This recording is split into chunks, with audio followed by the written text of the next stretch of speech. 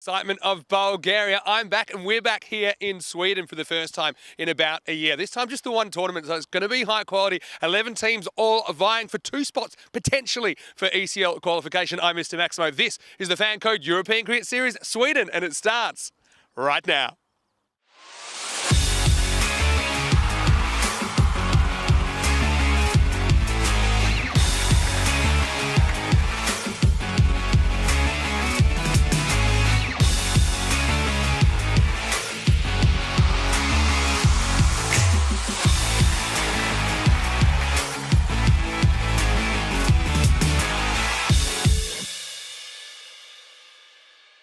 The European Cricket Series is proudly brought to you by HCL Software, FanCode, and Grizzly Bear Sports.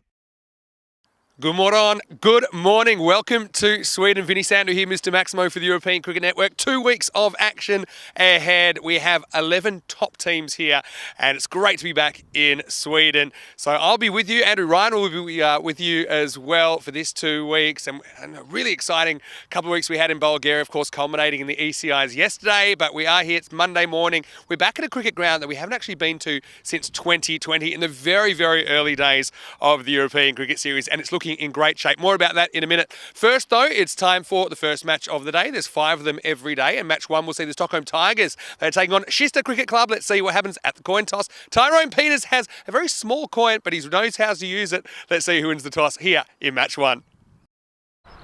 Kista the call. Tail it is. Tails is the call. And that is a hit. All right. So the news from the toss is Farouk Ahmed has won the toss for the Tigers and they have elected to field. So we'll get to see Kista batting first up. And look, both these teams, they're no strangers to the ECS. In fact, Kista, I remember all the way back in 2020, they topped the table. They got bundled out in the semi-finals to Sigtuna in a bit of an upset. So that's been a long time since we've seen them again. I know that they will be very, very keen to make an impression. They will have to bat first up. As far as the Tigers, they had a bit of a mixed time last time we saw them in the ECS. And like I said, they are just another team out of the 11 here. The way it's going to work is that 2 teams from this series will keep their ECL dreams alive. More about that a little bit later in the day. Let's talk about the conditions here. So we're not at the same ground that we were at last year and the year before in Stockholm. That's because that ground's under renovation. So we're back at the Mashta Cricket Club, and the pitch here, since we were here last, it is new. So I'm curious to see how it plays. It has been in for a couple of years though, but looks pretty firm, pretty even to me. I think we could see some big scores here. Of course, we know that the conditions here quite batting friendly. We've got the 50-metre boundaries, of course. So I think something like 110, 120 could be a par in this series. I suppose it depends how well the guys hit them. Anyway, here's a guy. I've been looking forward to seeing him again. He was with me for a little bit of a cameo during the ECL earlier in the year, but it's Andrew Ryan. Rhino will take you to the first ball. News from the toss here in the middle is that the Stockholm Tigers, they've won the toss and they're going to have a field first. So we'll get to see Kista opening the batting. Beautiful conditions as well, by the way. 23-degree maximum expected, Rhino. Can't wait for that. About 16 right now. But right now, it's going to get a bit hotter because we're over to you. Let's get ready for the start of the FanCode European Cricket Series Sweden. Thank you very much, Mr. Maximo. Welcome all fans of European cricket for what should be a fantastic first contest here between the Stockholm. The Tigers have elected to field first. Got Ashraful Alam, one of the key bowlers, coming in to take the first over and 1 away for ECS Sweden.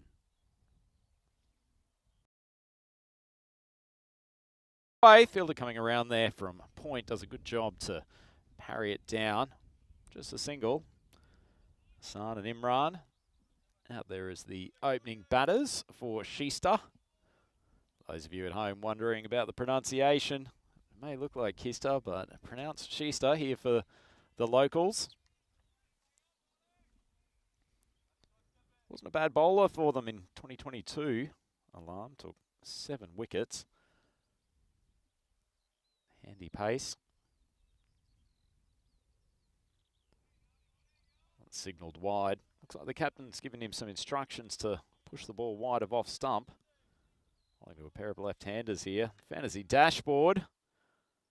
Farouk Ahmed, captain of the Stockholm Tigers. He'll be one of their key players, particularly when it comes to the batting. Stockholm Tigers were involved in 2022 ECS. Not a bad tournament for them all round. Certainly be expecting to see some improvement out here in the beautiful Mushta cricket ground. Once again, wide of off stump, played nicely. Lovely strike behind point. Umpire's just checking for the signal. Lovely strike, and the hands go up. That's our first Maximo for ECS Sweden. Lovely shot. Hamza Imran. Once again, ball wide of off stump. Clearly a tactic here from the Tigers opening bowler, but lovely strike.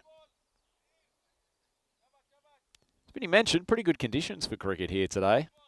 Coming into a lovely part of the year up here in the northern climes of Stockholm.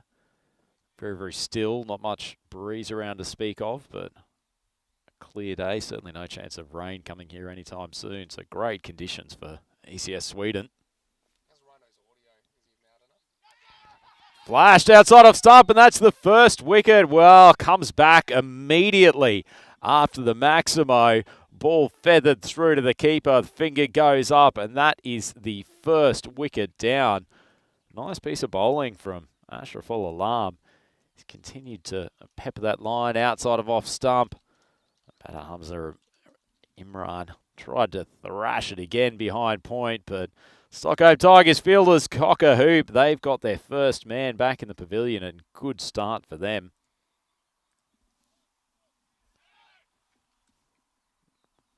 Tigers very, very happy.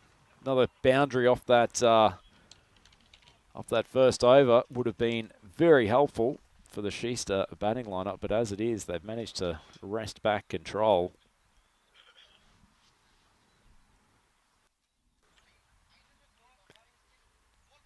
Another wicket in this first over, particularly while the ball's new. The Tigers will feel they'll be right on top here. The outfield looks like it's going to be quick. It was actually mowed this morning, so it should be in good condition. Players will get full value for their shots, both along the ground and in the air, as we tend to see at these ECS T10 games. Full alarm coming in. Full ball. Just pushed outside to the off stump. It's a good start for him. First time he's had to face a right-hander. Khan is the the new batter who's joined us out in the middle.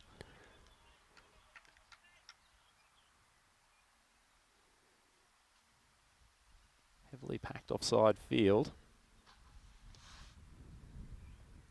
Full ball once again. Right in the block hole. Good piece of bowling from the opener. As I said, pretty packed offside field. Got one man and behind point, at point, and then cover, an extra cover, all trying to stop that single. Good to see an attacking mindset here as well. Fielder in the slips accompanying the wicket keeper.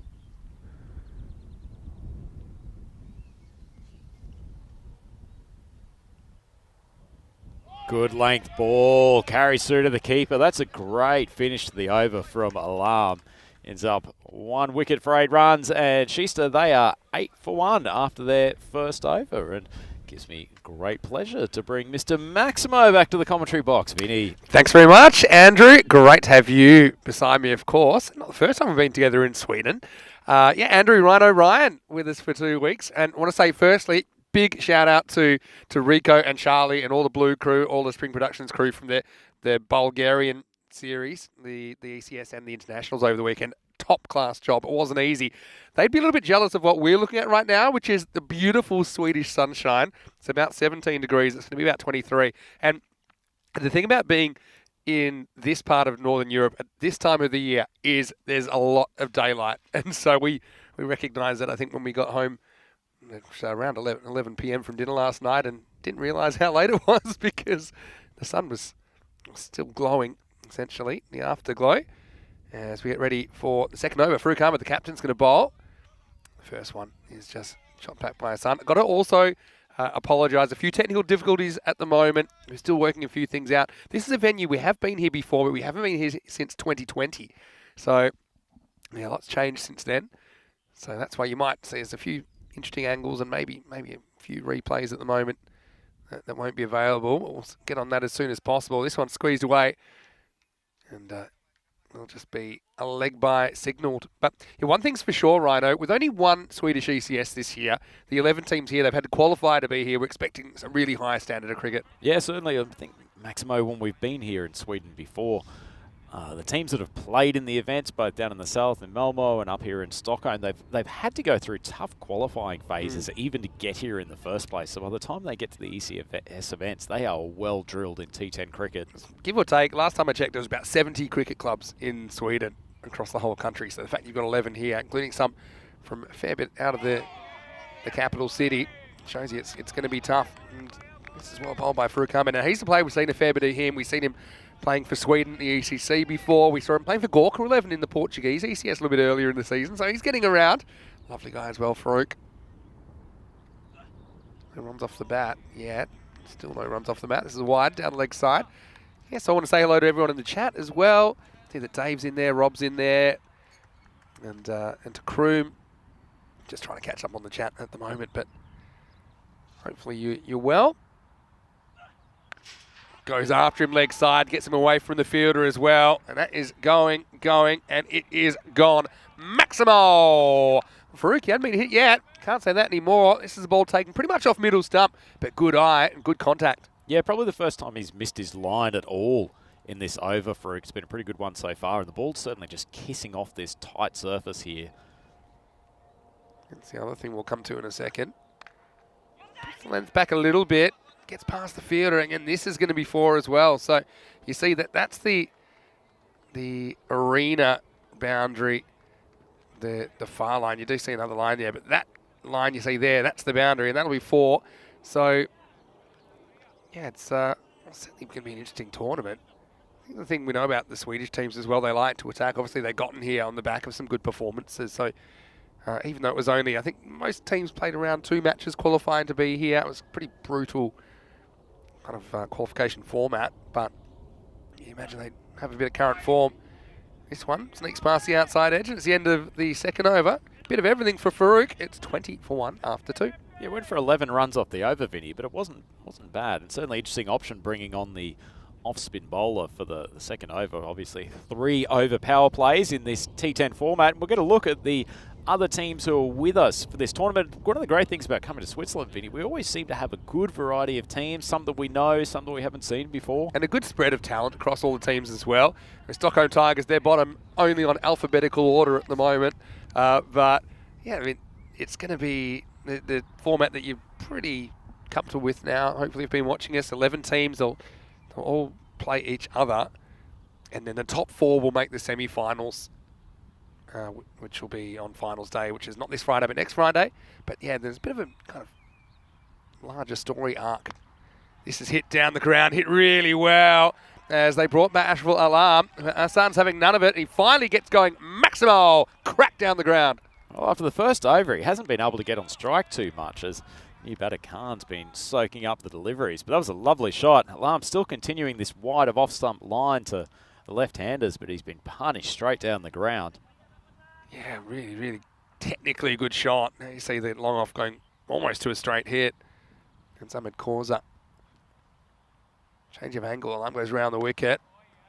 This one drilled down to long on for 1. Yeah, so basically what I'm told is that, you know, because not all the clubs have the opportunity to play in this ECS, and obviously we're just in Stockholm this year, so the top 2 teams from this tournament will be 2 of the 4 clubs eligible to play in the ECL. So there'll be the top 2 forms from this tournament, and then the top 2 from the Swedish Cup T10 tournament, which is run outside of these 2 weeks.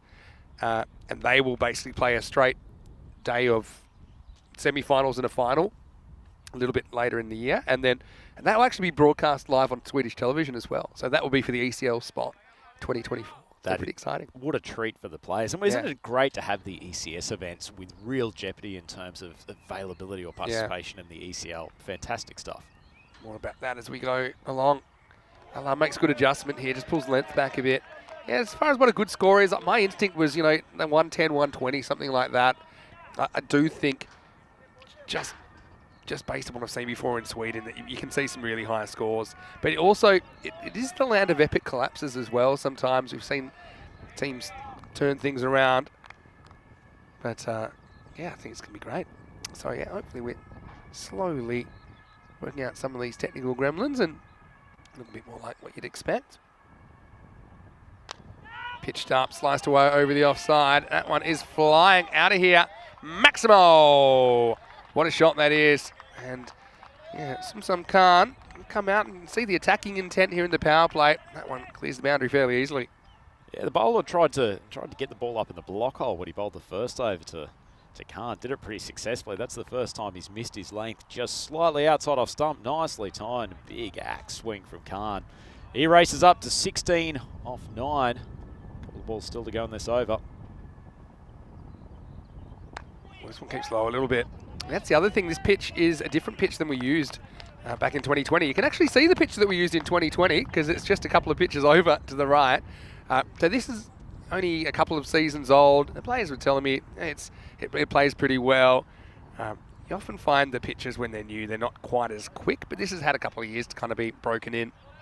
I think already what we're seeing is maybe a little bit in it for the bowlers. That one did keep down a little bit of variable bounce, but not too much. I think that's another reason we could see some pretty high scores across the tournament.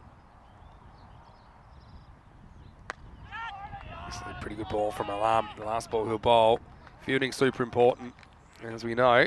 The pickup was good, the throw not particularly good, but he's backed up and it's the end of the power play, 35 for 1 after 3. And one thing, just watching some cricket across the weekend in Bulgaria, the Greek team, they won the ECI and they really did it on the back of some really, really good fielding. They had a real focus on their fielding.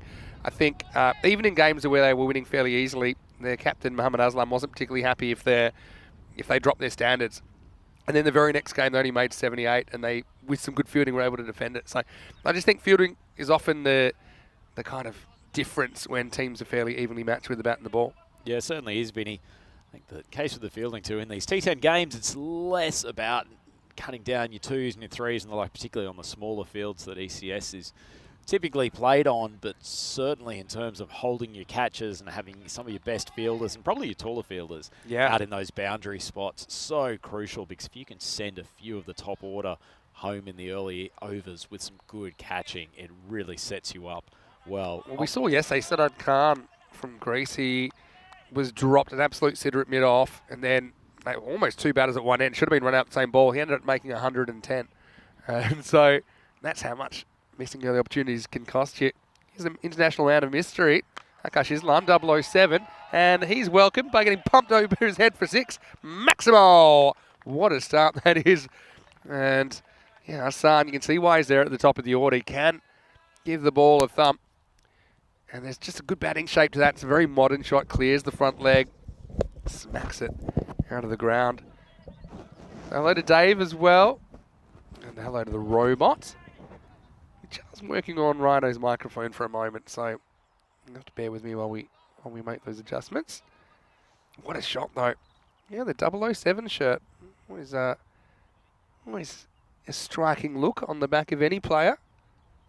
I was going to say, Vinny, actually, the outfits here today, I mean, it's very early to talk about the Best Dressed Team award, but both of these 2 contenders. Not only great outfits, they would not look out of place in the Caribbean Premier League. Like, Akash looks like he's playing for the Amazon Warriors out there. Great get-up. There's another milestone. It's our first lost ball because even though there's a fair bit of distance between the edge of the field and the fairly thick growth, that one's lost for a while.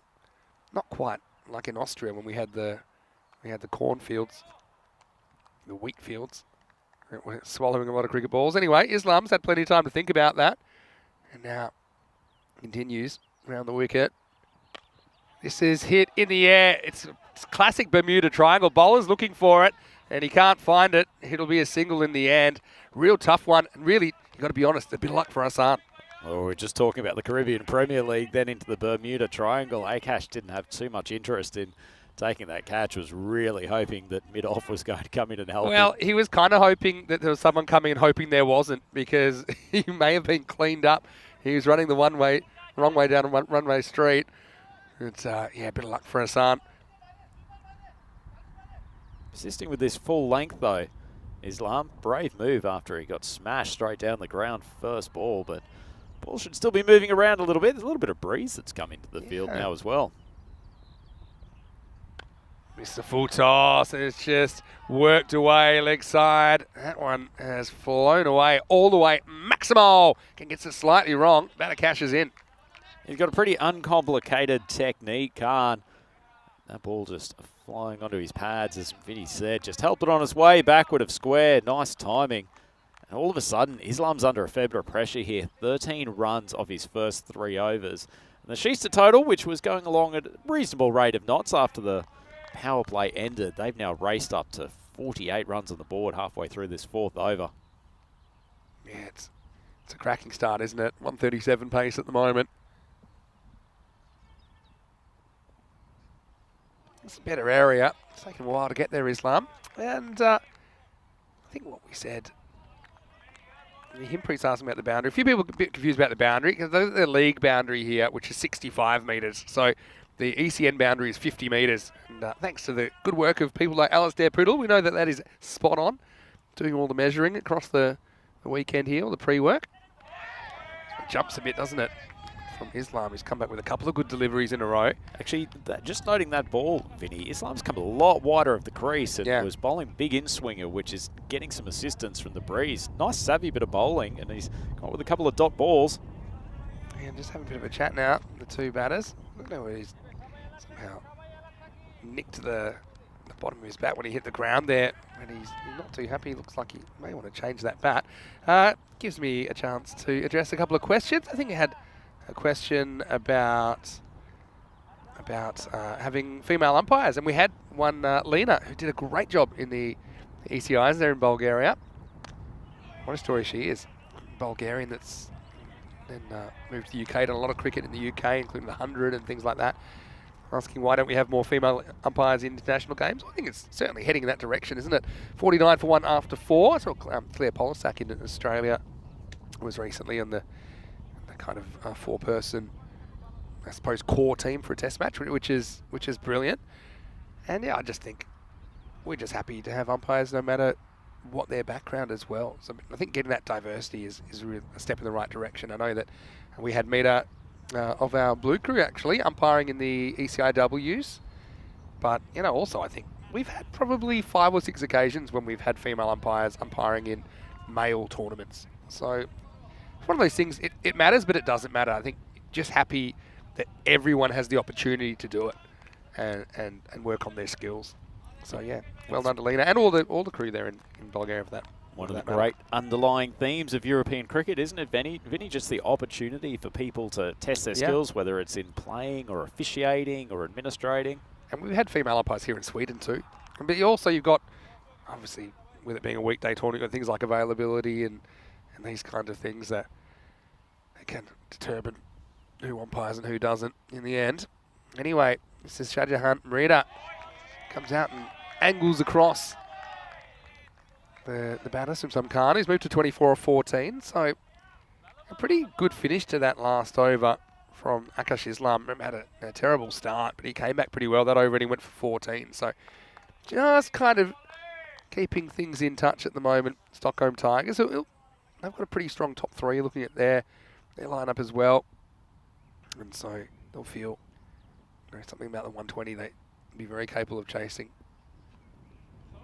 This one doesn't really get across. It'll be called wide. Well done by the keeper down the leg side. It's never easy for keepers as well. Want to pitch it's a little bit up and down. You get some of those second bounces. We saw in Bulgaria there were quite a few that were dangerous. And the second bounce, almost taking some heads off. 50 for 1 now. So they've reached that milestone in 25 legal deliveries. Can't see this being out. And meanwhile, no one really knew what was going on. I think the batter's a bit hurt. For me, just without looking at it from straight on, must have pitched outside leg stump. Well, it's probably missing the stumps by about that 3 feet as well. That was just the first thing that was wrong with it. But they just scrambled through for a leg bite. It's good urgency. Good urgency. I would have suggested the keeper might have saved himself a bit of effort by not appealing for something that was missing by a long way. Not a bad bit of bowling, though, from Rita. He's once again getting some assistance from this breeze, taking the ball back into the right-handers and found a nice lane. Classic left armer, though, isn't he? That will be a leg by, I imagine. Just checking on that. Going back to this pitch, Vinny, certainly that spot just short of a length is the one where there feels like there's a little bit of a reach going to a minor depression, and probably where you're going to get the most variable bounce on this wicket. Certainly from what we've seen so far and from our little trot down there this morning. Yeah, I think also the left-hand, right-hand combination of the batters has been pretty effective, just forcing the bowlers to keep changing their target areas. That's pretty well bowled, but pretty well hit as well.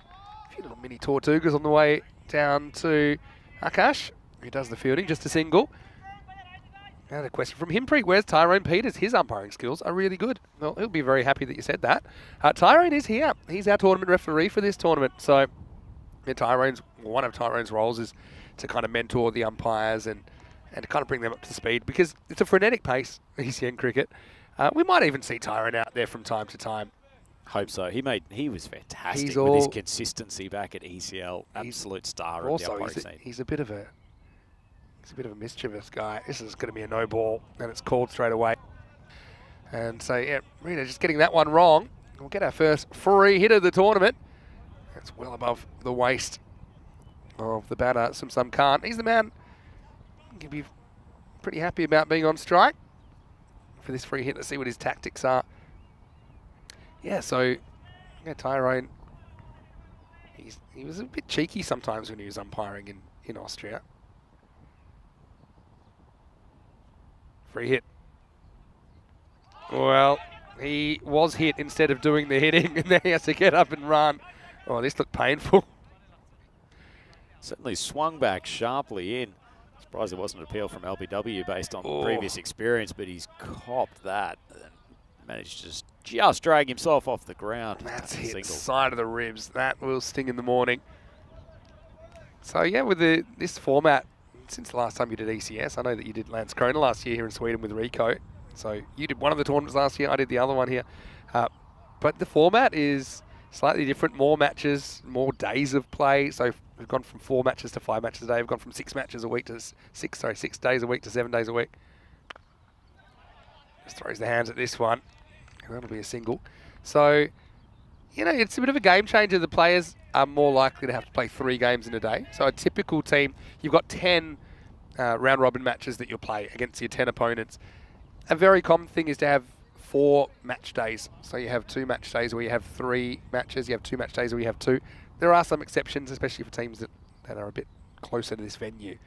But yeah, I think the fatigue factor is real as well. That's where he needs to be. Rita. And the keeper, man, just has to stop, drop and roll, doesn't he, as the throw comes over him. This will be a bye. And I think that will take us to the end of the 5th over. So we're halfway through. Oh, you wonder why sometimes keepers want to wear helmets. And then he had nowhere to go. He needed a shovel to dig underground.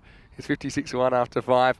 Let's have a look at where we'll be. And so you can see right now we've got our Sweden 2 weeks, which of course culminates in the ECI, which is a great addition as well, something new in 2023.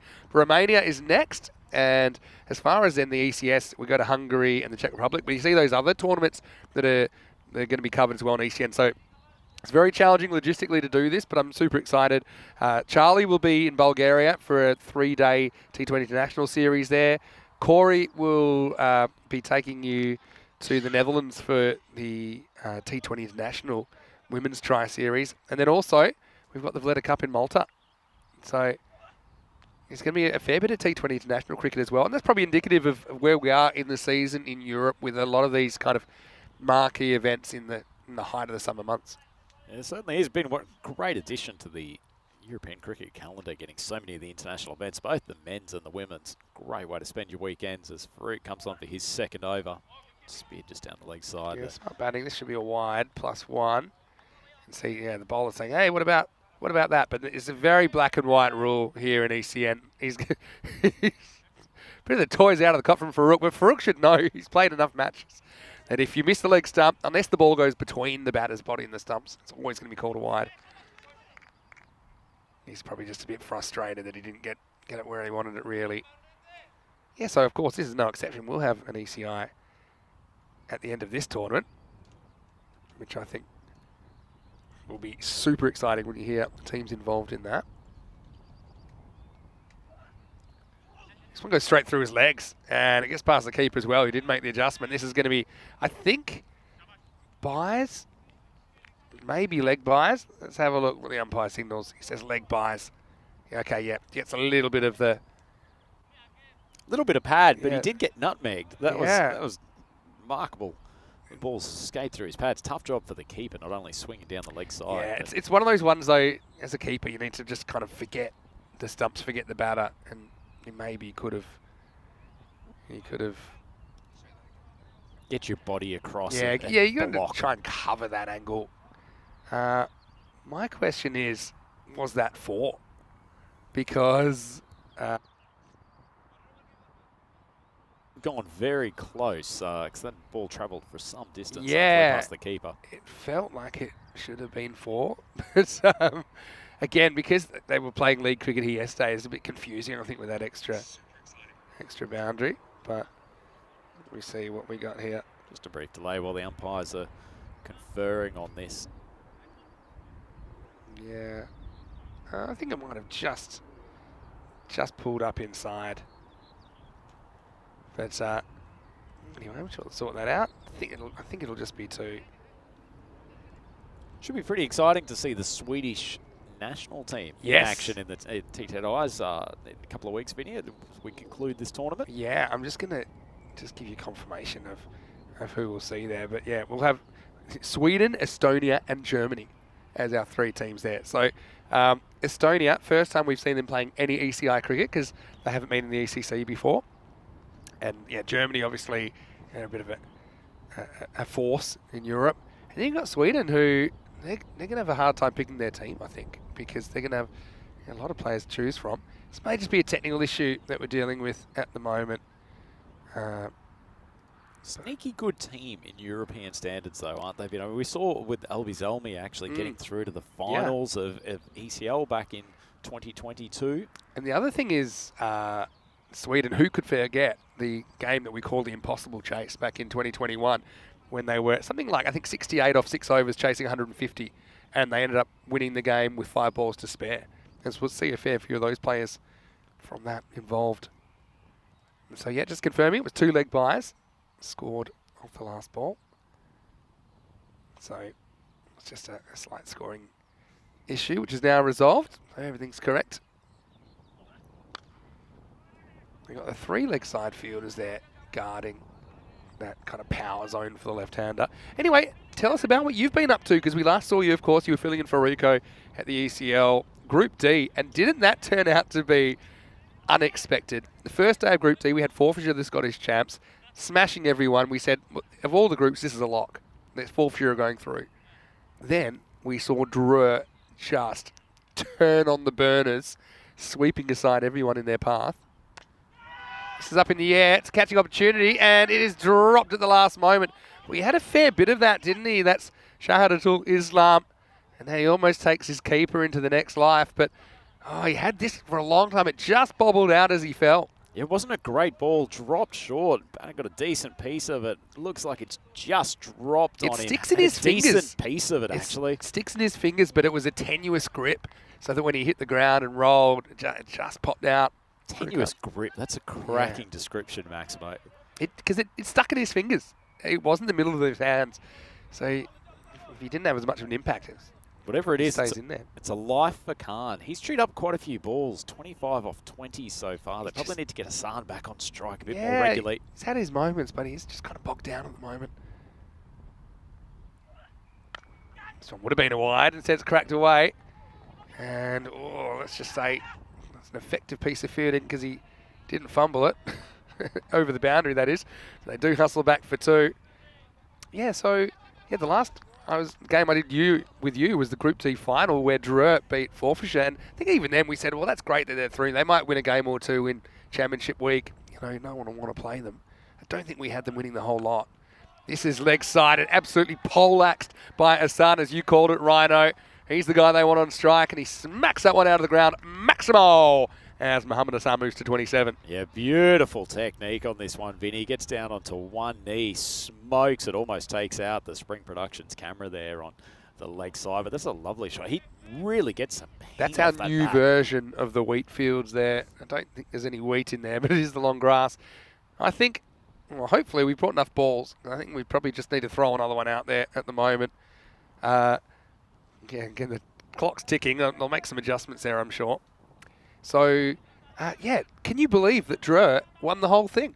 Sort of, yes. Like I think as much as we thought that they would probably just be a one that would pop up occasionally in that final week, also knew they had the explosive ability to take down just about anyone. And the opening pair, and particularly Nabi, is one of the best hitters I've ever seen. And Nisa, other players stepping up like Rafa. Absolutely. In fact, actually, as they went deeper into that tournament, the experience of someone like Nisa came to the fore, certainly more than just the opening pair. I got a whole bunch of messages from a lot of the Scottish players the next day or on that night saying, see, I told you these guys were the real deal. We were the second best team in the tournament. Anyway, last ball for Farouk Ahmed. Oh, that could be gone, you know. I just got a feeling that the keeper's got him here. It's a sharp bit of work from Abdul Manan behind the stumps. But I just think his feet crossed over, and he definitely didn't get the bat down before the bails came off. So I think he's going to be gone. Certainly shifting around the crease a lot. That back foot comes out. Looks like he's trying to swing back, and he's not going to make it in time. Yep, just out. He couldn't get that heel down, could he? If he could have got that heel down, it might have been a better strategy, but the weight was just all over the place, and that's going to be a wicket for Farouk.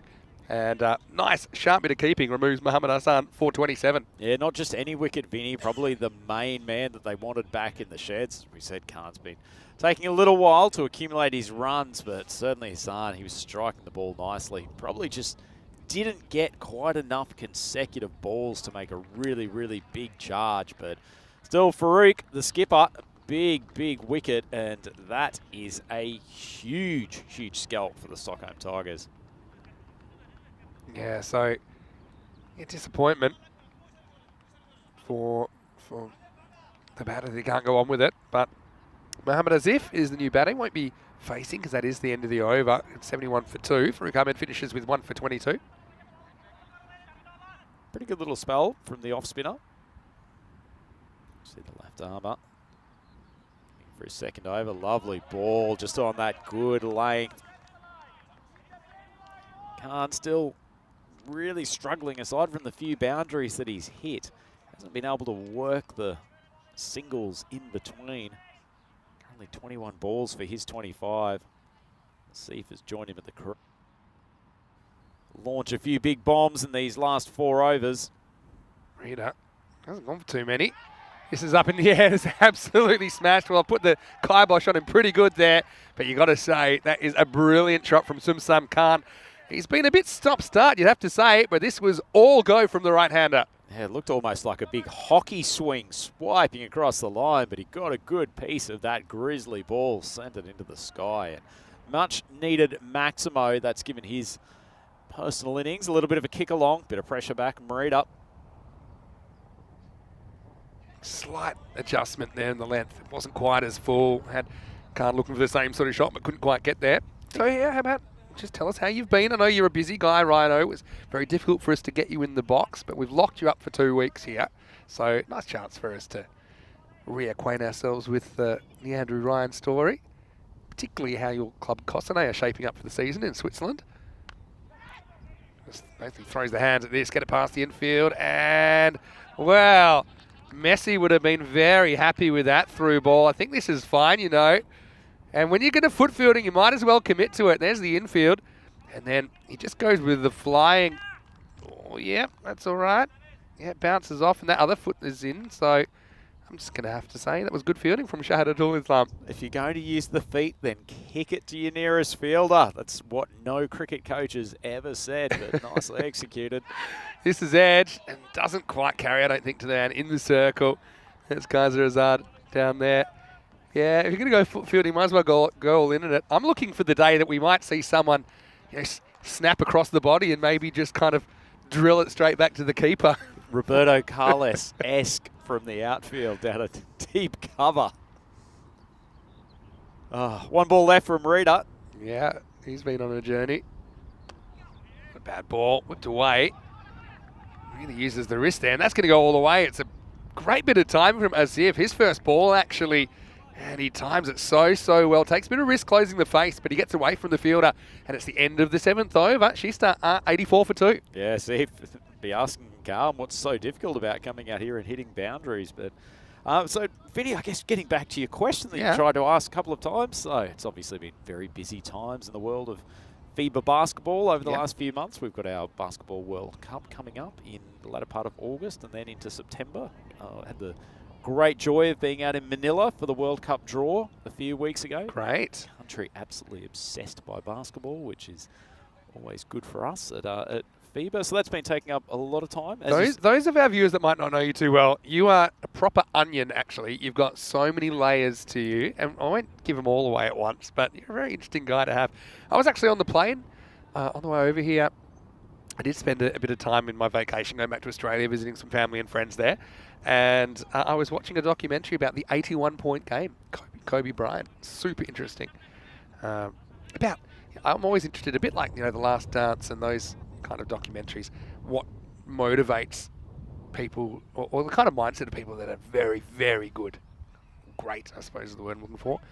There's half a stumping chance down the leg side. I think this will be 2 wides. Yeah. Kobe Bryant, the Mamba mentality. I'm Yeah. sure it's one that a lot of the players out here in Sweden also subscribe to, of waking up at 5 a.m. for training sessions before the rest of the group gets in and having that killer instinct. So. Well, yeah, I mean, it's quite easy to wake up at 5 o'clock in Sweden in summer. This is up in the air, but it won't carry. It will just be single. That's Hasnain Sabi out there. Yeah, so I just think there's a certain obsessiveness about people that are really, really good at things. Michael Jordan's one. Basketball's probably the one that we're talking about right now, but it applies across, I suppose, other sports as well. Think about people that have an insatiable ability to, or thirst for work. And Steve Smith's a good example recently, because it was his birthday the other day, and a lot of the players were saying, what's the worst birthday present you could give him? And every single one of them said, no batting for a day. I've heard the story of where he's had his wife down at the SCG nets feeding balls into a bowling machine for a day off from training, which is incredible stuff. Yeah, and I've known guys like that as well. And I suppose it's times like that, I think, the fact that I wouldn't drag my girlfriend down and throw balls at me. You're saying that you're putting that as a positive benefit? I'm just saying that's probably why I didn't have what it took to make it all the way to the top. Clearly the women of Perth were not looking after Maximo the way they needed for his professional cricket career to flourish. Well, I just think it's a certain mindset for people that are insatiable thirst for success. This is well fielded in the circle. It's a pretty good over, actually. This is Rizvi Hoke. He's a key player for the Tigers. I mean, he'll probably bat in the top 3. And he gives you this kind of doorknob leg spin, I call it, where he kind of doesn't really try to rip it over the wrist a long way, but kind of just flicks down to the fingers. He's fairly accurate seeing that here. They've done well to kind of get things back under control here, the Tigers. Last ball, the 8th coming up. He gets that drop, doesn't he? But this one isn't dropping anywhere in the field. It's out of here. Maximo! As Sum Khan moves into the 40s, and it had been a pretty tight over from Rizvi, but he goes the journey last ball. It's the end of the 8th over. It's 95 for 2. Yeah, nice Sum slam there to finish off that over. Very, very difficult shot, and particularly when you're having to generate a lot of your own pace off the bowling of Hock, who is literally just lobbing up grenades, but dropping them on a good spot. Yeah, he does get dropped, doesn't he? There's something you can see in that over. So we're heading to the 9th. It all happens in the 9th, as we like to say. But Vinny, back to your point before, I think one of the great things about cricket and basketball as sports and training for them is that they're team games, but they have such individual elements that if you are an obsessive personality, you can go and jack up 500 shots in a morning or get a bowling machine fed to you for a couple of hours. Yeah. Yeah, that's true. Yeah, the individual element of what is essentially a team game. And a question from Dave, which I'll come back to after this. First, we're going to have a look at Hasnain Sabi, who's going to bowl his only over in this innings in over number 9. This one does keep low a little bit. And I don't think there's any... Well, umpire hasn't signalled, so let's have a look. I didn't pick up any bat. I think it's just heading down the leg side. And, yeah, I don't feel like that could have been an inside edge, judging by how much it looked like he missed it by. But anyway, we'll have to wait on that one. Better shout than I expected to start with, though, and Severe coming from wide of the crease. Given a run, which is pretty generous for a Sif. Anyway, the next one is well cut off. They're going to come back for 2, and that's good hustle. I think this is the time. We've got 8 wickets in hand. You know, it's not a particularly easy ground to field.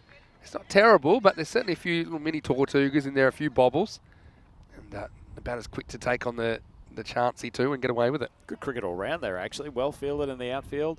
And also, Asif coming through, he really pushed that second hard and made it comfortably. So Dave's question we'll answer after this ball is where is home for us? Complicated question. Speaking of onion layers. Yeah. It's pretty well bowled, but it's also pretty well placed, and that's going to be 4. So he was quite clever. He pretty much hit it straight over Rizvi Hock's head, who's in the circle, and quite often there's gaps behind the infielders in the circle, and he just kind of manoeuvred that one inside out a little bit. Smart batting. Another sum slam, as you called it. He moves to 47 within reach of a half century. That also brings up the 100 now for Shista. Yeah, nice shot. And after we were sledging him for going at barely a run a ball, Khan's managed to elevate his scoring rate considerably. Yeah, stop-start, but now he's going. Now this is going to be slammed away, and this will be his 50 Maximo. What a great shot as he does it again. And once again, he gets some length to play with, doesn't he? Don't think he's intending to hit it there originally, but he does smack it away. And a really nice half century. It's a shot so good that it's actually cracked his bat. And it's that cracking innings from Simsam. 53 off just 30 balls. Well, Vinny, I thought he was signalling to the crowd for his half century, but as it was, he was trying to get the attention of the dressing sheds to bring him out a new stick. But it's a shame for him to have to put that one away. He's come up with a couple of nice shots. And Sabir hasn't bowled a bad over here, probably just been slot length a couple too many times. That's the thing. I think you got a guy who's in. He's not afraid to take on the outfielders. It's a pretty hard field to protect, as you can tell. Good time. Just pulls it back a little bit and actually beats Simsam. It's been a good knock. Has had the lion's share of the strike, though, hasn't he? Yeah, so just going back to what's home for us. I mean, I know currently you reside in Switzerland, right? Certainly do, Vinny, and I'm sure we'll have a little chat about the Cossano Cricket Club in the coming hours and days. But for you, it's a little bit more of a mixed bag, isn't it? It's a very complicated question. Last ball, the over. Oh, it's a pretty good shot, actually. Drills it straight. That'll be 4. So, yeah, just really loaded up on this. It's not an easy shot as well. There's no margin for error, but yeah, it's quick wrists, isn't it? It just snaps through them. Gets a boundary to finish the over. That over goes for 17 in the end. It all happens in the ninth. It's 110 for 2 with an over remaining. Yeah, that shot looked like a 70-year-old on the first tee at St Andrews. Just the big swing from the midsection. But my word, he got a decent piece of it. And it never got too high. Not at all. Just going along 10 metres above the ground. Poor Hasnain Sabir. He goes for 17 off his first over. Captain might be regretting introducing him into the bowling attack when he still had a few overs available from others. But as it is, 110 for 2, 1 over to go. Be a wide first up. So, yeah, look, it could be 120s kind of scored. It'll be a pretty tricky chase. So Sajjad Hassan, who's bowling the last over again, it's his first over. So they've certainly thrown the ball around, haven't they? This is hit to the infielder, and they will scramble through for a run. Just got to be a little bit careful here about this back foot. If it's in the air, it's okay over the line, but he's risking getting called for a no ball out there if he touches that line. It's just okay though. Yeah, and once again you see slightly variable bounce. That one keeps quite low. Yeah, it's not the worst length to hit on this particular field. Another bowler, as you said, Vinny, he's coming from really wide of the crease, trying to spear the ball in, but it's been effective so far, certainly keeping the boundaries down. Just a few balls to go on this final over. He's just heading down the leg side, I think. And umpire has a good think about it and thinks no, I think it's just missing. That's a pretty good call there. Very hard to get an LBW and coming from that wide of the crease and missing leg stump by about a foot. But nonetheless, just another one on the board. Captain will be happy with what he's done so far.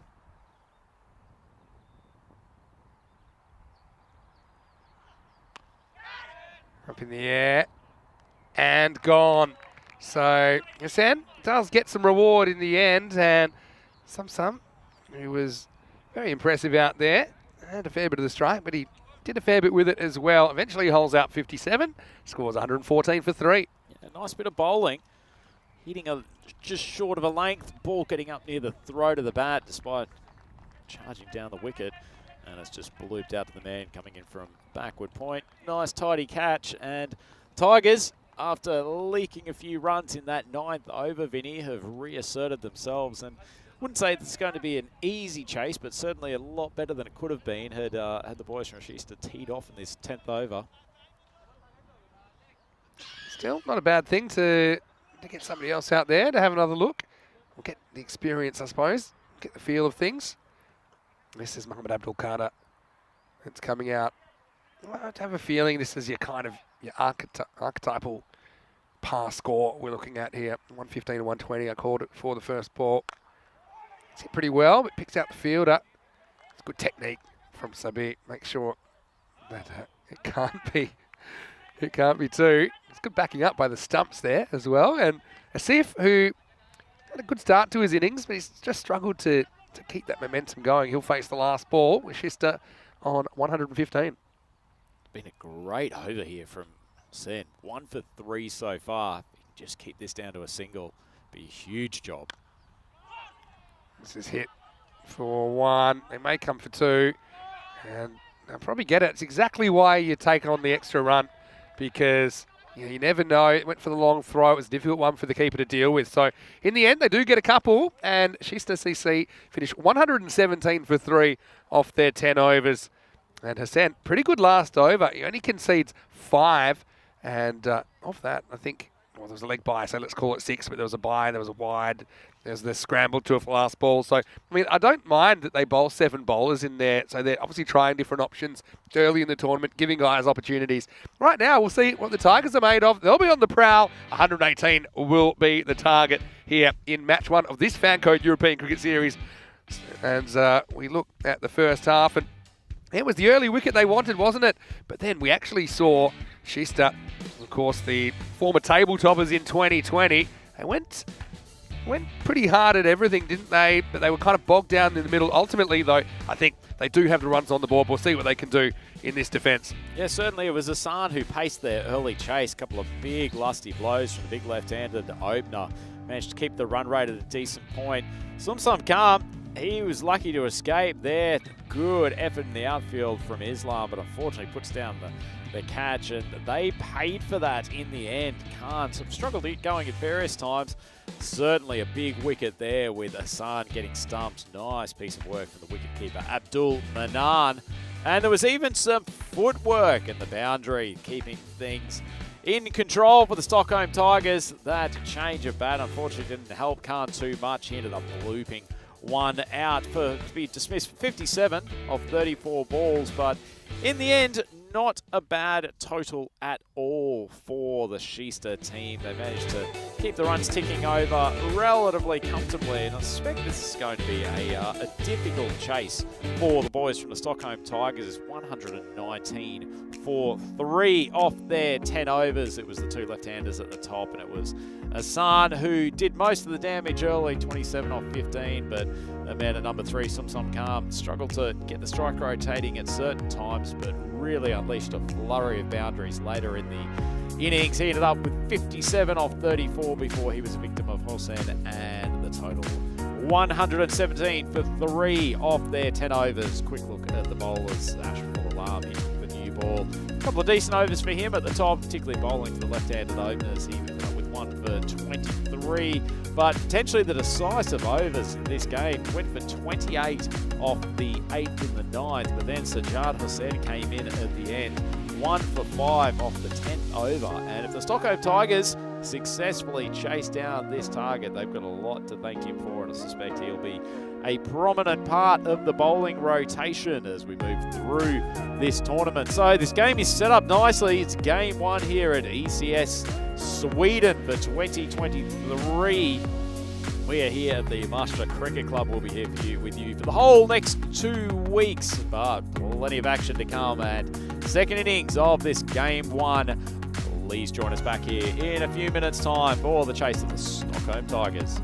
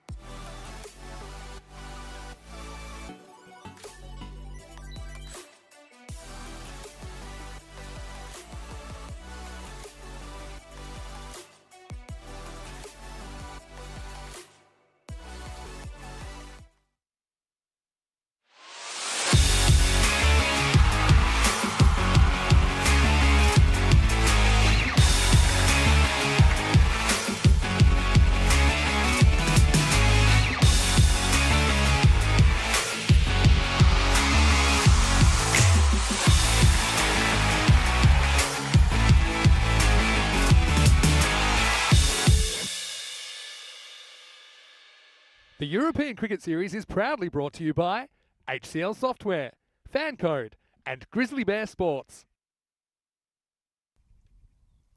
European cricket fans across the world, either on FanCode or the European Cricket Network on YouTube, welcome back to the Master Cricket Club. We are here in the northern stretches of Stockholm for the first day of the European Cricket Series Sweden for 2023. And we've got a great game set up here in game one of the tournament. Kista Cricket Club, they've put on a pretty strong total of 119 for 3 up against the Stockholm Tigers, trying to take out first clash here in the tournament. It's Andrew Ryan here for the European Cricket Network. I'm joined by Vinny Sandu, who will be on the mic to take us through the second innings here today. The Stockholm Tigers, just their batters are coming out on the field, and Farouk Ahmed is going to open up with them. Saw him with his off spinners in the first innings, and he's certainly the key man with the bat for the Tigers. And a great 2022 European Cricket Series here in Stockholm. Averaged 43 across that tournament. Pretty decent strike rate too. Was hitting it at 178. I'd like to see him bat deep into this innings if they're to chase down this reasonably sizable total. Be a good indication of the sort of scores that we're looking at here at the Master Cricket Club. Mentioned earlier, the pitch is playing reasonably quickly, reasonably consistent for the most part too. A couple of spots where ball not coming through quite as the batters would like, but they're getting plenty of value from the outfield. Certainly the ball ran away to the boundary with ease in that first innings. Fairly hard surface underneath, and it's been freshly cut this morning for the start of this European Cricket Series event. Looks like we're almost about to get underway. The umpire's just making final confirmations. And Hamza Imran is ready to take the new pill. Left armour coming over the wicket. Ball just drifts onto the leg side. Lovely shot from Ahmed. Just flicked off his pads well behind square. First boundary. Nice start for the Tigers. Imran just drifting onto his pads. Breeze still blowing across the field to the left armour being able to take it away from the left-handed batsman. Perhaps just pushing it a little bit wide on the leg side there, just trying to account for the breeze. Good start from Ahmed though. Top quality batter. Well respected here in Sweden. Been a consistent player for a number of years. Nice ball. That's a much better line from Imran. He's got the correction. That one just tailed away from Farouk at the last minute. Lovely delivery. Bowling at express pace, but coming through at a reasonably decent clip. It's a good side on position. Late swing. Gorgeous ball.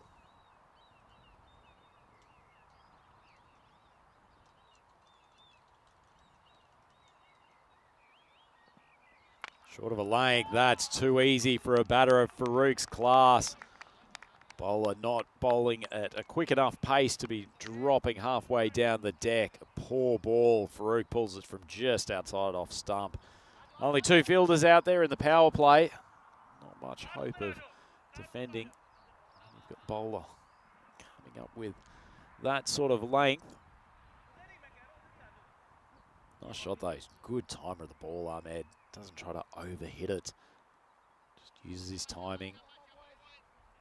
Good technique, certainly, man. He's well drilled in the arts of top order batting. 2 defensive fielders on the leg side. One backward of square on the boundary now. Imran comes charging in. Much better length again. He's gotten the ball outside off stump. Well, about a foot outside off stump that time. Not much swing, but took it out of the hitting arc of Farouk. Bit of cat and mouse between bowler and batter here. 2 key players on each side. The Kista team know that if they could send Farouk back in the early stages, it'll be a big investment in winning this first contest.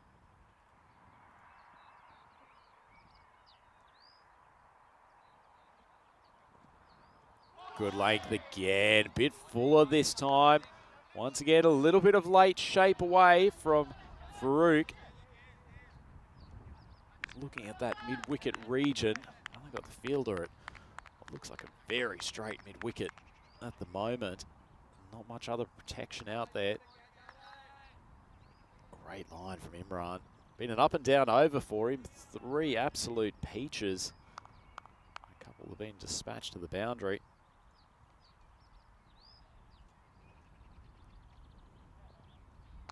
Nice seed. Just pokes at the ball outside off stump.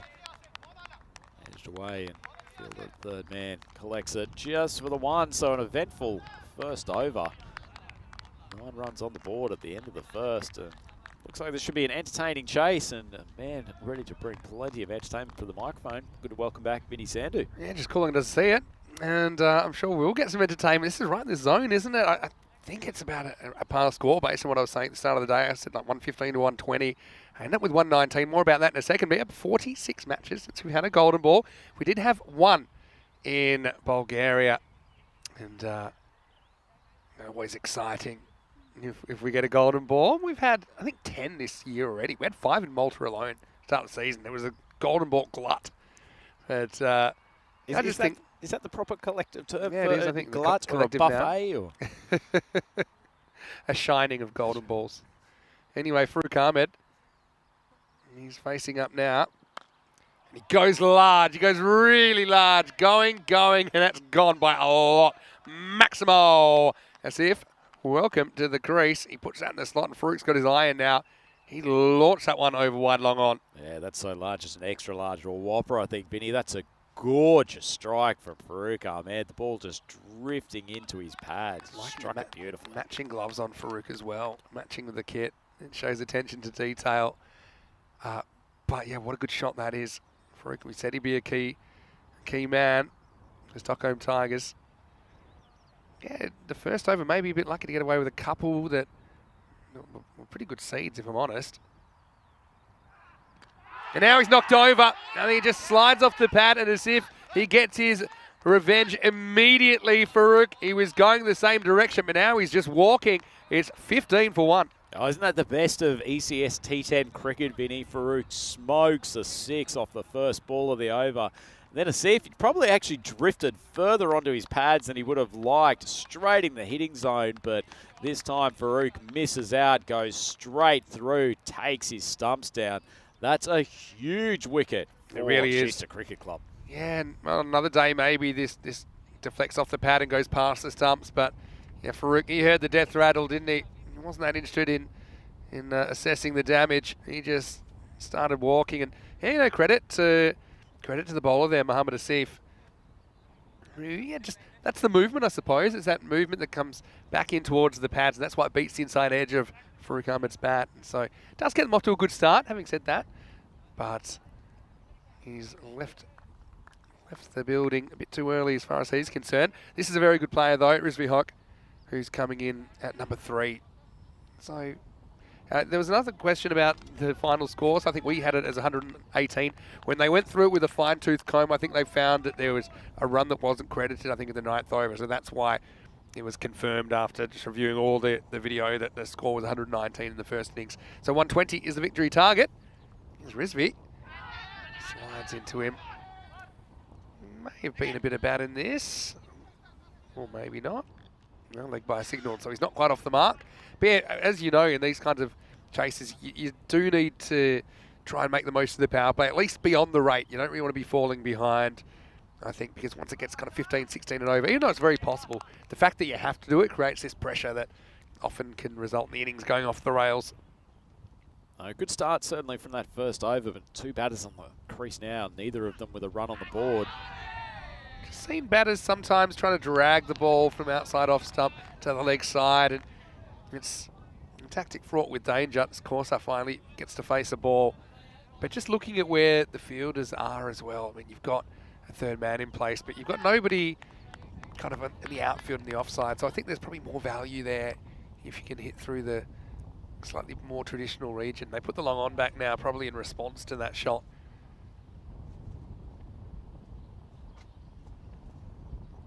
Asif.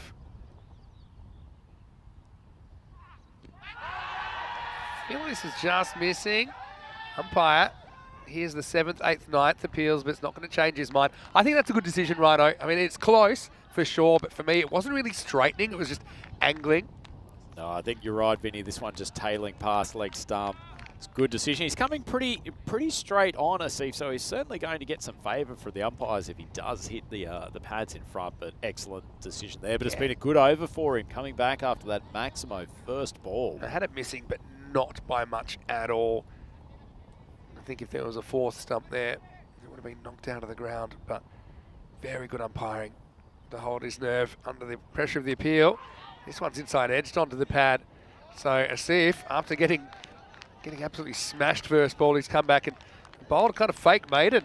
He's had 1 for none off the last 5 balls, 16 for 1 after 2. Well, to be honest, in an ECS power play, 6 runs off and over with 1 wicket, it's a pretty good return.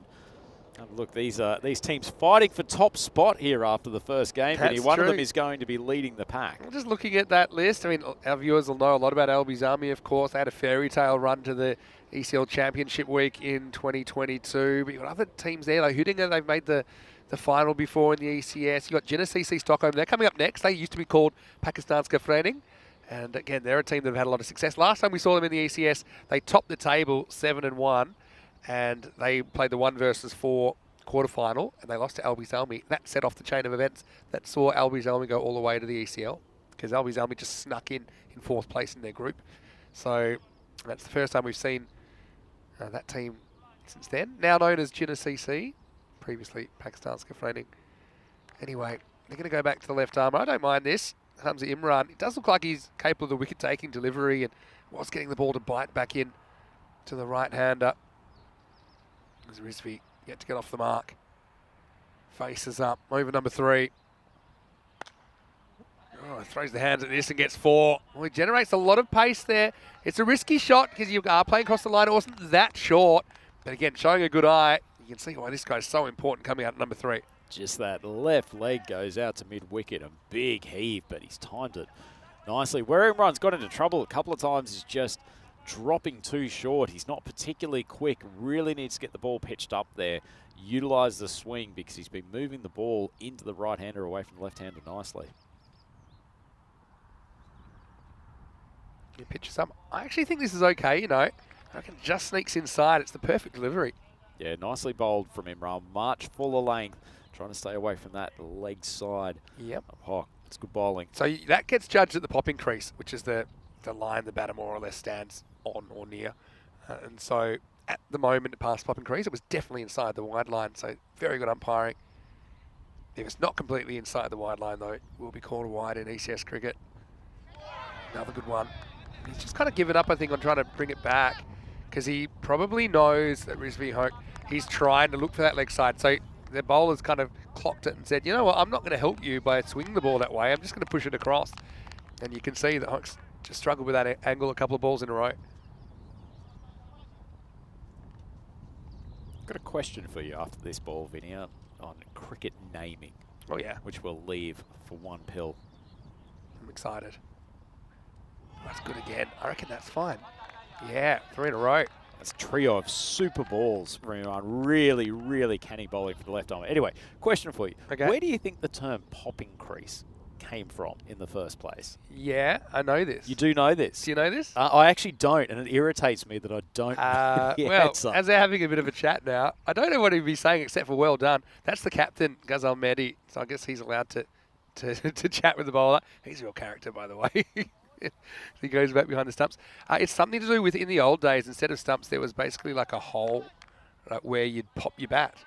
So, okay, well, the wickets, whatever stage of the game was, the wickets were behind. But yeah, you'd pop your bat in the crease. It was like kind of, there'd be a big hole there. It's really well bowled. This is a great over. Very good spell, in fact, from Hamza Imran. So yeah, the fact that that's where you popped your bat, that's why it's called the popping crease, I believe. Or some version of that. Good answer. Correct me on the chat if you can. Yeah, I was nerding it up a bit in my 2 weeks off when I was on the plane. I was reading some of I got a bit of a laws of cricket rabbit hole. It's always a dangerous place to go down. What an over. He's really shut things down there. As Hoke can't deal with it, and it's the end of the power play. It's 20-1. Probably a good time to swing over to the YouTube chat, Vinny. Say hello to a few people over there. We've got Wayne and Dave who have been saying hello, which is great. I'm less inclined to say hello to Rob Thompson, given that he said he's watching cricket with our Vinny, and I say that in quotation marks, and old Rhino. I'm not sure where this Well, you this are older than comparison me. Is that true? What, that you're old? No. What year were you born? I think you're a year older than me. I'm born in 81. Okay, I am 80. So technically, Rob, you are correct, but there's not a huge amount of difference there. But anyway, look, hello to Rob Thompson as well. Great to have you on the chat. So it was Dave's question. Yeah, sometimes the reflection on my screen, I'm not seeing the chat that well, but I'm trying my best to keep up. Anyway, I'm going to say, there were some tough calls in that over with wides. I think he got absolutely everyone right. And there was an LBW shout. Again, I mean, we see a lot of cricket, so we're probably in better position than most to make judgments on these things. But, yeah, just sneak inside the line. And how about that for a start, as if he disturbs the timber again, and Corsa's going to have to go for a duck. This is a great start for Shista on return to ECS action after 3 years. The world's changed a lot in those 3 years, but some things don't. Shista getting it done in the T10 format. Yeah, they're certainly looking good. This opening pair have done a very, very good job. Steve, I suspect he's probably bowling cross seam out there, Vinny. He's getting no movement sideways, but he's putting it on a really good length, almost a mirror image in the other side of what happened to the same stump for Farouk. Yeah. It's a great length ball, and he's bowling with reasonable pace. It might have just straightened it just a touch. Oh, maybe not. I mean, I suppose trying to take a ball leg side that's on the stumps is risky, and the batter finds out the hard way, doesn't he? Calls up. And, wow. What was that? That's the golden duck, but I don't think it was a golden duck. It's just a normal one. To Derek's. Brought out his Monday best there. Probably better than the vision of ducks that we saw last night on the way home. The ducks are bigger here in Sweden as well. We saw some ducks last night, didn't we, on the way to dinner? We're not going to talk about that, but wasn't a pretty sight. It wasn't. Let's just say that. Well, let's just say that the ducks are having a bit of a feast. Anyway, here's another new batter. Oh, and he tries to pull a ball. It doesn't get up. And then, again, tough one for the keeper. Ghazalmedi always has his head taken off by this. I think this will be a bye. Yeah, well, any questions you've got? Great time to let us know. Yeah, Wayne saying that Ryder has a crazy IQ. He's a very smart man. Is that fake news or is that real news? Well, no, it's technically true, but I like the fact that it's come after the time where I actually asked you the answer to a question. Okay, I'm going to touch on that again in a second. Rizvi, at least he gets to see another bowler now. And this one will be a wide and correctly signalled. Do you know what your IQ is? Have you done like tests and stuff? Or? I think back in the day, when there used to be an opportunity when, do you remember the Church of Scientology? I was not an active member by any stretch, but they used to stroll around the streets of Brisbane, and part of the way that they would get you in to try to market the joining the religious cult was to offer a free IQ test. Hello to all our Scientologists watching as well. Big fans of ECS, I know.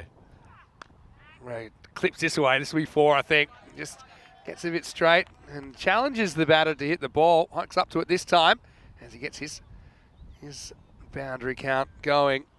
And I mean, he's scored 2 4s, but he's also had 6 dot balls in there, and that was the issue, I think, that previous over to the left armour, Hamza Imran.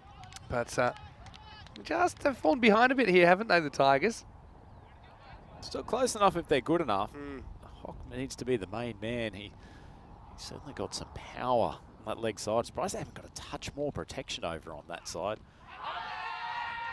Big appeal, but no interest from the umpire. Notice on that leg side where he really, really aims up almost every ball, there's not a huge amount of fielding protection. Yeah, I mean, it's not a bad shout, to be honest. It just comes so far forward. I think it introduced an element of doubt for the umpire.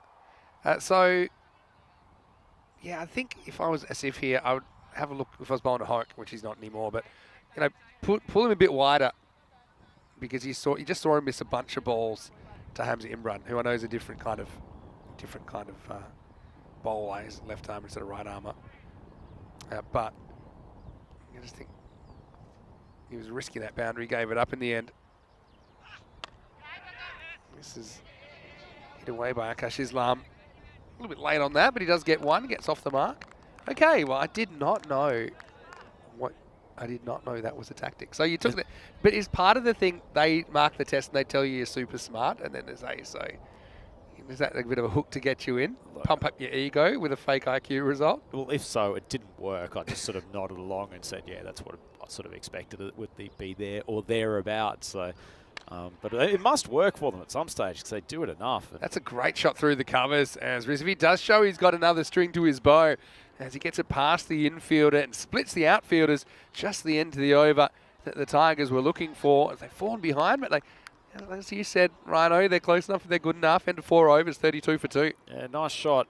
Biffed around that offside where they've actually got more fielding protection, but Ox managed to find the gap. The Stockholm Tigers just need one big over here to get themselves back on track. As we see the worm, they've fallen a little bit behind the chasing pace, but as we saw, there were a couple of big overs, particularly in the 8th and the 9th, where went for 28 collectively in the first innings. So there is still scope and plenty of balls to go. Yeah, for sure. I think that it's been a stop-start kind of a day so far with the innings. And you saw that with the batting in the first half. Certain players like Mohammad Hassan, like Samsam Khan even, made 57 off 34 to get bogged down for periods. So he's the kind of field, it's fast scoring enough. If you can get going, you can make it up. Time for some spin now, and it's Mohammad Wakar. So really doesn't get up. Pretty ordinary ball from Walker. Would have expected that to be dispatched over the leg side, but fortunate for him, it just skidded through. Exactly, but I thought it was going to bounce a lot higher. Big call, bring on the left arm wrist spinner here, particularly against these batters, really looking for that leg side. It's better length. Yeah, that's more like what he's trying to do. Yeah, he's accentuating that left to right movement, isn't he, by going around the wicket. I'm not so sure it's the approach I'd be going for. I'd probably be looking to maybe push the ball across and then bring it back. Because otherwise, you kind of straight in the hitting zone. I suppose he's got the field there to deal with it. That one goes to the fielder. Does well to keep it to 1. Well, look at this field, Vinny. So they've got 3 fielders out on the leg side on the boundary, but absolutely no one in the centre circle aside from men at short, fine leg. Yes, I mean, if he's going to bowl like this, even with that leg side protection, I still think he's got to get outside the off stump because he is spinning it left to right. You don't see too many of the left arm wrist spin. That's exactly where he needs to be. So he got away with the first one, I suppose. Got a bit of luck. I think the pitch just played up a little bit and it shot through, but since then he's been very, very effective. Nice bit of flight from the wrist spinner as well. It's good to see. Well, that's overdoing the flight. It's going to get baseballed out of here. Maximo Rizvi goes large, gets a gift, and that one is time to circle the bases. I'll tell you, the baseball comparison is not a bad one, Vinny. He sets up locked and loaded to go over that leg side hock, but tell you what, when he hits the ball, he's got a big pair of shoulders and it stays hit. This one's a bit of a gift down the leg side. Last one maybe just below the waist, but not a good delivery at all. It's always the risk with wrist spinners. You know, they are super effective, but they tend to bowl more bad balls just because of the difficulty of their craft. Well, he has to do the fielding here, and let's see which finger that's hit, because that was a bit of a nasty one for the bowler. And it will be the end of the 5th over. The score's 41 for 2. Well, whichever finger it hit, it certainly was his left hand, Vinny, so might be an uncomfortable second over if he's called on for the captain again, but something that's not comfortable at all, but something to look forward to. ECC 2023. 112 days until Group A, and I've got a bit of a sneaky suspicion that the match one might be Spain versus Isle of Man, which last time they met in T20 cricket was pretty interesting, put it that way. But one team we'll get to see at the end of this series is Estonia, and it's their first time in the ECC, so we'll get to see them playing their first ever T10 International. We've got Estonia, Germany as the touring teams, of course the hosts as well, Sweden in the ECIs, which will be not this weekend but next weekend in a 9-match T10 International series. But I mean, there's plenty of teams I'm sure you're looking forward to seeing there, including the Swiss team. Oh, the Swiss will be good, Vinny. Plenty of players vying for selection at the moment. They've had a squad of sort of 25-odd players who have been working throughout the early stages of the season, battling to get into that national group. Fortunate to have 4 boys from Cossonay who were named in the national team for some of the games that are coming up in a matter of weeks, and getting to proudly represent the White Cross out in international cricket. So I think they'll put on a good show coming into the latter stages of that tournament as well. So they'll get to see plenty of cricket beforehand. And Cossonay player Jason, now of the Blue Crew, he took a hat-trick last year. Certainly did. Certainly did that one very well. Big innings on the way, as we saw. Oh, full toss, and that was just top edge. I'm sure it'll be called no ball. This is a no ball. And again, I suppose, I mean, your number one thought is survival here, because that's about shoulder high. That Risby, if he gets more bat on that, it'll probably fly for 6. As it is, he finds himself at the wrong end as far as facing the free hit goes. It's a chance for Akash Islam. He's 2 or 5. Chance for him to get his innings going. It's not the start that Ikram Mohak was looking for. And this time, just cramps the batter for room. They'll sneak through for a single, so kind of gets away with one there, Ikram. So despite the first ball being a proper shocker, he's only gone for 3 off his first delivery. Yeah, it could have been a real turning point there. If that full toss had been smoked for a 6 and then they had taken full toll, it could have really given the Tigers a bit of a boost. Give you an update on Cossonay's game yesterday, getting some plenty of exciting ECN news from it. Well, this is timed so well. What a shot from Risby. He survived a few hairy moments, but this one was pure. Maximo! Tigers past 50 and motoring. Well, you identified him as one of the key batters for them.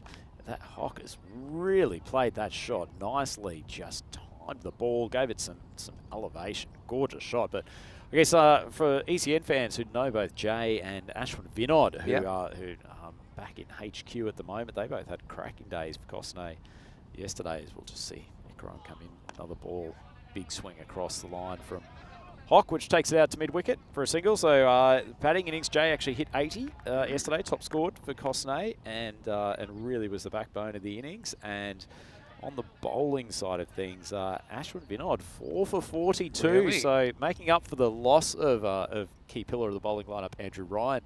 Yesterday, he really carried the attack on his back. So great job for both of those boys. Oh, he's bowled him. It's hit the top of the off stump, and he doesn't know what's happened. But I think everyone else is cottoned on. Islam, he went searching for the pull shot there.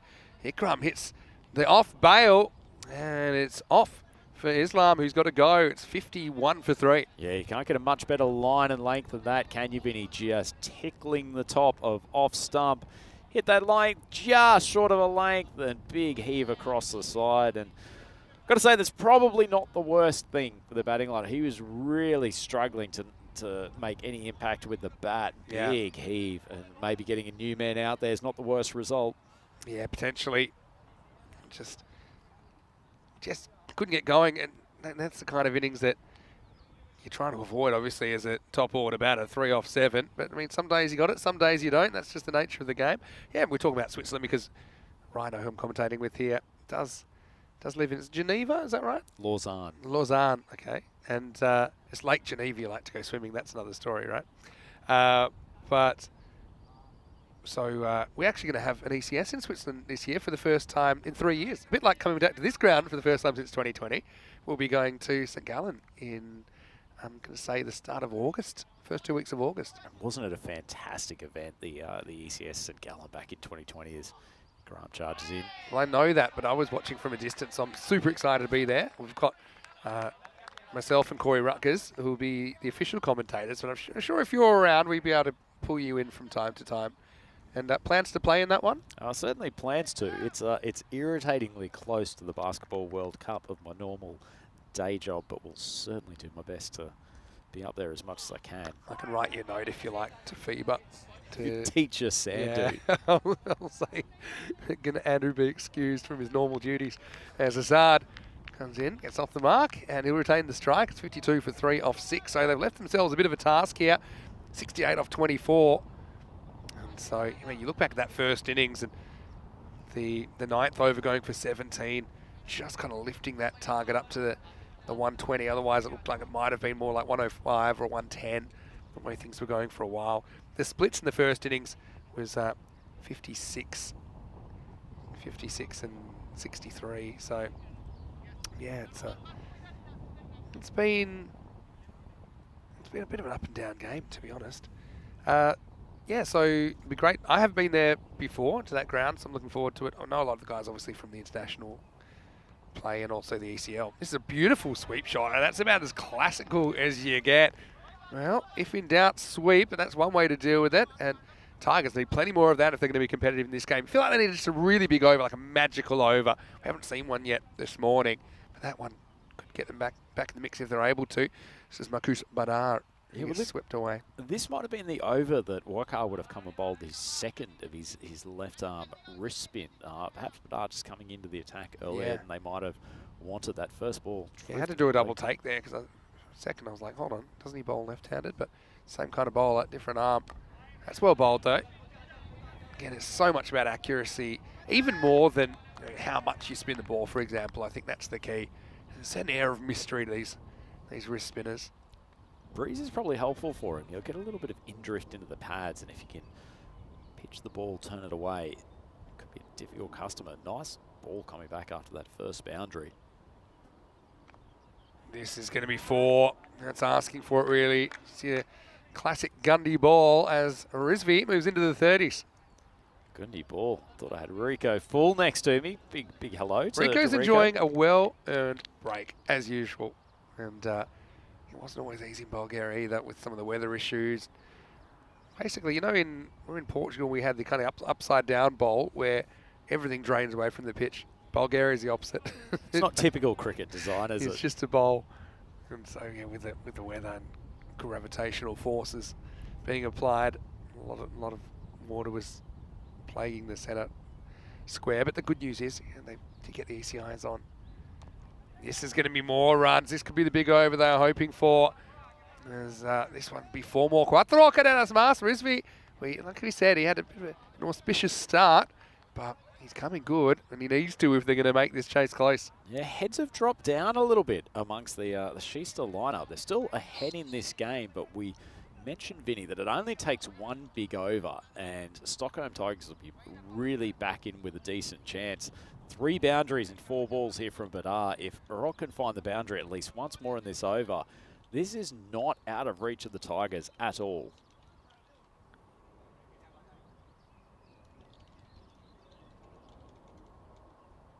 Well, this is a full toss hanging, and it's out of here.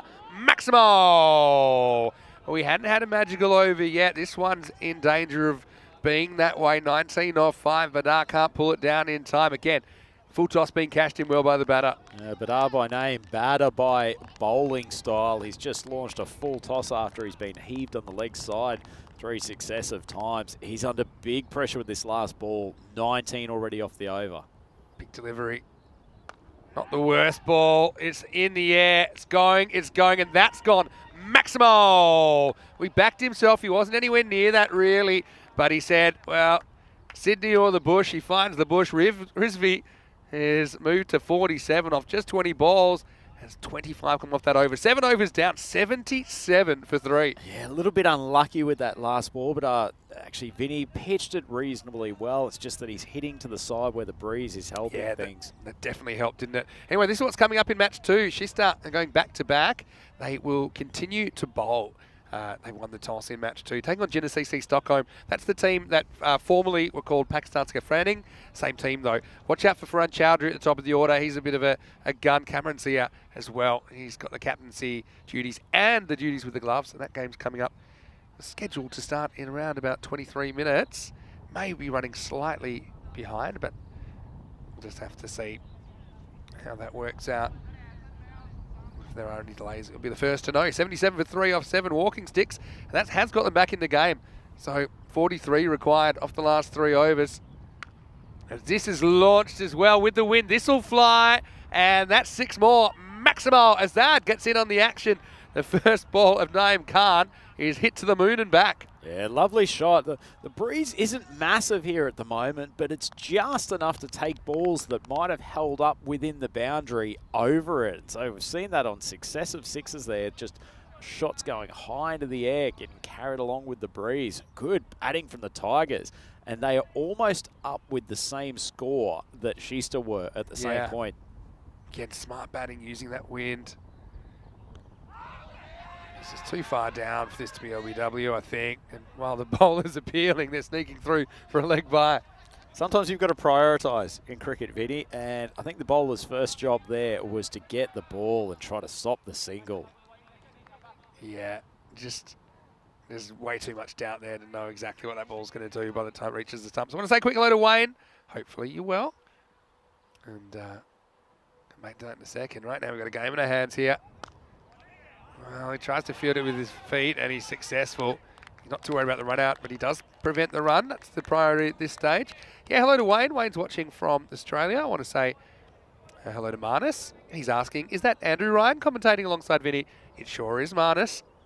And hello to Yuvraj as well. Brought to you. Well, this is hit so well as well, and that brings up his 50. Rizvi Hawk, he is keeping his team in this. And what a shot. Again, he just meets the ball. He just punches it, doesn't he? Pure timing and a pure half century from Rizvi Hawk. Yeah, he's a strong man. That's a lovely shot. Once again, just keeping the elbow high, giving it some elevation. No assistance from the wind needed whatsoever there. And he has brought his team back into this contest. Going back to the chat, we've got a few people, including Nick, asking, can I write him a note for a sickie later in the week so he can watch the cricket? So maybe I'm starting a bit of a trend here. The Mr. Maximo note. Supplementary income for Maximo. Not sure how many workplaces will respect that. It's a really good slow ball. Very, very good bowling from Naeem. Just have a look at how this comes out of his hand. Just the very, very last minute. He takes all the pace off this. Look at this. And it's not that easy to pick.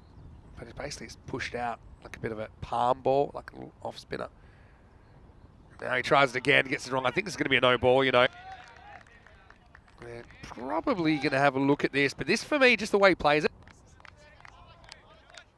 Tell you what, he's lucky to not have been dispatched for 6 nonetheless. That's balls straight into Hawk's hitting space. That's high.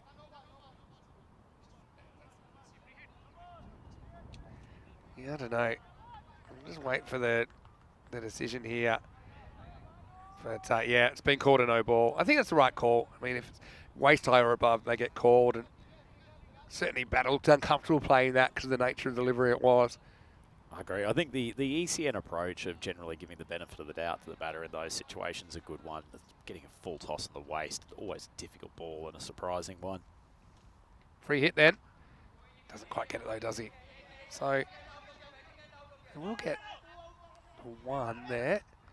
And so it'll take us to the end of the over. Still a game alive here. It's 93 for 3 off 8. 27 required off the last 2 overs. What an exciting and close match one we've got in our hands here. A couple of overs ago, it was hard to fathom, but they've really put themselves into a decent position here. 27 off 12.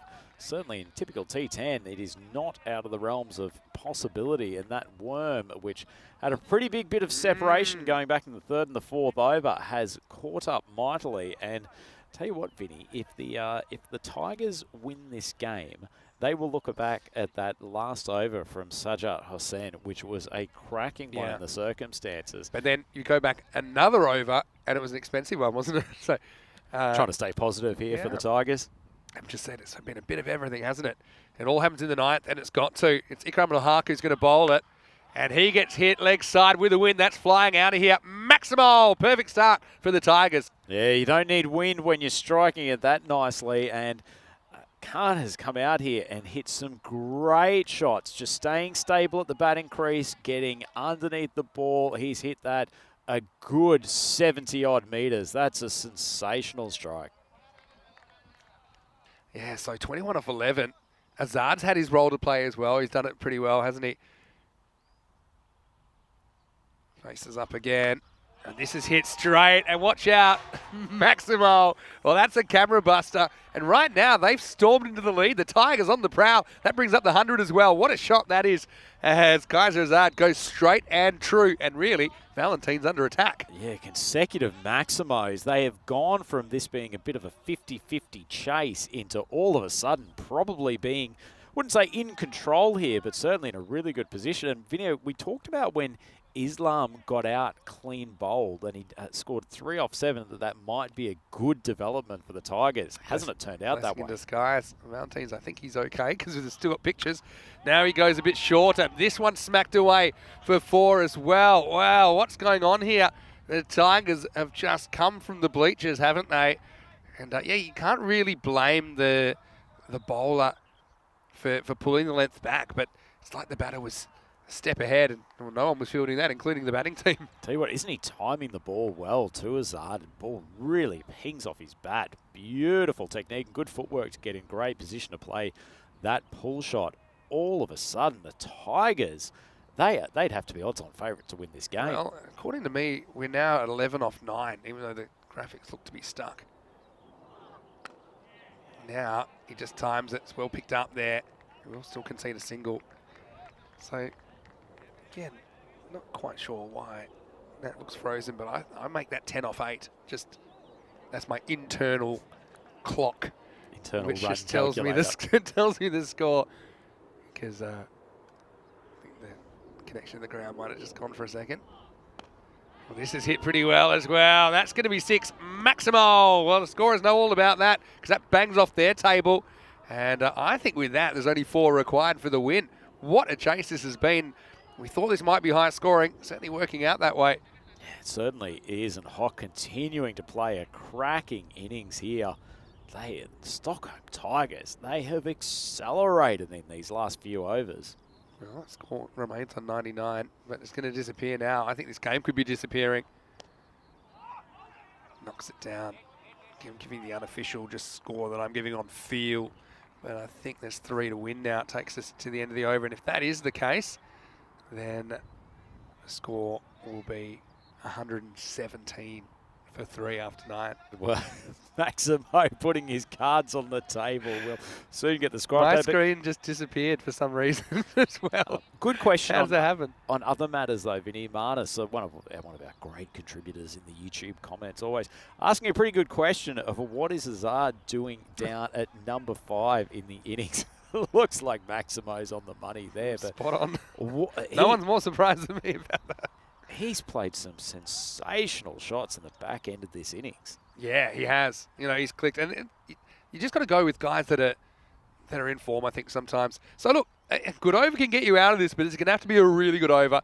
You have to deal with Rizvi Hock now, who's 61 not out. But the way to do it is get him out, get a new batter in there and dot him up. 3 to win, last overtime. Couple of slower balls needed here. Wow. Well, that's going to be game over. And he just needed to find a way to get the ball in his grasp. He wasn't able to, and it is the Tigers that will take the prey in the end. They win with 5 balls to spare. Sensational chase from the Tigers. They are roaring here at the Marshall Cricket Ground. Halfway through that innings, they really faced an uphill battle, but Hock played a super innings, guiding them through, and then Azad comes in and bashes 30 off 11 at the back end, and they have chased this down with some ease. Still 5 balls remaining in the game. And Vinny, one of the things we said at the start of the coverage was how even these teams are in Sweden. Seen a good example of it here. This is not just a case of a country where you get a couple of top order players out and it's all in the bag. I mean, it was a good start, wasn't it? I mean, Farouk did whack a 6, and then next ball he was knocked over, and then another one went the same way. Not as if he was performing pretty well there, wasn't he? But yeah, Rizvi Hock maybe had a torrid time against the left armour early in the innings where we saw him eat up 5 dot balls in a row.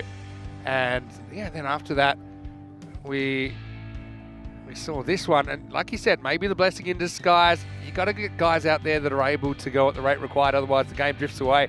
There's nothing drifty about this.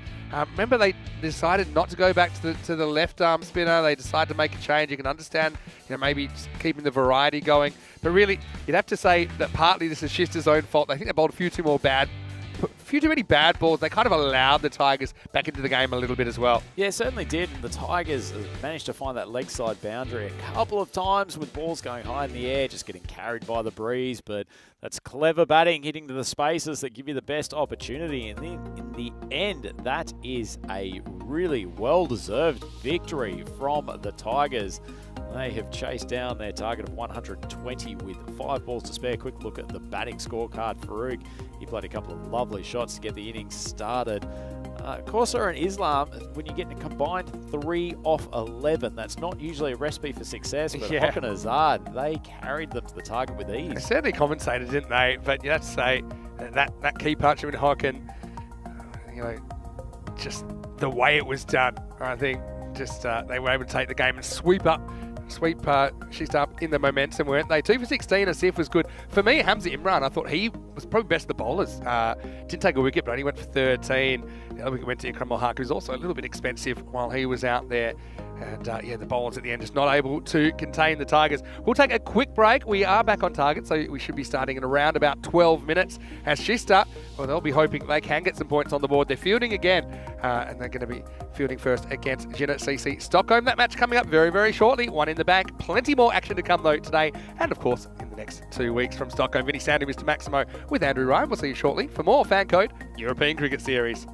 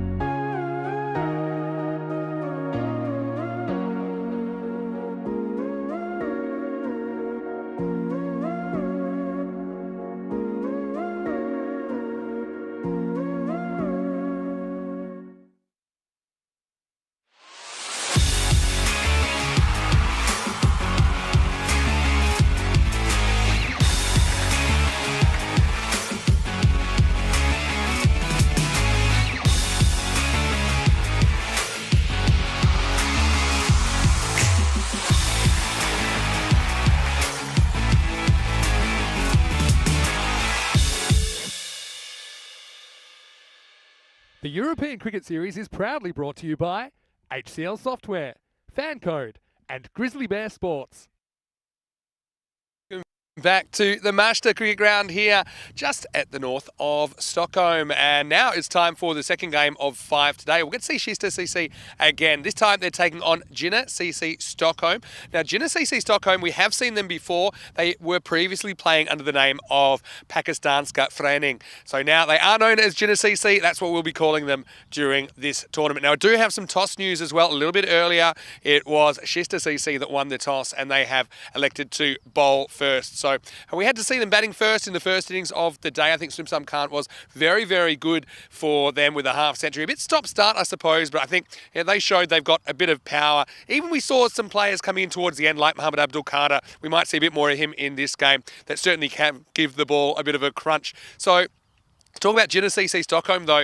When they were Pakistanska Förening, we have seen them perform pretty well in the past. In fact, they were table toppers 2 years ago. We didn't see them in 2022, but in 2021, they were table toppers. But they did lose the quarterfinal to Albi Zalmi. That would actually start that run of Albi Zalmi going all the way to the ECL. So they're guys that they love this format of the game. They're super attacking. I think they'll really enjoy being out there. I don't think they'll mind batting first and maybe sending a signal in this power play about how they're going to go about it. Andrew Ryan is in the commentary box. Rhino, this should be a good one as well. Kista, they've won the toss. They're going to field first. So we'll get to see Jinnah CC Stockholm opening the batting. Over to you. Let's get ready for the start of match 2. Thank you very much, Vinny Sandu, for that comprehensive introduction to Game 2 here of ECS Sweden for 2023. Great to see Kista back out on the field. They will be furious at dropping Game 1 against the Stockholm Tigers. We're well in control partway through. Have a quick look at the fantasy dashboard. Plenty of points from Sumsum Slam and Khan in that first game. He racked up 94. And so Muhammad Hassan at the top of the order. I'd love to see a bit more of his left-handed belligerent batting, but we'll have to wait an innings as Kista taking the ball in this Game 2. They won the toss and have elected to field. Comes Imran, left arm swing bowler, standing at the top of the mark. He'll be taking the first over for them again today. There's Jinnah CC. Start their tournament. In on strike. The ball's just drifted down the leg side. Signalled wide. He's joined at the crease by Farhan Chaudhry. Got a reasonable amount of swing in the first game, Hamza Imran. Looked like he particularly enjoyed bowling to the left-handed Farouk at the top of the order. Swinging the ball just away from him. Looking to tail these into the pads of Amin. Didn't need to tail it into the pads. He's just cleaned him up. First legitimate ball, and that is a sensational start from Kista. Huge heave across the line, and that's taken out his stumps. Great bowling from Imran. See that one just coming back in a touch. Started on or about off stump, and huge swipe across to the leg side. Only what the openers are entitled to do in T10 cricket. Big heave, but unfortunately not a great start to the tournament for Zim Amin as he goes out for a golden duck. And Jinnah CC Stockholm, not what they would have been hoping for when they came to this Mashta field today. Big advantage, I think, for these teams who have played the early game.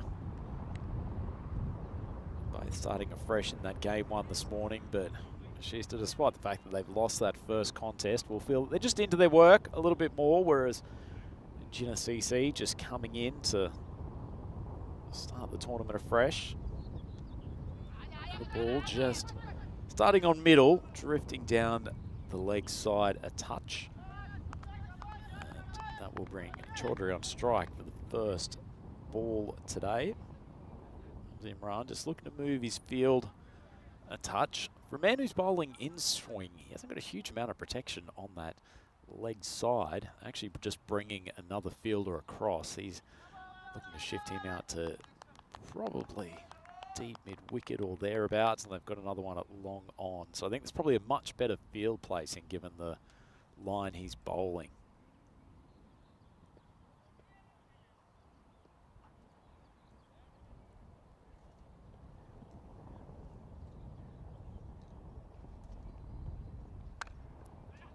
doesn't swing, just stays outside off stump and nicely poked through the covers. Bit of a mix-up. If the throw had been better, could have been the second wicket of this over. Some deliberations from the batters in the middle of the pitch whether they were going to take a second. Very, very casual running. Chaudhary in the first instance, there was no hope of him getting back cleanly, but his partner was rightly looking to double up.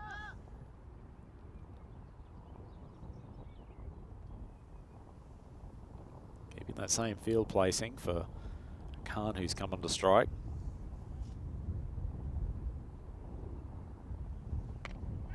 One starts outside off stump, doesn't swing back as much as he'd like, and that's a really, really good shot through the covers.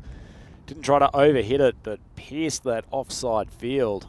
That's the first boundary as CC Stockholm get their tournament underway and rolling. Just a note for those of you who weren't here for the first game, we've actually got an extra boundary line here, which is still around from the weekend's Swiss League games. Much bigger boundary they're playing for those contests, the typical ECS field. It's the second line that you'll see after the 30-metre circle. Nice ball, shaping back in, but drilled down to mid-off. No run. Pretty decent over from Hamza Imran. Great for the skipper of Shista, Gizel Midi, that he's got a couple of left armers at his disposal. Fair bit of variety in their bowling attack too, given the presence of a couple of wrist spinners. It's a nice ball, drilled onto leg stump, just played away for an easy single, and that's the end of a fairly eventful over. Jinnah CC 8 for 1 after the first, and coming back to the commentary box relatively soon to join us will be Vinny Sandhu. And he's stepped into the chair just in time. Mr. Baxmo. Now, what it didn't miss was what the batter did miss, which was a slippery Yorker. First up from Hamza Imran. Wasn't that a good bit of bowling? A classic left armour. You know, I really like the way he was able to change gears in the last game as well. Second time that he bowled, so he bowled in the third over. He just kind of identified a bit of a hold in Rizvi Hock's, I suppose, approach so he pushed a lot of balls across him, didn't really look to swing it back. Let's see if he comes back, and I think he will come back in the third, how he approaches it. This is Mohammad Asif. He had a pretty interesting start as well. He got banged for 6 by Farouk Ahmed, but came back with a wicket very next ball. Right now, here he is bowling to Samir Khan. A little bit short. It stayed low as the odd ball short of a length has had a tendency to do on this pitch, and it's just rolled away for a single. He was actually probably the most impressive of their bowlers in the first game. He certainly didn't get as much sideways movement as his opening partner, Hamza Imran, but bowled a really good length, very patient. Yeah, for sure. He's just had that knack of breaking through, didn't he? And Jinnah CC Stockholm, if you're just joining us, previously they were known as Pakistanska Flanning, and we have seen them playing in 2020 and 2021. I remember seeing them in the Stockholm series when I was here 2 years ago. They are at a very good group stage. Another decent length ball from Asif, bowling with decent pace, bowls very straight wicket to wicket. From memory, they were 7-1 in the group stage, and they finished first. They took on a little team called Albi Zalmi, who finished fourth in the other group, and that was an upset result that knocked them out. And like I said, Albi Zalmi will see them later in the tournament. That would be a run for Albi Zalmi that would ultimately take them all the way to the ECL. So I'm sure that these guys from Jinnah, they're thinking, that could have been us. Yeah, they certainly were more impressive throughout the balance of that tournament. Short of a length ball, just shoots through. Nice subtle allusion to the Pakistan heritage in their in their outfit as well, Vinny. Yeah, you can see that. But they're a powerful team. I think they're well suited to the format. And yeah, I'm just looking forward to seeing how they take it on. Still pretty early in the season though, especially here in Sweden where you can't really get going as early as some other places in Europe. Another decent length from Asif, just a little bit short of that time, punched into the ground. Single after the fireworks of the second innings in that previous game, Vinny. This one started at a relatively sedate pace in comparison. You can also understand that Shista maybe have a little bit of an advantage here, having already played this morning, kind of into their work a bit more. For Jinnah CC though, they're just starting out and having to deal with a couple of pretty good bowlers first up as well. Hello to Steve McVeigh. Thanks for watching from Portugal. There's another little chatter in the chat right now. Nice change of pace from Asif. Didn't see that too many times in the first game, actually. He tended to be on pace. Yeah, it's a clever little leg cutter, I think, and Fran Chowdhury's annoyed with himself. Fran's a very important player. He'll know this isn't his best effort. He just loses his shape, gets a bit greedy. Thing is, he's trying to drag to leg side. There's two fielders there waiting for it. There's a long on, there's deep mid wicket. That's one he should be hitting straight through or trying to go over the offside, if anything. Last ball of the over. It's been a good one from Asif. Decent length ball, cannons into his off stump, and the trademark chainsaw celebration from Asif. That's the end of a super over. Second wicket down for Jinnah on the board. 11 for 2 after 2. Well, Asif, he puts the icing on the cherry on the cupcake, doesn't he? And Chowdhury didn't learn his lesson, did he? He tried to horn this leg side again. Ball that crashes into off stump, knocks it over. So, yeah. Fool, as George W. Bush once said, you can't fool me once if you get fooled twice. Can't remember how the rest of that goes, but that's what happens to Chowdhury. He's a big wicket and he's gone now. It's 11 for 2 after 2. Well, certainly from around that time of Donald Rumsfeld, no known unknowns in the bowling of Asif. You know exactly what he's going to try to do. He's trying to hit the top of off stump with every ball. One of the good things about watching him, Vinny, you see a lot of guys when they come into T10 bowling and they are trying to do 6 different things in the over. And there's certainly tactically one way you can go about it.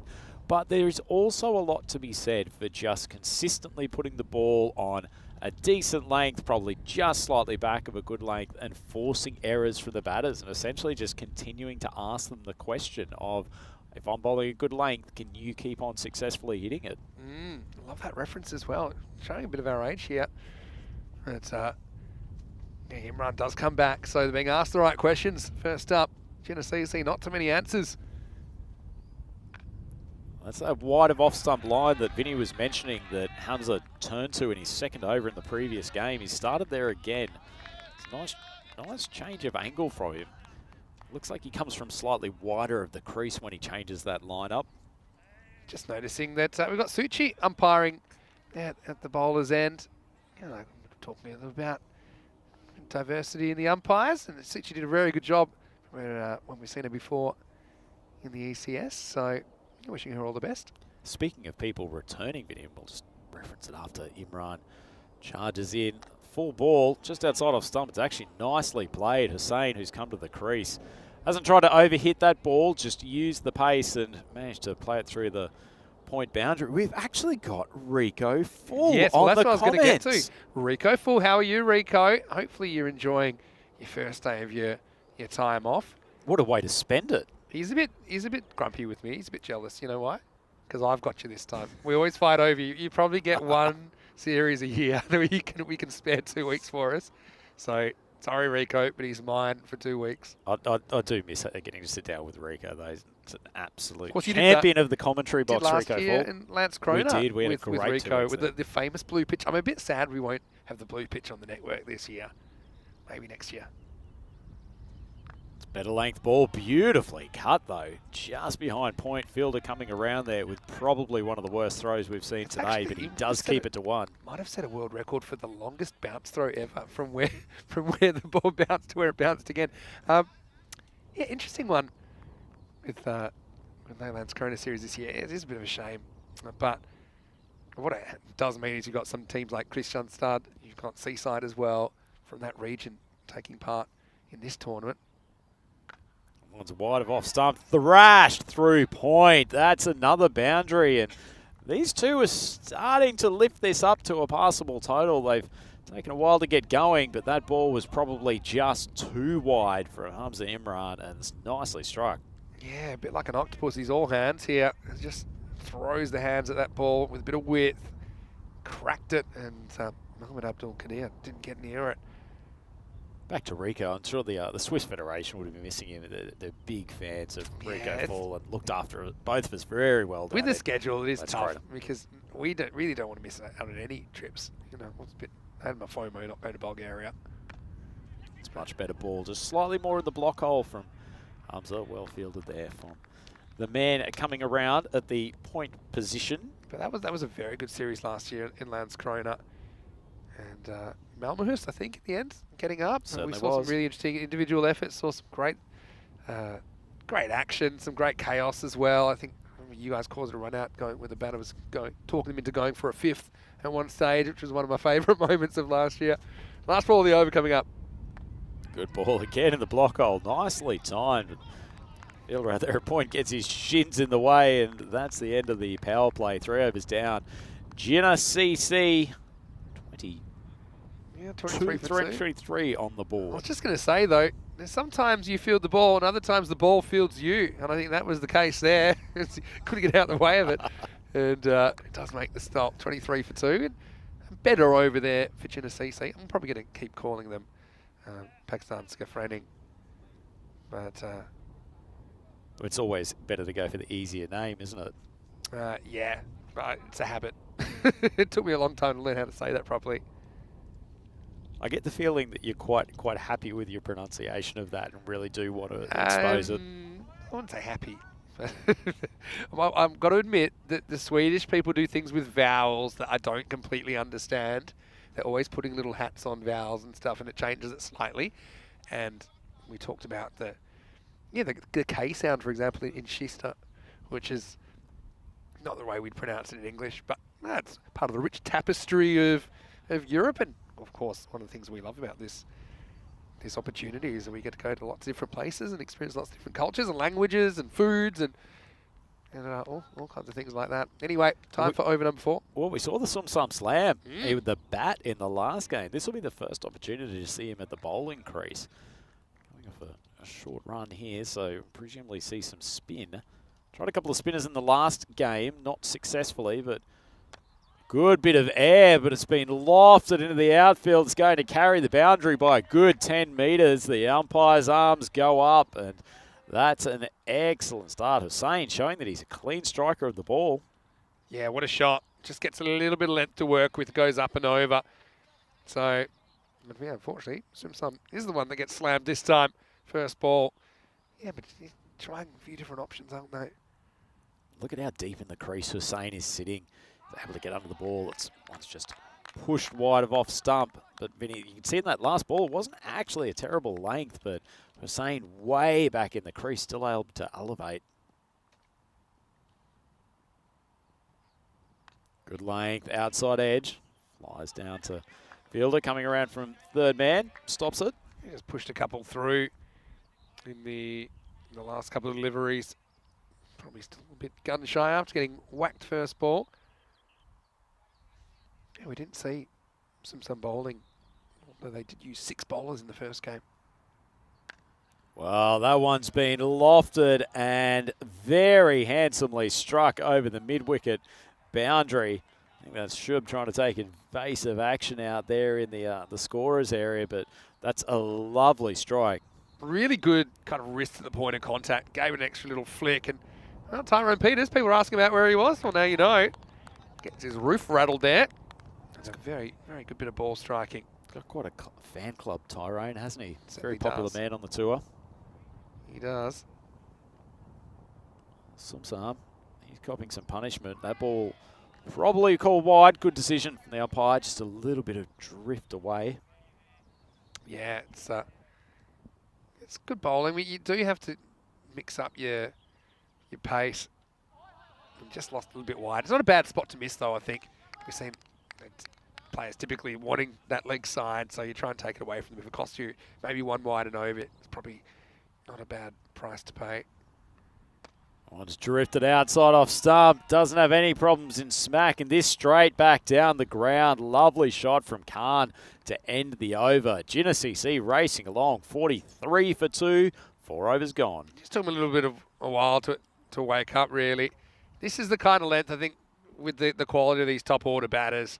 It's kind of 1 metre in front of their front leg. It's the kind of ball that it's hard to keep on the ground if you were to try and keep it on the ground, but with these dimensions, you don't have to. If you get good contact, it's going to fly over the ropes, and that's what we see there. So Sum Sum having a bit of a rougher time with the bowling. That over goes magical, and then it goes for 20. Yeah, nice elevation in the run rate from Ginna CC over the last few overs. Early observations about the Shista lineup. Vinny, they've got no shortage of variety in the bowling lineup, but the spinners have been leaking runs almost every over that they bowled so far today. I heard an interesting take on our cricket. It might have been when I was in Austria chatting to some of the players and even some of the people that have just seen a lot of our cricket. As Ikram Hart comes in, over number 5. Good ball. And they said, you know, people were quick to, and it is true, it's a batters game, right? That's probably modern cricket. But it is kind of exaggerated, I suppose, in the ECN universe. But what they said is the very good bowlers find a way. The very good bowlers stand out. So, you know, you can't get away with, for example, you know, bowling some dubious off spinners, putting everyone 80 metres from the bat and just waiting for a mistake. So it isn't easy for anyone, but the better bowlers really do shine. So it's an avenue where they can really stand out. Graham's come up with a couple of good Yorkers to start this 5th over. That one's a little bit fuller, tucked around. Fielder coming around from fine leg. Should have done better with that. Ball rolling down, won't quite make the boundary, but that was a very gettable catch. Mohammad Hassan, expect better from a player of his quality. This was full toss. I don't think it's no ball, Vinny. No, I don't think so. But I think that he's asking for it. But for me, he's kind of crouching there. So it's going to be fine. Yeah, I think originally that was Mohammad Abdul Qadir. He had the ball following me a little bit.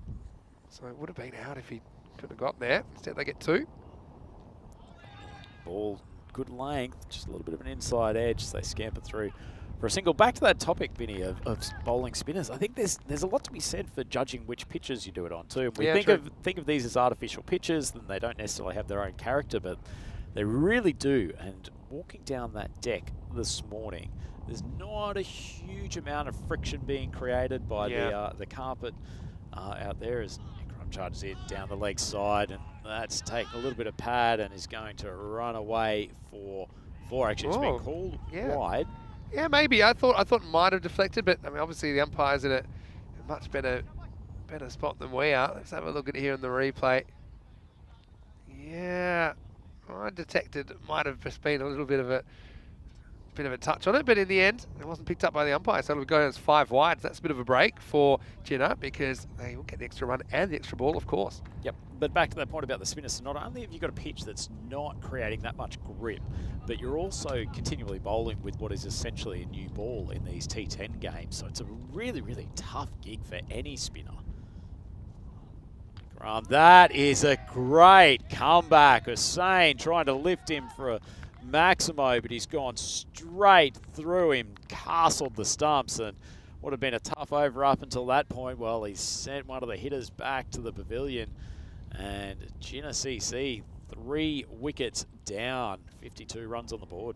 Yeah, once again, we see about it just get a bit pie in the sky. Not really watching that one too well, as doesn't look Hussain found one that was a bit straighter, and he couldn't deal with it, so he becomes the 3rd wicket to 4. 50's come up, but at the cost of a 3rd now. It's 52 for 3. End of a pretty good partnership there, actually, and Ikram's done a great job for his skipper in managing to break that up. If those two had been staying in for another 2 overs, taking them deep in the innings, then Jinnah CC could have been looking really at a sort of 125, 130 score. As it is, new men at the crease. Sadakat's come in to join Khan.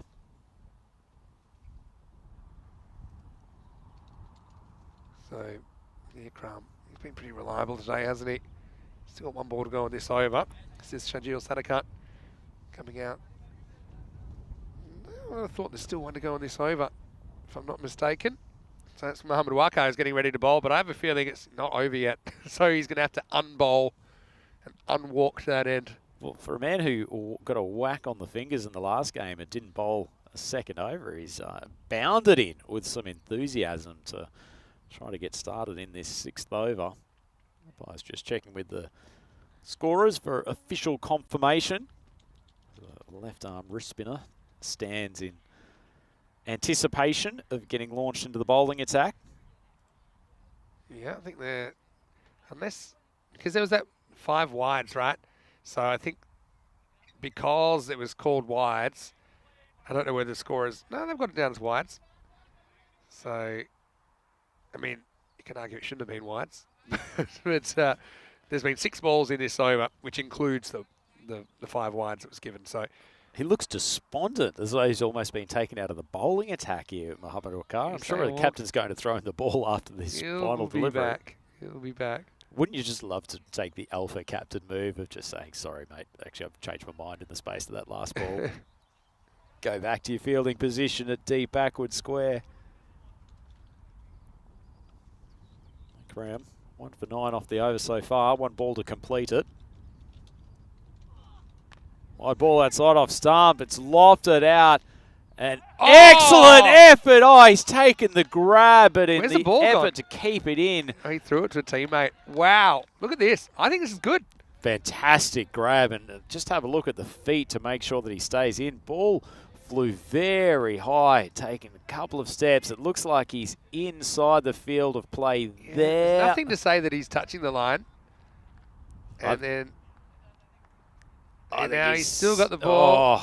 The thing is, I think he's touched the line there, Vinny. Well, it's a tough one. The thing is, if there's doubt, it goes to the fielder. So here, because his heel's in the way, you don't really get a good look because the camera's behind him. So I actually think that the benefit of the doubt here, he'll get away with it. Okay, you'd say, is he on the line? You honestly can't tell with the foreshortening of the 2-dimensional image, right? So for me, anyway, I think that's a good stop. Well, let's say, irrespective of where his feet has ended up, that is a great grab. Unbelievable. It's ending over. It's been given 6. But then maybe he actually said he stepped on the line. That's my guess there. So it's 58 for 3 after 5. And we'll come back to this in a second because we've started the 6th over already. Quick game's a good game. And finally, Marco gets his chance and gets knocked away for a single. Well, not only has he been yanked out of the bowling attack, we've managed to miss his first ball as a result of having a look at the what you missed it, what? In between overs. What a great replay. So we'll come back to that in a second, but plenty of action still to come. Good flight. We talked in the last game, Vinny, about how he just needed to start things a little bit wider of off stump because he was drifting a little bit too much on leg. That's precisely... Pretty good. I think he might have been a little bit lucky to get away with it, to be honest, because it bounces on that line. I think it probably should have been called a wide, but it wasn't. But I suppose that kind of evens up what happened last over, in a way. Next one's just a single. Yeah, so... look, 110 pace or so at the moment. And Shista... got some good batters, but they're all kind of high risk, high return propositions. That's why this Swedish T10 cricket, it's exciting. We love being here. One of the best stops on the European Cricket Tour up here in the northern Nordic place of Sweden. It's a lovely ball again. Wakar's really got his location on target this over. Left arm wrist spin that's just drifting back into the batter wide of off stump. Difficult to find a way to take it to the boundary, although he has just launched that ball probably a good 80 metres. That's a massive strike. And the rest, I mean, this is wind assisted, so it won't count for Guinness World Record purposes, but that is an absolute smashing shot over long on. Take that. Don't you love it on comms, Vinny, when you're just crediting the bowler and saying how difficult it is for the batsman to do something and then he just punishes a ball way over the boundary. Can't happen. Let's say a quick hello to everyone who's joined us in the chat as well. I'm just catching up. Sun's come off my screen now so I can see a bit easier. That one's short. It's hit that part of the pitch where there's not a huge amount of bounce. It has to be a wide, because it almost bounces twice before the stumps, but it didn't quite. But certainly we have seen a few balls shooting through, so that'll be 2 extra runs to the target. God, just a little bit gun shy with his flight after being smoked for a Maximo. He's gone back to it there. Drilled down to long off, and a little bit of a fumble, but doesn't allow them through for the second. And that's the end of the over. Gina CC, 69 for 3 after 6.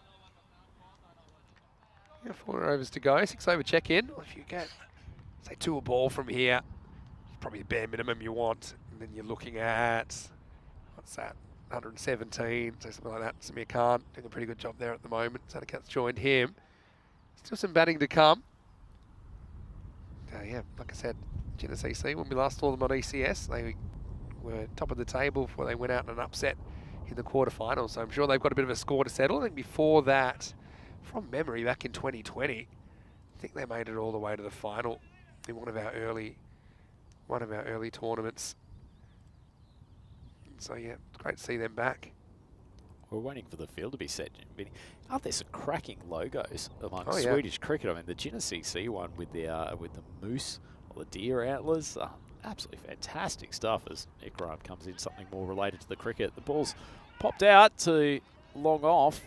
He really a little bit sluggish getting around there. I'm not sure he would have had an opportunity for a catch, but a little bit pedestrian in pursuing that ball. Sweden's such an interesting place, isn't it? Because I'm sure if you came here in, let's say, December or January, it would look very, very different. No doubt. We'll talk about that after this ball, Yeah. actually, the area in and around our hotel. Ikram short of a length, and it's been hoisted high. Fielder coming around, has a play on it for a moment, but shoots through his right hand and goes all the way for a Maximo. Yeah, nice shot. Just kind of plays on length, doesn't he? Probably a bit too short there. And even though he's got the protection of a couple of fielders, they couldn't do anything about it. It was a kind of hand of hope. He just knocks it over for 6. Not a realistic chance there, to be honest. That wind is still blowing in that direction down to square on the leg side, so it's certainly the most profitable area to try to hit big. That one's a touch fuller, hits the pad. Pointless appeal, but they will scoot around for one. Thinking about the second, but keeper pursued it with some gusto. Yeah, bowler became the keeper. I was going to say, Suchi, I do remember there was a game 2 years ago where it might have been scores tied or 1 to win or something. There was an LBW appeal that she got absolutely right. It was a tough one to give. It wasn't plumb. We looked at it, and we think it was a really good decision. So I remember thinking that was a really good indication that she could hold her nerve under a pressure situation. Oh, full toss. This will be a no ball. That probably should be called. You're right, Vinny. And tell you what, they're lucky not to have that dispatched to the square leg boundary. Yeah, this one to me, it's not coming down. It's not a slower ball. It's kind of pushed through. Again, we'll check this one out in the replay. Yeah, I think we're just going to want to have a look at this. Yeah, it's been called. So yeah, that's a good call, really. So it means the free hit's coming up. Bit of an opportunity. Sadakat, 16 off 7. Big chance for him now. That one's gone high. Attempted change of pace. Consecutive no balls. It's all falling apart for Ikram. It'll be a second and final warning. This is a slower ball gone wrong. First one was pushed through. This one wasn't. It was dropping, but not quick enough. So you can see this is a difference on ECN that you can bowl. You can get away with 2 of these essentially. And it was changed a year or 2 ago. Just because I think sometimes, because it's a kind of format where you're trying things, there's nothing deliberate about it. And obviously the batters would want someone on that's struggling to control things. Still for a hit. Oh, big swing down the ground. He's taken full toll. That's a maximum, and so consecutive no balls, and then a great strike down the ground from Sadakat. Got a full piece of it. Excellent batting. Yeah, so again, it's that slot length, isn't it? Very contemporary shot there, the way he gets that front leg out the way, just muscles it very deep in the crease. Sadakat kicking the tail to this Jinnah innings. Couple to come for Ikram. Needs to get back on the horse. Short of a length, pulled out, but there's some protection there. It races around from deep mid-wicket, and actually pretty good job. The outfield will keep it to 2. But Sadakat, he's given a little boost to this innings, 24 off 10. Last ball coming up for Ikram. It's been a bit expensive this time. You're kind of rolling the dice if you're bowling that slot length. You might be able to get a miss hit, get the odd miss, hit the stumps, but also you do risk getting pumped. There's another one in the slot, but big swing across the line. Can't take full toll. Vinny very generous, saying Ikram's been a little bit expensive. He's been smoked for 34 off his 2 overs, but comes up with a dot ball on that final delivery of the over. Yeah. And Jinnah CC, they are 89 for 3 after 7. Rico, leave you a message saying hello, everyone. Thanks for the messages. Yep, he'll be heading back to the Spanish sunshine today. He'll be lurking during Sweden. It looks like there might be some high-scoring matches. Yeah, well, Rico, great to hear from you, of course. missing you here. This would be a ground I don't think Rico's been to either here at Mashta. That's because the ground that we're typically using, Pachirka, is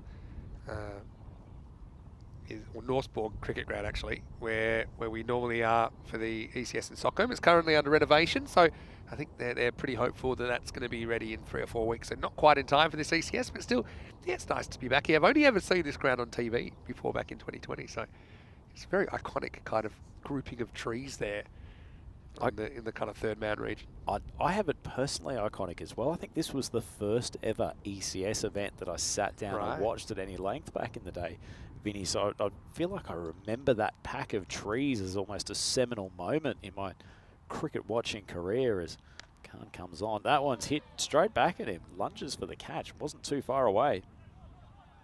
Yeah, so we're talking all the way. If I had to guess, would it be June 2020? It might have been. It might have been that early, you know. Try and look it up in a second. Oh, big swing, top edge. 3 fielders refusing to converge on the ball. It falls right in the middle of them. They spent more time looking at each other than looking up because they were all convinced that it wasn't their responsibility. I honestly couldn't even tell you who this catch does belong to.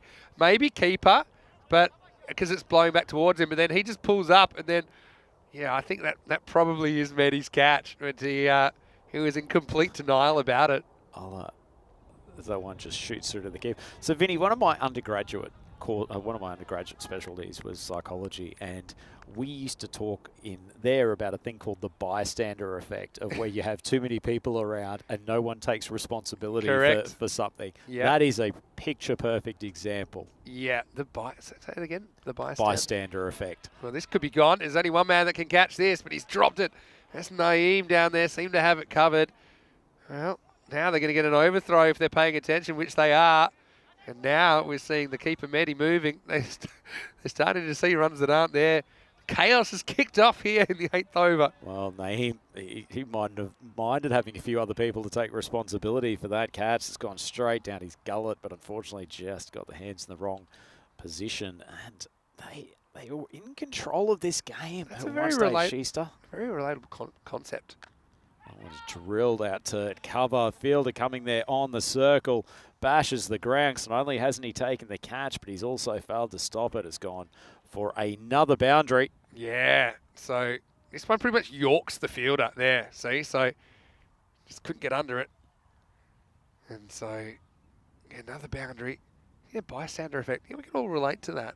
Sometimes you say too many cooks, but that's also sometimes about too many people doing things wrong. You know, they say too many cooks spoil the broth. But bystander effect, that's very good. That's the thing about the slightly smaller field we use in ECS cricket, is that there's just less what I call dead space. So there's rarely balls that fall between fielders that are high balls. That was a rare example. And partly that was because I don't think the fielders could see it that easily. Short of a length, hasn't quite got a hold of it. Fielder coming in, and finally one is taken cleanly by the Shista fielding unit. Makuz Badar out there coming in from wide long on, and that is the first wicket down for quite some time. And tell you what, got lucky on that one, Vinny. Yeah, again, hits this better. It's out of here, but instead Samir's got to go. But a pretty good innings from him, 42 of 24 in the end. And Sumsam gets a wicket with his very last delivery. He'll finish with figures of 1 for 28. The score is 97 for 4, 2 overs remaining. Yeah, not his greatest ball, but you take everything you can get in this T10 format. Sadakat's still out there. He's 25 off 12. Felt like he was owed something, didn't he? Yeah, but I just want to say hello to Rico again. I want you to enjoy your time off. To Charlie as well. We'll see him before too long, because he's actually going to be involved in that T20 International Series in Bulgaria, so I'll get to spend some more time there. I love that people are calling you good old Rhino. I don't think they're calling you old. I don't want this to catch on, to be honest. Good old Rhino. Just part of the furniture here at ECS as guy comes for his second. Not a really good ball, but Sadak doesn't manage to get a good hold of it. Yeah, Sadakat's been good so far. I think this one isn't. It looks like it's going to be high, but I think it's dropping. He's kind of on one knee by the time he hits it, so I don't think there's any problems there. Anyway, back to the action. It's another one of those ones that he's just drifted outside off stump, but nicely struck. Really well timed. And Nasir, first ball, Maximo. One of the best shots of the day. I mean, more batters, I'm not surprised, but I am, that more batters haven't attacked the offside. I think playing a correct cricket shot, it's not an easy one against the spin, against the kind of angle that Wakar's creating, but he absolutely nails it. What a way to get off the mark. Oh, makes a move. That's gone even further. That's over the top of our commentary box. Fantastic strike. And Nasir, 12 off his first 2 balls. I'm going to say, what's this guy doing down at 6? I mean, he's just come out and he's just hit 2 of the best shots of the day. He didn't bother running. Once he hit that, he knew that was flying. That was over the cube. And so, you get your arms in the air. Forced to change from Wakar. He's now going over the wicket. He's stayed around for the right-handers so far today.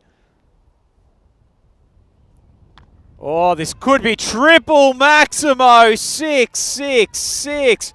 And all of a sudden, this Jinnah Cricket Club innings is getting a rocket boost from Nasir. Oh, what a shot that is as well. I mean, asking for it, he charges, and he absolutely smacks it out of the ground. And so that's 3 out of 3. Could we be on for 6 out of 6 here? Tell you what, Maximo, if you're charging down the wicket, you'd love to see a full tosser in the left arm wrist spinner. That is too easy for Nasir. Just realised he didn't face first ball the over. That's a good comeback. So it's gone 1, 6, 6, 6, dot. And just like this, now they're on for kind of, 130, something like that. They've done well to recover. Remember, they were 58 at the halfway mark, but they're only 23 in the power play. Oh, he's charged again. Another good bit of bowling from Wakar after being smoked for a 666. He's come back with a couple of nice balls to finish. That leaves Jinnah 117 for 4, 6 balls to go. Let's see who they go back to. Probably Muhammad Asif. He took 1 for 2 in his first over. They never brought him back. Yeah, so you can trace the kind of resurgence in a way to the fact they did bowl out Hamza Imran. He bowled the third.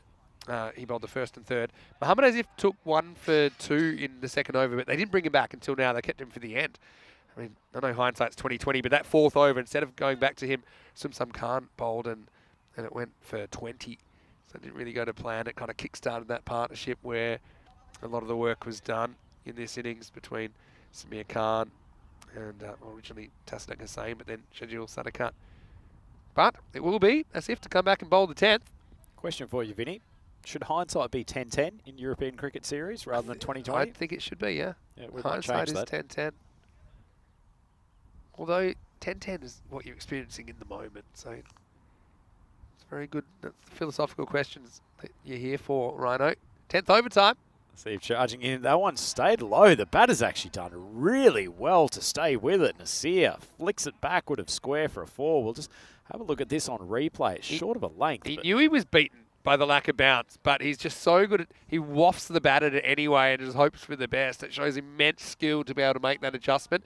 He gave up on the big swing because he realised, your eyes see it before your hands can react sometimes. He realised, hold on, I'm in trouble here, so I'm just going to try and get anything on it. And then he did, and he gets 4. Great shot. Yeah, really good piece of batting. I mean, with the ball that length, you're really almost lifting your body weight up, expecting to play it around the waist or the rib cage, but fantastic late adjustment from Nasir. Decent length ball. Finger goes up. Judge to just be striking him on off stump. And in the context of this game, that's a big wicket. Nasir, 22 on the board after only his first 6 balls, but back to the sheds. Great cameo. I think this is out. For me, I had it hitting in line. It's touch and go, but I think it's probably umpire's call if you did a DRS on that. Can't really see the stump behind him. But he might have been able to catch up with the last one. He wasn't able to do that one. One thing's for sure is I've got that crashing into the stumps. I think there's a bit of the ball that hits him in line there. I'm happy with that decision. So it will be the end of that very good innings of 22 off just 7 from Jamal. And with 4 balls remaining, 121 for 5. Yeah, certainly was a cracking little innings. One thing I was definitely saying in favour of the bowler there, Vinny, is Asif does bowl stump to stump, gets nice and close. Bowls very, very straight. So he's always encouraging the umpires to go in his favour with those LBW calls as Hassan comes out to join Sadakat at the crease. They've got 4 balls left. The total already at a fairly imposing 121. Seif's got a job to do. On a decent length one, Cannons into the pads. No reasonable chance of an LBW there, but singled a pretty good result for Schuster at this stage. Yeah, so Hassan does his job and gets Sadakat back on strike, who's on 26. Yeah, so again, I want to say big hello to everyone that has been dropping us messages. And yeah, to Rico and Charlie, hope you have a great couple of weeks off. They'll be lurking from time to time, I'm sure. Anyway, time for the curtain call. A Sif 2 for 6. Well, that one just tails in. Nice ball. He's consistently hitting this good length been in. Talked about it earlier in this innings that a lot of the time, T10 cricket, you've just got to challenge the batter to hit good balls. That one's just missed leg It's a good stump. example of a ball that if you hit him on the pad, you would have sworn it would have hit the stumps. You know, but it just shows you that extra metre or so, sometimes more after it passes the batter, the ball can just angle past that leg stump. 2 to come then. Another one tails in, Cannons off his pads and ends up hitting the stumps. So good bit of bowling. Asif continuing to show that he's the premier striker for Schuster Cricket Club. And unfortunately, after a pretty good innings, Sadakat heading back to the pavilion. Still 1 ball to go. Yeah, it's good bowling. It's full straight. Probably not the greatest footwork. I like the way he kicks the bail away. It's like a little microaggression at the end. Watch this. He says, all right, there you go. Actually, he's just probably getting it closer to the stumps. But yeah, a good contribution. One thing they have been good with here, Ginner, is their middle order have all been able to put something together and at a good strike rate. So, okay, the openers failed. They made a golden duck and 2 off 4. But then you had Samir 42 off 24. You had Tassaduk 14 off 9. Shajil 26 off 15 just gone. Nasir, of course, with his 22 off 7. So they've kind of put a bits and pieces together innings here. And credit to Asif, though. He's got 3 for 6 and he probably wants 4 coming Zia. Great figures indeed. Yeah, he's ready to face the last ball. Let's go. Oh, that's ruined his figures. Well, unfortunately, they've got someone almost fielding at backstop down there. They're charging back for the second. Who knows why? Because the new battery's run out by about 2 metres. I thought it was a wide originally, but it must have just snuck off the pad. So it's going to be 1 leg by and out. And so they're going to finish 123 for 7. Yeah, and I think he kind of knew this is going to be gone, but yeah, probably that is Kamensia. That's going to go for a duck, but no harm, no foul. And Jinnah CC, they're going to finish 123 for 7, 124. Schuster. Well, they don't want to go empty-handed from the morning's proceedings. They've got a bit of a tricky target and some tricky work also. Hamza, he was swinging the ball around corners early, and Asif, he was able to pick up a wicket as well. They left Asif for the end where he was still very good. Once again, it's the kind of target that I think creates a 50-50 proposition in the second half of this game. Yeah, certainly the opening bowlers didn't do a bad job at all for Schuster, but it was the middle overs in which they really struggled. A couple of ordinary pieces of fielding. Stumps went flying on that occasion as he was walking back to the pavilion, but nice little contribution from him before that. There was some really good striking and really good catching from time to time. Unfortunately, that one resulted in a Maximo, but great piece of hands work on the boundary. But that led to a flurry of maximums, and in particular, heading out to that leg side, Sadakat, he came up with a couple of lusty blows. Unfortunately, the left arm wrist spinner was not helped by some big hitting, but also spin attack was not helped by some woeful fielding from the Schuster team. This was another example of this with Naeem coming up from the long off boundary. That one scooted through the cover fielder, and it was just boundary buffet there at one stage in the middle overs. Finally, someone managed to pouch one, but not before the left arm wrist spinner was absolutely dispatched by Nasir. Fortunately, they still had Asif to come in to bowl the last over, and he ended up with a fantastic set of figures.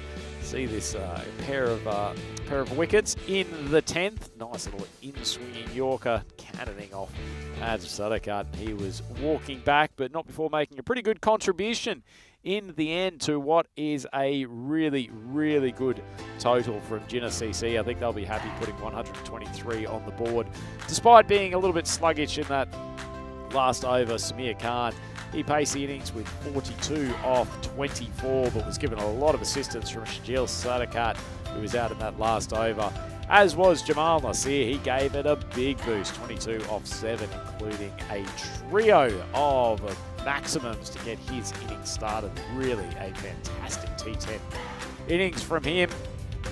Bowling figures not looking so good for Shista Cricket Club. Hamza Imran, not a bad couple of overs at the top. He ended up with 1 for 19. But Muhammad Asif, he looks a class above. He ended up with 3 wickets for 6 runs and really put the screws on in that final over. The rest of the bowling attack being spanked at over 10 and over. That leaves us with a nicely set up contest. You know, Cricket Club, they've scored 123 of their 10 overs. So Shista Cricket Club requiring 124 to win this game. We're back here on the European Cricket Network for the second innings of Game 2. Please join us back here in a few moments.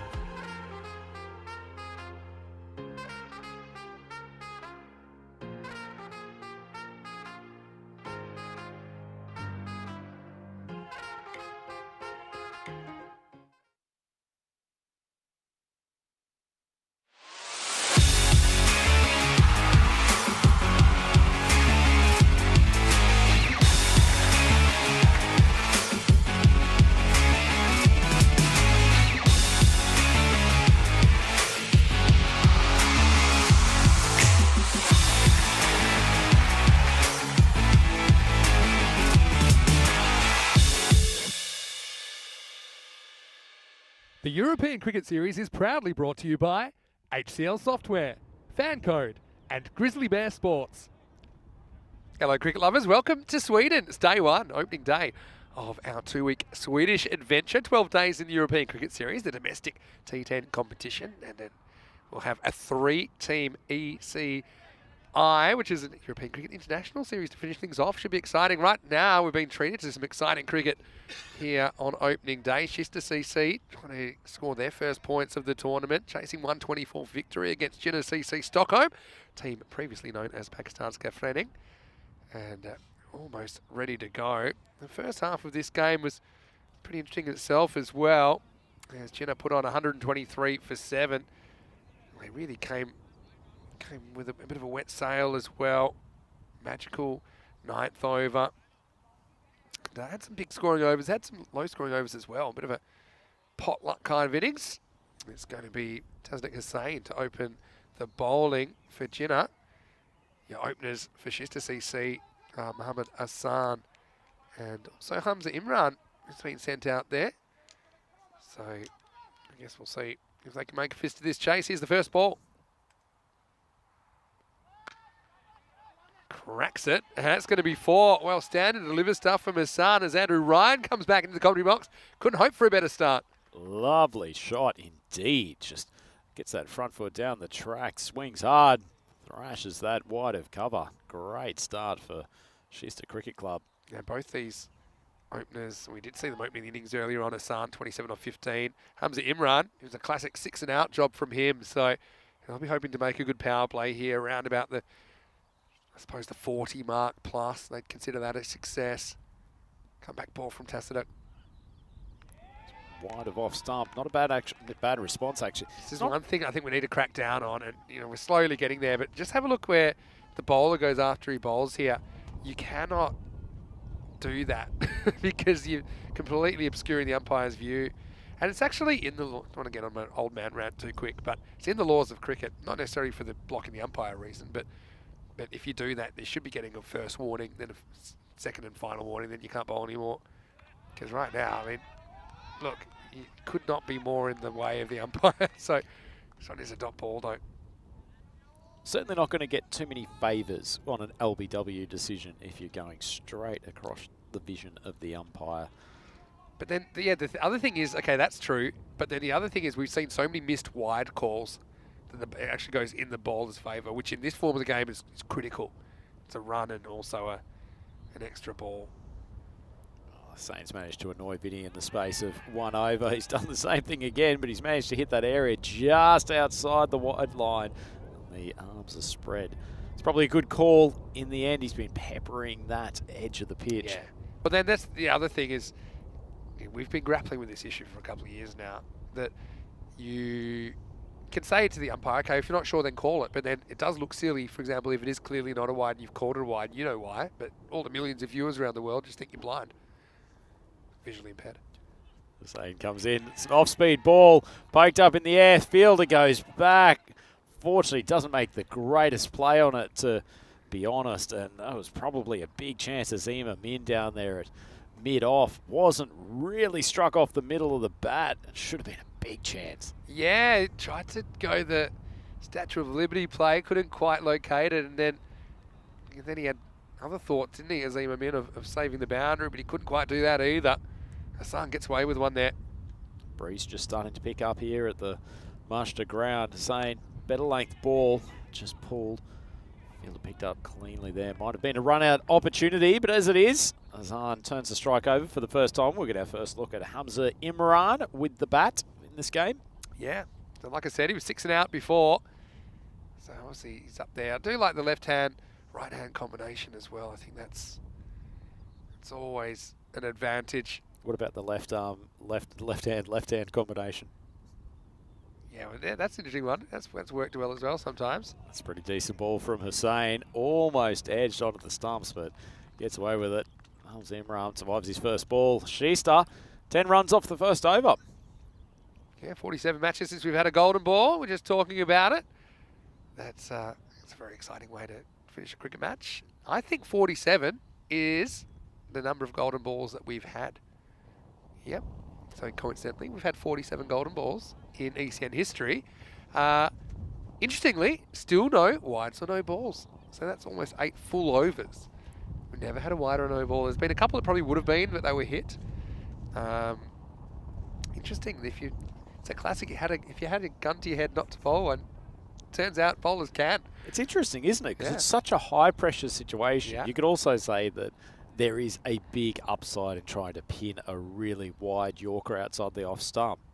But then for batters, they're not leaving those. They're trying to hit them. They don't want to get frozen up and leave the golden ball and it's not a wide. I feel like a massive goose shouldering arms on a on a golden ball.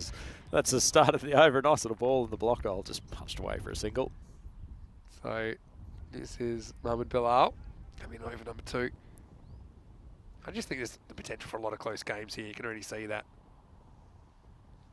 Looks like Hamza Imran just checking where the man down was. The third man area.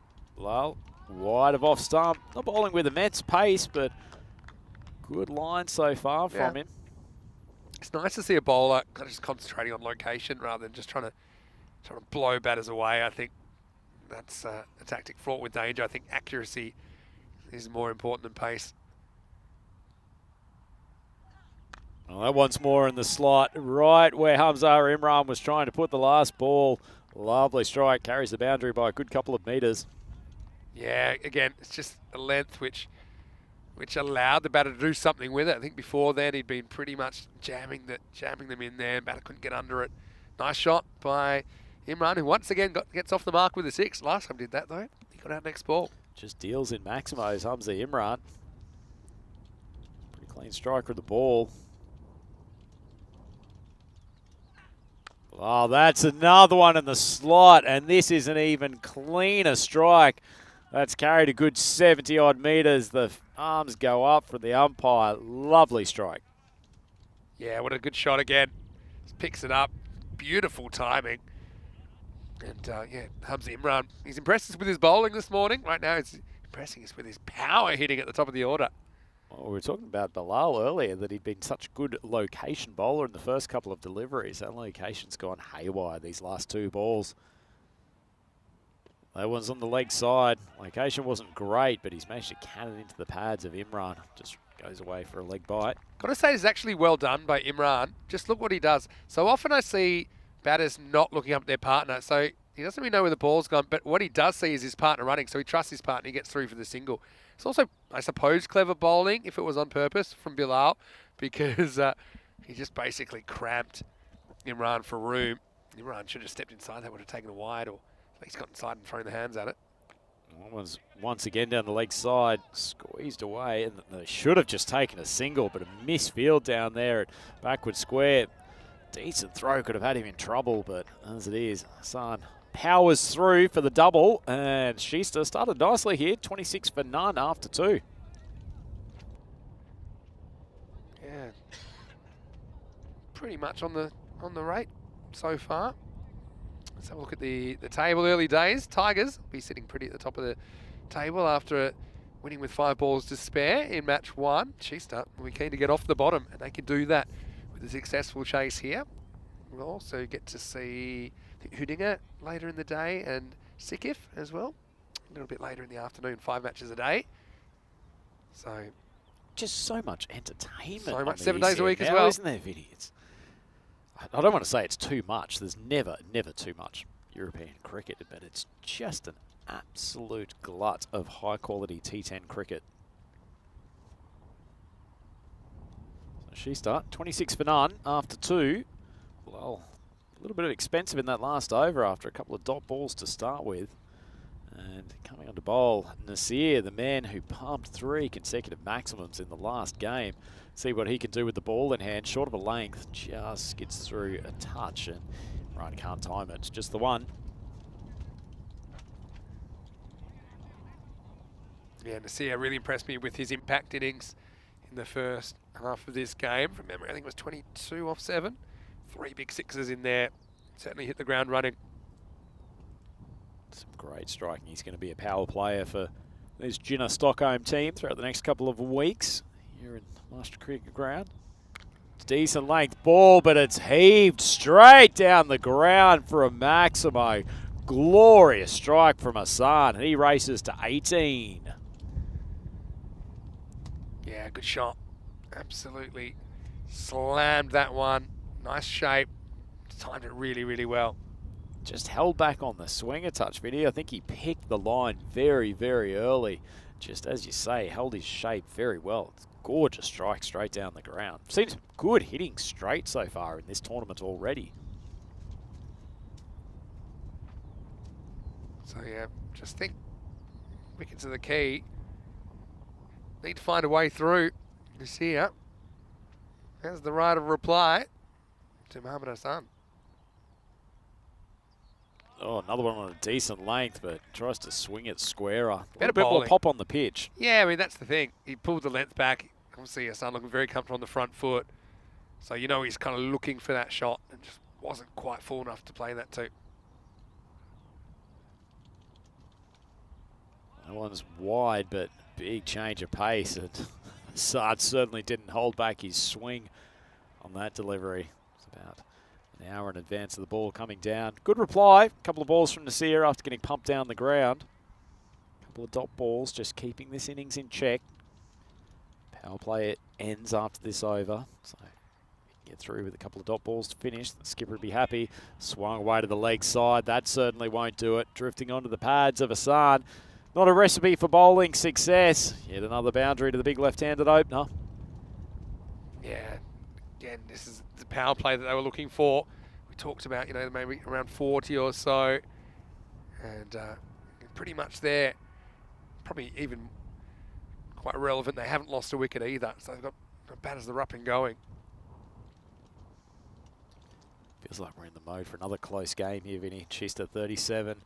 That's down the leg side. Keeper does pretty well to actually get a pad in the way and stop it from rolling away for a boundary. Umpire signals wide, so I see he's going to have to bowl one more to finish this over. Yeah, there'll be a few twists and turns, though, I'm sure, in this chase. One thing that impressed me about Jinnah was that, you know, they had those middle order batters coming in, all good strike rates, all hitting runs straight away, not chewing up deliveries. And Chester were probably a bit more stop-start when we saw them last time. Last ball, the power play. Wide of off start, that's cut. It's cut well. Had to bisect the two fielders there behind point. That's a really good shot from Hamza Imran. He races along to 17 off 7 balls, and they have made a nice approach at chasing down this total, Vinny. That is the end of the over. We've finished the power play and 43 runs on the board. Yeah, brilliant power play, really. And still plenty of batting to come. Don't forget, we've got Sumsum Khan, who slammed 57 off 34 in the previous game. He's still to come. Mohamed Asif as well, probably to bat 4. Maybe see Cutter a bit higher. Look at those 3 magical overs there, 20-20-20. Certainly setting up a reasonable score of 123. There's a lot of cricket still to come. But Jinnah, they just need a wicket, don't they? They're going to turn to Shajil Sadakat now in over number 4. Field goes back though, end of the power play. Probably not a bad change from the captain. Just take the pace off the ball. Touch. These 2 left-handed openers have looked very comfortable to date. Good partnership, and if you were asking Chester, they would have been very pleased to have 43 off the first 3 overs of this chase. Still a lot of work to do though. Target of 124, so 81 runs required off the following 7 overs, but these two going along at a good, comfortable rate. Ball wide outside off stump, tried to thrash it over the offside. It's going to go in between 2 players and race away for another boundary. Yeah, they just keep on coming. More outfielders, but there's no one in this region. Just backs himself. It's kind of a fear-free approach that we see from batters in this T10 format of the game. And in Sweden, they are particularly good at it. Remember, that each of the teams that are playing in this ECS, they had to qualify for this tournament. It wasn't particularly easy. So, and we should have some informed teams here, informed batters.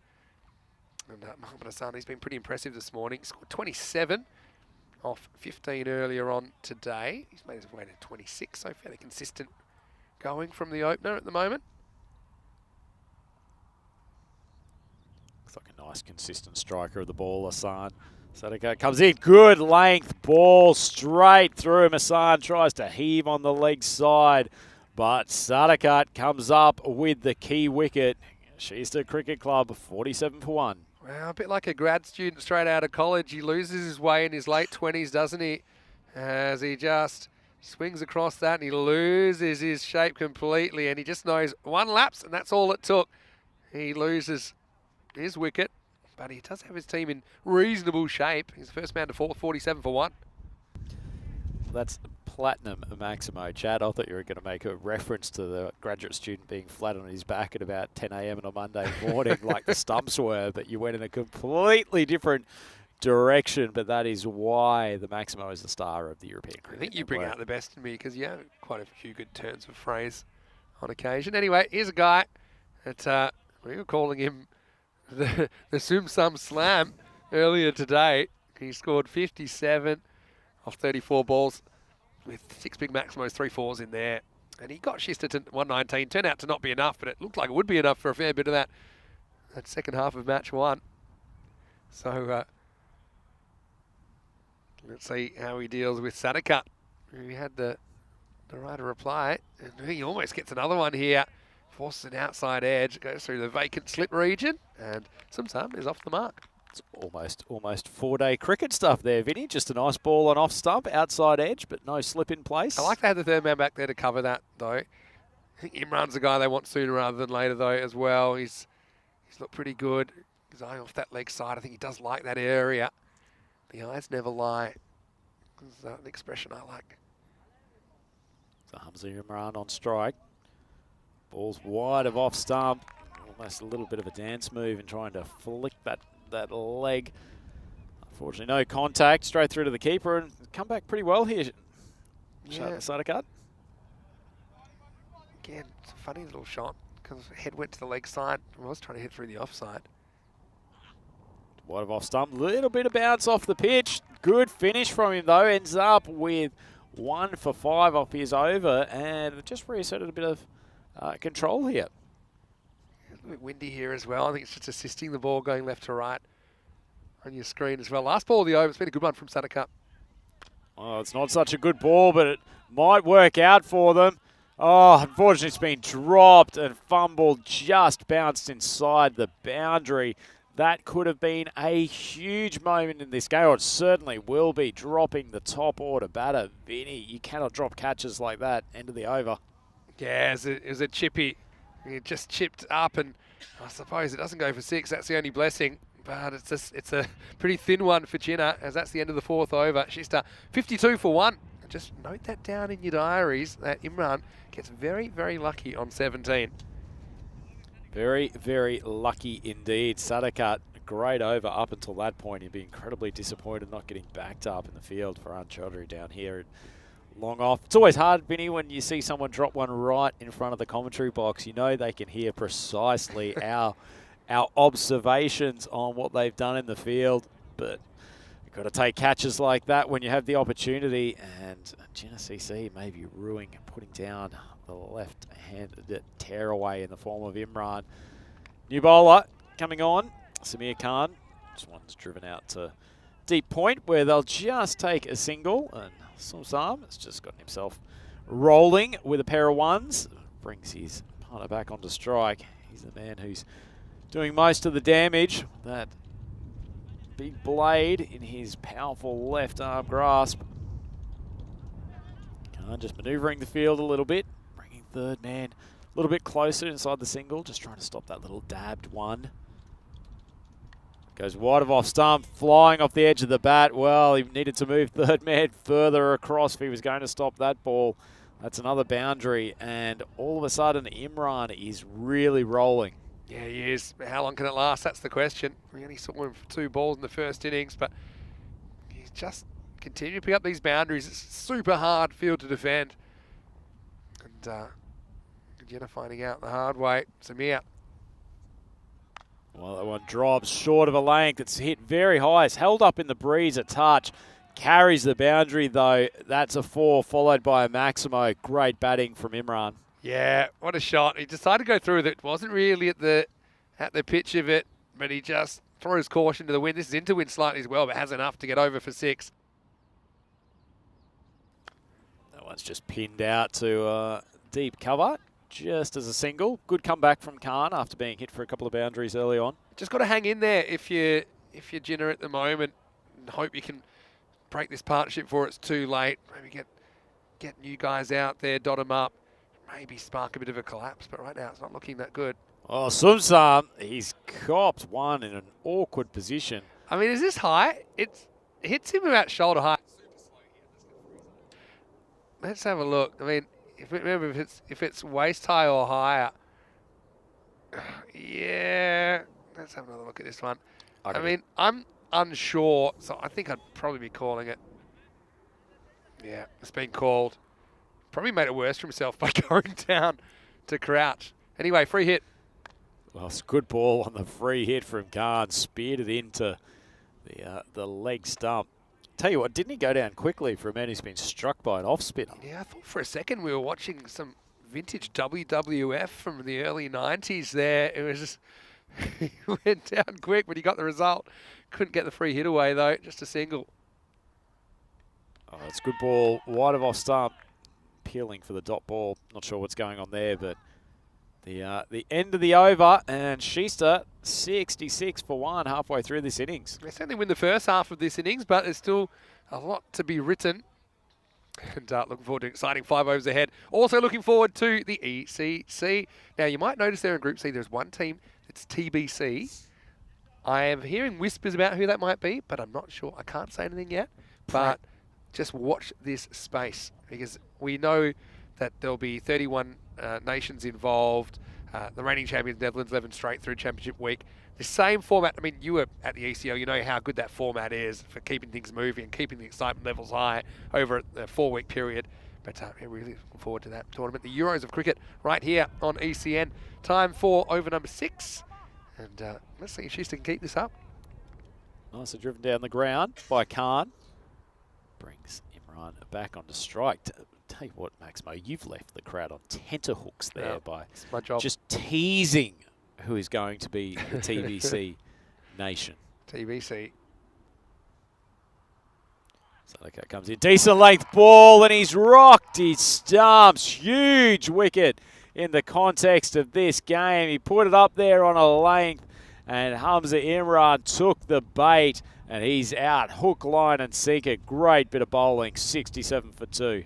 Went for that favoured leg side, didn't he? But he's fighting the angle slightly. And yeah, again, just loses his shape. Basically gives up his stumps, credit to him. He's saying, look, I'm backing myself. I'm good enough to hit this. He's not really an LBW candidate there. Keeps leg side of the ball. But still, I mean, he's taken his team so far. That's his approach. And he certainly didn't waste any time while he was there, Hamza. He goes for 32 off 15, but he's the second wicket to fall. And the score is 67 for 2. Doesn't it show how much these T10 games can oscillate and who is the favourite at any given time? Up until that point, you would have said that Schuster in control. They still had Hamza Imran at the crease. Khan, who batted well in the last game. But all of a sudden, just one new batter coming to the crease. And all of a sudden, they're coming in. They're having to roll. Still got about 60-odd runs to get. It now looks like a much more difficult total for Schuster, and if they have a couple of quiet overs here, they will be really in a hole.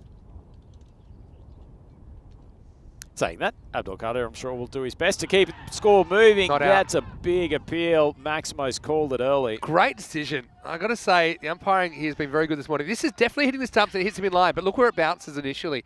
It definitely bounces to the left of the stumps. So as soon as it pitches there, it can't be out. Even though that for sure is slamming into the middle.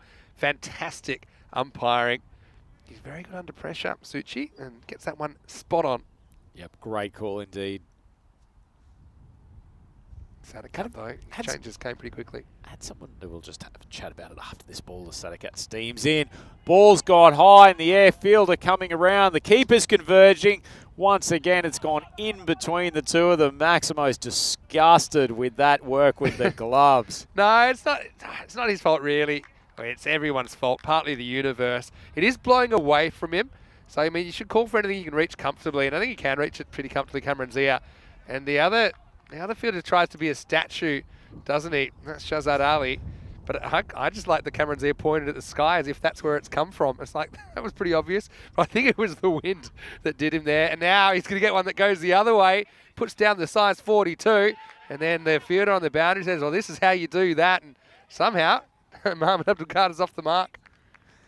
Well, too much action in the space of a couple of balls there, Vinny. That's a pretty good bit of work from the man who was fielding very, very fine. You can't put wicket-keeping gloves on your feet. That's just a bit of coaching that I got pretty early in the piece. But anyway, this is a great game we've got in our hands here. Oh, Sumsam, he's on strike for the last ball of this over. Sadaka, decent ball, but it's rocked over the cover boundary for a Maximo.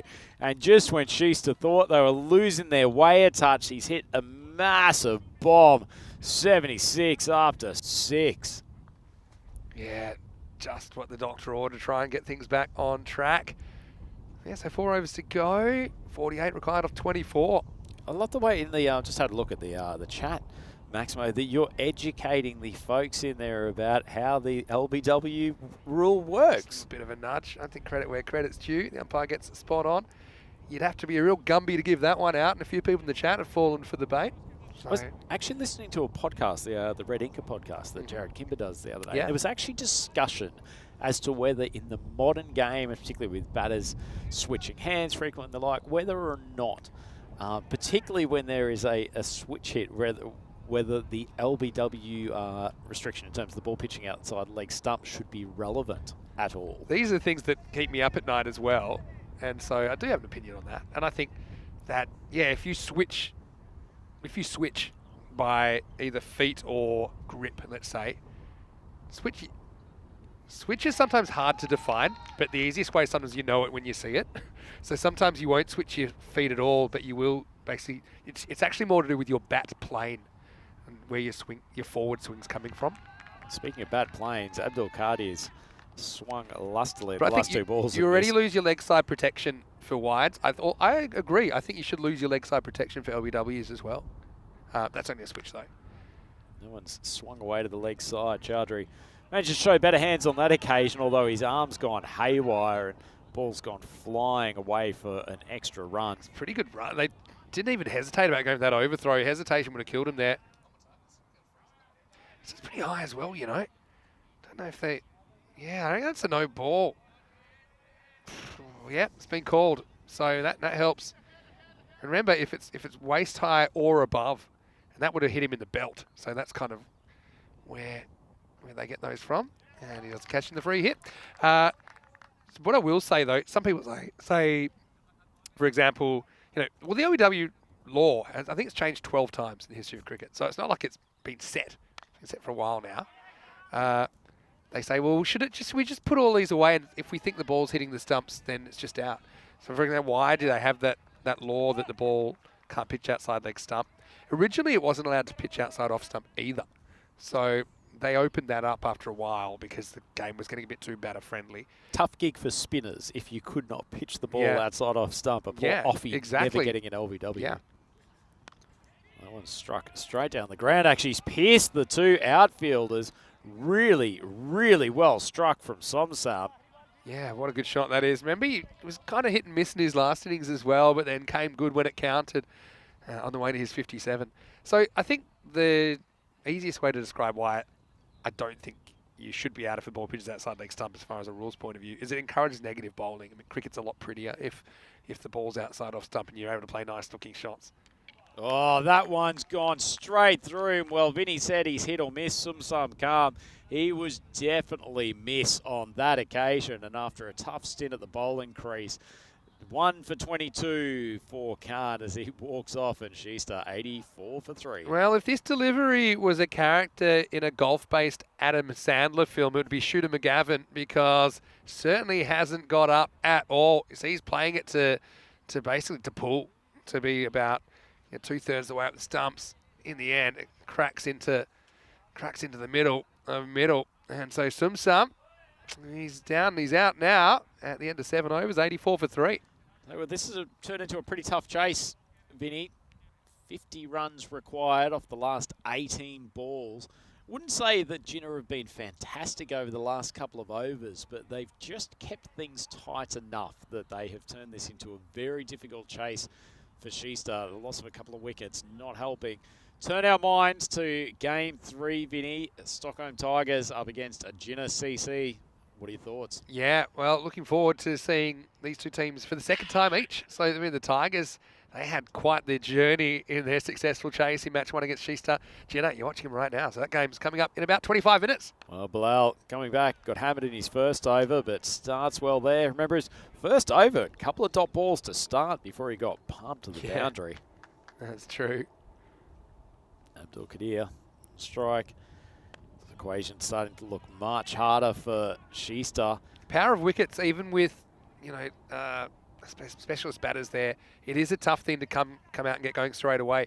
Abdul Qadir is the kind of guy they think can do that, but it just hasn't happened for him this inning so far. Asif, though, he's dropped down a slot, but he's able to turn on with the ball. Can he do it with the bat? Well, decent ball from Bilal. It's well struck, actually, because he's taken that out of the block hole. Yeah, he's got quick hands. It's a very tape ball kind of technique to go back and generate a lot of speed with your wrists. And that was also a pretty good fielding by Chandri. Protected us, because we're just behind that line, aren't we? Bilal just makes some late adjustments, takes the fielder out from deep first slip position, just around to his normal third man. Full ball on the leg side, swung around, but they've got plenty of protection on that leg side. Field just looks like it's forward of square leg on the fence. Wicket and long on. Yeah, it's pretty good fielding. These are all super important now. If you don't concede boundaries, you're gonna hold on. Oh, slower ball. This just pitch really doesn't fascinates get me. up. This pitch fascinates me. More keep low than jump, and I actually like it because it's not completely predictable, and I think it rewards batters that are willing to hit through the line, that can hit through the line, rather than just trying to take everything to leg stump, because you can't trust the bounce 100%. I'd say you can mostly trust it, but not all the way. Another ball that's in the block hole. Bilal's bowled a pretty good over here, actually. Chowdhury just fumbles on the long off boundary, but they only keep it to 1. Good over from him, though. Yeah, really kept over. it up in the block hole. It's the end of the over, 88 for 3 after 8. And I think for me as well, when the ball's gotten a bit older, we've seen more of those gremlins. So I think that the new ball, you know, at its hardest and shiniest, it is bouncing pretty consistently, which tells me that, you know, if that's your go-to, someone like Bilal there, maybe you hold him back and maybe bowl him second half of the innings, or at least middle of the innings.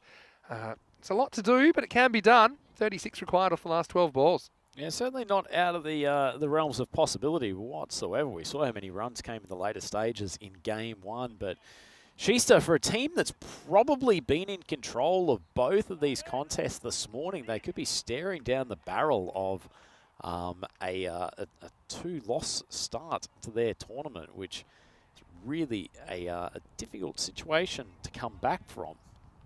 Yeah, it is. Now, just checking what's going on here, just seeing through the bugs. But have they come up with a replacement retirement batter here? yeah, I think, well, we got Asif facing up, so it might have just been an equipment issue. But yeah, because Asif is still out there. But I think, yeah, they've retired out Muhammad Abdul Qadir, yeah. So Marcus Badar is coming up, but he's not facing. So that's just because Muhammad Abdul Qadir just could not get going. So I think they make the right call here. They said, look, you've had 10 balls, you've scored 6, you haven't hit a boundary. We need boundaries, we need a lot of them. So he will be retired out. He's the 4th wicket to fall, 88 for 4. Time for the 9th.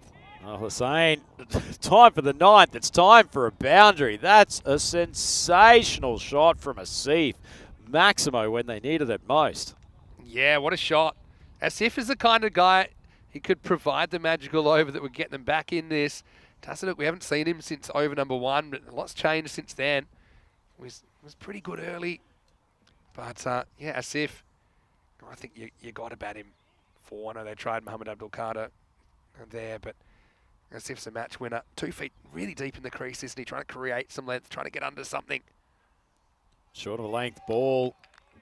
Can't swing it away to the leg side. There's a decent gap out there between the man at square leg on the fence. No one else protecting there aside from man around a long on. So dangerous bowling from Hussain. Yeah, so when these tape ball style techniques, you know, they're way back in their crease, they're looking to kind of drive something on the up. So one thing you can kind of throw them out for a loop is actually just bowl short and say, right, hit something horizontal bat, see how you go. And he wasn't quite able to make the adjustment there, Asif.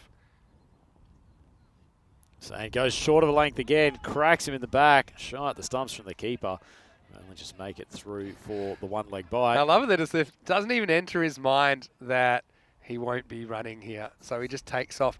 You know, the other thing I would say about Mohamed Abdul Qadir, if I was to retire him out, I would have waited till he was on strike. Because, for example, if Badar gets run out there, he's run out without facing a ball. So that's something strategically. I don't think people have thought of that yet. But anyway, he gets his chance now. Yeah, dead ball, so we'll go back to it. That if then you can treat him as a free shot at getting an extra run, for example. If he gets run out, he gets run out. The previous batter, if you're happy with him retiring out, essentially. Anyway, take 2. 29 off 9 required. Need another 2 or 3 boundaries this over to stay in the hunt. Zane puts it up in the slot. Couldn't get any elevation though, just driven down to Chaudhry here. Long off, it'll just be the single, and after that, 6 off the first ball. Zane's managed to rein it back in. It's the game that's changed the feel. The feeling's changed so often, actually, in this game. It's that one shot from Asif, you thought, okay, this is the start of something, but we haven't seen a lot since. Certainly needs a boundary here, Asif. And you finish this over with a pair of maximums. As the wind just starting to play a little bit, creating chaos around this ground. Wow, the papers have gone flying around the scorer's table tent. is a mess. Oh, we've just seen it's like rice at a wedding over there.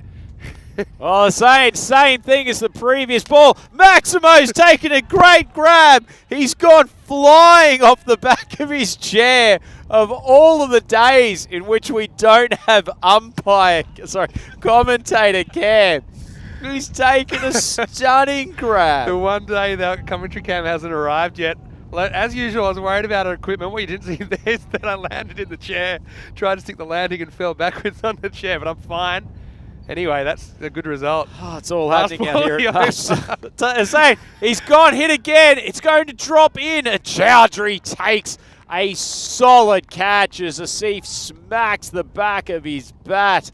That might be the moment that sews up this game. Another maximum as Maximo himself trying to recover from that last piece of fielding mastery. A few of the Mashti youngsters have been wiping my jacket of grass.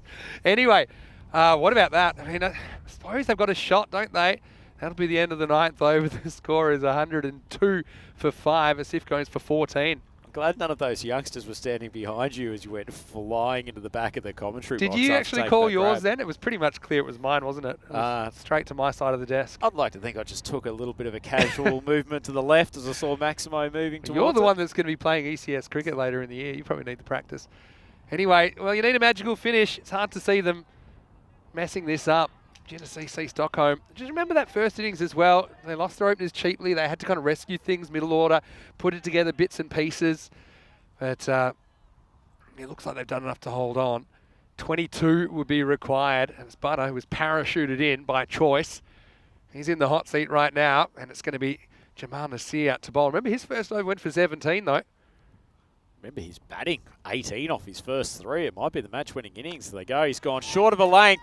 Another one going deep into the boundaries. Dropped it. They should be able to scamper through for 2. Throw coming in at the bowler's feet. Can't collect it. And, boy, pity there is no shortage of action here at the Master Cricket Ground. I mean, you know, no easy catches, as they say. But, I mean, if there is such a thing as a good drop, this is probably it. Because at least he stops it going for more. At this stage, the wicket's not as important as saving the runs. It obviously would have been 0 if he'd held on to it. Instead, it's 2. And Badar will get another opportunity. Now they're going to put another fielder. It's a proper Southern Cross field now with the 3 straight outfielders. Proper Southern Cross field. It's a bit of a slap in the face to the man who just spilled the catch too. They've gone for an alternative option in the form of Khan down here at long off, but long on. Anyway, Nasir charging in. Full ball, squeezed off the outside edge of the bat. That's going to roll away for 4. And somehow Schuster are keeping themselves in this game. 16 required off the last 4. Sometimes the best shots are accidental. He's trying to hit that about 180 degrees from where the ball ended up, but it did end up going fairly comfortably to the boundary. So yeah, 16 off 4. It's just, yeah, it's hard to see them been able to pull this off, but you never know. And Badar, they obviously wanted him out there. They get their wish, but can they pull off a miracle? Slower ball outside off stump, executes it well. Just Brilliant drilled into bowling. the pitch. Brilliant bowling from Nasir to try that out. So now you're at the stage where, well, you need at least, well, you kind of need a boundary to stay alive in the game here. Didn't even take the last 2 balls.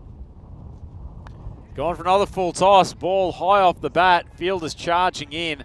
They won't be able to take it. Try to scamper through for the second. They go to the keeper's end. It was actually an intelligent bit of fielding, trying to get Badar out, given he's the man most likely. But fortunately, the keeper can't glove the ball, and they scoot through for 2. Yeah, I mean, yeah, credit from taking it on. This is high-ish. I don't think it's waste. They might have a look at it here. Let's have a look. Very tight in the end. Is that waist high or not? It's borderline. It's big call too. I know that they do like to call these. This could go either way. You ain't get a better shot than that. What do you reckon? Certainly went into an uncomfortable called. batting position. It's I a think that's no the ball. right call, Vinny. And this is a big turnaround for this game. Not just the no ball, but the free hit here. Yeah. Huge delivery. Bowls it on a lane Run. straight through him. I've been thinking of it. So yeah, well done. It's a free hit, so it's not bowled, but you can still run. Wow, what an interesting game we've had here. So the thing is, with those high full deliveries, the letter of the playing edition says that if you're not 100% sure that it's below the waist, then you should call it. So I think you look at that one, and we were kind of umming and ahhing. You know, and the waist is typically kind of where your waistband of your trousers are, depending on how high you're wearing them. Nothing says umming. Nothing says not sure. 2 sixes for a golden ball. Well, he smacked it down the ground. Probably won't beat the fielder coming around from long off. And in the end, unless there's an absolute meltdown from Nasir, secured the game, but it has not been without a few nervous moments. Last call before we get to the end of this is Dave saying, did I see Andrew Leonard at Lord's taking a catch? Yeah, one of our commentators, he's guessed it for us before, took a catch in the test match. The ball's actually gone away to the boundary with Gard. He ends up with a 400 strike rate, hits a boundary first ball. And Shista Cricket Club, they have put in a mighty effort in this chase, but unfortunately lose their second consecutive game here on day 1. They fall 8 runs short of the target. And Vinny, there was no shortage of action in game 2. For sure. We saw plenty of runs in that game. And once again, a close one. Close but not close enough, really. And that was the story early as well, as Azeem Amin wasn't able to rein that one in. We saw plenty of balls flying out of the ground. Once again, I think we've seen with a slight bit of variable bounce that bowlers that are willing to put the ball on their stumps, they're having good results, and batters are running out of patience, I think, trying to drag a lot of things. Now, this one should have been caught, really. Ended up being 4 off the hands of Farhan Chowdhury. And that was pretty unlike him. This one wasn't going to be caught by anyone. Bilal had to watch it go over his head. And you see it's a similar kind of dismissal there for Hamza Imran. I'm not sure he cracked 32, kept them in the game. Ultimately, you pinpoint the fact they get super close to this. You look at that innings of Muhammad Abdul Qadir and you say, well, 6 off 10 just cost him a few valuable deliveries. Some got slammed there after his half century. He was out for just 15, kept a bit low.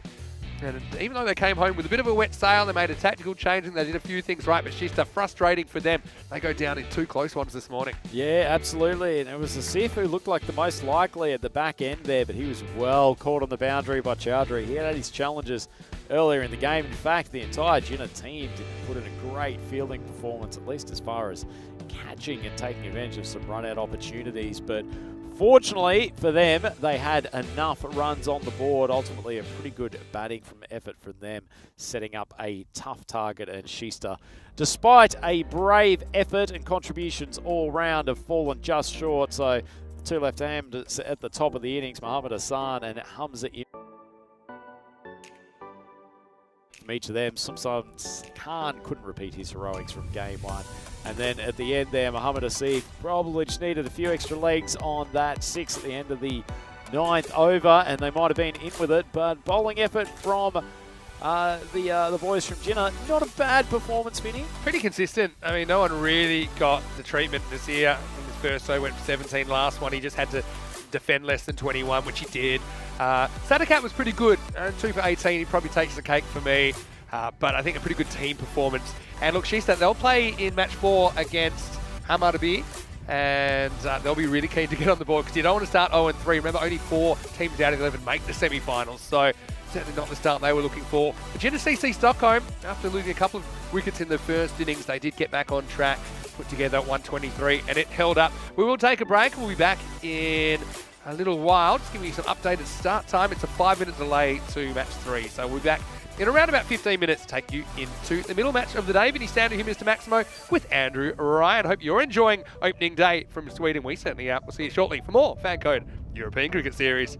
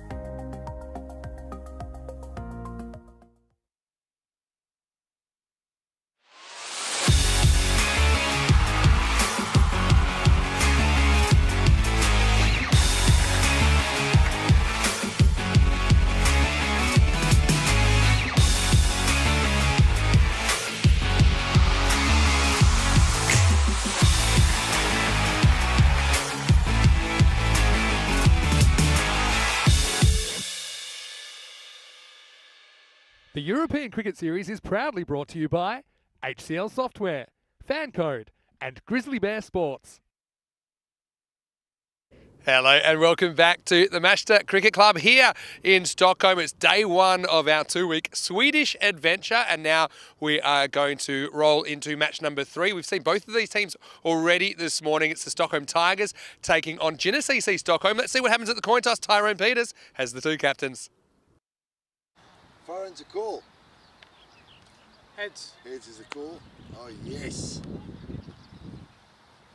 So it is Farhan Chowdhury who is at the toss for Genesee Stockholm, and he's elected to bat first. I think they're backing their long, strong batting lineup, and we know that their middle order rescued them after their openers went cheaply. I think Chowdhury himself is very, very keen to get some runs. He's very destructive on his day. But I think it's good signs for Jinnah that they do kind of have a lot of those middle order guys coming in and hitting boundaries straight away, not chewing up balls and scoring at a good strike rate.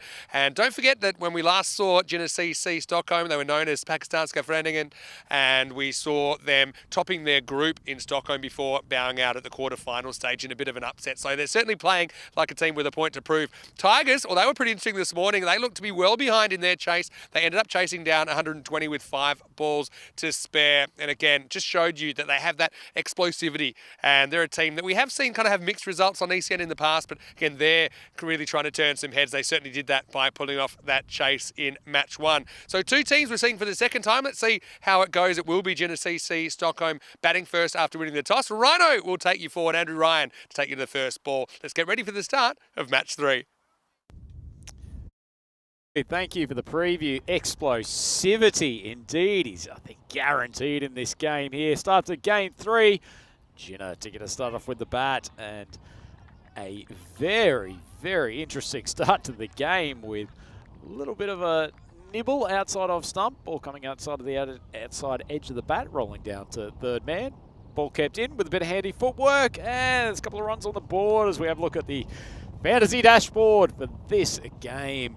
Stockholm Tigers be relying on Farouk Ahmed at the top of the order, and they've got plenty of other guys who know how to found the boundary. Hock was exceptional in that last game, scoring a half century, so they've got plenty of depth down the order as well.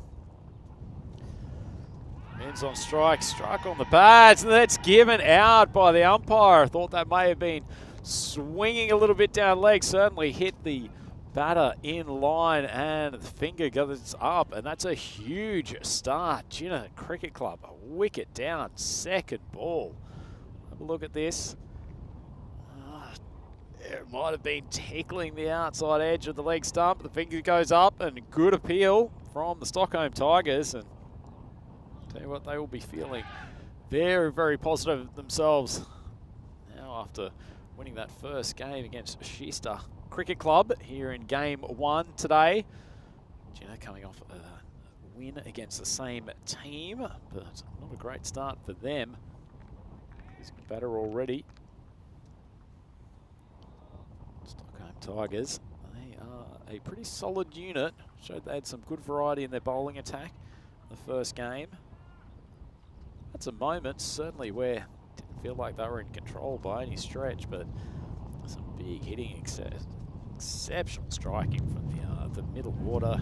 As we said, Hock managed to drive them forward with a half century to chase down. It was a pretty hefty target, but Alarm, early wicket for him. That one's gone a long way down the leg side, and well, after a wicket, second ball by signals wide, and that's gone all the way down to the boundary. Certainly getting no shortage of in-swing in these early stages. Jinnah's total moves up to 7 with the help of those extras. The man on strike now. Chaudhry is the batter at the other end. Just batting in the cap, or the wide-brimmed hat, as the case may be.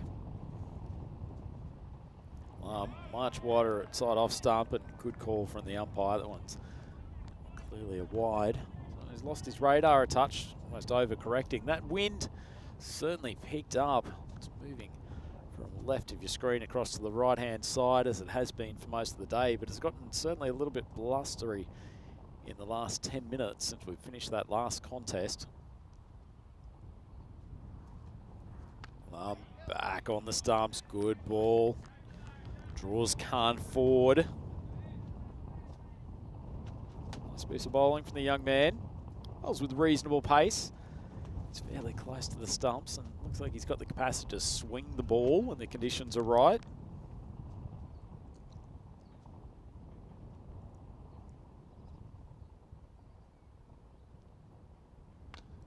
That one allows Khan to free the arms outside off stump. This Jinnah team, they love to drive through the covers when the opportunity presents. That's a super shot. Just gets the left leg out of the way, cracks it. A little bit of an awkward bounce for the fielder there. Cover position certainly hasn't helped things, but it's a nice shot regardless.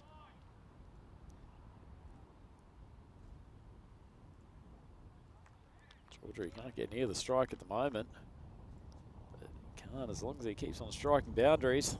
Jinnah won't worry one iota.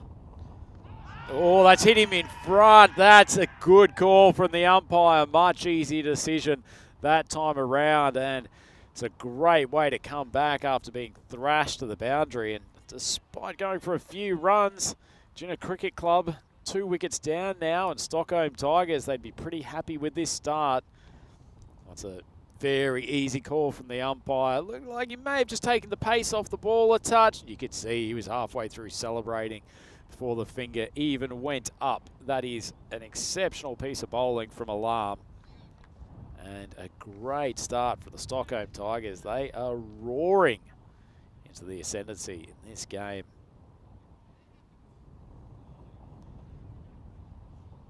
Like Hussain coming out to bat. He was very important, Tazaduk Hussain, with the ball.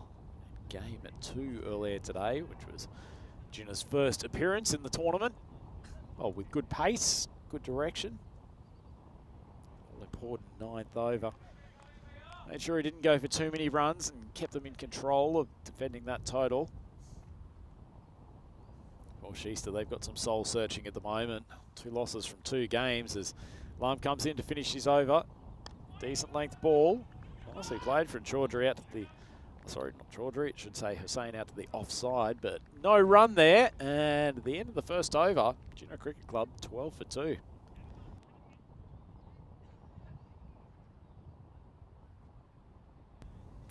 Nice start for them here at the Marshall Cricket Club, northern part of Stockholm, not actually too far from the well-known Stockholm Arlanda Airport. It's only a matter of about 10 minutes away, but you wouldn't notice it from the glorious countryside that we're surrounded by. Very cute little town too, Marshall. Self and Maximo wandered around for a lovely little dinner last night, which I'm sure we'll talk to you about when Maximo's back. The coverage in a matter of moments. And at the moment, Shahadatul Islam is coming on to bowl. Second over for the Tigers. Chaudhry on strike for the first time. Short of a length, just dabs it out to point. He's a bit reticent to take the single, shy at the stumps, but no one there either to collect the ball or backing up effectively, so they managed to get through for 2. For a defensive prod on the offside. That's a pretty good result for Jinnah. Certainly no run rate issues. 12 runs off that first over, but already having 2 batters back in the hatch. Certainly not part of their plan at the start of this game. Islam hits that length where there's just some variable bounce. Chaudhry probably entitled to play a cross-bat shot, but the head went back. Tried to overhit it and certainly not helped by the ball shooting through a little bit low.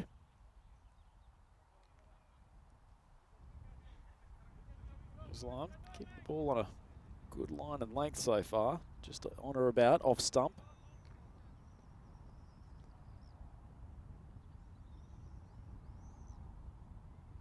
That one's easy pickings for Chaudhry, probably where he expected the last ball to end up, but as it is, takes full toll on that occasion. Nice shot behind square for a boundary.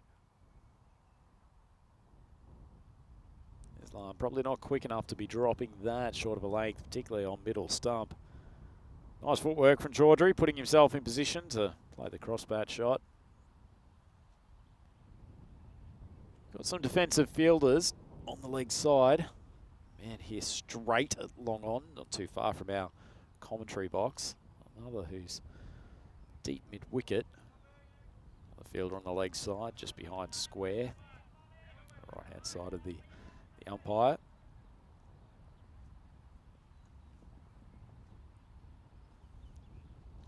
Another short one.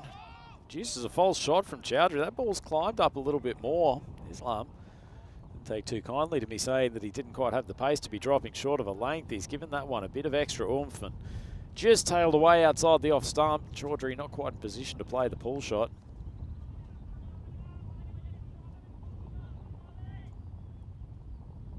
Looks pretty cool and relaxed customer. Up wide of leg stump. Nice shot. Just goes with the ball. It's just swung a little bit outside off stump. That's a Maximo. Lovely shot. Just keeps the high elbow. Plays the ball with authority. That's excellent batting. No outfielders on that side. All of the boundary pressure is sitting on the leg side. Difficult thing for the captain when the bowler's dropping short of a length occasionally on middle and leg. Can't really give him the protection on the offside that he might otherwise crave. They've got a lot of fielders in the infield area though. Decent length ball just outside off stump. Chowdhury comes through after his partner calls him. Taz right on the money, looking to keep the strike rotating, and that'll bring Chowdhury back on the strike for the third over. Jinnah Cricket Club 25 for 2 after a pair of overs. Gives the opportunity to look at the developing standings board. For Sheesta Cricket Club, not a great start for them. 2 losses from their first 2 games. They sit locked on the bottom of the table, but these two already into their work in this tournament. 1 win apiece. Played them interesting games. You can very much say that Sheesta at times in those contests would have felt that if not in control, then certainly the ascendancy, but haven't been able to finish them off.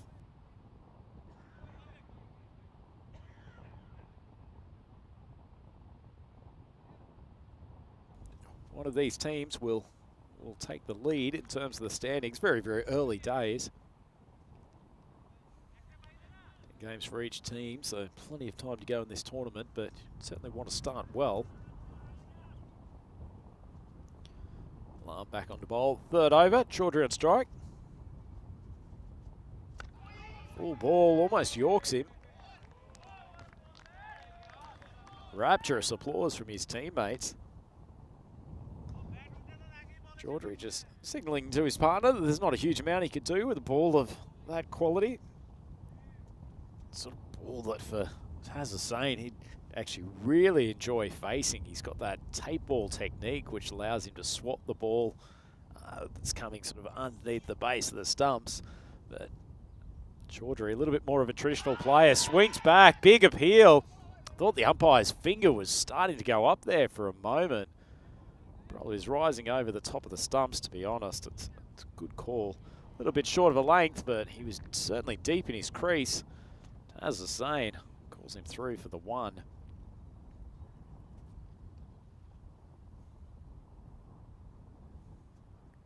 So now on to strike. It's been pretty good length so far from Alarm in this over. Full ball, good stuff. Beats him outside off. Say not a huge amount of foot movement.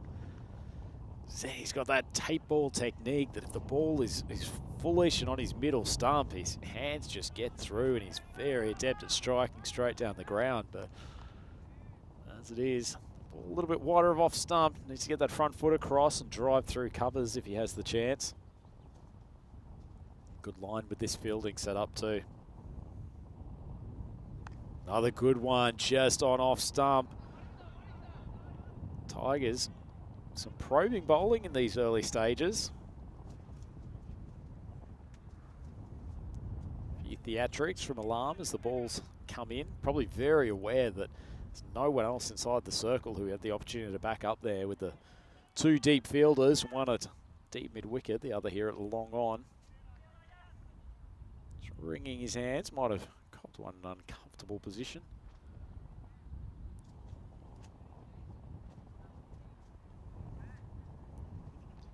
Just back Backs out of that delivery. It's called dead ball. 2 balls to go in the over. It's not a bad start from Gino, recovering after the 2 wickets lost in the first. 27 for 2. Just like these two to probably see them through to the 5th or the 6th over. Still keeping the run rate moving a decent spot. It's a good change of pace. Ball out of the back of the hand. Not timed whatsoever from Chowdhury, but it does go down to the man at long on. I'll go through them for the single. He's got good control alarm. Can imagine to be a useful opening bowler in longer forms of the game. Seems very comfortable at keeping it on or around off stump. Comes through at reasonable pace. Not a big swinger of the ball, but certainly does it enough both ways to keep you guessing. It's a decent length ball again. Swung across the line, not saying. We'll take the single that's on offer. That leaves Gina Cricket Club 29 for 2 after 3 overs, the end of the power play.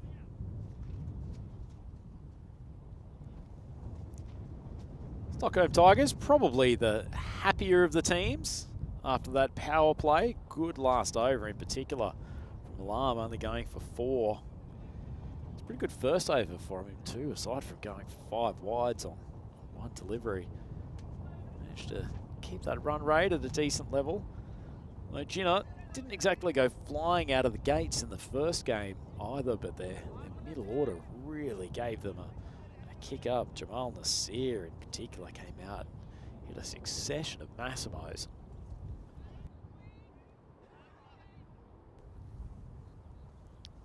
Looks like Merida, left armour, coming on to bowl. Or he was. Just lost his run up slightly. Going to have to go and recompose himself. Bowled reasonably well in the first game. Showed some ability to swing the ball back into the right-handers. Got a useful breeze if that's what he's trying to do now. That's a good line. Ball comes off the top edge. That's great bowling. Just hits a good length. The hands go up. Good solid catch there at third man. And it's just a really, really good bit of bowling. Leading it away across the right-hander. It goes for a big swipe across the line. That is the 3rd wicket down. Jinner in a little bit of trouble now. 29 for 3.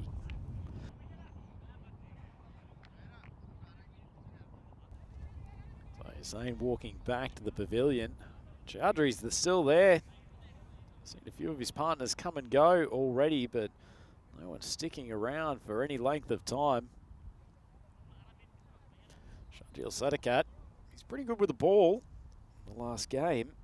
Need to really give Chowdhury some support here to enable him to try to push the total up towards at least 100 or thereabouts.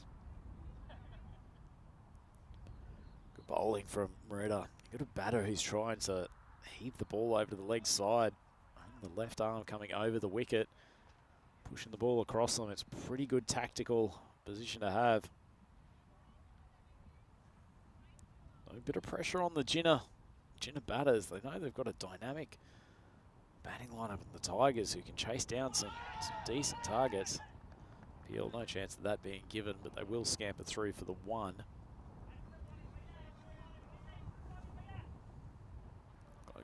All the Jinner batters having a little bit of trouble with the left arm attack here. Bowling a good line and length so far, Merida.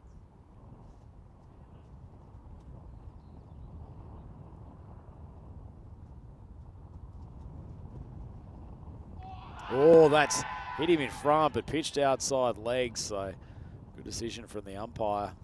Showing a little bit of the variation that exists in this Marsha Cricket Club pitch. That one was very short. Chowdhury completely entitled to be swinging it over to the square leg boundary, but not for the first time today. He's had one that has shot through. Merida, not a great ball, but gets away with it.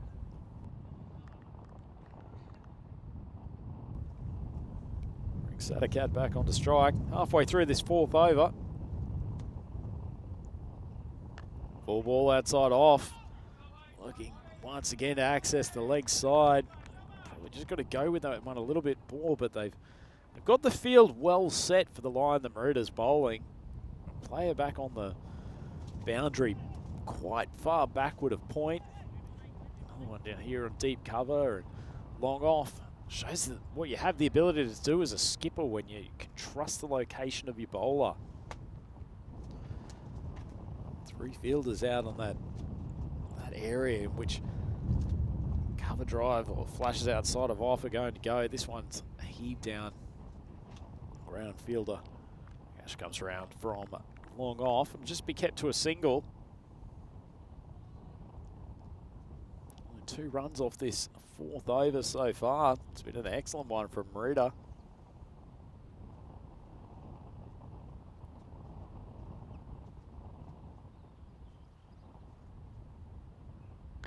Yes, good bowling. Just jammed down. Chaudhary can't do much with it. Rotates the strike, so he'll be back on there for the start of the 5th over. But Jinnah Cricket Club, a spot of bother, 33 for 3.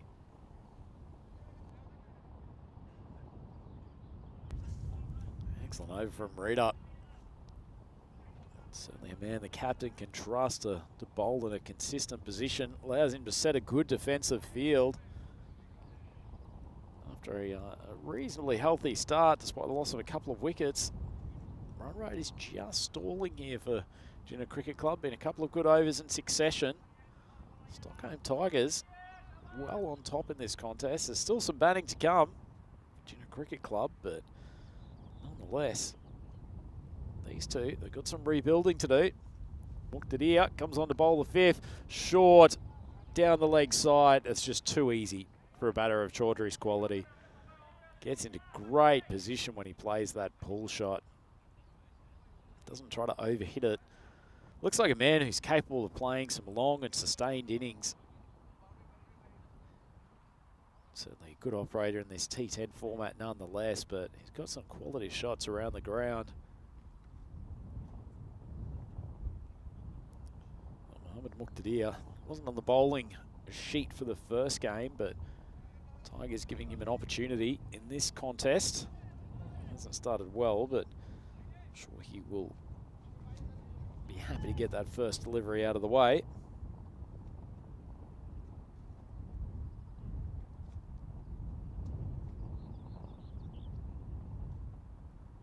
Oh, short of a length. Chaudhary's hit it hard. He's still got plenty of protection. But he's managed to bisect the man between long off and deep cover. In fact, it was probably only a good 5 metres away from fielder who was coming around and long off, but got absolutely nowhere near it. Pair of boundaries to start off this 5th over. Jinnah total looking a lot healthier than it was a couple of minutes ago. Chaudhary seems like he's identified Muqtadir as a man he can take part. Oh, that's a huge strike. He rocked onto the back foot and launched that some 85 metres. That is a stunning strike from Chaudhary. Have a look at it on the replay. Doesn't even move back in his crease. Just a gorgeous swing of the bat. And that is a huge maximo. Muqtadir, 16 runs off his first 3 balls. This is the game-changing over as far as Jinnah Cricket Club are concerned. Dave in the chat just saying JCC still a little bit under par. Well, Chaudhary's trying to get them over par this over. Better ball from Muqtadir, full outside off stump. Chaudhary got his eye in now. Drilling it straight down to long off for the single. Big welcome to everyone who's in the YouTube chat with us. Hope you're enjoying this day 1 from ECS Sweden. Good ball, outside off stump, but the umpire's going to call it wide. I don't blame Muqtadir to look for that line because he's trying to take it out of the hitting zone. Particularly Sadaqat, who likes to access the leg side. It's tactically the right thing to do.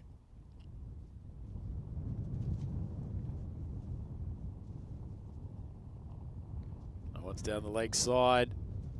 Almost semi-sweeps it down to the boundary. Fielder does well coming around from backward square. Keeps it to 2. Muqtadir, he's hit the magical 20 mark for this over. Still 1 ball to go.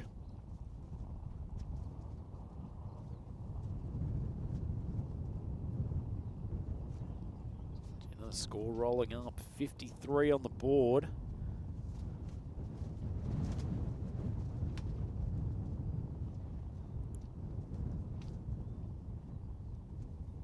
Floated outside off stump. Umpire rightly calls wide. Gets a bit of that line. Once again, tactically, not a bad move from Muqtadir, but just hasn't been able to execute those wide Yorkers.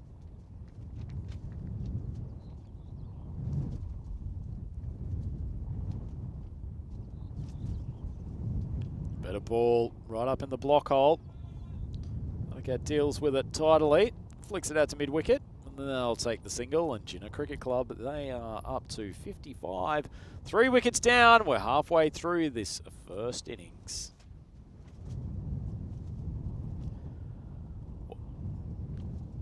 Upcoming events on the European Cricket Network. No shortage of cricket, as mentioned earlier today. We're here for 2 full weeks of cricket here in the gorgeous city of Stockholm, in the capital of Sweden.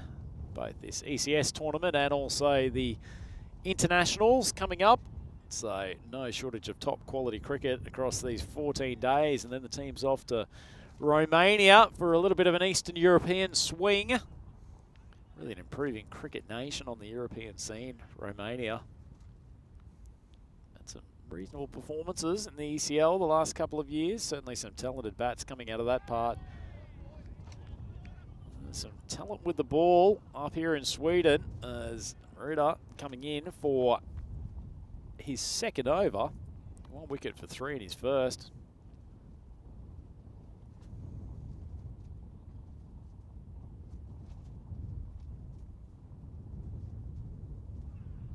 Full ball. First one he's really drifted onto the stumps, and Sadaka has smashed it for a Maximo. Lovely strike. He's hitting with the wind, but got an excellent piece of that ball. Ruda, who's really continually pushed the ball outside off stump, finally has one that drifts back to the pads, and Sadakat's taken full toll. Great shot. Back on that line. Good adjustment from the bowler. Didn't want to be smoked twice in succession. Big hello in the chat to avoid Marnus loose bus change. Anyone who refers to me as a more comedic, suave and sophisticated gentleman than Corey Rutgers is an excellent human being in my book. That one's just neatly swung over to the leg side. I say neatly, it's carried the boundary by a good 30 metres. Sadaka is showing he's got no shortage of power. That's a super shot. Ball actually skidded through a touch. Marita's not a tall man, so he's not getting a huge amount of jump off the pitch, but Sadakat's taken it from outside off stump and launched it for a Maximo. It's great batting. Anyway, great to have Marnus in the chat. Dave there as well. Shaikat, Imtiaz, all the folks are here, so please join in on the YouTube chat as that ball is squeezed away for a boundary. Unfortunate for Marita. He's made the adjustment and gone for the Yorker. Bowled it pretty well, but ball just squeezes past the fielder there on the leg side, and all of a sudden Jinnah are up to 71 and 1 ball left in this 6th over. And for a point where maybe 100, 105 was looking like a difficult score, all of a sudden they are really rolling along, and if they can have a big last 4 overs, they may even be looking at 115, 120. Ruda drops some of that dangerous length again. Fortunate for him, ball skidded through a touch. Sadaka trying to take him to the leg side again without success, but 6 overs down. Jinnah, they have gotten their way to 71.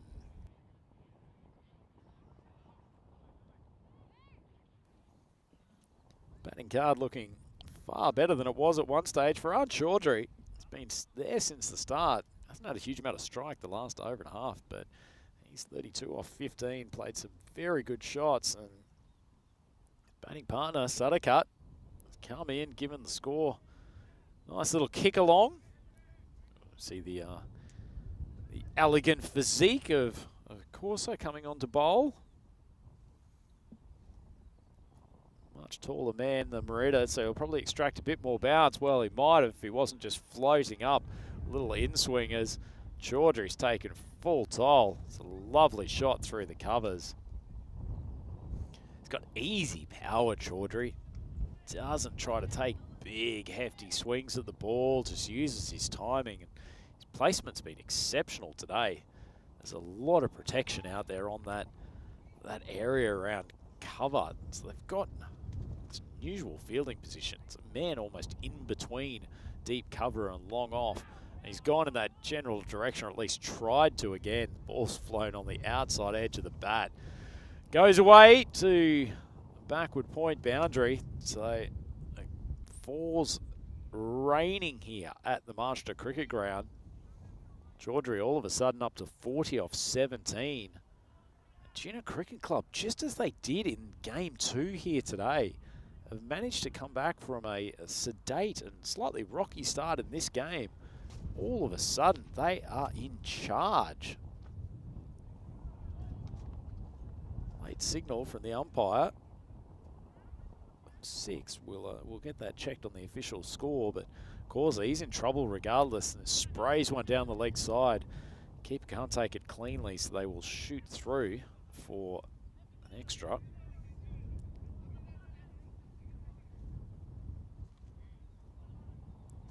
Look at the chat. Well, Causa gets himself together after a rocky start of this over. And Nick, chat, good afternoon to you as well. Hope you're having a fabulous day. Croom's with us as well.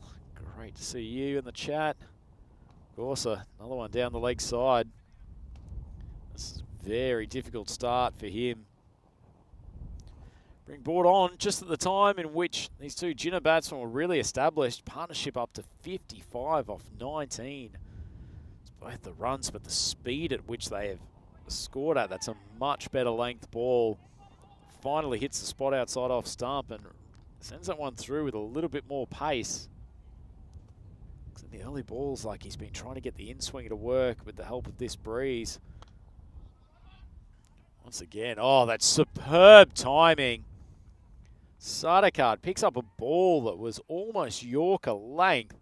Manages to just hold his bat swing to the last moment. Heaves it across the leg side, and once again, beautiful placement, managing to pierce the gap between those two outfielders on the leg side. This is super stuff from the Jinnah club.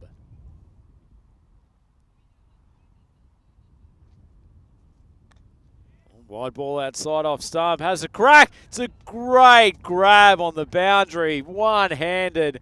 The right hand goes up, but unfortunately he's had to back pedal, and it is called a maximum. See this on replay, he's elevated beautifully, but unfortunately it goes down in the book as a 6, and Jinnah keep on rolling.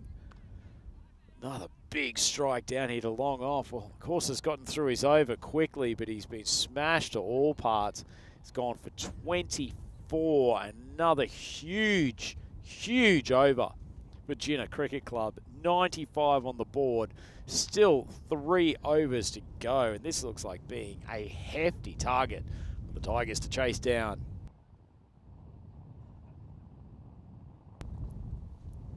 Of course, making his way back up here to long off fielding position, in which he'll probably have some work to do in the field the way that these two are striking it.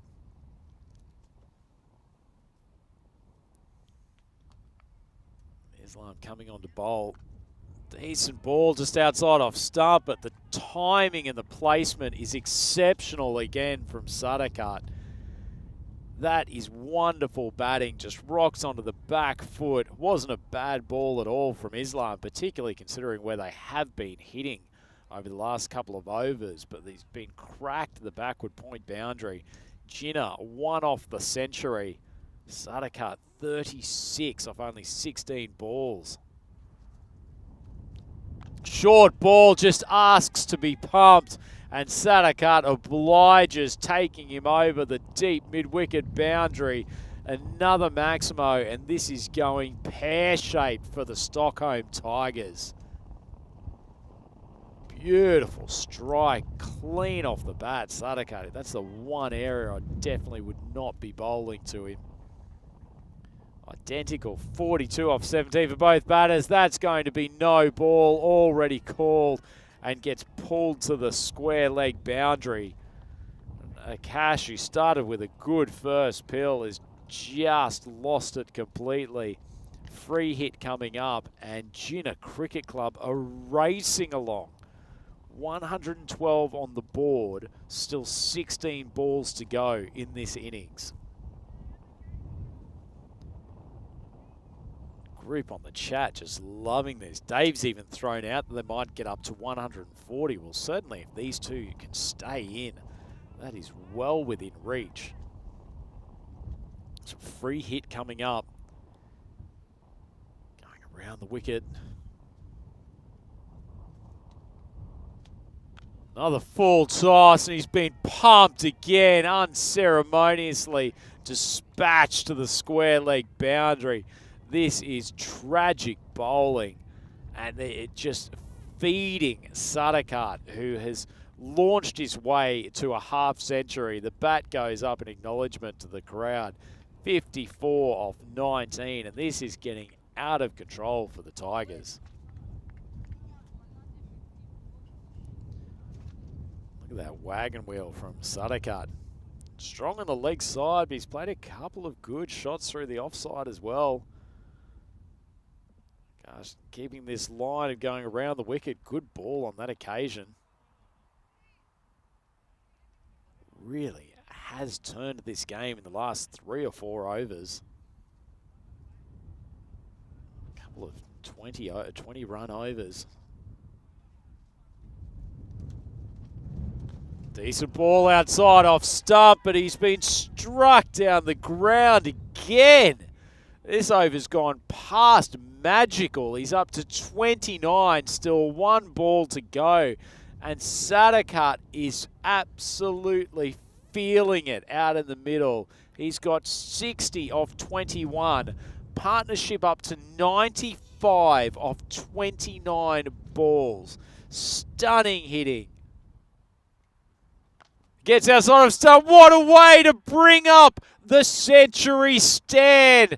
An amazing display of batting, particularly from Sadakat.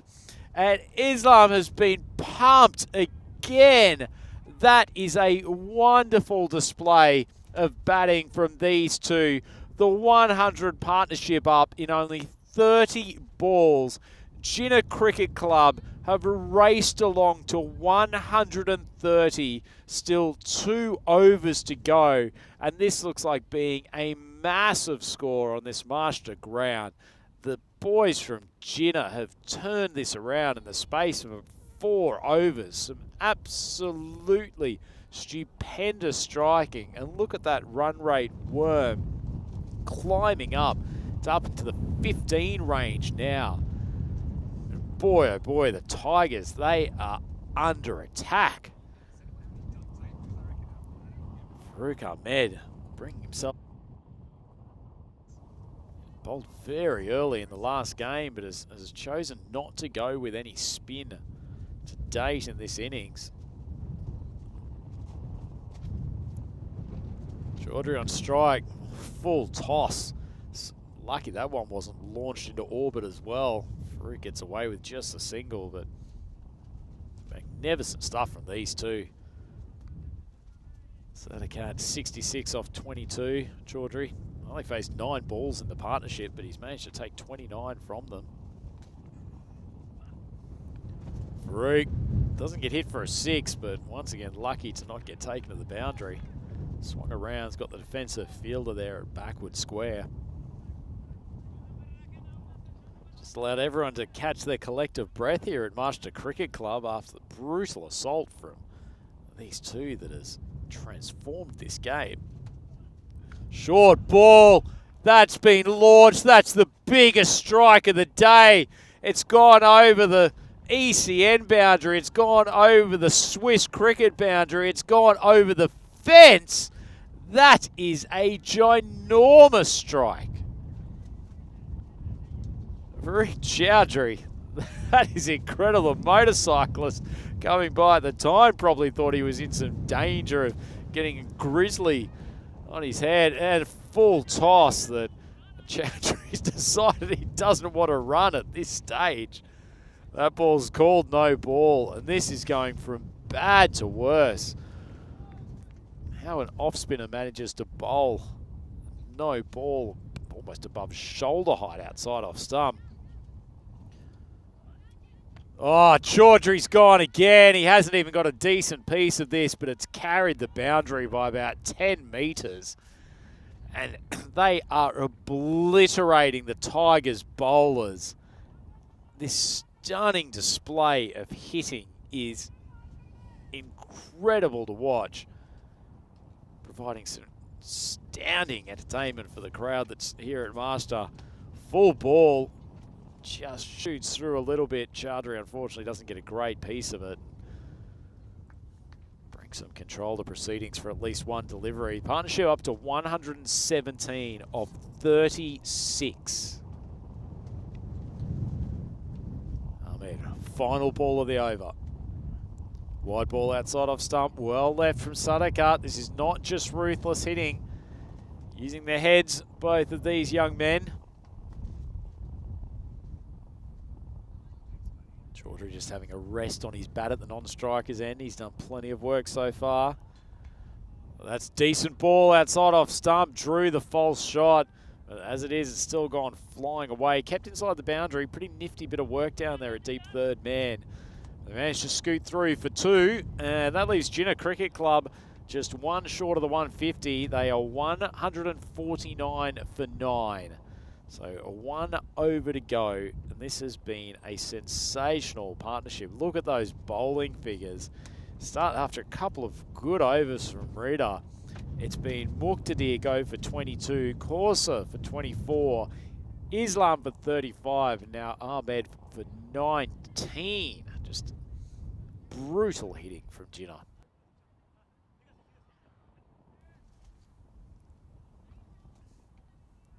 Looks like Corsa's been given the ball.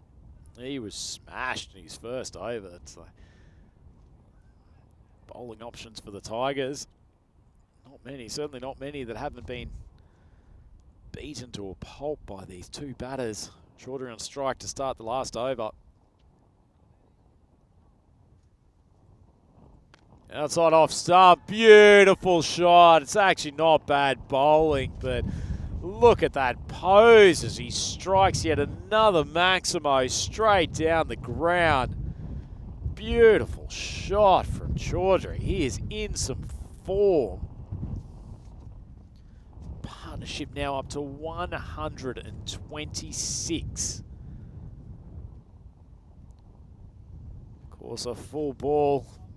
Don't blame him for trying to execute the tactic. Unfortunately, just on that wide line.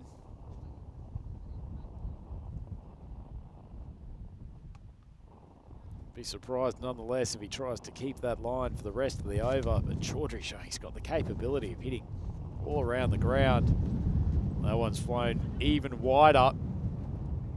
Sadakat desperate to get back on strike. He's almost eyeing off a century. 69 of 24. Give him 5 balls and probably get close the way he's going.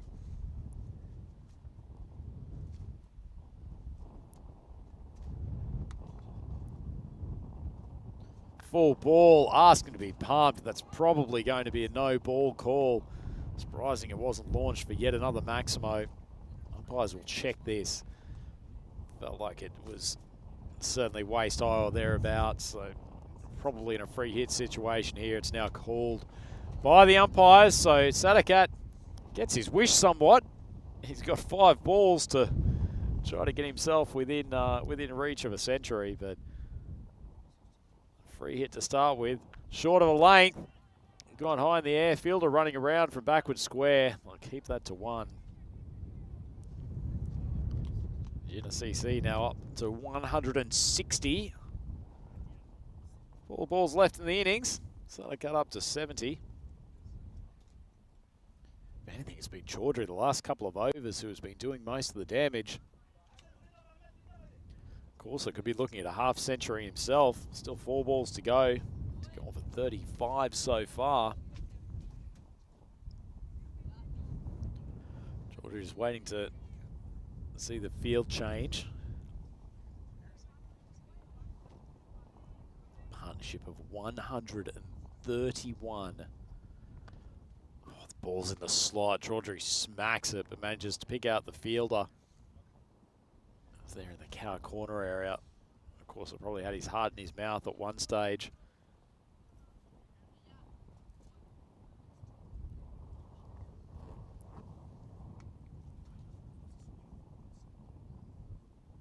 Three balls to go. Drops on the leg side. Thought the batters might try to push for two, but as it is, I feel like they've probably done enough. It's just going to be the one.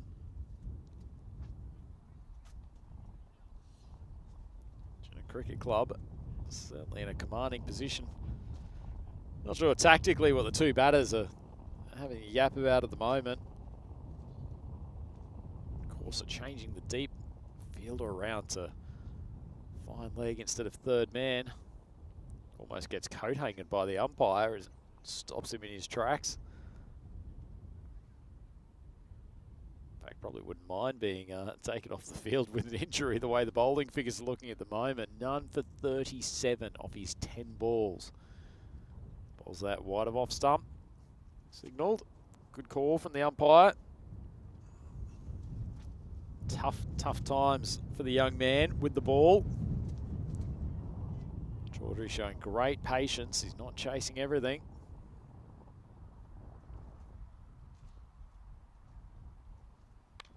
Decent length ball, but it's just smashed with absolute disdain by Chaudhry. This man has given an exhibition of top order batting, stayed patient at the start when he lost a couple of partners, but he has roared along since then. He's now up to 70 off 26. Almost identical scores for these two batters. Of course, comes in final ball, or what should have been, but it's been launched for another Maximo as Chaudhry just walks nonchalantly off the field. He ends up with 70 off 27, 76 off 27 balls. Just an extraordinary display of batting by these two. Absolutely fantastic hitting. And when you think that they were at 29 for 2 after the power play, it is just a phenomenal performance from these two. So many highlights to choose from. Aslam ended up early scalp, and in fact he took 2 in his first over. If you had have told this team from the Stockholm Tigers that they were going to be chasing such a massive score at that stage, wouldn't have believed you.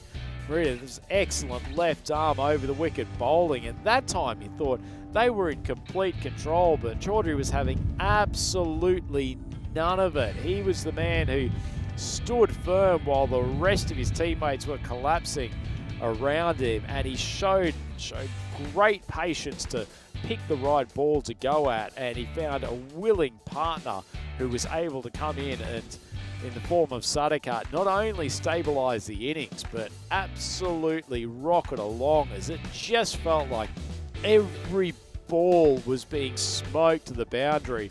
Poor Corson, no matter what he did, he tried bowling over the wicket, around the wicket, wide of off stump, on the stumps. No matter what he did, there was nothing that would stop this pair. And after Azim Amin went at the start of the innings and they lost a further 2 wickets, Chaudhry and Sadakat just put together an immense partnership. Absolutely fantastic stuff from these two. Third ball of the wicket was 29, so a 146 run partnership. Outstanding stuff from those two Jinnah Cricket Club batters. Look at the bowling figures, they're not pretty. Poor Akash Islam going for 35 off his. Corsa went for the even 50. Muqtadir 22. And then at the top of the innings, Ashraful Alam 2 for 15. Fantastic figures. Certainly wouldn't have expected that his team would have been staring down the barrel of a target of 176 runs. But that is what they have in front of them if they want to take a second victory here today. Jinnah Cricket Club in the box C. Chaudhry and Sadakat giving us an absolute exhibition. Plenty more hitting to come. Please join us back in a couple of minutes for the run chase. It will be the Stockholm Tigers needing 176 off their 10 overs for victory. Andrew Ryan for the European Cricket Network. Please join us back in a few minutes' time.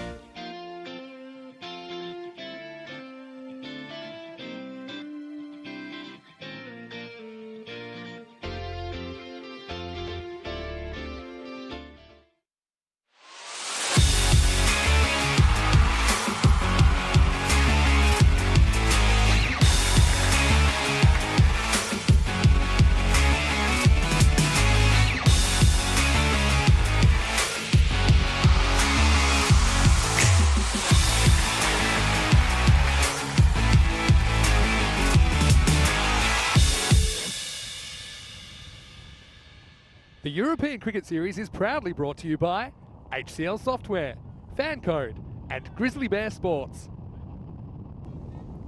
European cricket fans, welcome back to the Master Cricket Ground, where we have seen quite a brutal assault take place in the first innings of Game 3 here at ECS Sweden. Stockholm Tigers, they've got an uphill battle chasing 176 for victory against Jinnah Cricket Club, and that's one less ball for them to hurl in this total. Hussain started well, just pushing that outside off stump, and after that absolute barrage in the first innings, many questions on the chat. Can the Tigers do it? Also, where was Vinny? And we've got the man back on air now. Vinny Sandhu, welcome back to the comms box. I am back. I had to kind of masquerade as a ball boy. The way things were going there, this is asking for it around the corner. Farouk will get a boundary. So it just eventually catches up with this one. Almost cramped in for a room, but it does get 4. They're going to need plenty more of that, though. The Tigers under assault in that first innings, 175. And for me, the power play, just eyeballing it, there wasn't a lot of runs to the power play, were there, in the first 3 or 4 overs? And they absolutely exploded. It didn't matter too much what the fielding positions were when those two batters got going. Most of the balls going well over the boundary. Some of them going over the extended boundary that I'm sure many of you can still see on the screen here today from the weekend's league cricket. Saying good ball. That's the first one probably today that we've seen really rise off the pitch. Yeah, occasionally we've seen it, but only very occasionally. There's been more balls keeping low than taking off. And that's just got to get in your head a little bit as well. If you're Farouk Ahmed, you know you have to go pretty crazy here. You're already past the point of no return, and you're only in the first over. Over 18 run over required, but still got plenty to play for. Also the net run rate ramifications if they don't get there. Slower, shorter ball, clever bowling there from Hussain, but he still has this bad habit of running straight in front of the umpire every time. I get the feeling you might mention this once or twice. The only reason is I looked at the umpire craning his neck there to try and work out where this has gone. Okay, yeah, but you see Paul was saying we seem to continually see him bowling to left-handers as well, which probably doesn't help. He's following the direction of the ball. That's why he's doing it, I think. It's a bit of a habit. Good over so far, though. Oh, good ball, full. Farouk tries to swing him to the leg side, and that is absolutely not what the Tigers needed to start their innings. One of their best batters already back in the sheds. 4 runs on the board, 1 wicket down, 1 ball to go in the over. Yeah. Well, Farouk will be annoyed. Once again, he plays on. Just loses his shape slightly. Inside edge. He's a good player, but it's kind of the weight of the required run rate already kind of crushing his hopes and costing him his wicket. He's the first man to go. Tigers 4 for 1. Oh, this probably brings Hock to the crease, who was so good for them in Game 1. Scored a 50, and in partnership with Azad, took them to first up victory, but they have got a mountain of Everest proportions to climb here out in the incredibly flat expanses of Stockholm.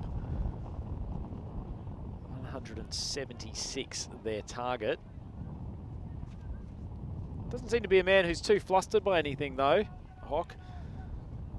Got tied down a couple of times in his previous innings, but knew that as soon as he started seeing the ball well, be able to find the boundary with ease. Strong young man too, Vinny. Said in the last game he's got a big pair of shoulders. When he hits the ball, it certainly stays hit. He sure does. Yeah, it's a tough one. How do you play in this situation?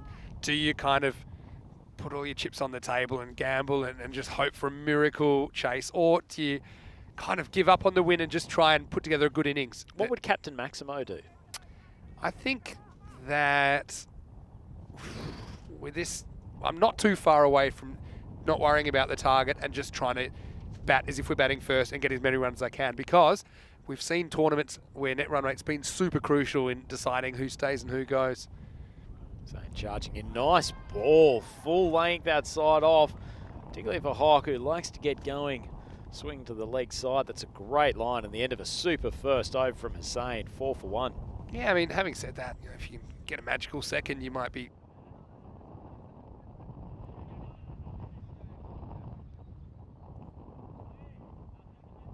now since we've had a golden ball, Righto, we've had some golden moments, haven't we? I'm just trying to think of when you might have been on the mic for a golden ball. I actually don't think I've ever commentated a golden ball, which is pretty distressing. I was just to be thinking honest. you must have, but yeah, maybe you're right. Maybe you haven't. No. Had a couple of close finishes, particularly in events here in Sweden. I've got one for you that I reckon you might have done. Anyway, this is going to be worked away off the pads. How about Carchacho 2020 when Mohamed Siraj Nippo ended up doing the multiple bounce when he bowled somebody off the golden ball? I know I'm going a long way back. It was the precursor to Gorka 11.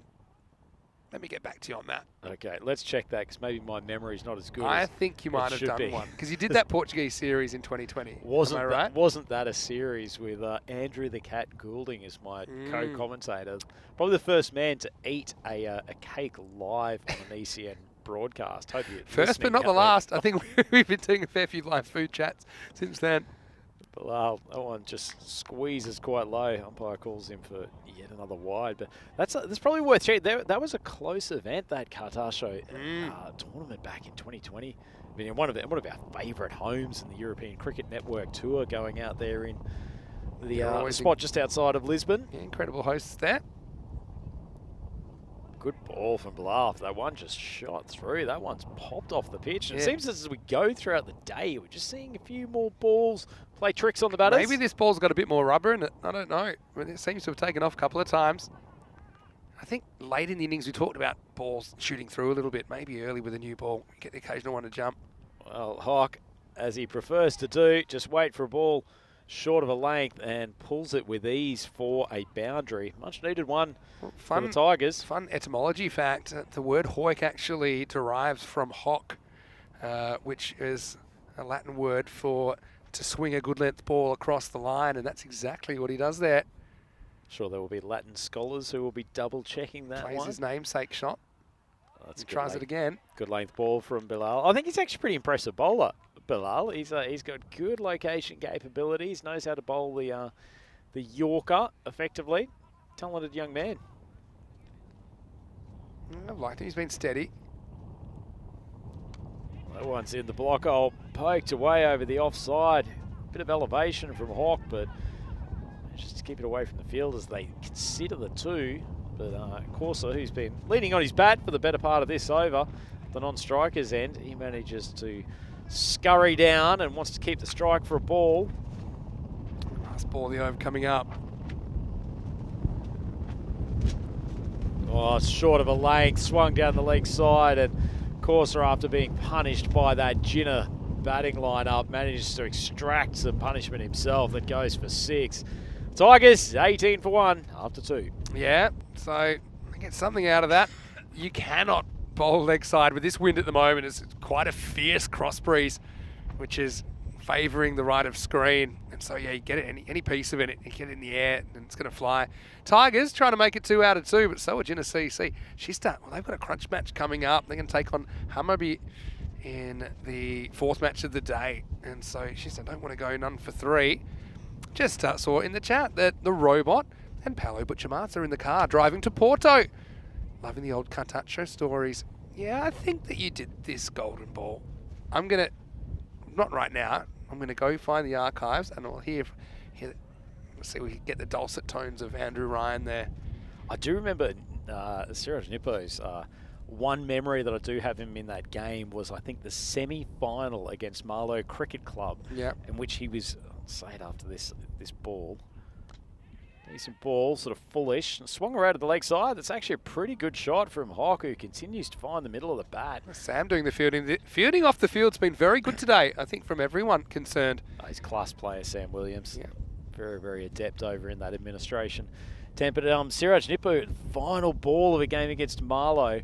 What should have been taken to a golden ball, had a massive shy at the stumps, missed, ended up going for an overthrow, and Marlow scampered through from unlikely circumstances. See, I do remember that, but earlier in that same tournament, he actually bowled a golden ball and hit the stump. So if you did that, I know you did that tournament, unless for some reason you're away from the mic for a little bit. I think that's your golden ball, but let's just say it's been a long time between drinks for you. Need some more golden times indeed. Full ball on the leg side. It's been swung very handsomely. In fact, that's a cracking shot from Corsa. He's managed to take this from very low, crouch down, swipe it across to deep square. Great batting. Well, in his favour, it was a full toss, so he didn't really have to worry about any length, but still had to generate a fair bit of pace. Not an easy one to put away. Again, hitting with that wind is an unfair advantage for these right-handers. A bit like the breeze we had in Austria for a lot of the time. Dave's asking how the tents, guys. Our tents are actually holding up pretty well. I'm a bit worried about the things on the table, though. Corsa swings that to mid-wicket. Surprisingly no run for a team that's chasing 176 and is a touch behind the run rate. Probably the image which I glossed over at the time, but now I'm remembering, is when the officials table, the scorers table, about 50 pieces of A4 paper just went shoosh, like just got rushed into the air.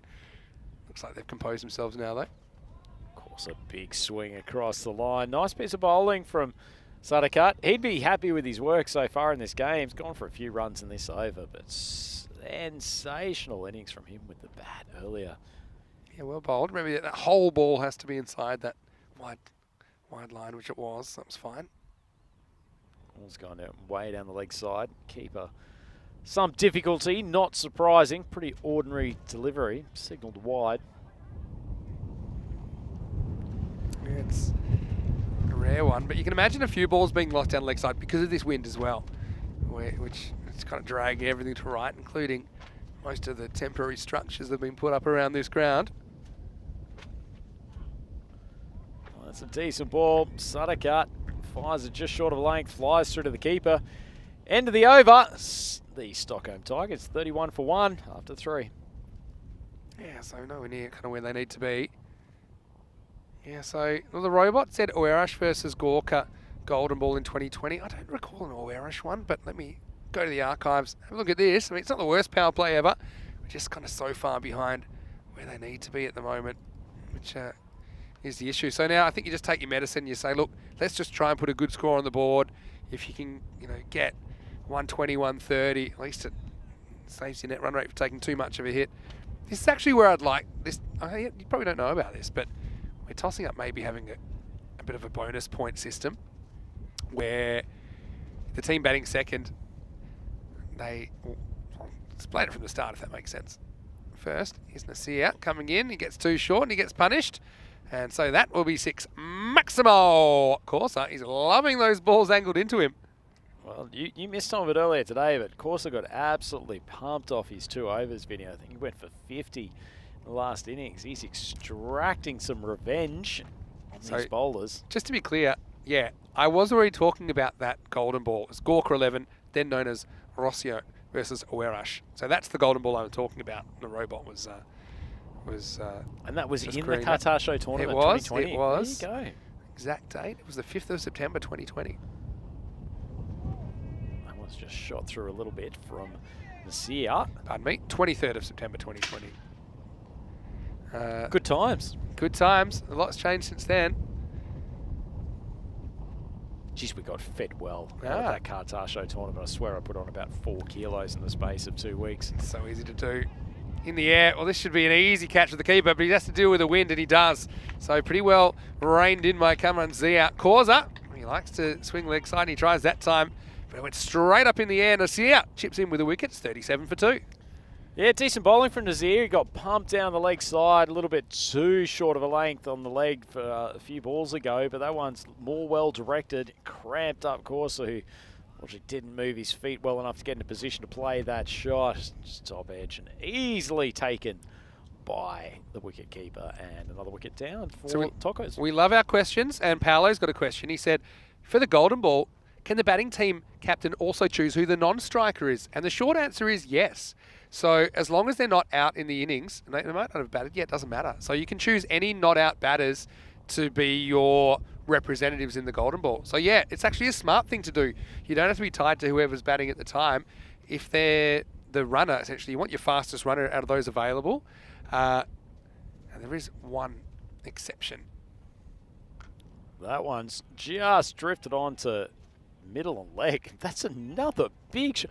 All of a sudden, Vinny, batters have just started to go absolutely ballistic here in the last hour. Wind assisted. That's all I'm going to say. Is this 100 metres? If you're running that way, you could probably Front Chowdhury could probably run it in about 9.2 seconds because this is a gale that we've got going across the field right now. And you get it up in the air, it's going to travel. Well, it's gone on the leg side, but straight into his stumps. And Islam is one and done. 6 off his first ball, cleaned up the second, and Sears somehow ended up with a pair of wickets. Yeah, what a good shot that is. And yeah, it's just going to be swing for the fences stuff, I think, from the Tigers. They do have 2 points already out of the day, and obviously they'll be disappointed if that's all they get. We'll see them, I'm sure, plenty more in the tournament. This is their last game of the day, however. Right now they're 43 for 3. So to answer that, yes, anybody can be the non-striker in the Golden Ball as long as they haven't been dismissed in the innings. Now, there is a situation where the team can be bowled out.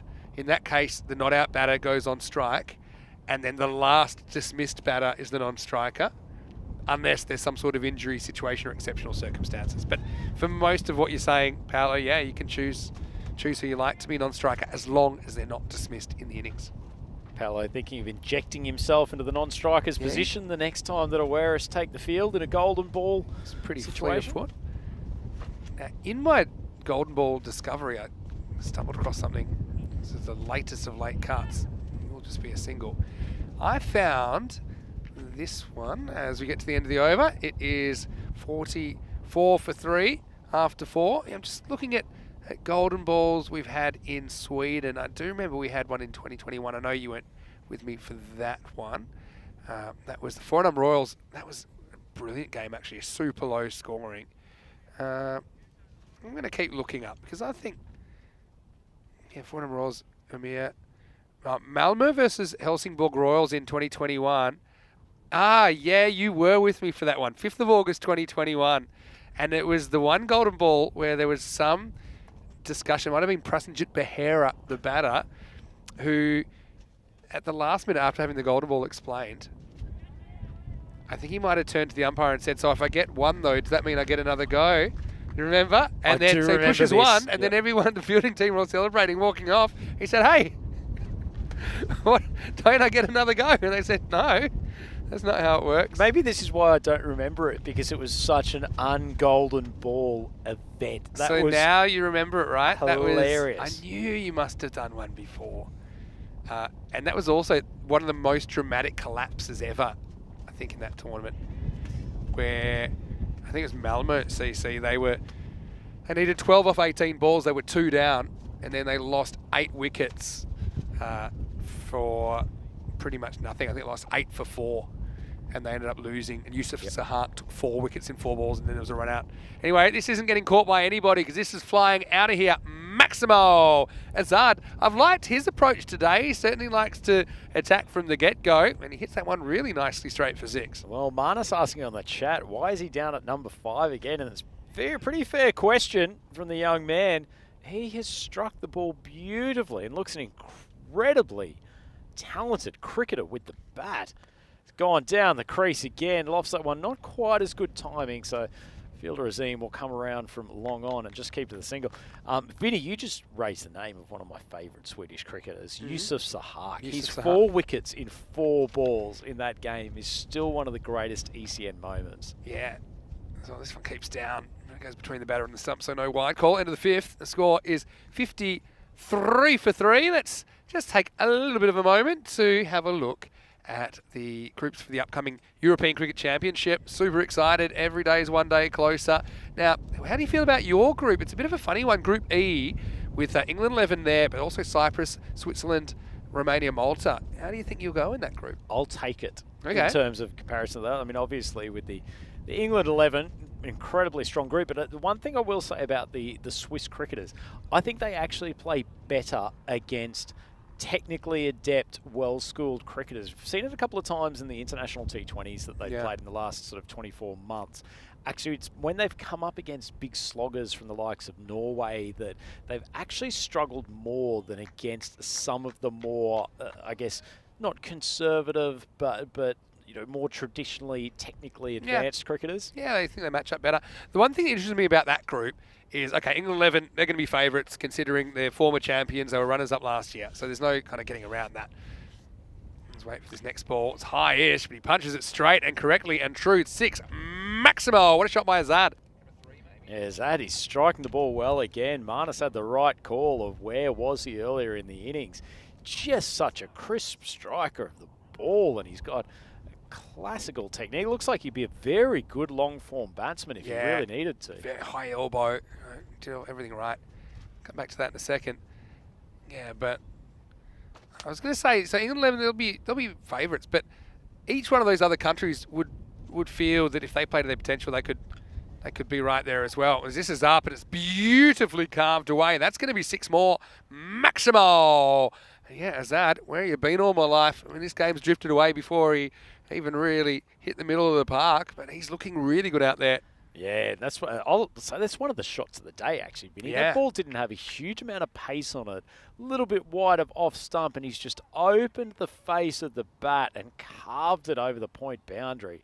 That is excellent batsmanship from Azad. He is quality. Sadaka coming in. Oh, decent length ball just popped to the outside. Azad manipulating the strike for a not really needed single when one is chasing 111 off 27 balls, but good controlled batting. Yeah, it gives him a chance to gather his thoughts. I mean, like I said, now you're just trying to get as many as you can. Targets out of reach, but it'd still be hopeful that they could maybe kind of 120s, 130, something like that, reduce the margin of defeat. Yeah, so so many things we're talking about at once. Let me try and go back to a couple. So one I didn't come back to before is that we're considering maybe a bonus point system. So instead of 2 points for a win, 1 point, so 2 points for a win, 0 points for a loss, you get 3 points for a win, 1 point for a loss ordinarily. But this is hit pretty well. It's drilled into the gap, and that's gone all the way as well. Maximo, it was a laser beam from Hawk, who plays his favourite little whip away and gets 6. He doesn't mind a cross-bat shot, Hawk, but he hits it pretty consistently. That's a nice strike out to the leg side. As we have a look at the batting scorecard for the Stockholm Tigers, really hasn't been a bad batting effort from them so far. Certainly helped along from these two. Kaiser has had 22 off 9, but Hawk doing his job as well. So the reason people say, well, why would you get 1 point for losing? But the idea would be if you get thrashed, the other team steals your point. So 3 points for a win, 1 point for a loss. In a game like this, okay, 175, you can tell pretty early it's not going to happen. But you can get a bonus point if you keep your opposition to 70% or less of your score. So in this case, Gina would be trying to keep the Tigers to 122 or less. And the Tigers would need to get better than 122 to keep their point. So it's another way you could split teams who have an equal amount of wins, because there'd be these kind of these bonus points for big wins. I just think it keeps a lot more games alive, keeps them a bit more interesting as well. The ball is flown over the long off boundary. That's another super shot from Azad, and he continues to flourish in this tournament. Yeah, Shazad Ali comes out, and it's probably that slot length, isn't it? Maybe a metre short of the batter, but that was beautifully stroked away. Azad, what an impact innings this is, 28 off 10. Might just be for exhibition purposes, but I'm enjoying watching it right now.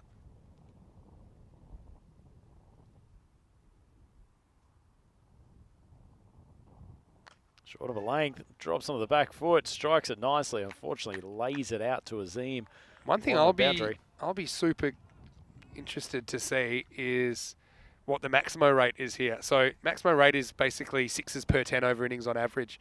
So an average one for an ECS is about 6s per 10 overs. Sometimes we'll see very low scoring tournaments or tournaments that aren't so batter friendly, that maybe it might be down 2 or 3. Barcelona Bash, I think it was more like 10, more than 1 6 per over on average. Just based on what I'm seeing today, I think just if I'm going on feel, I feel like this is kind of, we're about 9-ish Maximo rate, which is You've got quite a nose for good. the Maximo rate. I'm doing all my statistics just on feel today, I've noticed that.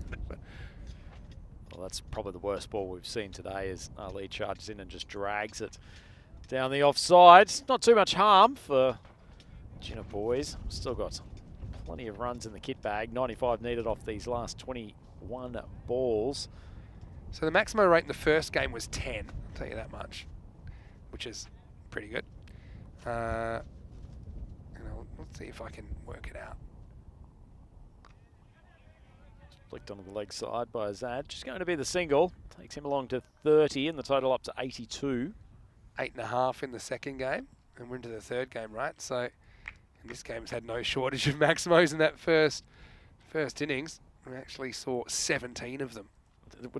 Is the rate of Maximo inflation going up as a result of that first innings? It definitely has.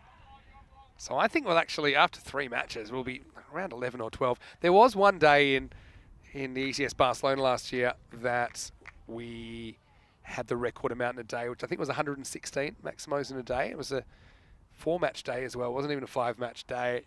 Are you serious? And the average run rate was 15 and over in that day. It was crazy. Well, he's added another one. That deserves a name in addition to a Maximo. That's a mighty blast from Azad. Yeah, well, I like that. Farhan Chowdhury's just saying mine was bigger. That's true. And well, Farhan's almost caused a road accident. But this one, at least it was safe. It was over everyone that was watching. And, well, I would say that catching's been pretty good off the field so far today. But this one went down. It's 89 for 3 after 7. Yeah, you can see why this would be interesting. Imagine if they needed, 33 off the last 3 to keep the point. Let's have a look at what's coming up. Match 4. We've got Shista CC 0-2. They don't want to be strike 3, do they, on their opening day of the ECS. Hammaraby are a team that I know have had a lot of success. Got Rahel Khan in there as keeper.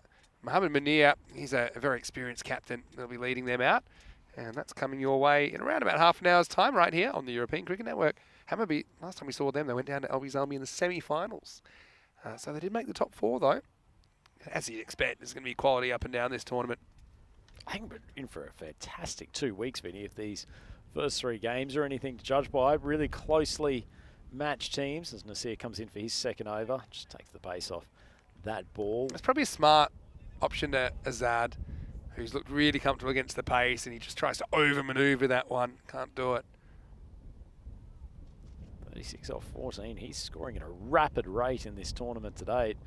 Certainly got to think about getting him up the order as he comes down the pitch, and ball just shoots through as it's had a tendency to do occasionally on that short of a length area. Yeah, there's been some big hits though. This is what we love about the European Cricket Series. Every innings is like a blank canvas, so you can just kind of slap the paint wherever you want. I thought Azad was going to slap that over the mid-wicket boundary, sized it up, but the ball just sort of squeezing out outside wide of his off stump. Not a bad bit of bowling. Clever bowling though, again. It's a rolling leg cutter, and it just fooled Azad for lack of pace. Full ball just drilled down. Quite a bit of chat from some of our strategic geniuses. Marnus and Wayne and Dave chiming in as what they do to Azad. A lot of thought about bowling a little bit shorter and wider to him, trying to keep the ball outside of his V. Just pace off, I think, is the key to him so far. Sometimes when a guy's going really well, you just kind of accept it sometimes. I mean, they've done the heavy lifting though, haven't they, Gina, by putting that huge score on the board. But yeah, I mean, one thing I know is the captaincy is quite easy when it's ultimately not your responsibility. As I don't think they're panicking too much here. Tigers get to the end of the 8th over. They're 92 for 3. Well, Vinny, if we take away the fact that they're chasing such a mammoth score, you'd actually say it's not a bad innings here from the Stockholm Tigers. And probably giving us the indication that the scores will be there or thereabouts, 115 to 120. Certainly with this breeze hitting to the leg side is a bountiful approach. So I'm sure we'll see plenty more runs, plenty more Maximos during the course of these final 2 matches this afternoon. Yeah, I think so. Yeah, that wind certainly is fresh, isn't it? And the right-handers in particular are enjoying just kind of clipping things across. But, I mean, there are risks with that as well. We've seen a few balls keeping down in particular today. So, trying to cross bat balls on the stumps. Here's Hussain, who no doubt will get me grumpy from running in front of the umpire. Not so bad this time. At least he's finally bowling to a right-hander. Gonna try and be positive and say, well done. It's I mean, Hawk hasn't quite recaptured the magic of earlier either. He's a fits and starts kind of player today. Let's see if he can bring it home with a rush. Been impressed with Hussein's bowling though so far today. I think probably the pick of the Jinnah attack so far. Looks like he's capable of bowling good locations. Bit of extra bounce occasionally. That one's just swung wide of the keeper from Azad. He's desperate to get back on strike. He's pretty quick between the wickets too, as Hock struggling a little bit more. Yeah, caught him napping there. I just think that Azad, he feels hot, so he wants to get back there. But I think how Bale came off there. Maybe it blew off. Yeah, interesting one. Don't think, I mean, potentially he might have stepped on his stumps, but I think perhaps it was just a factor that it's pretty windy out there. Yeah, but Azad was prepared to risk his wicket to get the strike back with 10 balls remaining. Let's see what he can do.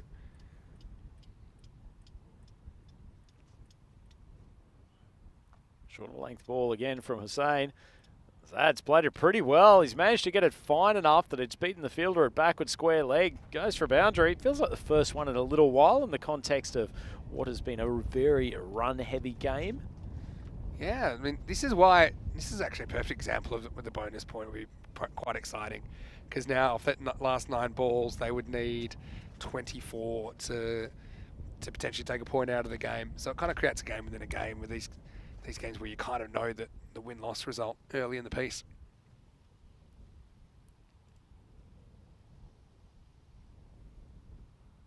So he goes short again, nicely guided, and Azad finds the boundary. Consecutive balls, partnership over 50 now. In fact, it's up to 60 after what was a very good shot. I love this shot because, you know what? He actually plays the ball that's bowled to him. He doesn't get too premeditative. He just sees it and he knows that's an area of the ground. That quarter of the ground is rarely protected very well. You know, they've got your outfielders elsewhere, normally kind of jamming that square leg to long off kind of region. Jeez, he's got a good range of shots, hasn't he, Vin? He's up to 47 off 20. He'd be worth a punt a bit higher, I think. 2 balls to go in this 9th over. Hussein goes short again. Another delightful piece of batting from Azad, and what a great way to bring up the half century. They'll check whether or not it's gone for a maximo or just a 4, but opens the blade, plays it behind point. Super stuff from Azad. Love it. Love it. I think that's gone for 4. Brilliant batting though, and he brings up his 50 in 21 balls. So, yeah, well, it's given 6 in the end. Okay, so obviously they're a bit closer than we are. But Maximo brings up the 50. He's really put on a show here. Now, last ball of the 9th coming up. Zane seems to be persisting with this short of a length attack. Clearly hasn't really shown a slower ball. We saw that was an effective strategy, that kind of rolling leg cut a slower ball, but just kept jamming him in there. That one's on a more conventional length. Zad tries to drive through the covers. No contact. That is the end of the 9th over, and the Tigers are 109 for 3. The last over coming up. Again, would have been interesting. They need 14 if we're going to have this bonus point system.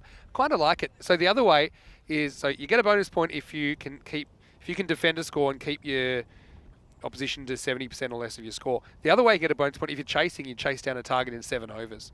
So it's nice and clean, it's simple, it's really easy to understand. And I also like the idea then, you know, you might have a team, occasionally we see a team might not win a game along the way. At least, you know, they'll still have some points, assuming they haven't been thrashed in every single game. But, you know, it's just about trying to measure improvement and create improvement as well. And that's one way you can do it. If you're not blown away, you should take something out of the game. Anyway, right now, Hock has played the spectator role a little bit. He's facing up last over. It's going to be Shazad Ali to bowl. And the Tigers, well, a mixed day for them. I'll be happy that they got up in the first game, though. It looked like they might have been heading down to Shista, but they turned things around. 6 balls to go in game 3. Just dragged around to the leg side pretty cleanly as well. It's going to roll down for 4. That's actually a good bit of batting. Ali gets taken for 4.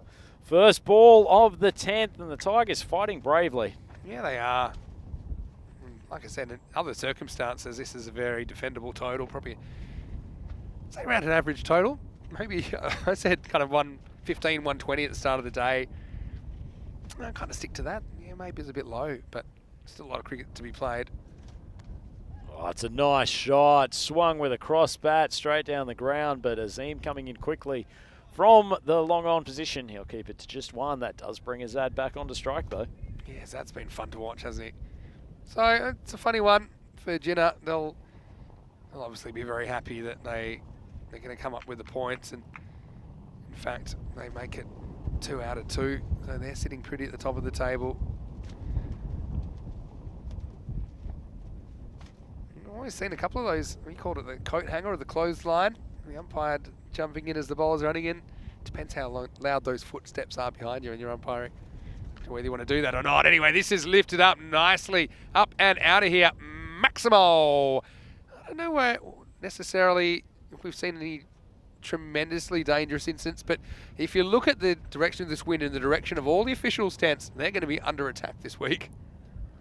Plenty of catching opportunities. Does take me back to Malaga ECL this year. How good was the Dan Weston catch? People are still talking about it. Still talking about it. Extraordinary stuff from the European cricket founder. Well, Lenny's catch yesterday, the Irish commentator, Andrew Leonard, good friend of ECN as well, he took one up in the box at Lord's, but immediately the chat was, yeah, but what about Dan Weston's catch? You know, it always gets brought up.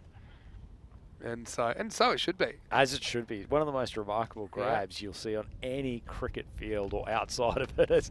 That one is slapped straight down the ground. Finally, Hawk, after struggling for the better part of the last couple of overs, gets a hold of one. The big sideways swipe, but it goes straight for 6. Yeah, so 127 with the ball remaining. I think Shazad Ali's had a great time of it. Run for 35. Yeah, so if we had that bonus point system, they'd walk away with a point out of this game. And I feel like they've deserved it for how well they've batted in the second innings. Obviously, they just lost the plot in the first half. Here's last ball of the game.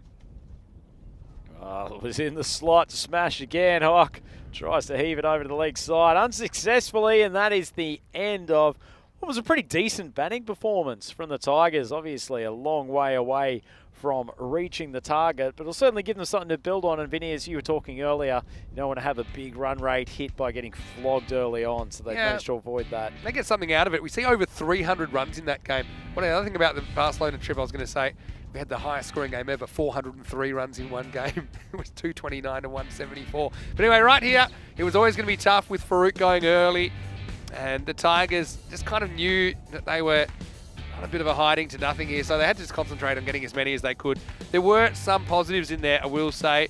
You saw that Causa ended up holding out for 19, but did hit 3 big sixes while he was there. Akash Islam, again, going 6 and out. But it was all about this partnership, wasn't it? Rizvi Hock and Kaiser Azad. Azad coming in at 5 does seem very, very, very low. They ended up putting on some really, really good runs. I think 84 they put on. Decent partnership, and they do that in 37 balls. So, yeah, they did well. I liked some of the touch, some of the panache shown by Azad. I think he's a guy who's worth maybe giving a go. Farouk, I mean, I think Farouk's normally an opener, but it hasn't really been happening for him. So maybe you just go with guys feeling confident in current form. Yeah, sometimes it can change things if you put people like it up front.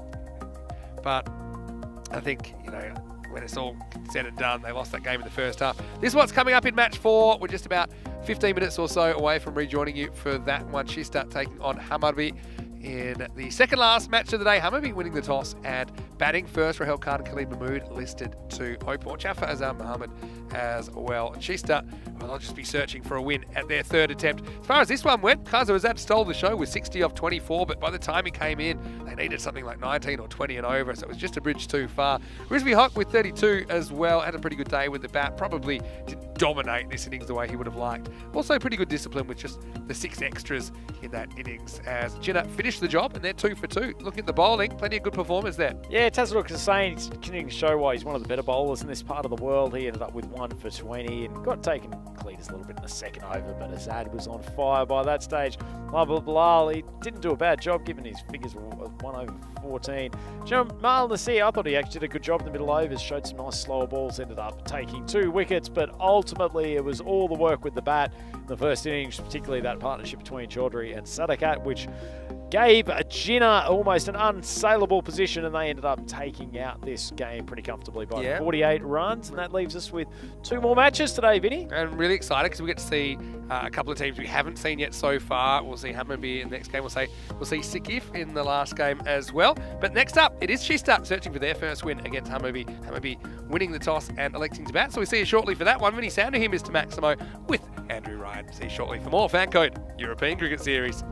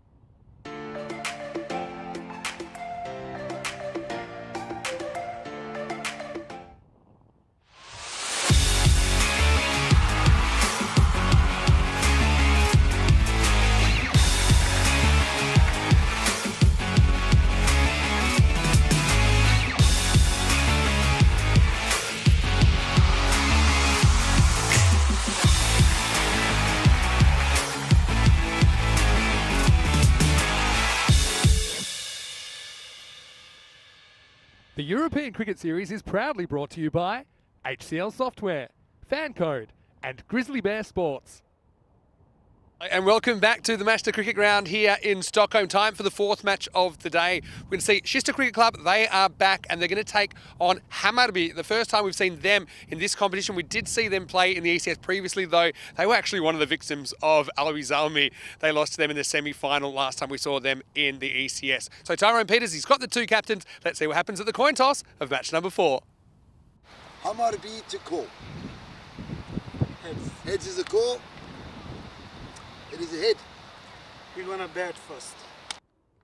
So the news from the toss is that Hammarby have won the toss and they've elected to bat first. Seems like a popular choice. I think with this wind, as a right-hander, it is kind of favouring that power zone to the leg side. We saw a lot of balls flying in that direction in the last game. Like I said, Hammarby are a good cricket team. I think maybe they're a little bit hampered by the fact they haven't played yet today and they're playing against a team playing their third match. But you could flip that one. You could also say that Kista, they're desperately needing a win, aren't they? And we know that maybe a bit of fatigue creeping in on the first day of action. It shouldn't be that way, but I know they'll be itchy. They don't want to go 0-3. Nobody would want to suffer that fate at this stage of the tournament. So it's time to see the first ball now. Andrew Ryan will take you further. Rhino, news from the toss here in match 4. Hammarby, they've won the toss. They're going to bat first. Over to you. Let's get ready for the start of another match. Thank you, Vinny Sandu. Wonderful introduction, as always. We're up to game 4 here of day 1 at ECS Sweden. Just the one tournament in Sweden this year, so we're no longer distinguishing between Stockholm and Malmö. And as Vinny mentioned, great to see a new team get their campaign underway. Today it is Hammarby coming in for this 4th game up against Kista, who we've already seen in 2 previous contests this morning. At Hammarby side, there's some quite strong hitters throughout this area, and they've got a little bit of experience in European Cricket Series contests before, so I'm sure they'll come into this tournament in a fairly confident position. They went 5-3 in the group stage of the 2022 event in Stockholm and had some good players in and amongst their group. Salam Mohammed was the 10th leading run scorer of the tournament, cracking 158 runs throughout. Khalid Mahmood also in the runs, and Mohamed Munir. A few wickets, so they've got some talented players in and amongst the broader squad. But this sister team, they will be absolutely desperate for a win. So, first ball coming in, Imran, lovely save from the Kista opener. He's been pretty good throughout the course of today. Been able to get that ball to come back in to the right-handers with regularity. Mood and Khan are opening the batting for Hammarby. That wind is getting even stronger. As we mentioned a couple of times, going from the left of screen to the right. Run charges in, that one's gone way down the leg side.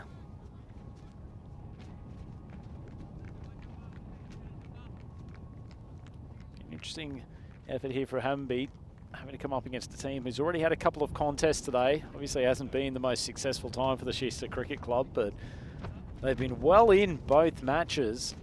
Certainly no lack of ability within their team. It's just been execution at some key points.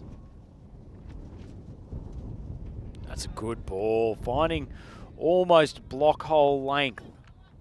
Comes Imran. Been the pick of the bowlers. This Kista team across the first couple of games really troubled even some of the better batters in the opposition.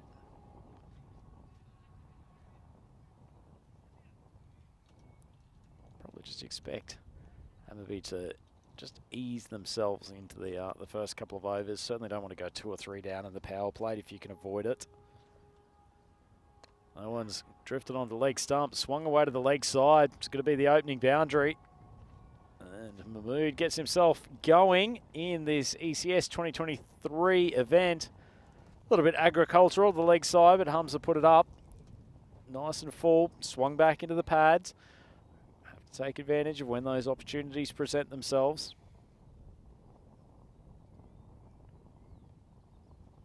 Challenge and the pressure back onto the left-hander.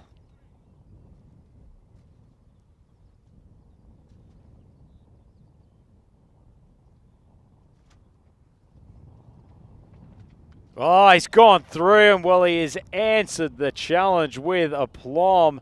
That one not swinging back in that time. It's just gone straight on and knocked over the stumps of Mahmood. Great piece of bowling from Hamza Imran. And Hammarby, they lose their first wicket down. 5 on the board. That one has actually just come back in a touch. Looked like he was pushing it across the off stump over Khalid. Big swing across the line. Good piece of bowling. That's a nice start, Shista. They are desperate to get their campaign going with a win in this game.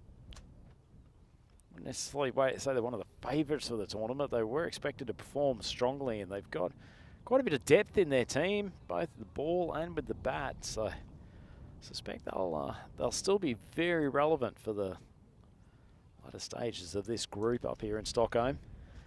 And thanks to the wicket, a bit of a delay of players getting out to the wicket. It's good fortune to have Mr. Maximo back into the commentary box. Yeah, it's nice to be back. I have survived to game 4. Not everything at the ground has survived to game 4. We've had a couple of tent casualties with the breeze picking up. We'll show you some of that in a second. First, let's concentrate on who's walking out to the middle. It's Aftab Ahmed, and he's out there with Rahel Khan. Now, Rahel, all the cricket we've seen him play, club cricket in Sweden, has been for Alby Zalmi. So he's made the move to Hammarby. He's set to face. He's at the other end at the moment. So he's always a real entertainer. We've also seen him, representing Sweden, the ECC, for example. Right now, Imran on a heater. This one slides in to the batter. Can't get it away. Yeah, so the tents for the officials and the scorers, they both got blown over. But funnily enough, the player tents, the 2 player tents, are fine. I won't say fine. They're still standing. And our cube is still standing as well. So credit to Alistair for banging it in as far as he did. Anyway, Imran, it's funny. He tends to swing it in the first over and doesn't swing it when he comes back, even in the third. But right now he's asking some pretty testing questions. Oh, and how's that missed? That has swung back past the leg stump. Ahmed, he thought he was gone, I reckon, when he misses this. There's not too many balls that you miss and miss the leg stump, but it just did too much. And a very, very good over for Shista as Hammarby lose the first wicket, and it's 5 for 1. Well, I went shopping in the fruit and veg aisle at the ICA supermarket last night, Vinny. I didn't see a peach that good in the entire section of that market. That is a beauty and just too good. It's the kind of ball that if it hit him in the pad, again, you would have sworn that was hitting the stumps. There's no way that can miss. But it did. And now Mohammad Asif is going to bowl over number 2. And he's bowling to Rahel Khan. See, Rahel, like I said, he's played a lot of cricket here on the network. Let's see if he can do the job here. Top of the order for Hammarby. He won't have to do anything just yet. But yeah, Rahel's super experienced. Also, I think he's an underrated spin bowler. He bowls a decent leg spin. Although in this game, he's listed as the keeper for Hammarby. So we'll see him behind the stumps. Quite a controversial free agent move over the off-season. I don't want to comment on what I don't really know about, but I know. Whoa, the first one gets up from Asif. And Rahel has to... He actually plays this pretty well because this is coming up at his armpit. He's got a good bit of pace, Asif. In fact, probably up there with Hussain as the quickest bowlers that we've seen on show today. He bowls nice and straight, but gets a bit of zip off the deck. New balls jump and old balls shoot. By old, I mean 5 to 10 overs. That's been the trend on this pitch so far today. Funny what constitutes an old ball in T10. Yeah, exactly. Still pretty new by most circumstances. Having said that, I mean, our balls get hit more than average balls as well because of the nature of the game. So our 8-over ball is older than, you can say, a 50-over game's 8-over ball. Anyway, well, this one bucks the trend because it shoots straight through, and this time Aftab doesn't survive. He goes for a duck, and Asif doubles down the early advantage of Shista, and Hammarby now 6 for 2.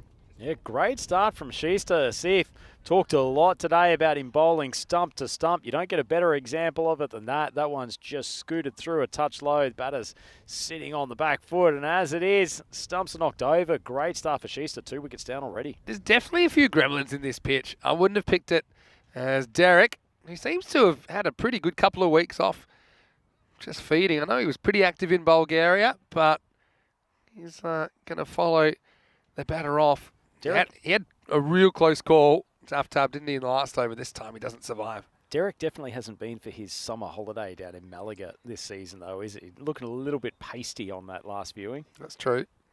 Anyway, Azam Muhammad's going to come out, and he was pretty impressive for Hammarby last time that we saw him. Just noticed a few articles going up on the EuropeanCricket.com website, including the announcement of the ECS coming back to Barcelona at the end of the year.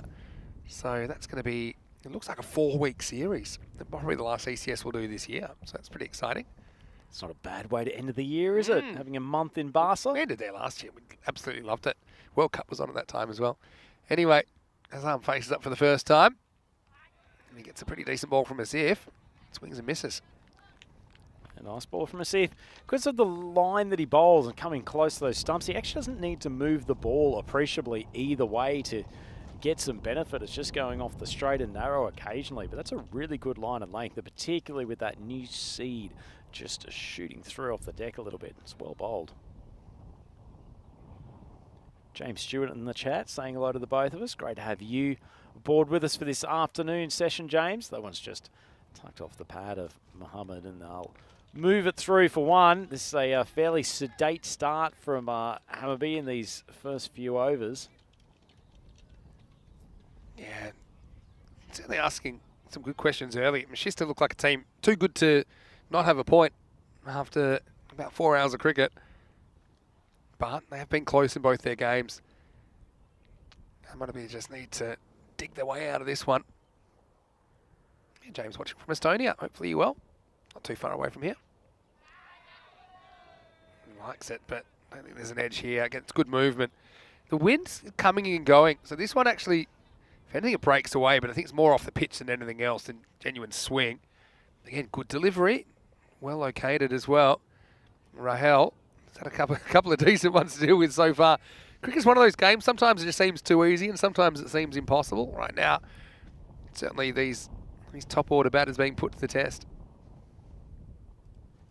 Yeah, Sifi's been an impressive candidate so far with the ball in this tournament. Final ball of the over. Another one, which is, he has 3 of the best balls he'll probably ever faced in his life, and he gets them in one over. Look at this one. Okay, maybe they didn't do that much. But I think, again, it's all about location, location, location. Hammarby now 7 for 2 after 2 overs. Gives us a chance to have a look at the table. You can see why Shista will be super keen to get on the board, because they haven't got a win yet. And they're one of 2 teams, along with Kristianstad, that are from the Superettan, which isn't the top division here in Sweden. So they had to really had to go through a lot of hoops to get here. And they'll be hoping to turn a few heads. It's the kind of game, it's an evener. And Shista, like I said, when they played back in 2020, the very, very early days of ECS cricket, they were very impressive. They topped the table before they went down in the 1 versus 4 semi-final to Sigtuna. That's the thing about Sweden. We've seemed to have a lot of these 4 beating 1 in quarterfinals or semi-finals. And it just shows you how even these teams are. There's a lot of depth here in Sweden, a lot of teams as well. Yeah, certainly don't look like a team that's outclassed here by any stretch. We've said across the first couple of games, they were probably actually in control of both of those contests. This guy's been amazing as well, hasn't he? Hamza Imran. This one again comes back a little bit. This is where he's either stopped trying to or just stopped swinging the ball. But he's still been pretty effective, because the batters are kind of playing for it a little bit by this stage as well. So if it does just kind of shoot across with that natural angle, you have every chance of getting an edge. I probably would have a 3rd man to him, to be honest. I think there's a high likelihood that the ball would go in that direction. They've just got the kind of backward point in the circle. Big gap between the keeper and that fielder to the left of screen. This one's just a bit too spicy, and Hammarby look like a team that are kind of feeling their way in their early overs. And Shista are a team that are desperate for a win. They've already played 2 matches going into this game. They certainly look like the more comfortable team in this power play. 10 over games, you don't get a huge amount of time to settle though, do you, Vinny? Already into the 3rd over, only 7 runs on the board. Suspicion that Hamza's not going to go for too many in the remainder of this over. Hammarby's got a really, really long way to go to put on a defendable target. Well, this one's chopped back. He's called through for the run. Keeper can't handle it. That's Mehdi behind the stumps. Yeah, again, if you're not sure where the ball is as the striker, a little bit of a coaching tip here. Just look at your partner. He'll tell you everything you need to know. So often I see batters getting in trouble because they're searching for the ball. They're wasting precious time where they could be running or at least communicating with their partner. And that was clever. Also gets him out of the hot zone. So Azam Mohammed off the mark at the 5th attempt.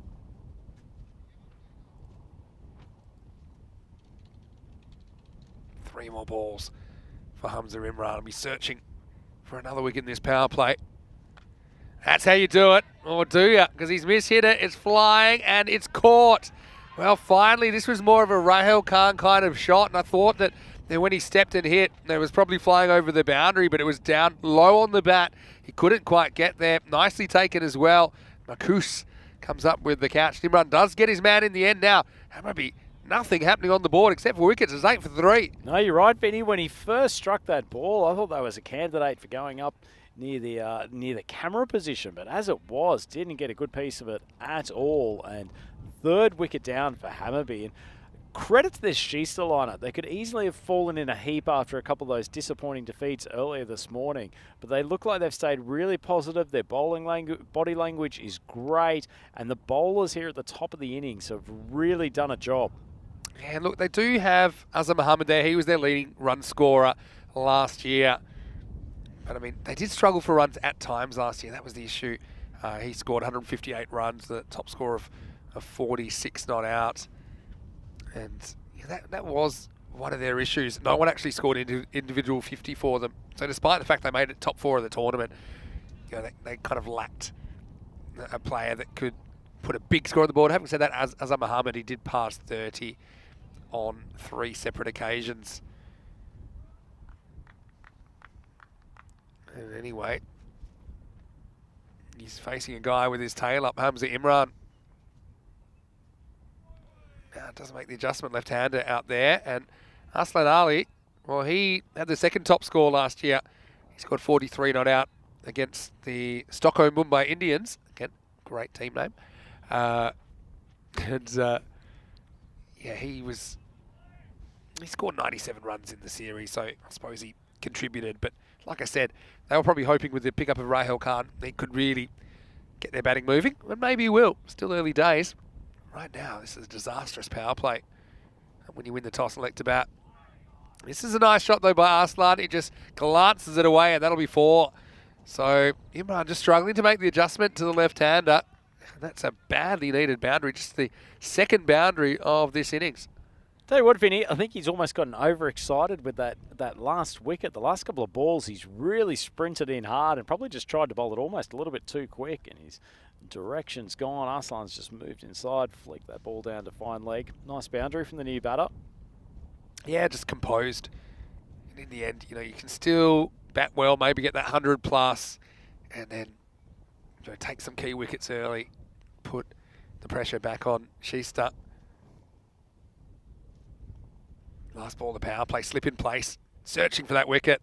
Again, he's just hoping that the ball will swing itself essentially here. We have seen him kind of lose his swing quicker than you'd expect. So this is where I think I'd just be aiming at the stumps. If it swings, fine. It's going to be a difficult ball to play. If it doesn't swing and hits and it stays on line of the stumps, that's also fine. But I don't think he needs to be trying to swing it round corners, angling it down the leg side. They've had such a good start here too, Sheester, that you just don't want to let it go with a couple of erratic balls. Love the slip in place here. Oh, he almost gets the nick as well. It's the end of a very good power play, as Hamza will finish with 2 for 12. And after 3, it is 14 for 3. Yeah, certainly deserved to be in this ascendant position so far, Sheester. Imran, very good with the ball at the top of the order, as he has been throughout this tournament today. Hammarby, they are struggling, though. 7 runs off that 3rd over. It's been their most profitable so far, but struggle to find the boundary. Yeah, exactly right. He had a boundary in the 1st over, a boundary in the 3rd. Mohamed Asif, they have decided to bring him back. I don't mind this, because last time he bowled a very similar over. In fact, it was exactly the same. He took 1 for 1 and there was a leg bye in the second over. They kept him for the very end, but by then the horse had bolted. So, yeah, I'm not often a huge fan of bowling out the openers, but I think there is a time when you do it where you just want to stay on top as long as you can. It does kind of limit your flexibility for the rest of the innings, though.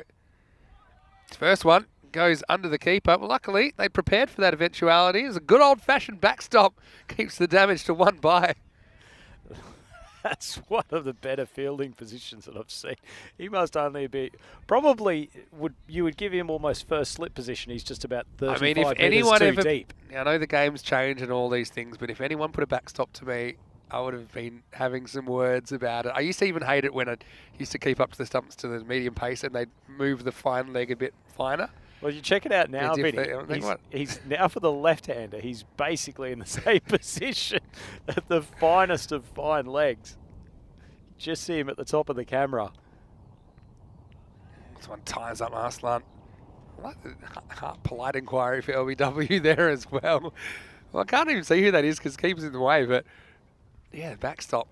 His sneaker's getting some good camera time in the main shot. Tell you what, Asif with his appeals for LBW, he must be bowling in his mind to the biggest set of stumps that has ever been created. That would have gone at least a foot over the top. Well, they go on the hit. Clean pickup would have been interesting, but he fumbled at the critical moment there. Mohammad Hassan, want to say hello to Siddharth. Hopefully you well. See HCF on the screen. It says he remembers from his math class, highest common factor. Yeah, interesting. We haven't quite got into random or useless facts yet, but I learned something interesting while I was away. Don't know how I stumbled onto this. It was called taxi cab numbers. You'll have to explain that one to us later, Vinny. Is that well? One? When I say later, I mean very, very near future. It's about a mathematician went to see another mathematician, as you do in the day. This guy was I think he was in India actually, and he said that the taxi cab's number plate was 1,729 or 1,729. So that's a bit of a boring number mathematically to get. That's what he said to the other mathematician. This is up in the air and against the wind, but still that's going to travel when it does. Maximo! Arslan Ali's come out and he's kind of held his nerve. He's in a difficult situation, but he's trying to dig his team out of it. 6 valuable runs for Hammarby. Yeah, lovely shot actually. Just sat back deep in his crease. Swung heavily to the leg side, but nicely timed. And, well, Arslan Ali, he's looked far more comfortable than most of his teammates out there. Coming in at number 5, probably didn't expect to be in so early in the game. Yeah, true. Nice ball for Asif. Tries the Yorker. Doesn't quite locate it where he wanted it, but it will be a dot and a very good spell. Once again from Asif, he's been so reliable today. He finishes with 1 for 9, and after 4 overs, it's 23 for 3. Okay, so here's what taxi cab numbers are. So he went to the other mathematician, 1729, what a boring number. And the other mathematician shoots back. Well, actually, no, it's the smallest number that can be expressed 2 different ways as the sum of 2 cubes. So that was going to be my second guess as to why that was so special. 1 cubed plus 12 cubed equals 1729, and also 9 cubed plus 10 cubed equals 1729. So if you think you're mathematically gifted, just think about that response. So that group of numbers now are known as taxi cab numbers because that was the taxi cab license plate in that story. Maths and life blending. Great tale. You learn stuff on the European Cricket Network as well. It's a wonder why kids need to go to school when they could essentially just tune in for the live ECN stream each day. And I think such an education. School's going that way. I think with budget cuts, especially say North America, certain countries will remain nameless. They just might be tuning in. Imagine going around the family dinner table. What did you learn from Mr. Maximo today? Well, especially because it's live and free. Obviously, security costs through the roof as well. So you just have to plug the holes wherever you can. If you don't have any questions about any particular subjects, please feel free to send them through. This is kind of mishit. As Ikram Mahart's come on, took a bit of treatment in the last game. But for the most part, he's been a good bowler. He's a good bowler with one good kneecap now after that one comes and pounds his patella as the batters will come through for an overthrow. That's absolutely insult to injury, isn't it? The fielder comes up with a rubbish throw, cracks you in the shin, and you cop an extra run. We've seen some LBW appeals today. I would have been appealing there. I mean, that's caught him right on the knee roll. It's probably fair. That's probably closer than some of the LBW appeals we've seen this morning. It means Looks like Muhammad's back. But yeah, you can tell his arm just looks a little bit short of touch here at the moment. He was their leading run scorer last year. Did come in number 4 position in this game. Obviously trying to move the game forward. That's what you got to do. But sometimes you feel between a rock and a hard place. You got to take some risks. If they don't come off, it can look a bit ugly.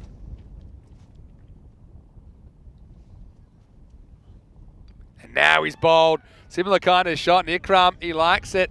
Giving out some free directions along the way. Over goes the castle. It's 25 for 4. Yeah, nice piece of bowling from Ikram. Comes wide of the crease, the young man, but it had given Muhammad quite a bit of trouble previously. And they were certainly looking to this pair to try to get themselves up into a better position, but just a huge swing across the line. Was barely looking at where that ball was coming down. That's an awful shot from a guy who's got a pretty good track record. I'm trying to work out that celebration because you can't, one thing you can't do is point where to go, but I think he disguises it pretty well into some sort of postmodern dance move. It's Ikram, who's back in the wickets list. And he's got 1 for 2 early on, and this will bring the captain, Mohamed Munir, to the crease. I think he was just letting his teammates know which way the wind's blowing. Nothing to do with giving the batsman a send-off. Munir's, he's a good player to come in this situation. He kind of eats up the pressure. First one doesn't have to do anything. This will be a wide. Yeah, Munir, I think he often bats himself a bit low, but he's very, very capable. And I think, yeah, he's experienced as well, which I think in this situation you need. You just need to put on an ugly total that's defendable here. So whether that's 90, 100, whatever you can, you are going to get a couple of different bowling options there. Got Ikram now. You'll have a new bowler that come next over as well. It's forced because they bowled out their openers. Some questions about the other pitch, as we see. 2 stolen there, really. I don't think they'll be too happy about giving up 2 there. A bit lazy getting to the ball. But, yeah, you see the other pitch out there. A few people commenting. But that was the pitch that was used in 2020 when we were here. So the pitch we're on now is a bit newer. Bit newer. Still a few little gremlins in it, but it's played pretty well throughout the day as batter rocks onto the back foot. That's a nice shot. Well Another fielded. very good, aggressive foot fielding kick. They don't mess around with their footwork here. Well, might be a surge in steel cap boot sales here with this kind of fielding. It takes us to the halfway point of the innings, and it's 30 for 4 after 5. Let's have a look at some of the events coming up. Now, of course, we'll continue going in fortnights on the ECS tour, which ends in the European Cricket International. So we've got Sweden here. We're in Stockholm right now. We've got Romania coming up as the next series, then Hungary, then the Czech Republic, then Switzerland after that, by the way, starting 31st of July. But you can also see there's some extra series in there, more T20 internationals with a series in Bulgaria, also the Valletta Cup. Also, you've got the ECIW, the T20 internationals, I should say, from the Netherlands. And there'll be some, I think, 3 separate series that we're showing through July and August. Coy Rutgers has taken the lead with that one on his home turf. What a treat to have the Rudders back on commentary. I can't wait for that. Get some really high-quality teams as well with the Scottish team, the Irish team. I think Jersey feature as well in some games.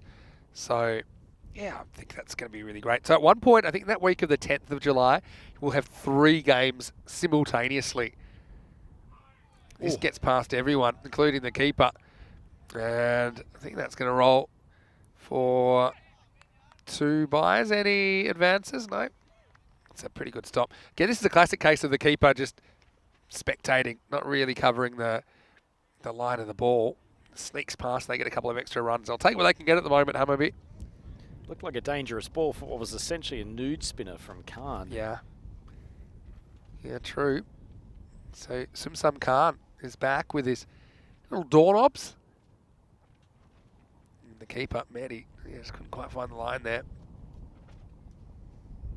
That's an off spinner. So yeah, sometimes he'll basically, yeah, like you're turning a doorknob right to left, like some Bollywood dancing moves.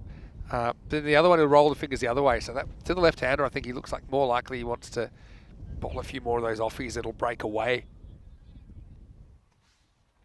Not an easy day for left-handers to bat. He tries again with it. The off-spinner, it works out pretty well. It's a pretty good line, actually. It's not a huge amount, particularly with, although he's not the strongest hitter, there's not a huge amount he can do to that particular ball other than just nudge it for a single.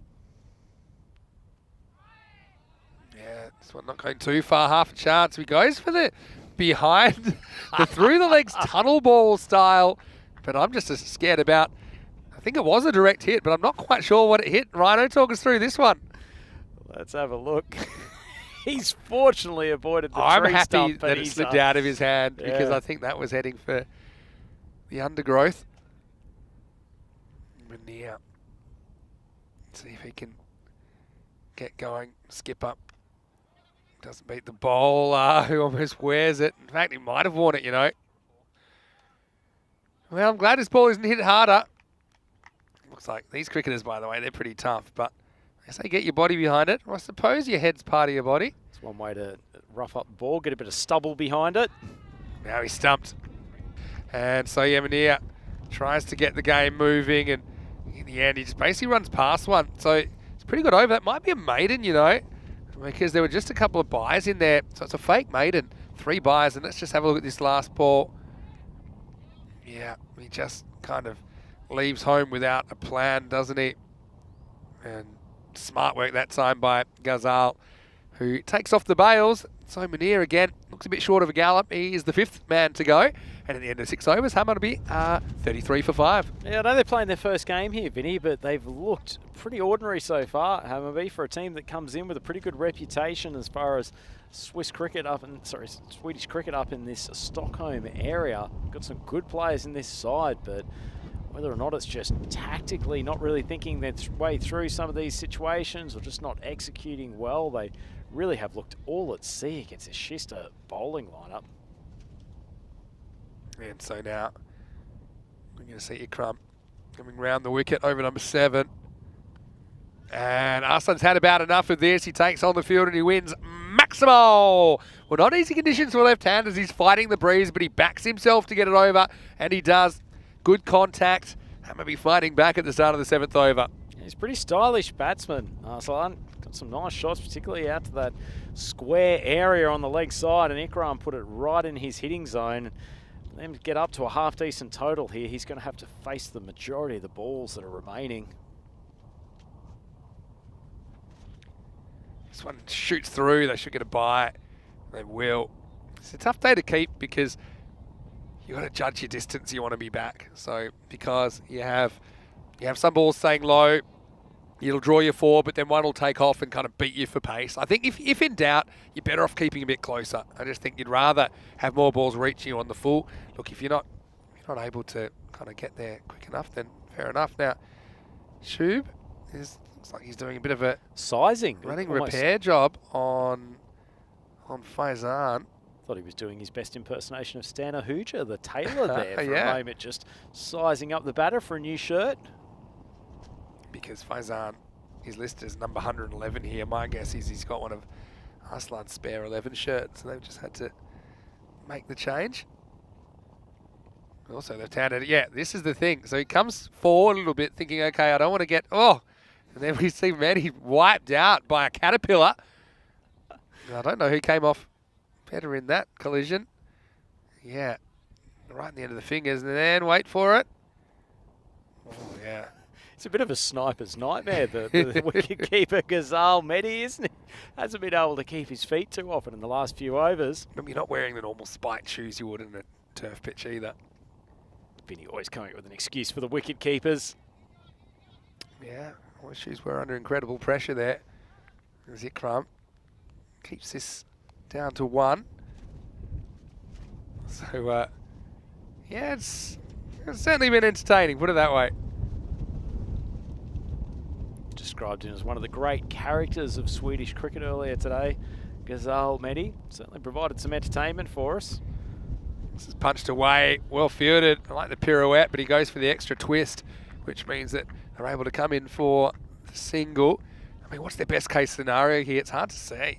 If you get, say, 15 and over, you can double your score to maybe around 90. Bowl and field out of your skin. It's just hard to see where the run's going to come from. And he's been pretty decent, but conditions not really suiting him. Is this going to be called wide? I think it's a good call. I think it's not completely inside the tram line. What's your call there? I think it just did a little bit too much in the end. That's why it was called wide. Tough call, but umpires have got to make their selection straight away. Don't mind the line from Ikram though, desperately trying to keep it away from the leg side of Ali. Slightly shorter, heaves it down the ground. Fielder comes around there from long on. Really good fielding and good throw as well. One bounce to the bowler makes it easy for him. So just the single. Ikram, he's bowled pretty well here. I think the last game, I think we mentioned that he had to get whacked around a bit, but he's bowled a good spell. Faizan pushes, so get one, but that's all we'll get at the moment as we get to the end of the 7th over. Score is 47 for 5. Yeah, not a bad little over there for Hammarby. At least helped along by Ali's maximum. He's in 19 off 14. Faizan at the crease. So I wonder if they have gone out in the same shirt. They essentially look the same physical shape and size, and it's actually quite difficult to tell them apart, the batting crease. But between these two, Ali needs to take the great amount of the strike for these remaining overs. Still 18 balls to go, so they've got the opportunity to beef this up to maybe 75 if they can find the boundary a few times. Yeah, I said, 15 and over would be great. You can get 92, but it may be something more realistic. You get, say, 11 and over. He's got to find that boundary. In fact, it's 2 left-handers. This isn't a breeze that really suits left-handers. That's the thing. It's more left to right unless you can go inside out. This looks like it's going to be Archit Dupart who's going to get a bowl for the first time today. Let's see what he can do. Well, he barely finds the pitch. I think it just lands on. This will be 2 wides. Barely found the pitch. The good thing for them is they've almost got the double backstop fielding structure in play now. Fielder, fine third man and fine leg. They're certainly hitting a lot of non-hit balls. Fielding a lot of non-hit balls.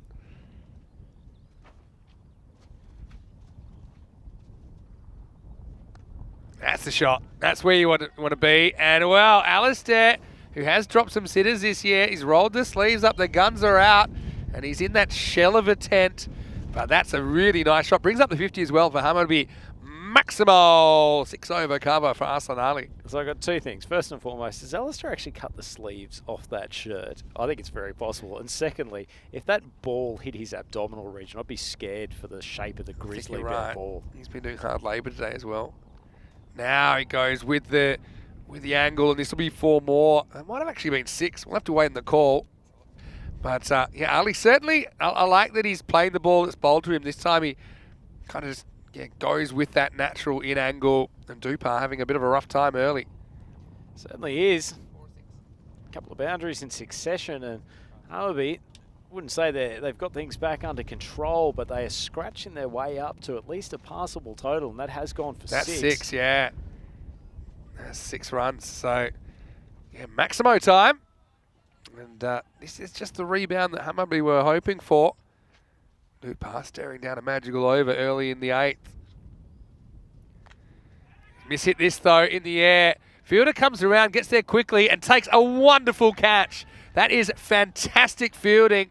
And just when it seemed like things were getting away, it's Ikram ul-Haq who's come to the party as Shista picked that up. And yeah, you can't say enough good things. He got the jump on that ball. He scampered in and to his left and takes an absolute worldie. Yeah, that's got to be the best bit of fielding I've ever seen from someone with the surname ul-Haq. He made great ground to get around to that ball, just popping out on the 30-metre circle.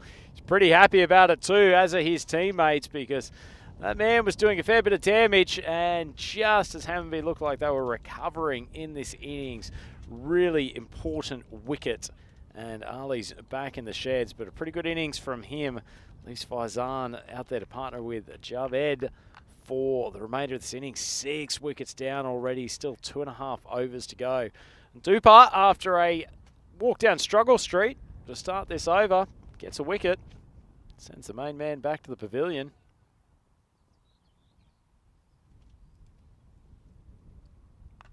And Dupart, from 0 to hero, comes up with a wicket, doesn't he? And a pretty handy one. Arslan lead been good, but I mean, that's the name of the game, isn't it? You miss hit one. It was really a half chance, I think. Dean Jones used to say that fielding was 90% anticipation. I think he did that very well there. Those early steps made it catchable. Was kind of assisted by the fact that the wind was blowing the ball towards him as well. It's been a good comeback by Dupart. fumble, but it would have been a run opportunity had it been picked up cleanly. It was just steadied Shista, who were sitting on the back foot for the first time in the contest there for a bit. They've recovered, I wouldn't say well, but they're creeping up to projected score now 83, which ground this, it's cleaned him up. Dupart getting smashed at the start of his over, but he's actually come back very well. Ended up with 2 for 16 at the end of that over, and Hammarby now 61 for 7, losing wickets at a far too rapid rate for a T10 game. And just as those sparks of recovery were starting to flicker, it feels like all of a sudden, Vinny, 2 wickets down, with only 3 batters left to face out the final 12 balls. Credit to Dupart because he was staring down the barrel. He conceded 14 off his first 2 balls, so he had 14 for none. But then his last 4 balls, he takes 2 for 2. So, all things considered, you'll take that because it makes it 63 for 7. He's still got 2 fairly new batters at the crease. And I'm going to go back to some spinning with Sumsam Khan to bowl, and I think he'll continue with this strategy of bowling a few more off spinners to the left-hander, kind of spinning away. And of course, new batter there, Humesh Javed, yet to face the ball. So first will be Faizan on strike. It's a bit wide, I think, because doesn't hit anything on the way through. Just gets his line slightly wrong there. But yeah, I like his tactics. Sumsam certainly batted well early today as well. Faizan happy just to push and get wide and make it someone else's problem. So let's see what Humesh Javed can deliver. Batting 9. It's a strategically interesting move, deciding that you're going to give your number 9 the strike at such time. Faizan probably needs to go a little bit harder. Scratching up to 70 is probably not going to do it, but if they can hit 3 or 4 boundaries in these last 2 overs and get themselves up to 80 or 85, they've just given themselves an opportunity.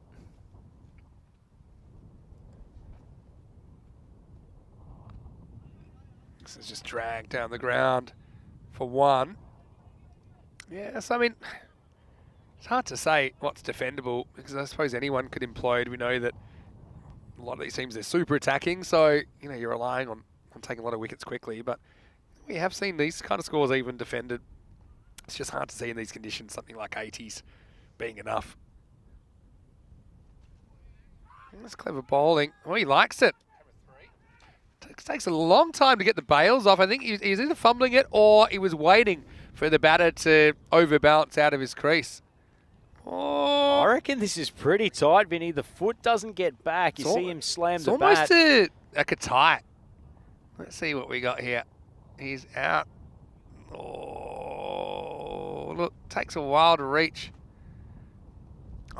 I called it as like a tie, and I think there's nothing conclusive there to give it out. Does actually well to jam the bat down and not have it bounce in the air. So I actually think that's not out, but it's a tough one. Tell you what, keeper 5 centimetres closer to the stumps. Would have been a stumpy. You had to bit of a last lunge. Yeah, that's the thing, because the ball took him pretty wide, and I can totally understand that the keeper thinks he might have just beaten him there, but I think the right decision's made. This one's hit, and it's hit pretty well, and we 4 just away from the field. A nice shot by Faizan. So Hammarby continue to fight. That swings them into the 70s. Are we sure that Faizan and Ali are not the same human being? You look at this shot, it's exactly the same shape that we saw. Things have been pretty quiet since Dolly the Sheep sprung into the headlines in the 90s. That's all I'm going to say about that. But yeah, you're right, there's a lot of similarities there. Very technologically advanced country, Sweden. In the air, as the fielder won't get there before it bounces. So going back to our point about being such an educational bonanza, we've even gone modern history today with George Bush, Rumsfeld, Dolly the Sheep. Dolly the Sheep, yeah. Tell you what, kids, there is so much to learn from listening to live coverage of the European Cricket Network. I love this classic baseball catching style from the keeper who frames this pitch as one that isn't a wide. And I think he did catch some of the line. This is live action. This one knocks the stumps over. And so, in the end, it'll be a happy ending for Sumsam, as he'll finish with 2 for 9. Hammerby running out of time, running out of wickets as well. 72 for 8 after 9. Yep, not looking too good for Hammerby. They'll need to launch a couple of lusty blows in this final over. Unfortunately, only 2 wickets left, so they're asking a lot of the lower order. Sumsam Khan finished pretty good figures, 2 for 9. Dupa, he's been given the responsibility this last over. Went for 16 in his first, so... Yeah, they've said, okay, you've come good, stay good. I want to say hello to Gary Wheeler, who's watching, welcoming me back, and saying hello to Rhino. Nice to have you with us, Gary. Just popping back in the chat. Hello to Wazza as well. Good to have you with us. I think Wayne was in there as well. 10th overtime. Let's roll. Look at this away seam. It's like a completely different player now, Duper, isn't he? Hello to Stuart as well. And Stuart said, welcome back, Vincenzo. Your maths anecdote reminds me of the time when I reeled off all the prime numbers up to about 500. Yeah, well, the line between illness and genius isn't always clearly delineated. I think what he was talking about was I'm very good at doubling numbers up to around about 6 or 7 digits, but I won't go into that right now. Lifeskills.com. Sort of chat that got you a long way back in the Perth bar scene of the early 2000s. Memorising phone numbers was always a skill I had, actually. In my younger days. This is just one that doesn't pierce the infield. Still give us a chance to look at Essa Farouk. The old 10-digit rapid recall memory, but I'd be immediately around the corner writing it down or putting it into my phone. Don't want to let one of those digits get mixed up at some stage. Exactly right. Anyway, Farouk gets a chance. I mean, they have got something on the board. If they could burgle the boundary here, maybe sneak up to 80, they'd be pretty happy about that, considering where they are in the game and where they were. But Dupa, if you told me an over and a bit ago that he'd have 2 for 17 at this stage, I would have said, check yourself. Now it decides to go upstairs on the tail ender and sneaks a dot. Well, 1 run in 4 balls. It's super duper stuff from this young man. Showing a little bit of pace on that last delivery. One of my areas of maths that I really enjoyed was probability, actually. That's really quite applicable to life. Couple to come. Get some bat on it. Should just be 1. They may think it 2 at this stage, but it's a clean pickup, so they won't take it. Just a single up to 74. Yeah, probability and kind of balancing likely outcomes with the consequences of those outcomes is essentially what we're doing here in this form of the game, and on all sport really. There's risk-reward elements to the equation. Anyway, not going to nerd out too much. Hello to Zaid Aziz, who's also saying hello to me. Nice to have you with us. Here's the last ball, everyone. Seatbelts on. And remember where your emergency exits are. Faizan on 10. Last chance to score. Gets a fair piece of this. And with the wind, I think that'll fly for 6. Well, what a shot. So they do sneak up to the 80 that we talked about. Maximo. Fantastic hit. And unfortunately, it wasn't the reprise of the original theme that the bowler was looking for. Having said that, I think that she still be very happy by keeping Hammerby to 80. 81 for them to get their first points of this ECS. And so, credit to Hammerby as well. They had to use 10 batters in there, and they fought the way to 80, but they got their fight on their hands to defend this and perhaps get their first win of the tournament in the first match. Yeah, certainly be nothing less than they deserved after an excellent bowling performance from Shista. Hamza bowled a couple of excellent overs, first and third in the power play, and the good bowling at the start was exemplified by the fact that not a single one of the top order of Hammerby got past a score of 4. Each of Mahmood, Khan, Ahmad and Muhammad, where you'd expect the guts of their runs would come from, just all back in the pavilion with single-figure scores. It was only that man, Arslan Ali, who really played with any level of consistency. He got off the mark with a lovely tickle down to fine leg and also managed to find a couple of Maximos in there. This was a wild and very unappealing swing from Muhammad. He was cleaned up. Nice piece of bowling there from Ikram Ul Haq, who wasn't too bad with the ball today, as was our boy Sumsam. Picked up a couple of wickets with his little spinners and showing that he can provide a handful with the ball in hand as well as the bat. But Ali kept on trying hard. A couple of lovely shots, including that one which almost took out young Alistair. This was an exceptional catch from Ul Haq coming in from cover. taking on the 30-metre circle. Then the boy, Archer Duper, at the end, came up with a couple of delicious deliveries to take wickets. A couple of late, lusty blows were probably not enough to take Humby up to a competitive score, but certainly that Maximo off the last ball does make things look a little bit prettier than they were partway through that innings. So they have scratched their way to 80 off their 10 overs. As you can see from that batting scorecard, everything revolved around Arslan Ali, 31 off 17, but unfortunately he came off the back of a top order that failed miserably.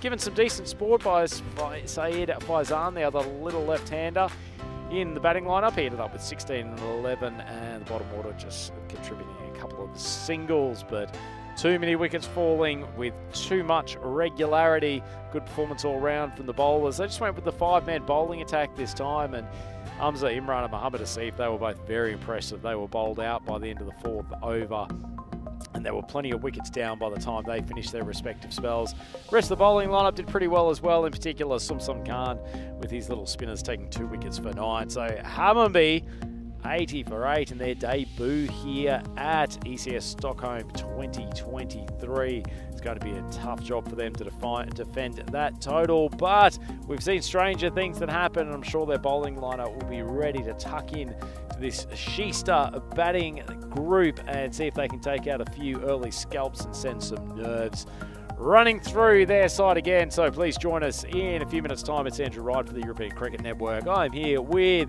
Vincenzo Sandu, who will be joining us after the break again as we take you through the second innings of this match 4 here at Master Cricket Club.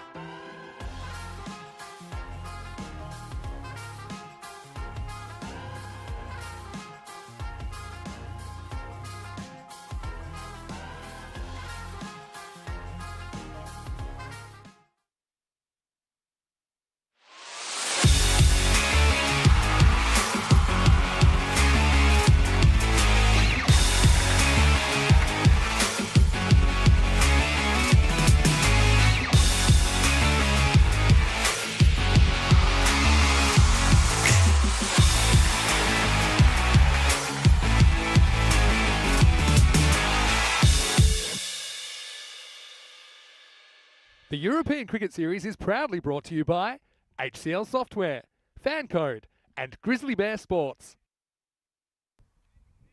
European cricket fans, welcome back to the Muster Cricket Ground here just north of Stockholm. We are into game 4 here on day 1 of ECS Sweden for 2023. It's Andrew Ryan here, joining Vinny Sandhu to take you through the day's play here. And we have a fascinating contest, although after a feast of big hitting for the last couple of games, all of a sudden the runs dried up in that last innings as Hammarby, making their debut in this year's series, scratched and struggled their way to a total of 80 runs, leaving Shista Cricket Club needing only 81 from their 10 overs. They've got their usual left-handed opening partnership of Hassan and Imran. Plenty of rest on the shoulders of Imran. Opens with ball as well as with the bat. But the man at the other end, Hassan's showing some big hitting capability already in this tournament. And our first look at the Hammarby bowling attack. Looks like Munir is going to take up the new ball. First over, coming in off a short run. Needs some early wickets. Ball wide of off stump, big appeal. Didn't sound like an edge whatsoever, but not a bad start. Little bit of swing to open proceedings. Whitish ball, but well inside the line. I'll start from him.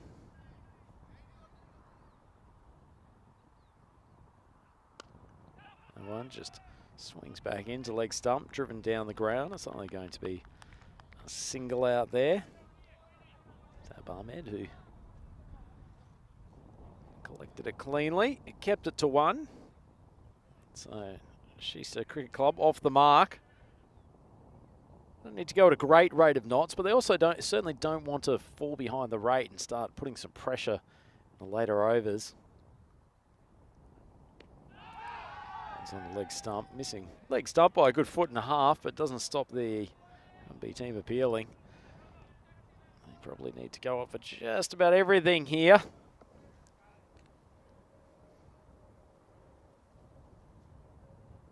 As we said, an early wicket or two, absolute necessity for keeping themselves in this game. Short of a length ball, swung hard and swung sweetly by Hamza Imran. More of a short arm jab dragging across to the leg side, but this outfield is pretty quick. Boundary's not particularly huge, so beat that infield and that is going to race away for a boundary. Got 4 fielders on that leg side. Going around from the top here, mid-on, mid-wicket square leg, and one down at a far more traditional fine leg position than we saw at times for the Shista team when they were in the field. But a little bit quicker. Puts a batter on the back foot. Remarkable effort in the field. Ball seems to have just gotten caught in the fielder's hand, but no run-out opportunity. Decent start from Munir.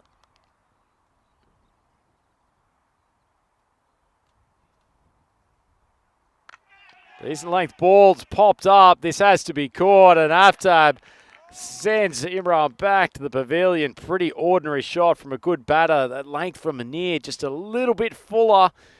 Hamza Imran decided to try to pull it again to that vacant area out near mid-wicket, but as it was, the ball just got a bit large on him. Scooped up, and easy pickings for the fielder down there at mid-on. And Hammarby, well, they've done exactly what they needed.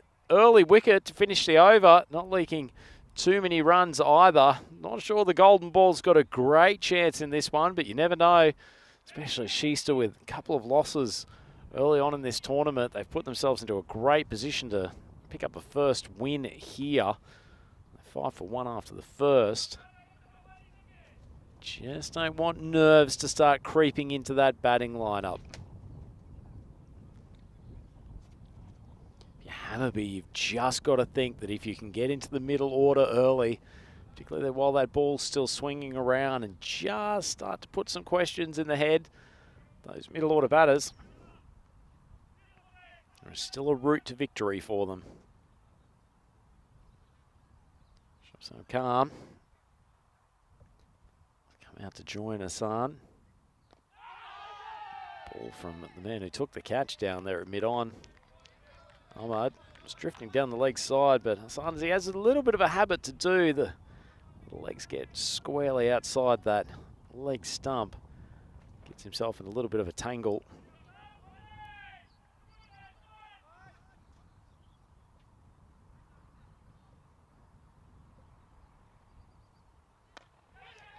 Ball's just blooped straight. Chance at the keeper's end. Throw comes in. Keeper takes the stumps off. And they've got 2 wickets down already. And Khan goes without even facing a ball. Shista are the nightmares coming for them. They've already lost 2 wickets back in the pavilion. Only 8 balls down in this innings. And Shista 5 for 2. It's just a poor bit of running. Hassan, just as soon as he struck the ball, decided to start sprinting down. I'm not sure whether there was no call. His partner didn't react, but whatever it is, one of their key men back in the pavilion. And Hammarby showing some signs of life. Certainly if you were batting number 4, you don't expect to be out there after 8 balls down in the innings, but that is precisely what's happened here. Looks like Makus Badar coming to the centre.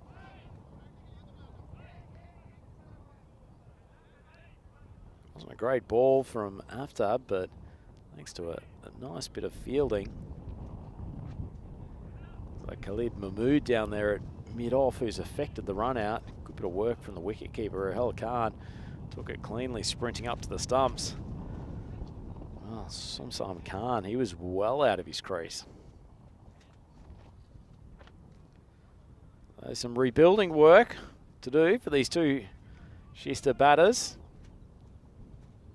So he might be feeling a bit guilty and having a few words with his former batting partner when he gets back to the pavilion later on.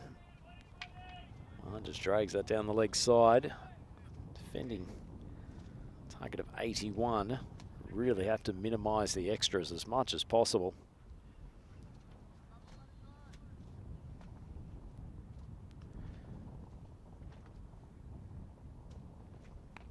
Well, that side off stump. Nicely timed out to the man at point. Throw at the stumps. Tell you what, Badar was a little bit slow to get moving there. That throw didn't seem too far off.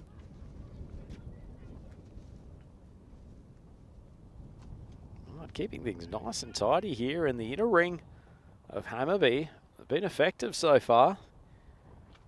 All of a sudden, this total, 74 off 51, just looks a little bit more difficult. Hassan mistimes the ball over to the leg side. Wasn't that far away from the pair of fielders who were there, just falling in between mid-wicket and square leg.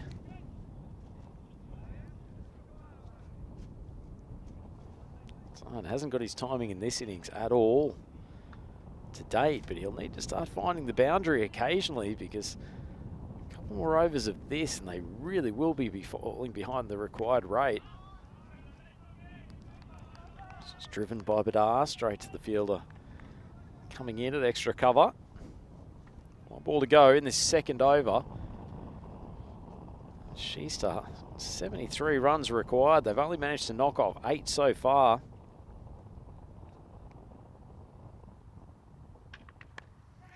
Well, the ball should have been in the slot to hit. Khalid comes around.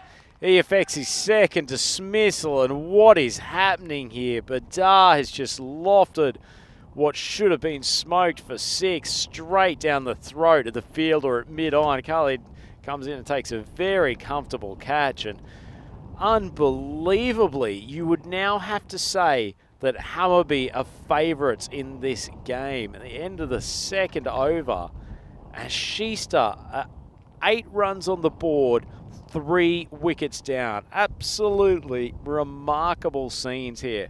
The Mashta Cricket Ground. We'll have a look at the standings. Shista, 2 losses already today. They've been right in both of those games and set themselves up brilliantly to rack up their first win in this contest here. But Hammarby, they're showing some fight. Done exactly what they needed. Not only taking early wickets, but they've kept the runs down at the same time. About the only bright spot for the Shista team is that they've still got Hassan in there. He's 2 off 5, so well below his best so far, and also ran out Khan that second over. Munir bowled a pretty decent first over, so he's been given the pill for the third. It's on a leg stump, missing the stumps by quite a distance, but only scampering through for the one. Given where the run rate is, if they can get through this third over of the power play, third and final over, not giving away a boundary, all of a sudden the run rate actually becomes reasonably challenging and probably up around 10 and over for the Shista team, and they will have to start finding the boundary. Scandalously dropped what was a position of such ascendancy. Just shifting in the field. Right-hander on strike is Sif. Now got the man move back to long on.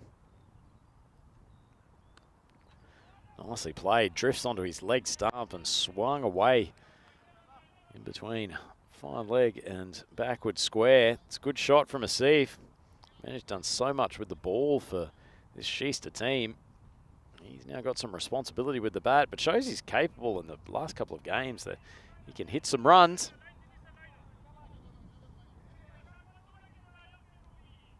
Having a look at the chat, Kroom, he's already nominated. This is a low-scoring thriller. Great to have you all in the comments on YouTube today as Munir charges in. Runs down the leg side again. Not a great ball, but gets away with it, and they'll just come back for have the one.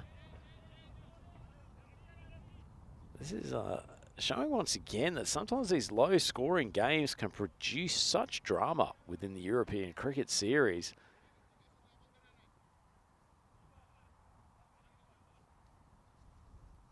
Certainly just nerves starting to build in that Shista batting lineup. That ball's gone down the leg side as well, but hopefully for the bowler, he's got Fila Station down there at fine leg. Not quite sure that Munir's bowling with particular plan here, but given some of the nerves in the Shista batting lineup, it's not hurting him so far. They've only managed to take one boundary off this over, which has been a little bit all over the place. Full ball outside off stump, just bunted into the turf. Straight back to him. So one ball left in the power play. Shista only 15 runs on the board, already 3 batters back in the pavilion. Steve takes a little bit of a swing. Manages to use those wrists to drill the ball down to long on. Sweet timer of the ball when the ball's full. And that ends what has been a very, very poor power play for Shista Cricket Club. 16 for 3 after 3.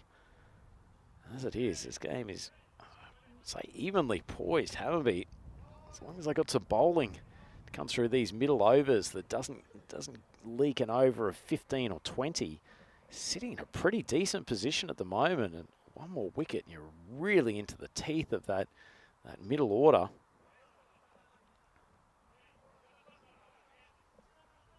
Marnus on the chat, bringing to life the Gozo 6-run effort from yesteryear. We ever see it beaten? Let's keep our fingers crossed that we don't. Certainly no scores around this range. Shista's got some decent batters in that middle lower order. So they're by no stage out of this game whatsoever. Seeing the comparison, Hammarby were 14 for 3, and frankly, aside from Arslan Hully, there wasn't really much that gave their total a kick along through those middle overs, launching a couple of maximums over the leg side.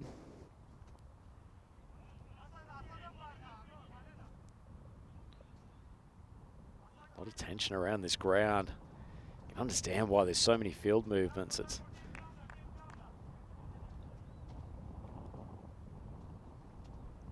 every run absolutely crucial. Wide ball outside off stump. Well, that's not what they needed. Nice strike from Asif. Arms go up for a maximum. Not a good ball whatsoever. For Shista, it's only going to take 2 or 3 boundaries in the next couple of overs, and they'll get themselves into a much steadier position. Problem with having lost 3 wickets is they really don't want to take too many risks if they can avoid it. Certainly balls like that will help. Mahmood inexplicably coming around the wicket for that first delivery. Back to the regulation approach now. That ball's tailed back to the keeper after going past the stumps.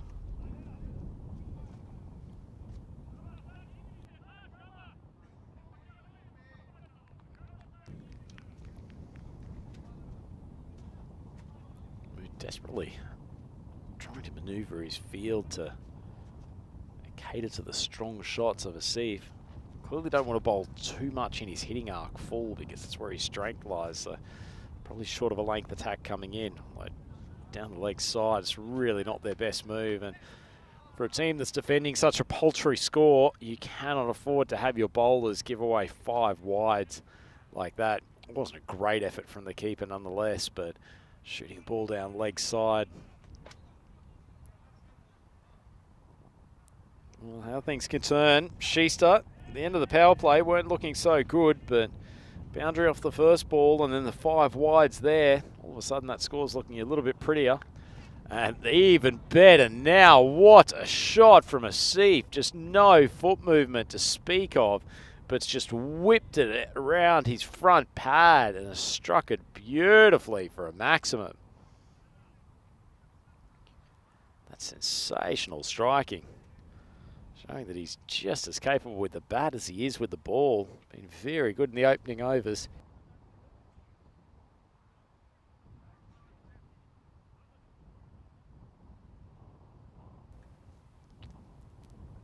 Bit of consultation here between the keeper and bowler.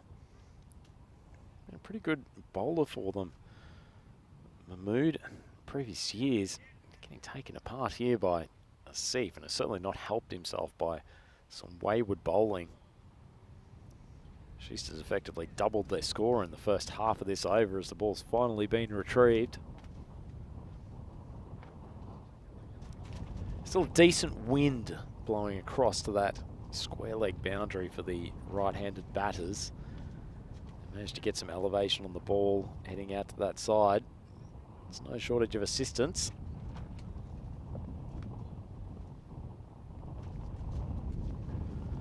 Just a short delay while we're checking the score, getting some official confirmation.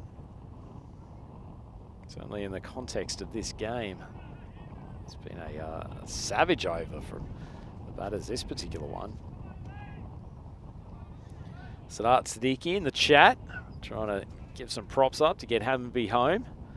Thinks they can still manage a win. Certainly can. Put themselves in a reasonable position. Mahmood finally gets one in the block hole. It's a good piece of bowling after he's been whipped for a couple of boundaries already in this over. Look at the equation. Schuster Cricket Club, 50 required off 38 balls. So well above a run a ball, but still very much in control.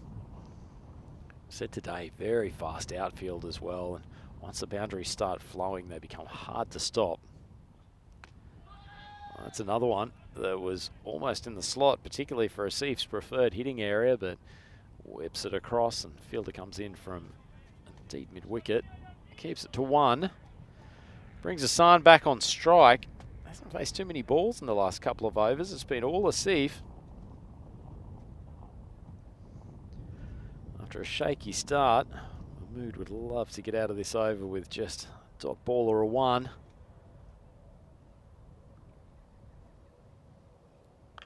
Hassan gives him exactly that, just pokes it out to the offside for a single. Farms the strike to have it at the start of the 5th. Schuster 33 for 3. 4 overs gone. So Asif really keeping this chase alive. 16 on the board already. Hassan well below a 100 strike rate. Man, that's found the boundary with ease in his innings so far in this tournament. Very surprising. After being in almost a spot of cardiac arrest, all of a sudden that worm for Schuster has managed to just creep ahead the 8 runs and over that they require. Bowling change coming up. It looks like Farouk coming on to bowl the 5th over.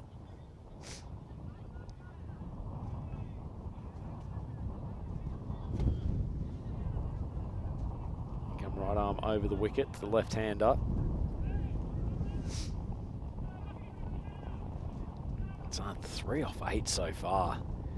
He told us at the start of the innings that Assam would still be there after 4 overs and only have 3 runs on the board. You wouldn't believe it.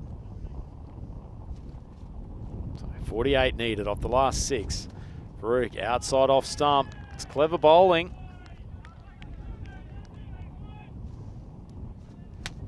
Spot bowling to that side where it's got the wind advantage. They do want to keep it away from the straight power zone and the mid-wicket area of Hassan. Really frustrating him with this line the last few overs. Once again, that one's outside off stump. It's nicely bowled, but it's flashed off the outside edge of the bat. Runs away for a much-needed boundary. Probably just a touch short from Farouk, but wasn't a bad ball.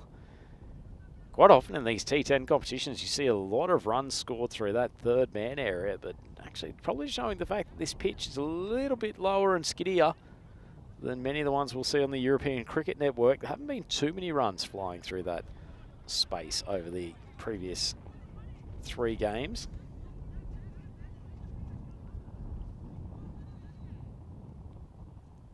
There's a lot of tension around this ground. You can see in the chat, YouTube, most of our users just do not know who's really in charge in this clash. Farouk manages to beat the bat again. The keeper doesn't carry through to him nicely, so he just parries it around and the fielder comes in from fine leg, so it'll be a bye.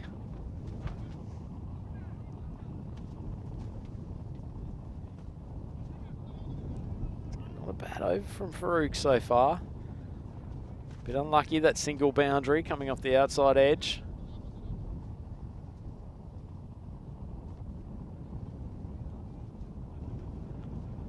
Starting to pick up a touch, just become a little bit more blustery in the last half hour. Touch unpredictable. Good ball, just slightly short of a length on the offside. Got a man like Asif. That's certainly where I'd be bowling to him. Saying that, he hasn't got much protection in the deep. They've got a fielder at boundary at point, another one at mid-off, but no one there at cover. If he could consistently bowl that line, probably worth bring the 3rd man over. That's not the line that he wants to bowl. Asif just goes very high. The ball's carried with the wind for a maximum. This man probably holds this contest in his hands for the Shista Cricket Club. Fairness to Farouk. Ball was outside off stump when it got launched around to square on the leg side. It's a pretty good strike from Asif. Really only one place that he's aiming. Equation looking much better for Shista Cricket Club now. 37 required. 1 ball to go before we get to the halfway point. Good length ball from Farouk. The heel goes up. Umpire suggests going down the leg side. Look on the replay. It's certainly short of a length ball, but didn't really get up. That is tight. That is a really good shout. But as it is, Asif lives to fight another day. It's the end of the over, and we'll look forward. Still a little while away, as Vinny mentioned, still over 100 days, but boy, oh boy, is it something to look forward to. 25th of September, it all kicks off out in Malaga at the famous Cardimer Oval. The European Cricket Championship. Group A starting us off. Spain, France, Isle of Man, Czech Republic, and the Greeks. There's some tasty clashes in there.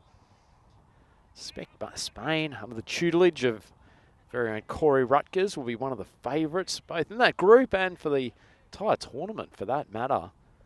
Very good at the T10 format of the game. I know Rutgers has had them fairly regular training camps, getting them schooled up to be able to taste success, not only in that tournament, but the others that they're playing in throughout the year on the European international circuit. So we see Azam Mohammed coming to take the ball. This will be the 6th over. Took 12 wickets. The ECS 2022 event for Stockholm, or in Stockholm. Average of 8. So He's certainly a man who's capable with the ball. Obviously flighted leg spinner, but just drops a touch short, and it's well played by Asif. He's timing the ball well. A game where almost all other batters have really struggled to find the boundary. He's been knocking them around with ease. Muhammad just a touch short. The ball sat up on this deck. Pulled away. Every boundary, things just looking much more rosy for Schuster, and they've recovered well from the loss of those early 3 wickets. Short one pushed through a little bit. Nice piece of bowling from Muhammad.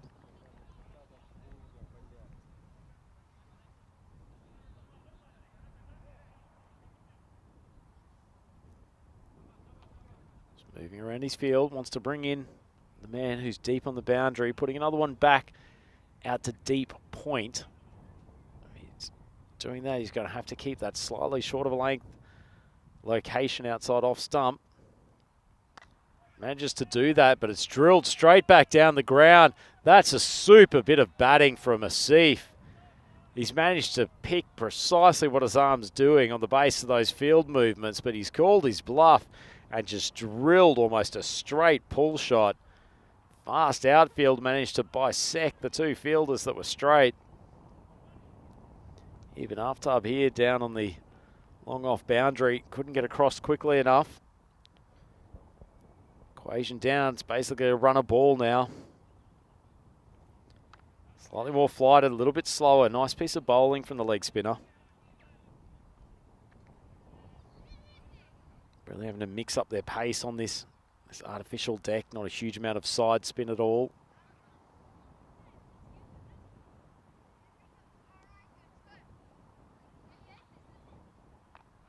Nice bit of bowling again, just slowing it through the air. Asif really wants a little bit of pace to work with. Nice change, canny bowling from Muhammad. San, he's 7 off 11. Extraordinary innings from such a good batter so far. But as much as he's struggling, they really want him to be there to partner Asif. He's up to 31 off 17. Been a cracking innings in the context of this game.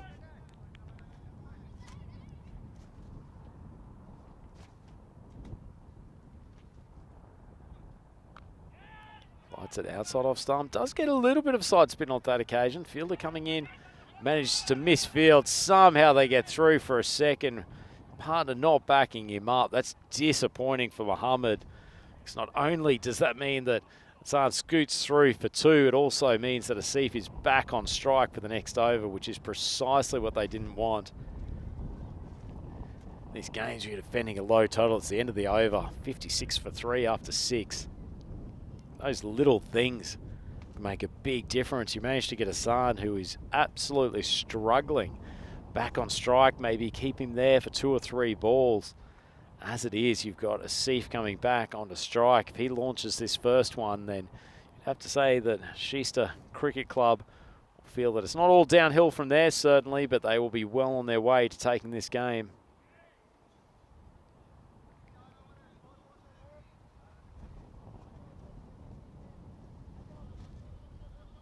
Looks like Asadullah Javed's been given the ball. This all-important 7th over. See, just checking the deep fielders. Deep mid-wicket, deep backward square, long on, long off. Also across what looks pretty much in line with the point. Full ball, just chipped up in the air, just going to fall short and evades the grasp of Aftab, which once again means they can scoot through for a second and Hassan gets off strike. Asif looking to potentially even take a 3rd after some sloppy work backing up. I think he's probably better off staying on strike. There's a bit of frustration creeping into the Hummerby team. They know they were in with a big chance in the early overs here.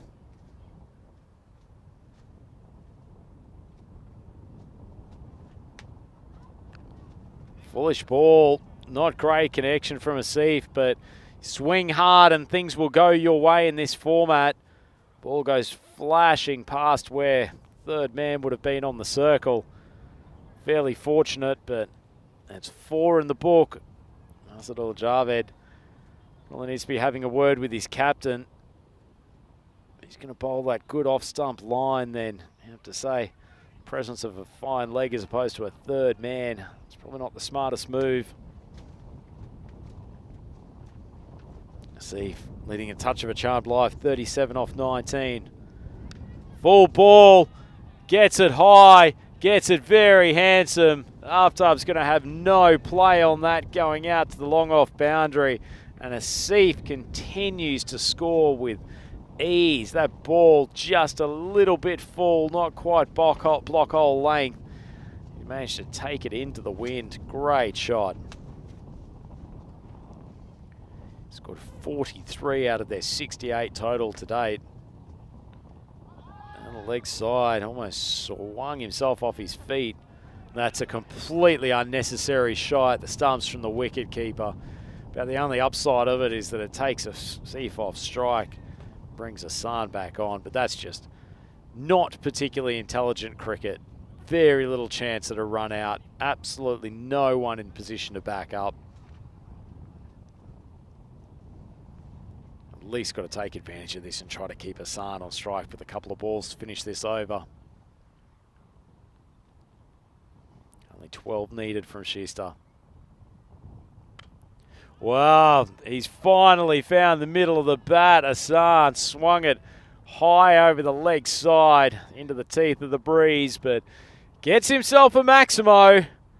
And Schuster, after a very shaky early start, is now well on the way to picking up their first win of ECS Sweden.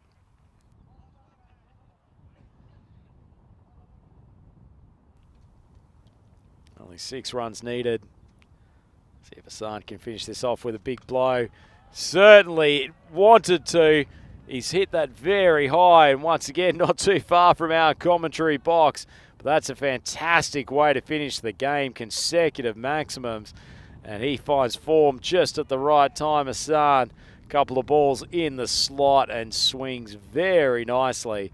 And he has capped off a first up win for Schuster Cricket Club. That will make them far happier with their first day work here at the Muster Cricket Club in North Stockholm. Much deserved win. They bowled very, very well in the first innings of this game, set themselves up, and if it wasn't for some poor batting from their top order, should have chased that down comfortably, but as it is, those two out there, and in particular Mohammad Asif, who batted very well, have carried them to victory.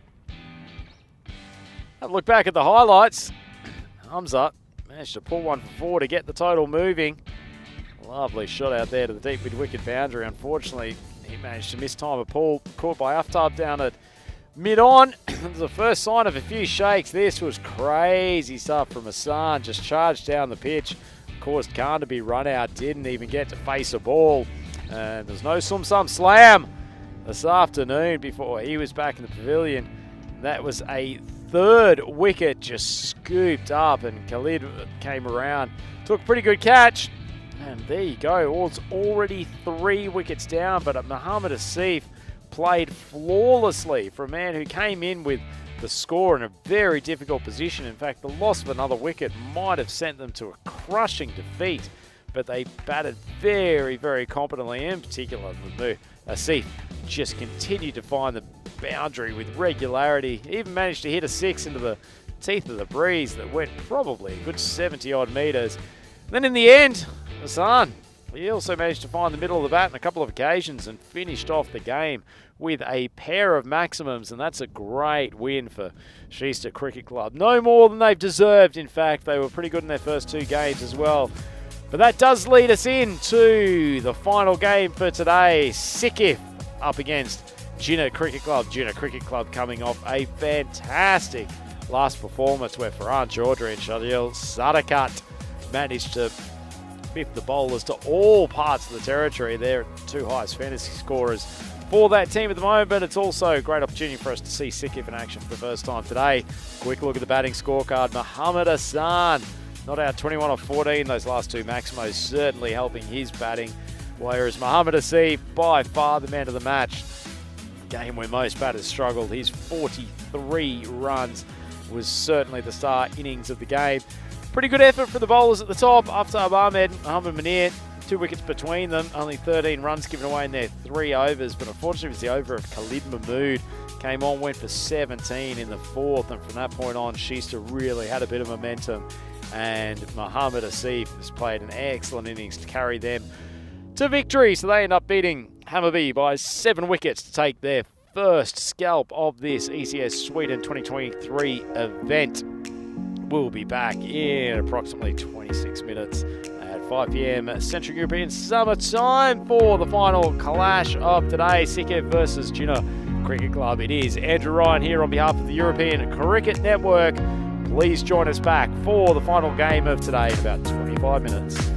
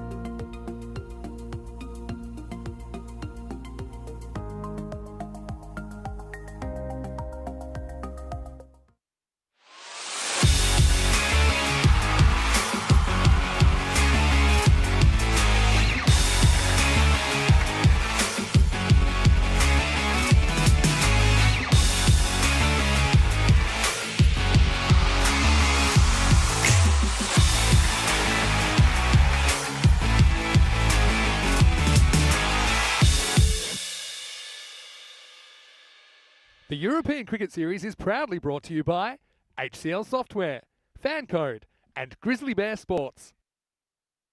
Hello and welcome back to Stockholm. Vinny Sander here, Mr. Maximo, with you for the European Cricket Network opening day of our 2-week Swedish adventure. It's been high scoring, it's been action-packed, and well, I think we're in for a treat as well as we get to the last game of the day, match 5, and a new team to ECN is on the rack. First time we'll see them, it's SIKIF, S-I-K-I-F. They are taking on CC Stockholm, who we have seen a couple of times today already. Tyrone Peters has the 2 teams with him. Time for the coin toss for match 5. Chin to call.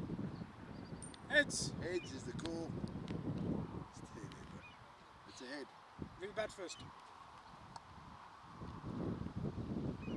So it is the CC Stockholm team that win the toss. Farhan Chowdhury isn't their captain, but they just say he's very lucky. So that's why he goes out to do the toss. And it's worked again. So they've won the toss. They are going to bat. Weren't they impressive last time out? They smashed 175. They made this ground look really small. I think they really enjoyed this wind as well, which is favouring the leg side to the right-handers. So I think they'll be hoping to do the same thing again against a team, SIKIF or SIKIF. They basically loosely translate as the Stockholm International Culture Club, so it's their first time in the series. They were kind of late qualifiers as well, so we'll have a good chance to see what they're all about. And I think they've got nothing to lose here. They're playing a much more seasoned opponent, but still I think that they'll be buoyed by the experience and maybe have some of that energy that might be lacking from Jinnah, who are into their 3rd match of the day. Andrew Ryan will take you to the first ball. News from the toss is that CC Stockholm, they've won the toss and they're going to have a hit. Let's see if it's violent again from that team. Over to you, Rhino. Let's get ready for the start of Game 5. Rhino stepped out for a sec, so I'll take you to the first ball now. And once again, good afternoon, good evening, or good morning maybe, if you're in the North American region. Nice to have your company time for match 5 of the day. Great job by Rhino that previous game as well. We saw Shista knocking off the runs in 7 overs. So they do take something away from day 1. Let's have a look at these 2 teams. Well, SIKIF, it's their first ever ECN game. So I know that their captain, Amit Pangal, is very, very happy to be out there. And yeah, watch out for Naveed Anjum and Zaheen Rashid at the top of the order for them. But anyway, we're ready to go. It's Amit Pangal, the captain. It's going to get us going. The first one's leaned on. It's a chance, and it's taken. A dream start for SIKIF. And they got a wicket very, very first ball. So unbelievable start. Just kind of leaned on it, didn't he? And he picked out the fielder. Couldn't have picked him out any better. There's not many teams anywhere, I think, that it would get a wicket first ball in the ECN universe. And that's a real handy one because well, we know how dangerous these CC batters can be. I've got to say it was a good catch. It's pretty blustery conditions and it was kind of just wobbling a little bit. And, well, not only is that a duck, that's a golden duck as well. Maybe we can turn Derek golden there. That's not what Azim Amin wanted. There he is. He's golden. And it's a long, lonely walk back. The score's none for 1. Well, what a start. Can they parlay that into something more? And SIKIF, they're actually late qualifiers. And I'll try and do this as well as I can, although my Swedish isn't very good. But SIKIF stands for Stockholms Internationella Kultur och Idrottsförening. I'm getting the thumbs up from some of the young Swedish locals here. But yeah, that's basically means Stockholm International Culture Club. And so what a great start for them. You've got to have your best fielders down the ground. I think Adnan Nazir did really well to find the drop zone there. I was a little bit worried he might have run under the ball for a second, but he judged it perfectly. I've been busy as well, making a few preparations for a couple of weeks ahead. That's why I've been away from the box for a little while. As this is a full toss that gets through the fielder, this will be the first runs. It'll be a boundary. So Samir Khan gets a full toss. At ankle height, just turned the corner on it. That one raced away for 4. It's been a pretty high scoring day for the most part. I feel like around about 120 or so is par. We'll see what the numbers say. A little bit later in the piece here. Maybe midweek we'll have an idea of what a par score is. But I think we're in for a treat last game of the day. You're going to make a duck though, make it a quick one. That's essentially what Azim Amin does. They're looking for 2 here. It's not quite there in the end. Samir will have to be happy with one. Yeah, James just noticing that Andrew wasn't quite able to pick me up, so I hustled back to the box in time. But yeah, Rhino will be back shortly. I see some of the kids here from Albi Zalmi as well that have come. It must be after school's finished. And tomorrow, no school. Is it true? Big, yeah, no school, no work tomorrow. It's a big public holiday in Sweden tomorrow. Big national day. So a chance for you to come to the cricket again. I think Albi Zalmi are playing in the morning. Yeah, so we do have some cricket action coming your way every day for the next 14 days. Last ball of the over, he goes with the wind and he wins. He goes Maximo. Just drifting a little bit onto the kneecaps of Samir Khan, who launches this one with the wind. It's gone. And that's also at the end of the first over, so the score is 12 for 1 after 1. Hello to James Stewart as well. Like I said, hello to Steve Cook. It is the last game of the day, match 5. So we want some random questions as well. Put them in the chat, ECN European Cricket Network. Steve said he's happy to see some T10 back after the Bulgaria washout at the back end of last week. Having said that, they did get all 9 international matches in, so that was good. But yeah, it's always disappointing when a finals day gets washed out. But I suppose credit for Istanbul KSK of Turkey, who ended up winning that series.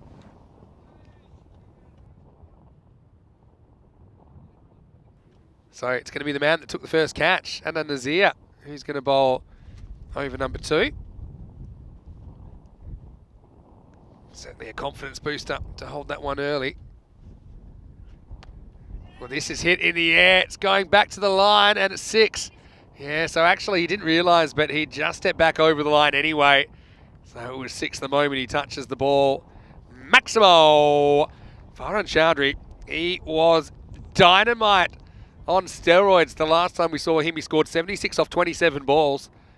And he starts confidently here again. He whacks that one out of the ground for 6. Nazir was full, but not full enough, really. Or short, not short enough. Edged and gone. So 6 and out for Chowdhury. He only has 1 big innings today, but fails twice. That's a good catch taken by the keeper. Samad Imtiaz as well. It was a healthy outside edge, wasn't it? Pitched up, and it was a similar kind of length. This one probably drew Farhan a little bit wider. You see it here. Good catch. Pretty much gets it exclusively in the right glove. But yeah, he is thrilled with that result, Nazir, and why wouldn't you be? So 2 wickets down before you've blinked here, and it's 18 for 2. What a dream start for Sikif. And now we'll see Tasadak Hussain coming to the crease. Now, one thing about Genesee Stockholm, previously known as Pakistanska Förening, they have a lot of good batters in their order. They've got probably a really solid 6. But they're being tested early. One thing I would say, guys getting out, they're not wasting balls though. That was the key to their earlier success. The first time we saw them, they posted 123, which was enough to take care of Shista, despite that it wasn't really an imposing score, but they did enough. No one really got going. This is going to run away, and I think that's gone for 4 as well. So it's just a square drive from Tasadak Hussain. And so 4 runs the result. I think that'll be adjusted to 4. Again, we've got the league boundary, which is still kind of hanging around. Caused a bit of confusion, but yeah, that was definitely past the line, 4 runs.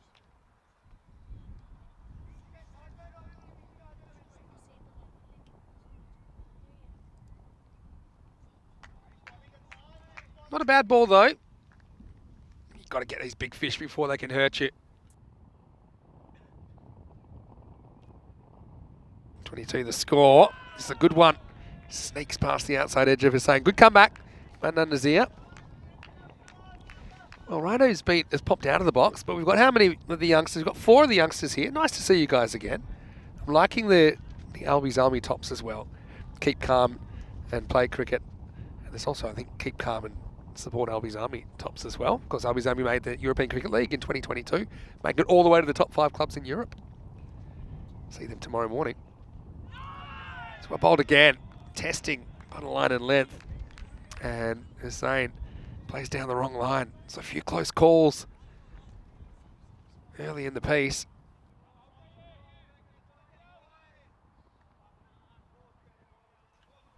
Last ball, it's been a very good over considering how it started. We've seen some good bowler comebacks today, haven't we?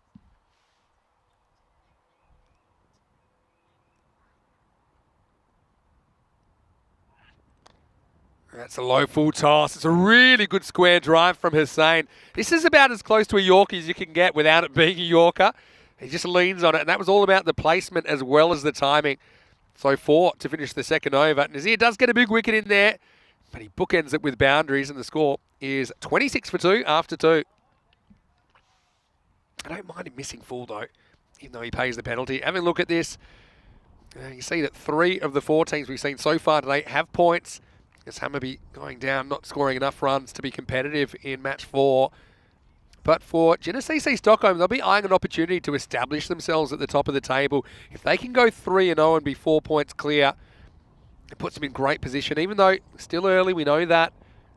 Most teams haven't even played yet, but you've got just those 4 semi-final positions up for grabs. So, change of bowling now. And this looks like it's going to be Naveed Anjum to bowl the third and final over the power play.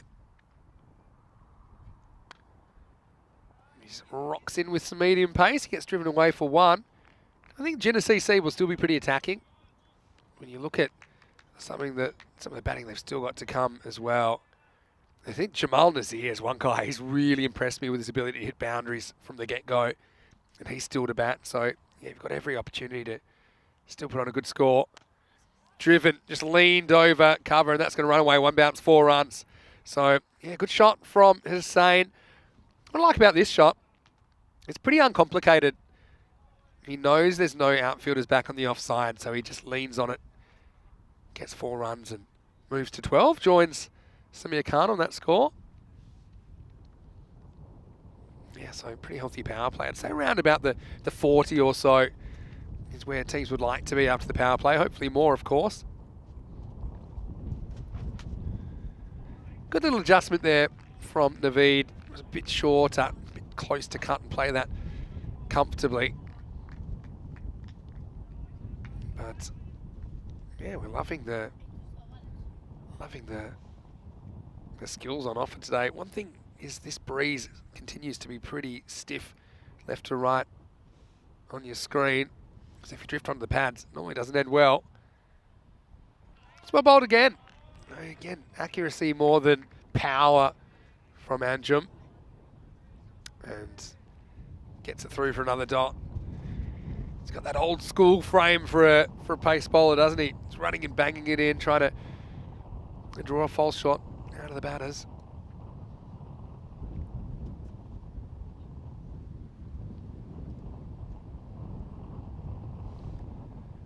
He has a kind of spinner set up, but then he runs in and was more medium pace and everything. This is pretty well located as well, up in the block hole. So this is such a good over from Anjum. But yeah, you always feel like you're on the edge of your seat, because if he gets banged for a 6 here, the over's probably a draw. It'd be 12 off the over. But if it doesn't go to the boundary, I think it's a big win for Sikif. Last ball to power play. I think Samir wants a piece of him. Tries. And, well, there's a piece of fielding. It's not in the textbook. Maybe up the back. It's Assad.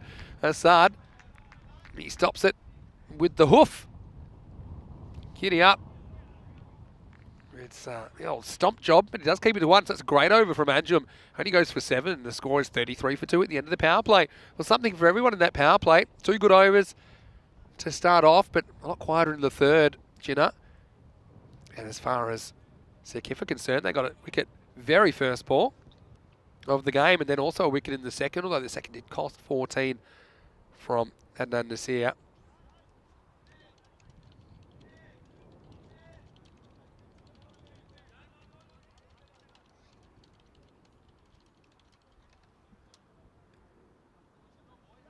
So we'll go back to Adnan Nazir now, who did come up with a wicket in that second over, but he also went for 2 4s and a 6. He has the protection of 5 outfielders now, some extra protection, but still not particularly easy. And almost ready to go. You've got to keep your eye on the time as well. I think they're mostly okay. Certainly helped that Andrew didn't get whacked too much. He did go for 1 4 in there, but apart from that, just 3 other singles off the over. Time for the 4th. It's full and fairly wide. It might have been a wide, in fact, if it had been left alone. Gets knocked out for 1 in the end by Samir Khan. So what do you guys think of Sweden so far? Enjoying the series? I certainly am. First time I've been to this Mashta cricket ground. I know the locals know this ground very well. No full toss and knocked away for 1. I know that we did have a European cricket series here all the way back in 2020. Only time I've been here before. New pitch looks good. It looks very good compared to the old pitch as well, which you can still see a little bit to the right.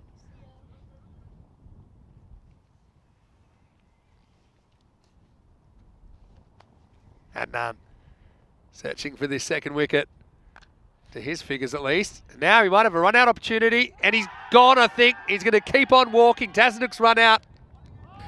And it's a really good piece of fielding off his own bowling. He hasn't been given yet, but I don't see any way this can't be out. He pretty much gave it up. Tasnuk, here comes the ball, and he's gone.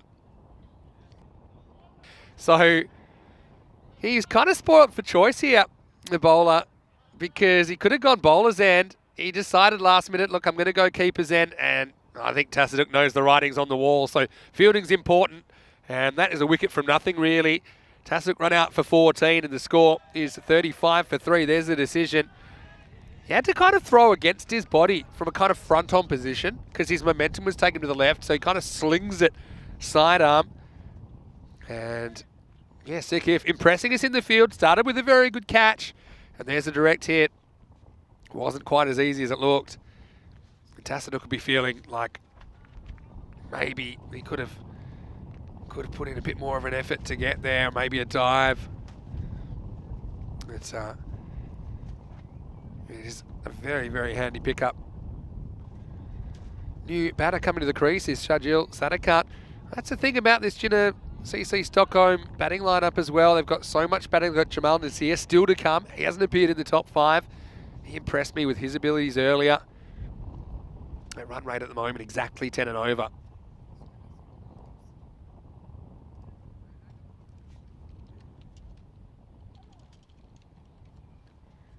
So, Adnan will bowl to the new batter. It will be Sadakat on strike. Wow, almost another one. He can run it in, but he's fumbled it. He gets one more shot, and he misses. Well, all he had to do was pick it up. He knew what he wanted to do. He wanted to pick it up and run it in for the touchdown, but he left the ball behind. And it kind of goes through the batter's legs. He has one more shot with the unrun. That would have been out too. That was a real chance to run out Samir Khan, and we could have had both batters run out in consecutive deliveries. You'd argue that one was a lot easier for Nazir. Well, welcome to the ECN, Sikif. Oh, well bowled. Good Yorker. Sadakat just jams down on it. Hello to Benedict as well. Benedict Chambers from the Uruguayan club. And I am a bit sorry that we don't see Uruguayan in this series. I know there was some qualification criteria.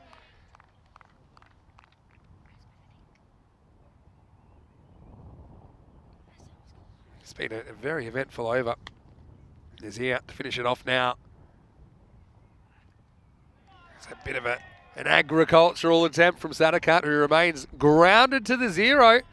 And at the end of 4, the score is 35 for 3. Got to say, I really liked what I've seen from Nazir so far. He came up with a very good catch, first ball of the innings. And he picked up the wicket of Chowdhury caught behind. Then manufactured the run out of Tasnuk Hussain for 14.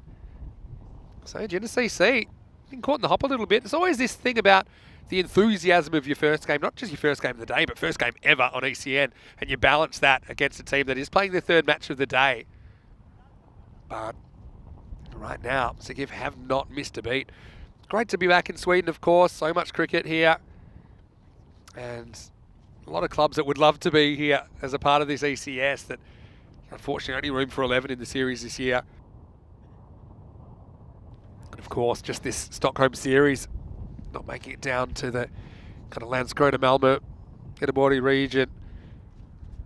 Andrew coming back for his second over. I like this move as well. He only went for 7 in his first. And he's got a wicket. Well, his first wicket on ECN. And he just blasts through the wide open space between Samir Khan's bat and his pad. And that's good reward for Naveed, who's kept things tight. And Genesis Stockholm on the back foot, 35 for 4. And what a start this is from Sikif. Like I say, they were parachuted in the last moment due to a withdrawal. So they weren't actually originally in the qualified 11 teams for this tournament. But they've certainly shown no signs of nerves. And that's a 4th wicket down.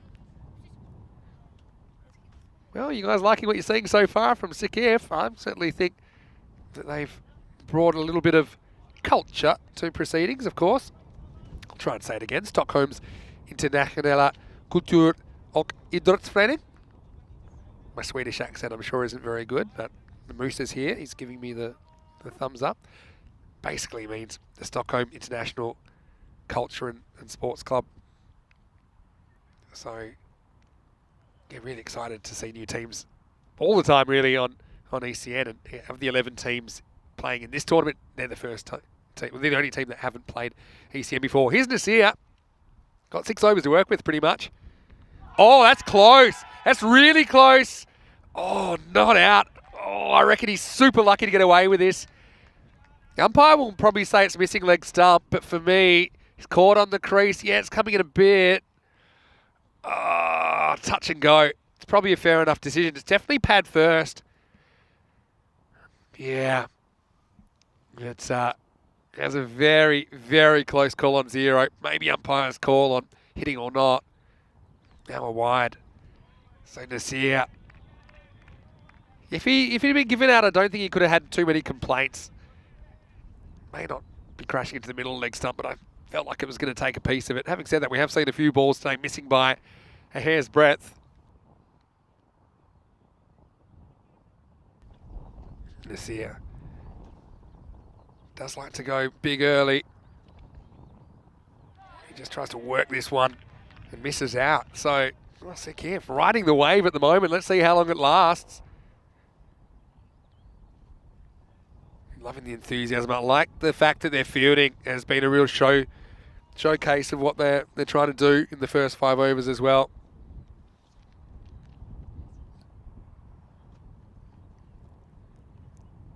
Naveed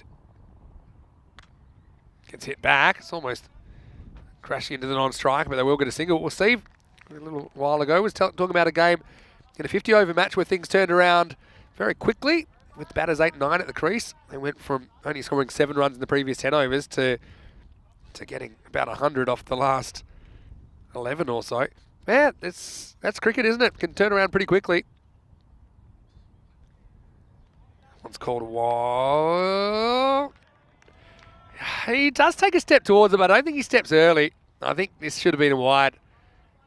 It's missed by a lot. The umpire's kind of spooked by the fact that the batter moves, but he moves after the ball's released, so Sikif catching a break. Everything turning to gold at the moment. Anjum, he'll say he knew what he was doing. Last ball of the over. It's gone up in the air, and it's out of here. Maximo! Well, Anjum, he'd avoided punishment for so long, but this is a ball. Look where it bounces. Probably half a metre to a metre in front of the front leg, and it just gives the batter enough to get under it. But still, great spell from Anjum. He finishes 1 for 15. The score's 43 for 4 after 5. Just a reminder of where we'll be over the next few weeks. And it's a busy time. I mean, this takes us through the rest of June and July. We have the ECS, which visits Romania after this, then Hungary, then the Czech Republic. We've also got T20 international cricket, both men's and women's. So stay tuned. It's going to be probably the busiest time of the season here. And it's great to be bringing you the action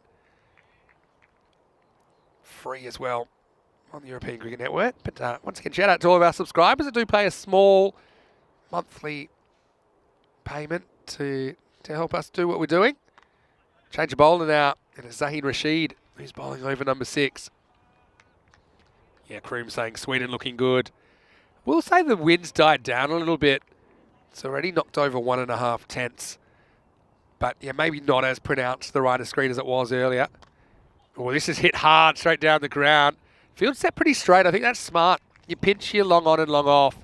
You don't want balls getting hit through them. You probably don't mind them getting hit around them, but it just creates a bit of a combined effect. They're covering more ground. But this is in the air, and it's a chance for Adnan, and he'll take it again. Well, that's another one that he takes. He took one early in the piece. This one was slicing the other way, and Nasir, who was never 100% comfortable while he was there, now he's the first wicket of Zahid Rashid in ECN cricket. Because he slices this, it's just moving a little bit right to left. You see how he takes a little skip left at the last moment. And once again, the fielding up to scratch for Sikif. And that's 5 wickets now. Genesee Stockholm, 45 for 5. Let's not forget that Genesee Stockholm previously, Pakistanska Förening, they are prone to the odd collapse. And I remember that. From last time.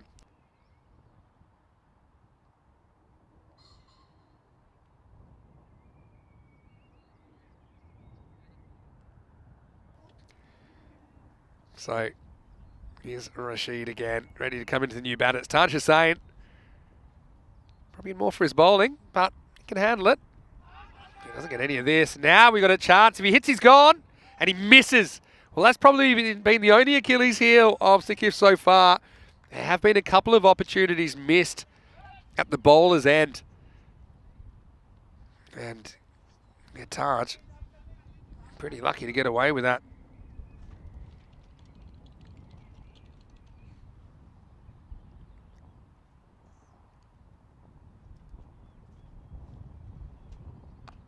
Again, we're bowled right on line. Yeah, Taj Hussain, it's a player we have seen playing a fair bit for Albi Zalmi as well. Now back in the Genesee Stockholm shirt. This is just gonna plop in front of the square leg. Sadakat's kind of been there and seen a little destruction all around him at the moment, but he's still a dangerous player. That takes us to the end of the over as well. It's 47 for 5.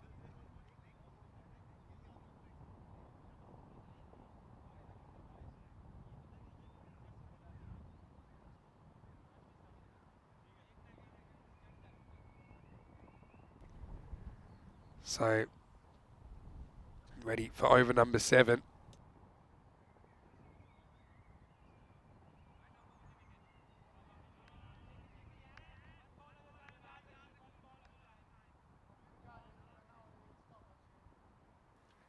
All right, moving right along. Bilal Ahmed is the new bowler. Let's see if they can go for the kill shot here. If they let Genesee off the hook and maybe let him up to 100 plus, they'll feel like they've lost the momentum. And this is a good start to the over for the batting side. Sadakat gets a half tracker from Bilal Ahmed, makes it disappear. Bale, bale, bale. Manos arriba, arbitro, porque eso es 6 carreras. I know that some people are missing Rico, including some of the kids here, so that one was for you guys. I don't think it was in the plan for Bilal Ahmed, though. Maybe let us know what you guys did with your weekend. Did you catch some of the ECI? I know that I did, amongst my travels, which took me to Sweden. Made a bit of a stop in Prague on the way. There was a beer festival over there. Less said about that, probably the better. This one's worked around the corner. It'll be a long chase. I think it'll be a fruitless chase for the fielder, so 4 more. And Bilal hasn't quite got it right this over. This is the thing about building pressure. It can take quite a while to build up, but it can be destroyed in an instant. I think that's what we're seeing right now. There's Sadakat, who has shown today that he's able to hold it very, very well. He scored 71 off 26, don't forget, in the previous game. And he did that at number 5. He hit 8 huge sixes in that massive partnership with front of Chandri. Bilal's got to pull it to the left a little bit here. Well, kind of. It's out of here, though. Maximo. Well, I think the line was adjusted, but he just didn't get the length right. Again, not an easy shot to execute low full toss. But, yeah, it's basically like a crouching sweep. And slightly wind assisted. Not as windy as earlier, but still certainly a bit of assistance to the right of screen. Gets it all the way over the line.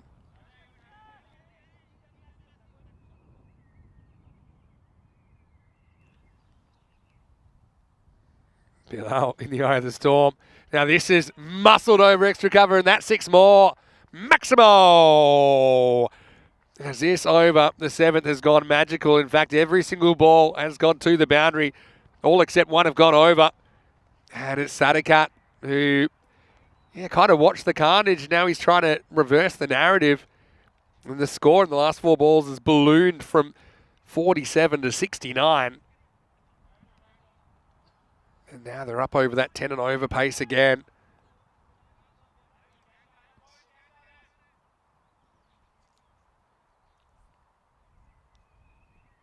Well, he goes short, but he's waiting for it, and he slams it out of here. Maximo! Well, credit to Bilal. He's trying something. He keeps getting driven, so he says, look, I'll try a short ball. Might induce a mistake, but it backfires. And that ball almost catches the number 37 Buster Sigtuna. Yeah, that's 28 off the over now. And so this is in dire danger of going supersonic. Yeah, and so I suppose the other thing is you got Bilal Ahmed here as the 5th bowler. They probably were planning for him to bowl 2 overs. Everybody else is kind of had a fairly comfortable start to their ECN career. This one not so much. He just turns it around the corner, so it won't go supersonic, but it will be 29 off the over. And there's absolutely no one appeals for LBW here. I reckon it's close. Am I seeing things? Oh, maybe a bit high, but no one even asks the question. But, well, if you don't ask, you don't get. So that's the end of the over. 76 for 5. This is what we got tomorrow. So, yeah, starting the same time, 7 a.m. GMT, which is 9 o'clock in Central Europe. It's 12:30 p.m. in India. We'll get to see Albi Zami, former ECL representatives. They're playing in matches 6, 7, and 9. We'll see Jinnah again. And, 5 matches a day continue tomorrow. It's day 2 on the way. Join us for more. Well, this is hit straight, and that one's heading to the tower. Maximo! What a shot. Sadakat is heating up. There's no stopping this guy at the moment. Just slight errors in length. Getting pounded. Yeah, what a good shot.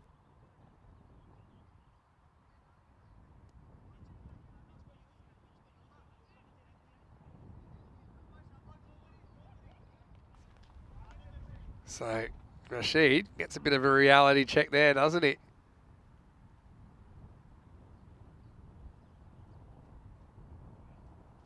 This one doesn't get up. We've seen this happen a few times today.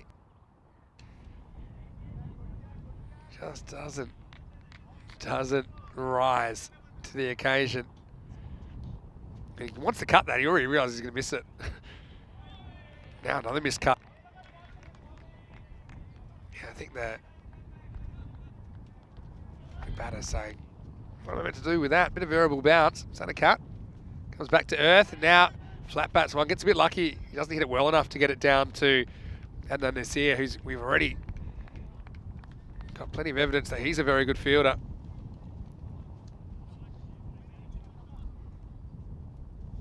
Beautiful sunshine here. This is a shin high full toss that's put away, and this time it's Taj Hussein's turn. Gets a bad ball, really. Rashid kind of caught up in this wave of momentum. And don't forget, earlier we wondered how Genesee put that 120 plus on the board. It wasn't going according to plan, but they found a way, didn't they? At the moment, who's to say they can't do something similar?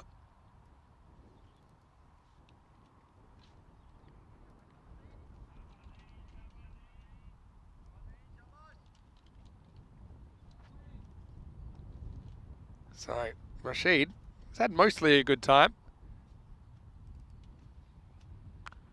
This one's picked up, leg side. Great effort. Not sure if he gets there before it bounces or not. Now they're going to go for two, but a good throw is going to gun him down. The throw's not good. And so they do get two. And they had time to stop for a cup of tea there, the two batters. I mean, it was a really good effort firstly. He doesn't turn it into a catch, but he does make the block. But then there's some confusion between the batters about whether they're coming for a second or not. They decided to go for it in the end. They get away with it. It's 89 for 5 after 8 overs. So you're looking at this, the resurgence despite the loss of those 5 wickets along the way. And that's what good T10 teams do. They just find a way to make it happen.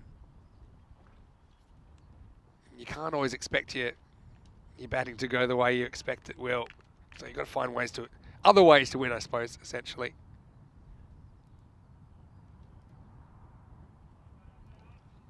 We're going to go to Usman Rafiq now. Oh, yeah, not going back to Bilal, who went for essentially 29 in the 7th over. Time for the 9th. It all happens in the 9th. Genesee Stockholm back on track to an extent.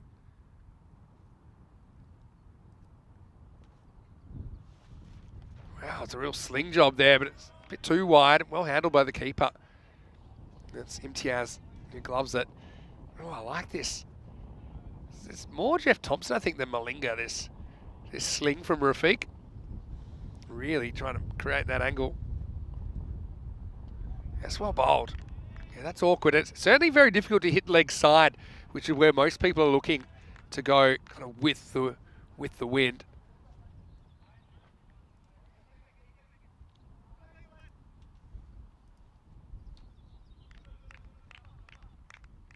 Loving this contest. It's kind of the new kids on the block against the more seasoned campaigners. Bit each way so far. That's well bowled as well. Right up in the block hole and going nowhere.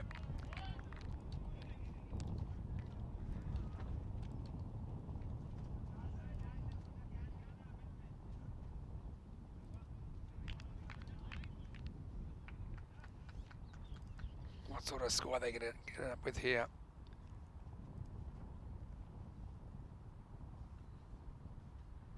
This time he does fight the angle.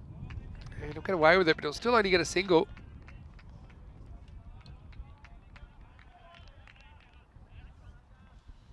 And yeah, I suppose Rafiq, this has been a good job. He'll only get the 1 over, but I think they're probably learning a bit here. I think often if you can do something a bit different, a bit strange, there's payoffs. If you can be consistent though. Again, I like that. Pushes him across, batter can't elevate, tries to. And eventually they'll sort themselves out, make sure it's just a single. Once again, hello to everyone in the chat. Hopefully you're enjoying your day as much as we're enjoying it here. Beautiful sunshine. The thing in Sweden, the sun goes down so late compared to most places in the world. Tonight the sunset is pretty much 10 p.m. Again, well bowled. I've liked this over from Rafiq. Once again, we see another momentum shift, this time back towards the fielding side.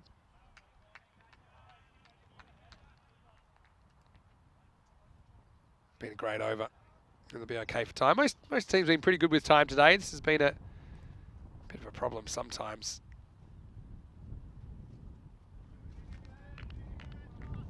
With keeping the time on the first day. That's a great over from Rafiq. He only concedes 4.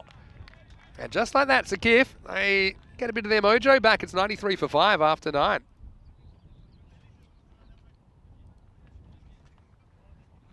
So, time for the 10th over. It's always the most fun over, I think.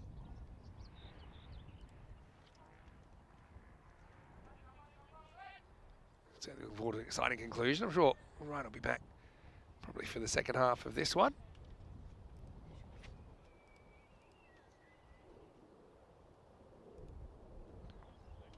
So, 10th overtime, and they're going to go back to Amit Pangal. He bowled the first, he'll bowl the last.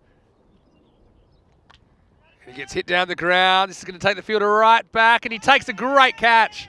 Wonderful piece of fielding. He had room to move, and yeah, just running out of real estate, wasn't he, Zaheen Rashid? But that's the difference between 6 and a wicket. So I have to say, Sakith, their fielding has been excellent through this 10 overs, especially for a team that's new to the competition.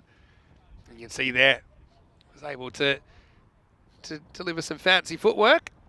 And that's the 6 wicket down now. It's 93 for 6.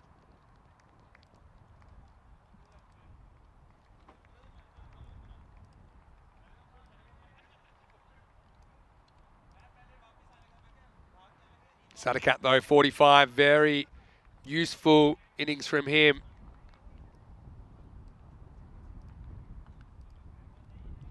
Very proud of his efforts.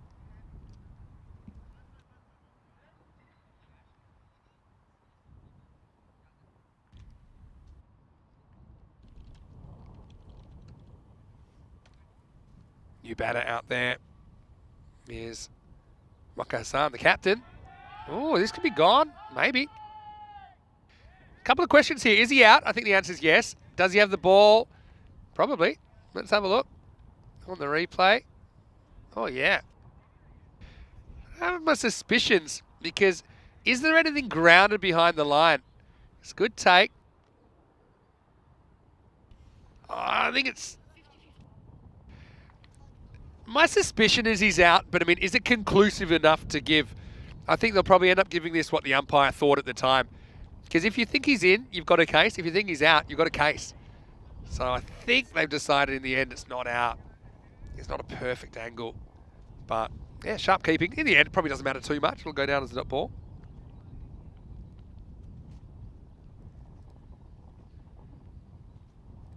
It's, yeah, really sharp bit of work from Samad Imtiaz. Can they keep him below the 100? That's going to be such a psychological barrier, especially in your first time in the competition. It's a piece of it, but it's only a piece. It will be the single Hassan, the captain off the mark. Interestingly, Hassan is the captain, but he's been leaving the coin tossing duties to Farhan Chowdhury, and the reason is they think that Farhan is lucky. And from memory, I think he might have won all 3 tosses today. So obviously, it's a strategy that's working for them. Don't know how scientific it is. Oh, tries to get funky here.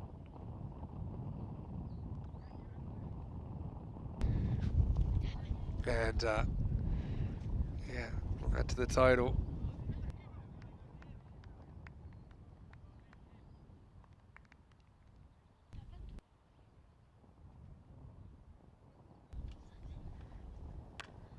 Again, won't beat the fielder here. They'll just get 1. They want more, they won't get more. They're up to 96.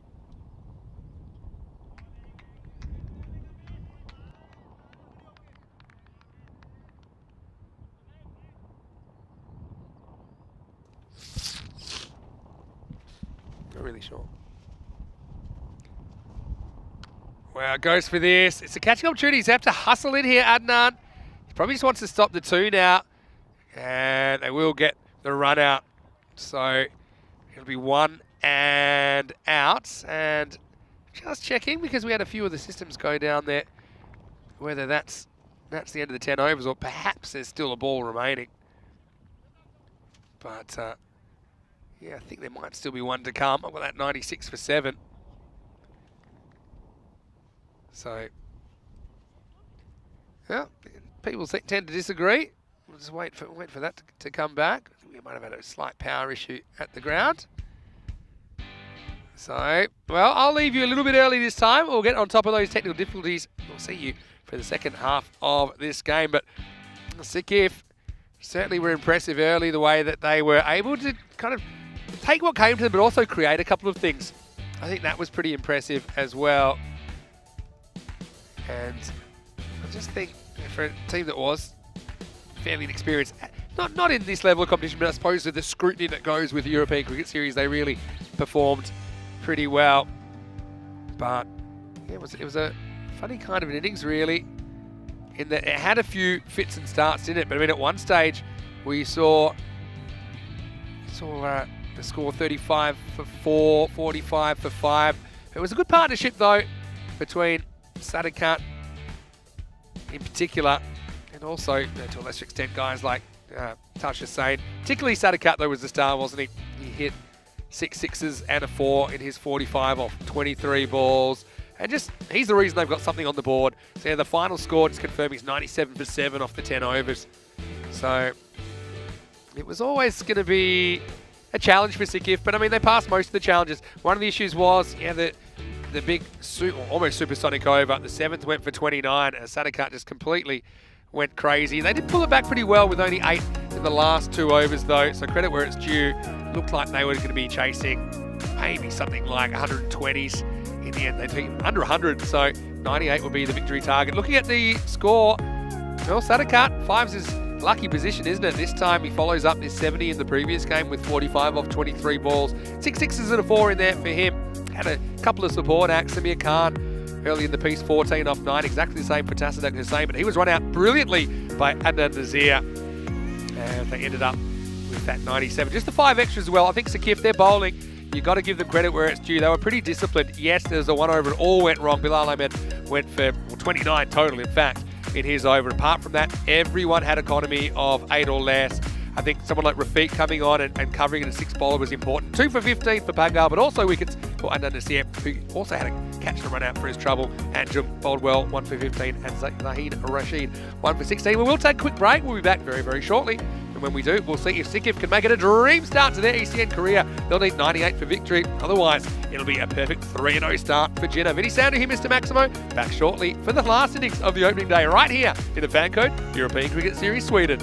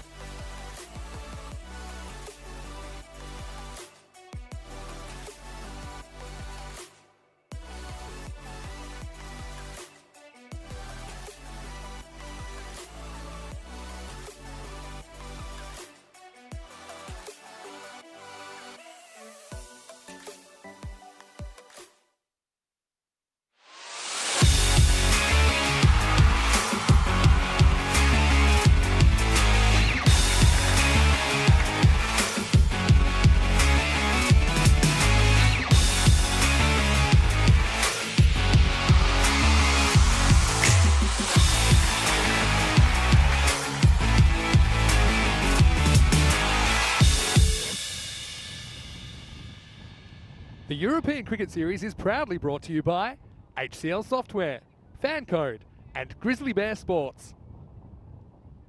Hello, cricket lovers. Welcome back to Sweden.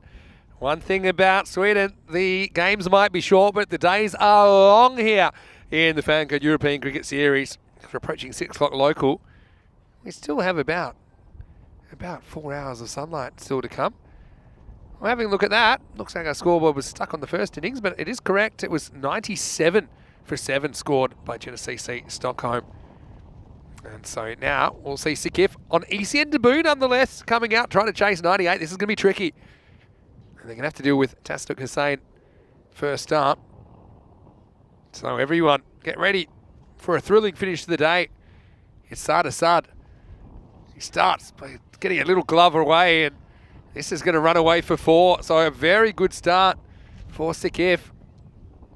And they'll get 4. That constitutes their first runs ever on the European Cricket Network. Yeah, Sikif, or SIKIF, because he stands for Stockholm's Internationella Kultur och Idrottsförening, which I'm told, just by deduction, that it basically means Stockholm International Culture and Sports Club. And yeah, it's great to have a new team in the competition. I want to say hello to everyone as well. Now I can probably see the chat again. How about throwing some random questions at me? All right, I'll be back momentarily.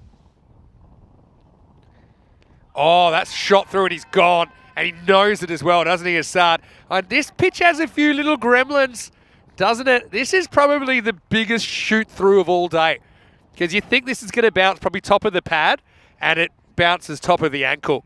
Have a look at this. Oh, yeah. I mean, there's no question here. He's expecting that to bounce a lot more than it does, and it's hard to see a universe where that isn't crashing into the stumps. So yeah, cross batting a straight one, that's the risk, but you do have to take risks in this form of the game. I suppose credit to the bowler for creating something there, but also you say Son, he's a bit unlucky to cop that delivery. He's LBW for 4, and the score's 4 for 1.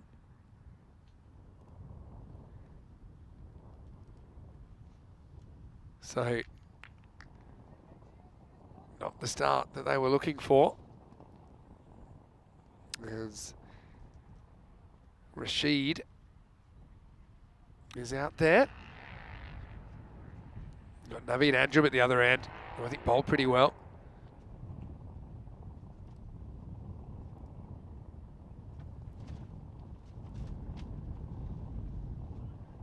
Now this is an uppercut. It's going to fly away. And I'm just waiting on the decision. I feel like this is probably 6. Everyone just said they haven't seen it. It flew away off the bat. And yeah. Yeah, I'm going to say that to me looks like that's carried the boundary for 6. But yeah, it seemed like it went all the way. And so, really throwing the bat. Rashid is off the mark.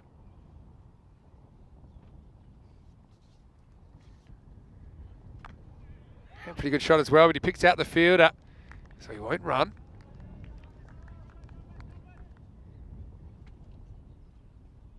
So, pretty interesting start. It's gone 4 wicket, 6 dot.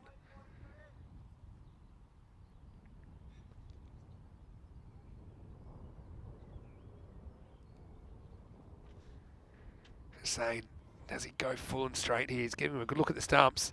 Tries. Rashid's got that approach where he starts very leg side of the ball. Basically gives you a look at all 3 stumps and says, go on, you want to hit them. It looks pretty powerful through the offside, based on what I've seen so far.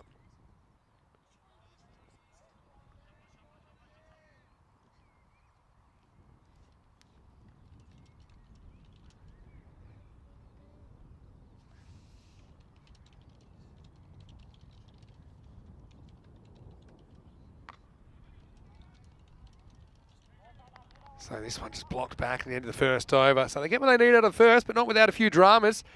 Score 10 for 1 after 1. Pretty good over by Tastuk Hussain. I want to say warm welcome to everyone.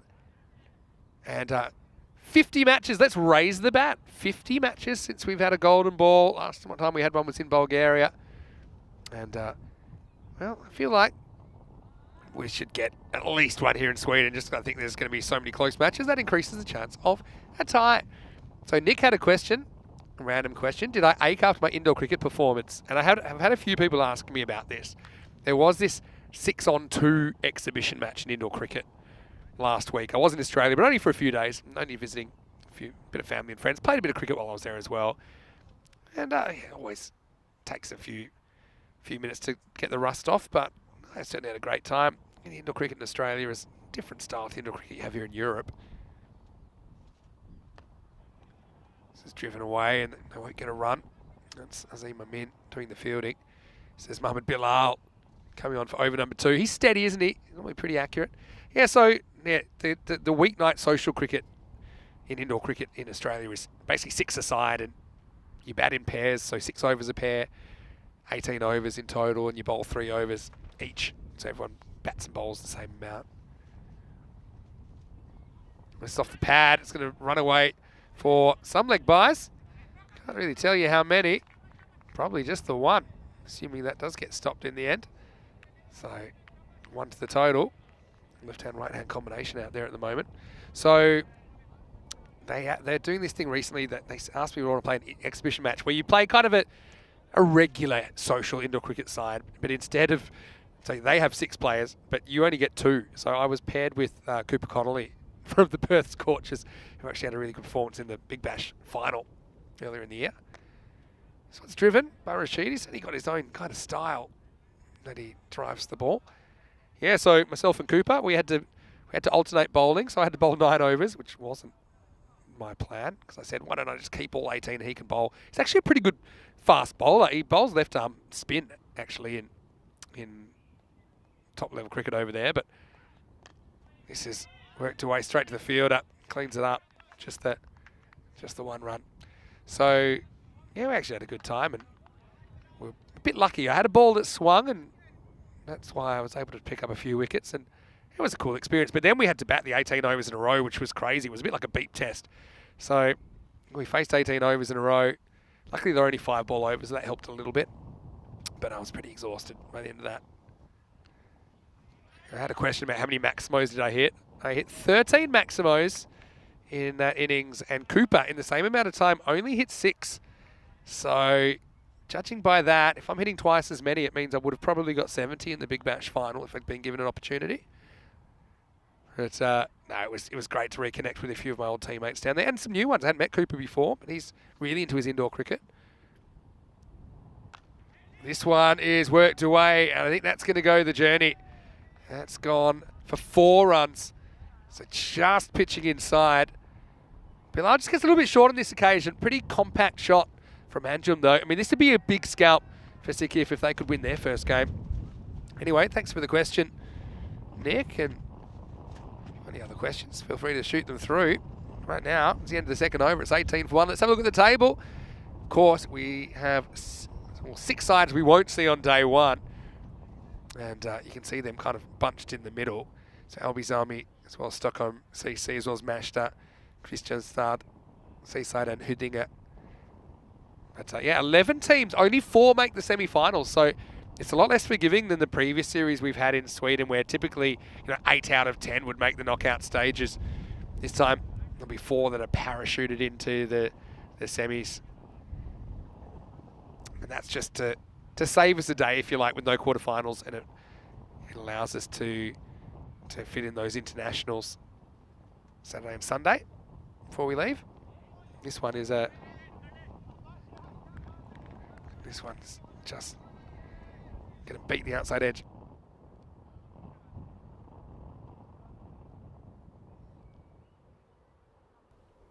So, I mean, pretty much at the rate, you've got to go that 10 and over is what you're shooting for. Now, this is in the air, and it's not an easy opportunity. Let's see if he even gets there, but it's blowing away from him. In fact, it's blown all the way for 6. Wow. Maximo. What a good shot that is. We've got Musa here. Musa wants to give a Maximo. Come on, Musa. Give us your best Maximo. Well, I heard it, and it was pretty good. I've got some company here in the commentary box. The Albies Army youngsters this time just put off so he doesn't deliver the ball. Just getting that one wicket and over, that one boundary I should say and over makes all the difference if you're trying to stay on this 10 and over 8.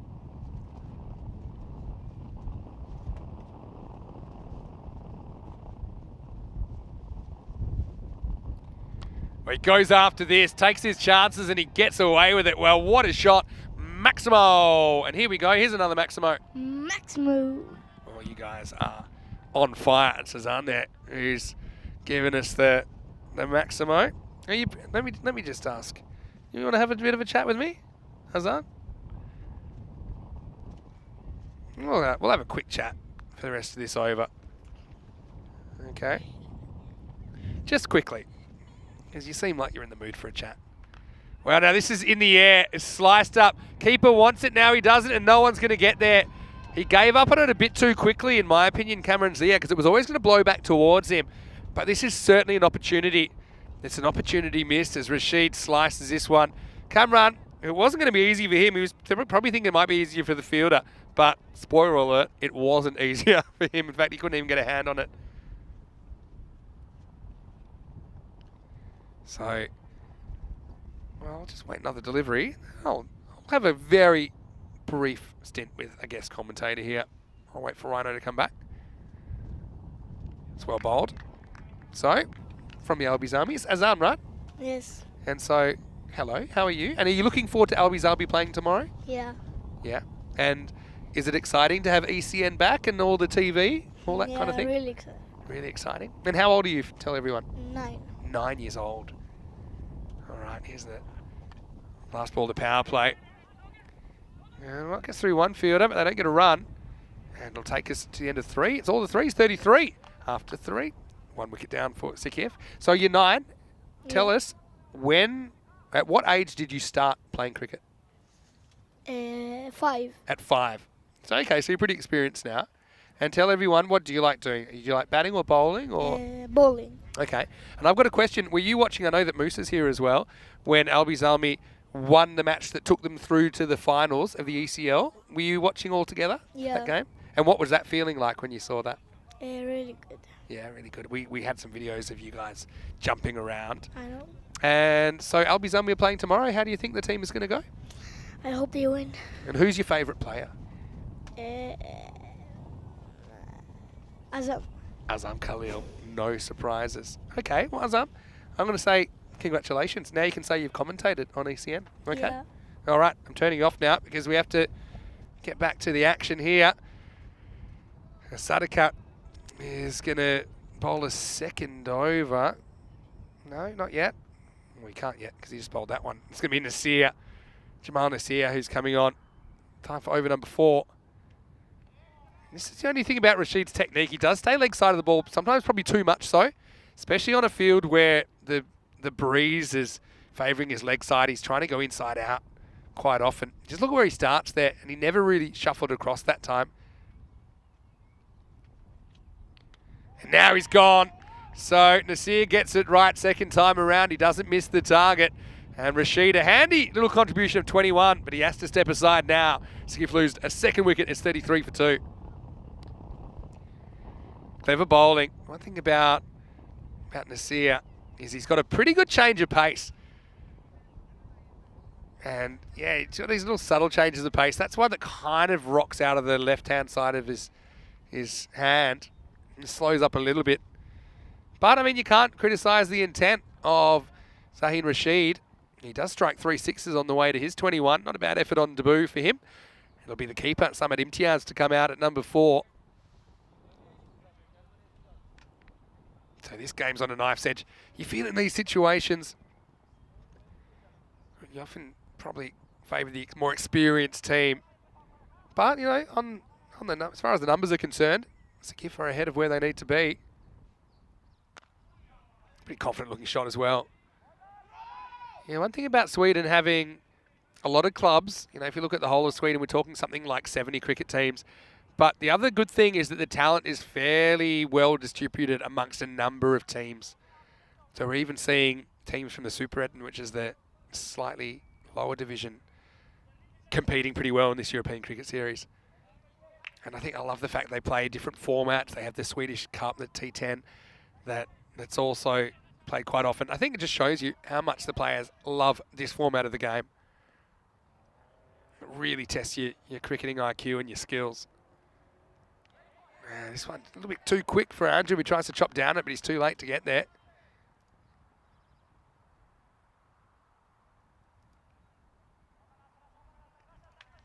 Nasir, he's impressed me. Missed out with the bat, but he's got an important role to play with the ball in this game. This one, I felt like it's probably climbing over the top. And also, where does it pitch? That's another question. Does it pitch outside leg? Just the shot he was playing, I felt it was going over. Pitched the outside leg stump. So it's kind of all academic after that. And what it is, it's a dot ball on Andrum. I think he feels that one. Misses the pad. Hits the leg. Now he gets something, but he's hit it straight to the fielder and he's gone. So Andrew, he wears one, and now he's got time to rub it as he walks off the field. Nasir, what an over from him. He'll take 2 for 1 in the fourth and turns the game on its head. Sakif now a 34 for 3. Good hands there as well. That's Tasnuk Hussain, I think, out there. Well, James, he really liked the guest commentary I had. The guest commentator I had, he said, the check's in the mail. Please wait 15 to 20 working years for delivery. That's true. One thing I do like is how many youngsters are being energised in Sweden because of the amount of cricket being played. And obviously, I'll never forget when the Swedish club Alvizambi made the championship week. That game was such a thrilling game that they were all watching it together and going crazy, jumping on the tables, and yeah, it means a lot to them. And that's what it's all about the next generation. A fair few of the players you see here, even in this competition, have been born here. Maybe kind of first generation Sweden born. Anyway, time for a new over. This is going to be Samir Khan. Well, this becomes a huge over because they certainly turn things around, in that fourth over. But can they keep that momentum going? Sakif can't play scared here either. They can't fall too far behind. Already it's gone up to about 11 and over. So it's gone up about a full point. This will be a wide, so that'll help a little bit. But it's just so hard if you're not getting the boundary and over.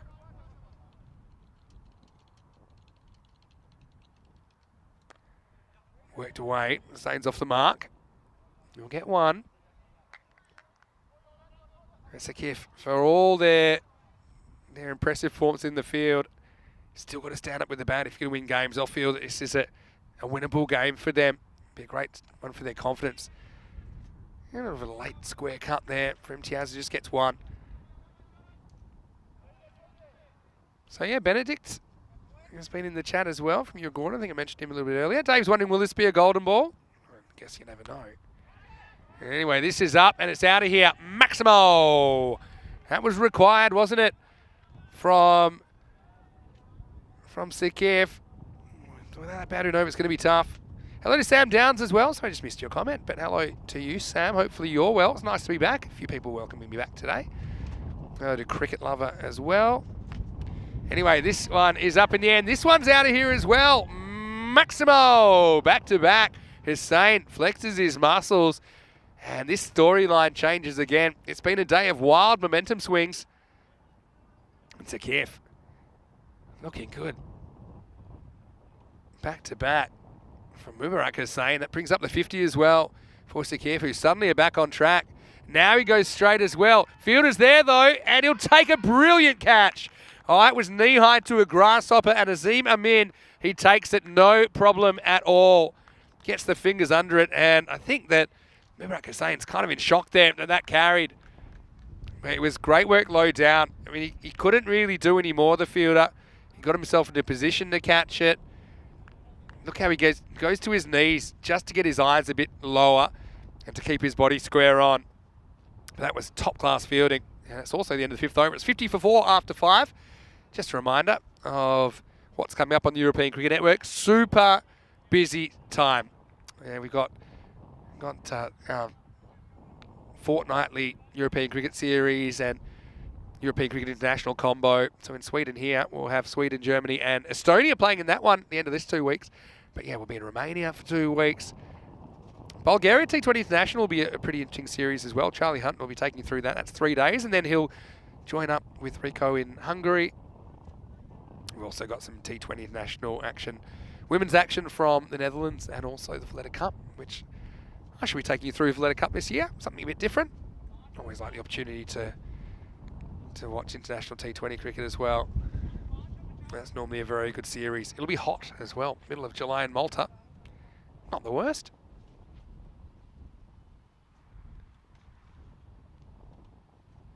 Anyway, Nasir comes back. He took 2 for 1, don't forget, his last over.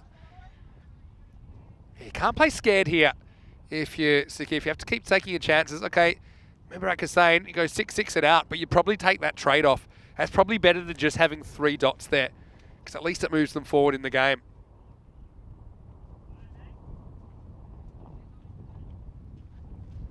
So this is Adnan Nasir batting. I've got to say, if his fielding, his bowling's anything to go by, I think he'll be just fine. He was one guy that handled pretty much everything that was thrown at him in this game so far. This one keeps down a little bit. I like that though, they go on contact, and so they have that understanding. It's going to take a tremendous piece of fielding to create a run out in that situation.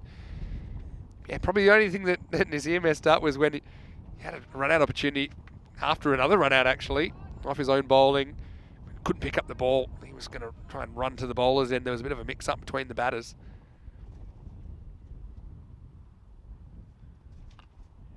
Imtiaz just knocks it across to the leg side, just a single. So here's a couple of things you can do as a bowling side. One is to cut down on extras in what's a pretty tense game, you can tell already. We've just had the 1 wide through the first 5.5 overs of this innings. That's pretty disciplined stuff. Right on cue. This one will be called a wide just. I think the issue here, it's not completely inside the tram line. It gets a little bit of it. You'll see it here. It just gets a little bit of the tram line there. Just a bit. But I think that's a good call.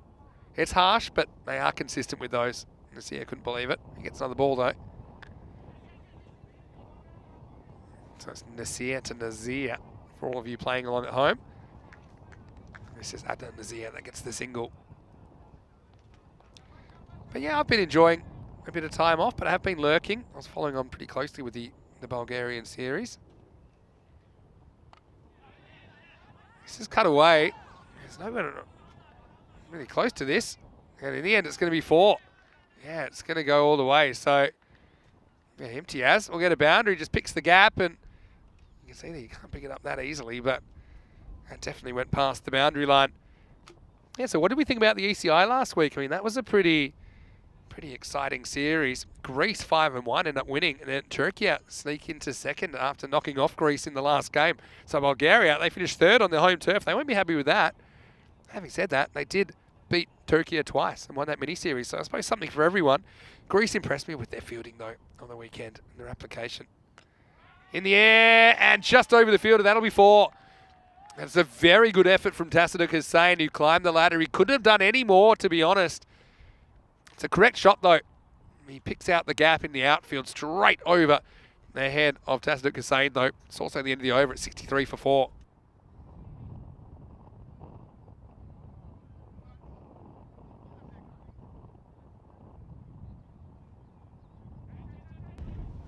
So, pretty interesting game. Sakif on debut. They've been pretty impressive so far.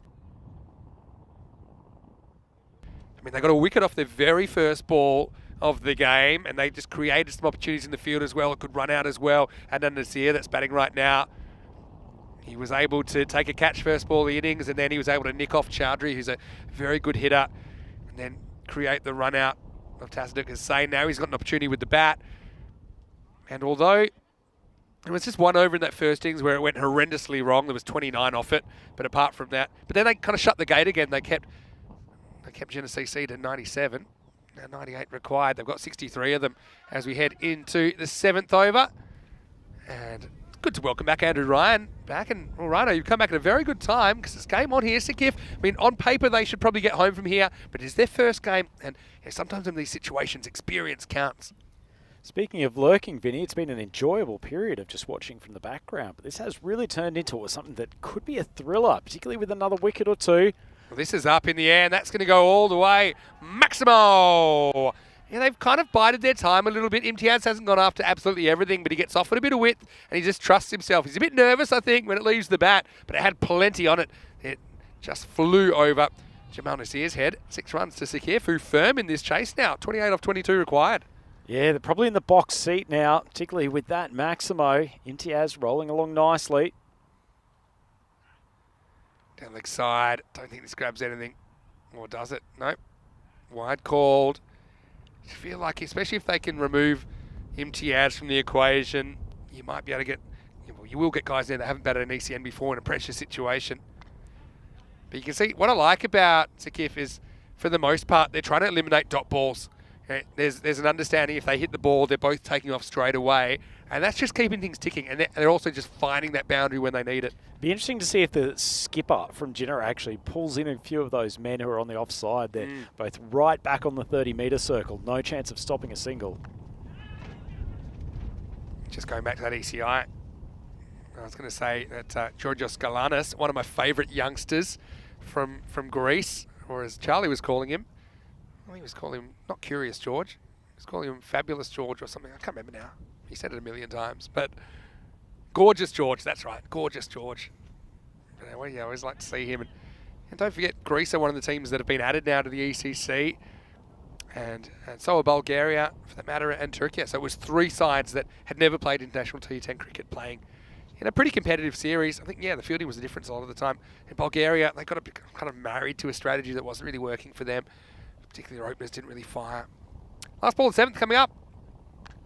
He goes after it, but how far? Not far enough. He's run under this a bit, but doesn't matter. It's the crocodile style, a bit of a nervous look around, but it is taken. That's a pretty well judged catch in the end from Waqar Hassan, the captain.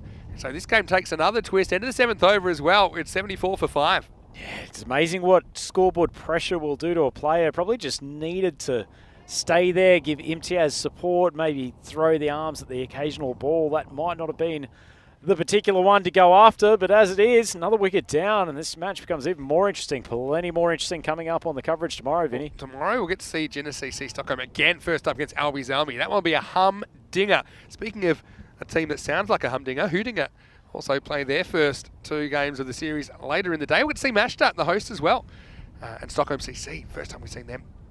What an absolute treat for the locals, getting to see the home team up in action tomorrow. Definitely. I mean, obviously we love wherever we play, but I think it is also nice to see in a country where there are, a few different cricket grounds to get around and see another one. It's a beautiful backdrop. It's just so bright here in Sweden. It's hard to believe. The sun only goes down at 10 p.m. tonight, so we won't, but we probably could play at least another match and a half, maybe 2 if we wanted to. But not give them any ideas. Pangal comes out now. That's the captain for Sikif, coming out at 7, but he won't be facing because it was the end of the over. And they're going to go back to Tasaduk Hussain. He bowled the first over, finished with 3 dots, but it was a bit of a chaotic start. Went 4 wicket 6 to start this innings. Pretty good looking shot. This is going to test the fielder, and I don't think he's going to get there. 4 runs. What a shot by Imtiaz. He holds the key now. He's got his captain at the other end. It's a gift. This will be a memorable victory if they could pull this off in their first ever ECN match. Yeah, nice shot from Imtiaz. It's a bit of a make or break over here from Hussain. I think it's a good move from the skipper, bringing his main strike bowler back on, but just a little bit too full on that occasion. It's been a fast outfield all day. The dry weather's certainly done it no harm. That's a lovely shot. Interesting to see the comparison. Jinnah are actually ahead at the same stage. It's a good nut from Hussain. Don't know if there's a genuine edge on this.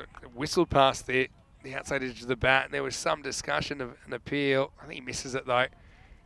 This is when as a keeper you're very quick. Everything else you're saying, no, he's definitely hit that.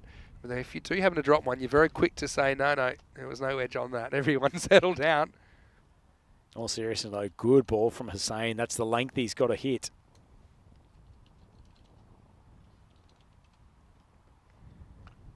yeah, this is more in line with the tactic we've been seeing, trying to eliminate those dot balls. If you get a bad one, you can put away. I mean, looking at that last one, we saw Adnan Nasir holding out to Waqar Hassan. I don't mind the shot. I mean, he's got a lot in his favour. He's got the wind blowing that way. It was that kind of length. He just didn't get the contact he wanted. It's easy to have hindsight and say, oh, you shouldn't have gone for it. But, you know, there is a time. It was just, I think it was a good choice, badly executed. And I'll say another thing in his favour too, Vinny. Last ball of the over. Yeah. So he was always going to have his partner back on strike. this one, past the outside edge again. So Pangal can't get bat on his first ball. This is the danger of bringing a new player to the crease, though. You've only got a couple of overs to go. If he chokes up 3 or 4 balls in succession here, all of a sudden, if you're needing 16, 17 off those last 2 overs, that equation just becomes a little bit more 50-50. Big couple of balls coming up for Hussain. Yeah, for sure. Oh, he doesn't hit this one. Strike 2 for Pangal. As this game takes another turn. It's been a crazy game of just momentum swings, and the momentum's turned so many times back and forth. I mean, even in that first innings, how we saw the Sinkif seem to be kind of having everything under control, and then there was that 29 run over, and then switched back, and then they kept it, I think, 4 and 4 off the last 2 overs. So it looked like they'd be chasing 120 plus. I reckon they wouldn't mind a single off this last ball. Yeah, exactly. Well, you might get more than one here. It's going to test the fielder. Chowdhury does well. He'll take on a 2, and that's smart running as well. It's a bouncer for the keeper. And I think that was smart because they wanted to get Imtiaz on strike for new over, and they have. Pangal with his first runs, and after 8, it's 81 for 5. Yeah, that's a pretty good result in the end for Sinkif. If it had have just been the one, Pangal back on strike, if he ended up chewing up a couple of the balls in the next over, all of a sudden you get the feeling that Jinnah's probably in the lead in this contest. But as it is, Imtiaz back on strike to start the 9th over. If he can find the boundary at some point in these first couple of balls, it's not game over by any stretch, but you'd have to have Sinkif as favourites. This is one of those situations where on paper it looks super easy. 17 off 12, 8.5 and over, no problem. But if you think it's easy, you think there's no pressure, then grab a bat and head out to the middle of the Mashta cricket ground right now, and you'd be feeling the pressure, especially if there's a dot first up. Now Imtiaz, he had this strategy of just basically trying to score, but with Pangal missing 2 out of 3, I won't give him a lot of confidence. And I'll tell you who's under pressure as well is Shajil Sadakat, who's going to bowl the 9th. All happens in the 9th. He bowled back in the 3rd to go back-to-back Maximos, but apart from that, he did have 3 dots in the over as well. Only went for 13.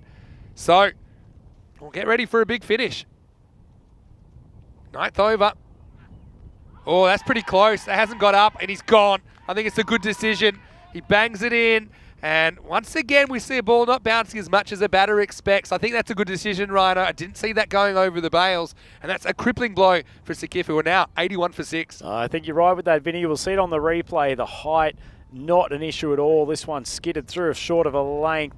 Maybe a question of whether it was going to take leg stump, but either way, I think the umpire's probably entitled to give that one. Certainly hit relatively back on the crease. Well, when I do my little parallel universe experiment, where I imagine if there's no batter there and I'm just watching that exact delivery, it ends with the stumps on the floor, put it that way. So I think it's a pretty good decision. Some good cricket in the Vinny Sandhu parallel universe, from what I gather. I mean, it sounds simple, but I suppose I've seen more cricket balls than most, not just commentating, but also as a keeper, and just, I've tried to calculate how many cricket balls I've seen one way or another, and it's in the hundreds of thousands. So you can kind of got all those data points, almost like some sort of human machine learning almost. Chat GPTing it, saying, well, if that batter's not there, I don't see that missing. And to be fair, though, it wasn't a great ball from Sadakat. He got lucky that one didn't get up because it was short of a length. It was drifting down the leg side. Big pressure here now on Sinkif. 2 very new batters at the crease. With Imtiaz there, you would have put them as favourites, but as you mentioned, it only takes 1 wicket, and all of a sudden that equation is starting to look very difficult. Well, it looks like while we've been here today, there's something going on the internets, as James said. What's our take on the cute bucket controversy? Do you know anything about that? The cute bucket? More information, please, James. Anyway, it's not a bad shot at all. I think it'll get him 4. He just kind of backs away and hopes for the best, and it works out okay for Rafiq. Well, It's lucky that Shajil Sadakat has a good head of hair because he's pulling it out pretty quickly after he gets sliced away over the vacant deep backward point region for a boundary. Yeah, I haven't been able to concentrate on that last ball, Vinny. I'm trying to work out what Cute the bucket. Is that a typo? Someone tell me what you're talking about. Anyway, you can feel the tension there. Sikif on debut, 13 off 10. They should get there, but will they? Well, I like that he's getting bat on ball. I mean, that's the key in this kind of situation. Yeah, Rafiq. I think he's been a bit of an X-factor player for them. He came on to bowl as the sixth bowler, and he bowled round the wicket, these kind of combination of Jeff Thompson and Lasith Malinga, if they had a love child, and kept things quiet. Only 4 came off that over, and now he's been thrown into the mix at number 8. Pangalo, the captain, on strike. Oh, an edge, but they do have somebody there to handle it. And on the fumble, they're going to get a second. That's very ambitious running from Pangal, and it pays off. I say great running, Vinny. The fielder down there at third man on the boundary didn't attack the ball at all. Turning those 1s into 2s at this stage of the game, particularly if you're not finding the boundary often. He sprinted as soon as he finished that first run. That's great movement from Pangal. Yeah, it was. And he didn't attack the ball. You can understand him holding off a bit, not wanting to over-attack it, but it worked out okay. Pangal misses the next ball. Tingling pretty hard now. We were talking golden ball earlier in the day. I think it's been exactly 50 matches since we've had one. It's been a bit of a year where once you hit those milestones, whether it's 50 or 100, there's one around the corner. So let's see. Good to see Pangal just slowing things down for a moment, taking the gloves off. Obviously, he's very sweaty after having faced 5 balls in the innings. With Pangal, I don't think he's the man you want on strike at the start of the next over, because he's not really looking for more than 1 or none. So I think he swings away here. You can handle a dot if it is, but you go for glory. Instead, he pushes straight to mid wicket and should be run out. He won't be. They'll get 1. That's all they'll get. Now they're going to take on a 2 that's not there, and he might have almost run himself out. Well, he's not, but just watch this. It'll be a fairly comical single in the end. It's 90 on the board now, 90 for 6 after 9. Have a look at this. The backup fielder fumbles, then decides to go. But then he realised he spent 6 or 7 seconds debating it in his head, and that is time that the fielder had spent getting the ball. This is the thinking time. That would have been a certain run out anyway. I tell you what, there's a very nervous number 9 batter sitting on the chair that probably was out of his seat there. Well, is it possible we'll have golden ball 48 to finish opening day in Sweden? Very even this year. 5 to the bat, 5 to the ball in 2023. As a man who loves probability, wouldn't that 5 versus 5 make Vinny Sandhu a happy man? It's just funny. It's actually a very complex mathematical problem. It's one of those games, golden ball, where you only know it. Well, truth is truth. Whatever the results are, that's the odds. But you'd have to do thousands of them to get an idea. We don't. We do a pretty small sample size, just 47 in about 3 years. You saying that's not representative? No, I think it is, but I'm just saying, you know, you look at the totals, it's in favour of the bowler, but then earlier on it was in favour of the batter, so I guess it's pretty even. Well, it's 9 to win off the last over, and that's going to be a boundary. It gets them closer, and Pangal, well, lucky he didn't run himself out, because come the moment, come the man, he just pokes at this one, and now the third man was AWOL, and Samir comes back, and he goes for a boundary first ball. That makes it really tough now for Virginia CC Stockholm. I think now you've got to read the room. You know Pangal's just looking to push here, and I think you've got to bring fielders in to save the one. They need 5 off 5. So whether it's just one fielder on each side of the wicket, but I know Pangal, although he could tie the game with a boundary, he went with a 6.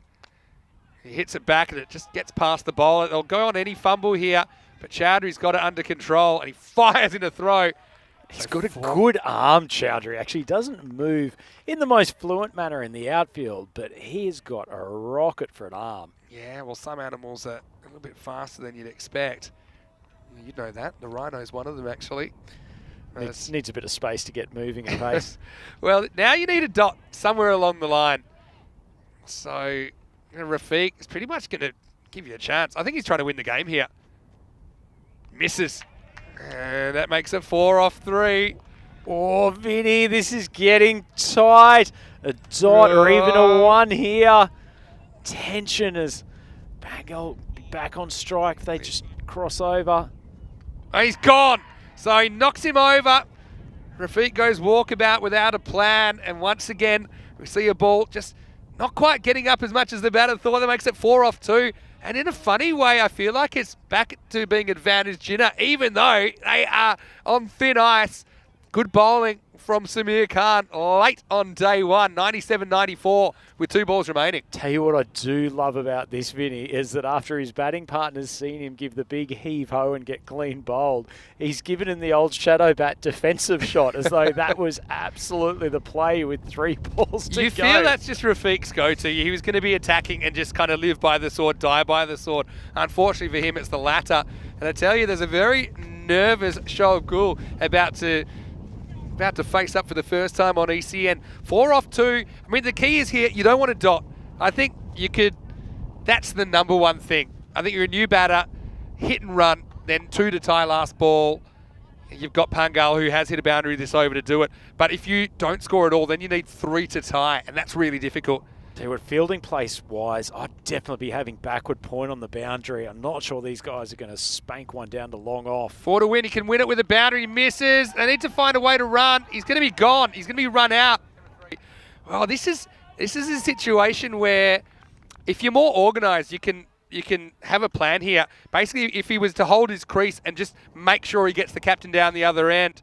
But you can see that his captain Pangal was keen to go. In the end, he's run out because he's looking, but the keeper read it perfectly. So that's just one of those situations. It's probably maybe a bit of inexperience. We don't even see more experienced teams doing it. But there is a way to manipulate the strike there and sacrifice yourself, but at the other end. As it is, I think the golden ball's off the table for now.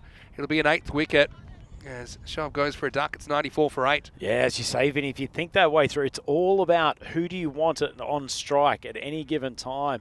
The fact the skipper's been down the non-strikers end for so much of this over is not a good outcome. Sikif down to the final ball, 4 required to win. Yeah, and it's Vishal Kuchar Patel who's going to face the last ball. Yeah, so it makes it real tough now. You're really praying for a wide or something like that, or like a wide you can cross on somehow. This is going to be heartbreaking for Sikif. They played their hearts out on debut, but again, experience winning out in the end. Having said that, 3 to tie, a boundary wins it for Sikif, and he's bowled him, and it's a perfect day for Jinnah CC Stockholm. They go 3-0.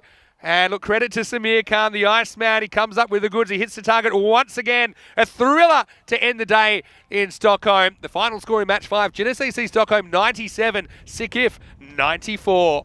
Great call, Vinny. What a tremendous way to finish day 1. And hasn't Samir Khan come up with a sensational over? Didn't have a huge amount of runs to play with at the start of that 10th, but in particular those last 3 or 4 balls, he's kept it up at the stumps, come up with 2 clean bowls, the time when his team really needed to come through. And you could see from the reaction of Farhan Chaudhry down here at long off, wasn't he pumped? The big man with the big chainsaw celebration. Well, turn up the volume and enjoy. That was a proper grubber. That one actually went underground if you had ball tracking and then popped up just to hit the shin of the batter. It was a fairly short delivery. But I mean, they seem to have the right approach. I just think it's one of those things that the Jinnah CC Stockholm side, as Pakistan are friending, they've been in these situations before. They've had success. They've won close games. They've had some real close ones on their network. And I think that when push came to shove, they were just a bit clearer in their mind and their strategy. And, you know, I won't say it went all their way, but they just kind of, they knew how to win, didn't they? And Sikif, they'll be left kind of wondering where it all went wrong, as they seem to have this game in hand. But as we said, Rhino, with a couple of overs to go, that the runs, they're not going to make themselves, are they? And in the end, in those key moments, it was the more experienced Jinnah side, which came good. No, it certainly was. And a couple of good outfield catches for them as well. And the fact that they took regular wickets just always kept them in this game. I think Jinnah probably would have looked that they were a few runs short with their batting lineup, but the fact that they sent batters regularly back to the pavilion, another good example there with Azim, who's done a pretty good job. That was a great catch on during this day. You know, as much as we talked about Skip's fielding being good, I think that Jinnah did some good things as well. Had a bit of a question about, was that a hat-trick at the end? Well, it wasn't, because the second one was actually run out, not stumped, but they were 3 wickets in the last 3 balls. More about that in a second. That was a settling catch, wasn't it, from Waqar Hassan as well? But we just saw a little bit of a rebound. We saw Mubarak Hussain launching the 2 sixes, and then we had Sadakat, who was able to break through as well. And yeah, Pungal, the captain, was able to manufacture a boundary there with just a handful needed, but then it all went wrong. He needed to find a way to get on strike. He wasn't able to. And that's, where I guess planning can prevent a situation like that with 3 required to tie and 4 to win the last ball. You've got to feel for the batter there, as Vishal Patil isn't able to make contact. And, that could be a really important result in the end, because we know every game is going to be important with teams, only 4 teams of the 11 making the semi-finals, and that does put some distance between Jinnah and the rest. They're 3-0 after the first day of action.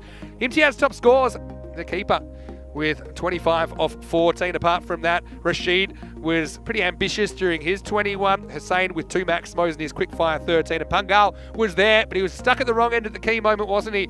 As 3 wickets fell in the last 3 balls. Discipline though from Jinnah, who only conceded 3 extras in the innings as well. So all the bowlers doing a very, very good job, going at 21 or less off their 2 overs. 3 wickets for Samir Khan, who was super important in the final stages, but everyone contributing, everyone taking wickets. Nasir, I think, was good too for 14, probably the best of the bowlers, but I think they'll just be happy with a bit of a great escape job in the last game of the day, Rhino. Yeah, certainly. I think Jinnah CC won their games in very, very different fashion during the course of today. Once again, Shajil Sadakat playing the anchor role, coming up with some booming shots in that first innings, 45-23, but 97, certainly would have thought that was below par score for such an explosive batting lineup, but having to rely on their bowlers, they did the job. Really important late over from Hussain as well. Went for a boundary off his first ball, but pulled it back with a number of dots after that. Thought he was impressive too. So I just want to say a big thank you to everyone who has joined us today. It's been great to be back in Stockholm. One of the best things is it's 20-7 here, and we still got about 3.5 hours of sunlight. So plenty of time to do things with our evening. Don't forget, though, we'll be back tomorrow, and it'll be great to see the defending champions, Albi Zalmi. They're on deck first up. What a game that could be. Jinnah CC Stockholm, who were 3-0, taking on Albi Zalmi in their first game. We're going to see Stockholm CC as well. We're going to see Mashta, the host. Hudinger as well will feature. And Hudinger are a team have made a final before as well. So plenty of action coming your way. 7 a.m. GMT, which is 9 o'clock in Central Europe, and 12:30 p.m. in India. Well, just a couple of things, a bit of admin. Don't forget, go to our website, europeancricket.com. Check out the latest fixtures, stats, and standings. You can also check us out on our social media and European Cricket. Finally, if you haven't already, make sure you like and subscribe to our YouTube channel, ECN European Cricket Network. You'll get all the highlights videos there, the player of the match videos as well as all the full replays. And most importantly, I want to say big thank you to all the viewers, and in particularly to you, Rhino. It's been great to have you back. Welcome back to the tour, and hopefully enjoyed your first day back. Fantastic first day back, Vinny. We've had some excellent cricket here. All of the games have been very competitive. We've seen a lot of variety of play. Middle games, plenty of runs being scored. The last 2, a little bit more defensive battles, showing the variety that you can have in this T10 format. And I think we're set up for a fantastic fortnight out here in Stockholm. Well, a bit like Merrill Street, you cannot doubt our range. And we did see it all, didn't we? Except the golden ball, I suppose, but we got close on day 1 in Sweden. From everyone here at the European Cricket Network and the European Cricket family, hope you have a happy and safe evening on behalf of Andrew Ryan and all of the Blue crew, the ECN crew, and the Spring Productions crew. This is Mr. Maxo Vinny Sandhu signing off. We'll see you tomorrow for more action. Here's some highlights of day 1 here in this FanCode European Cricket Series, Sweden. Hasta mañana.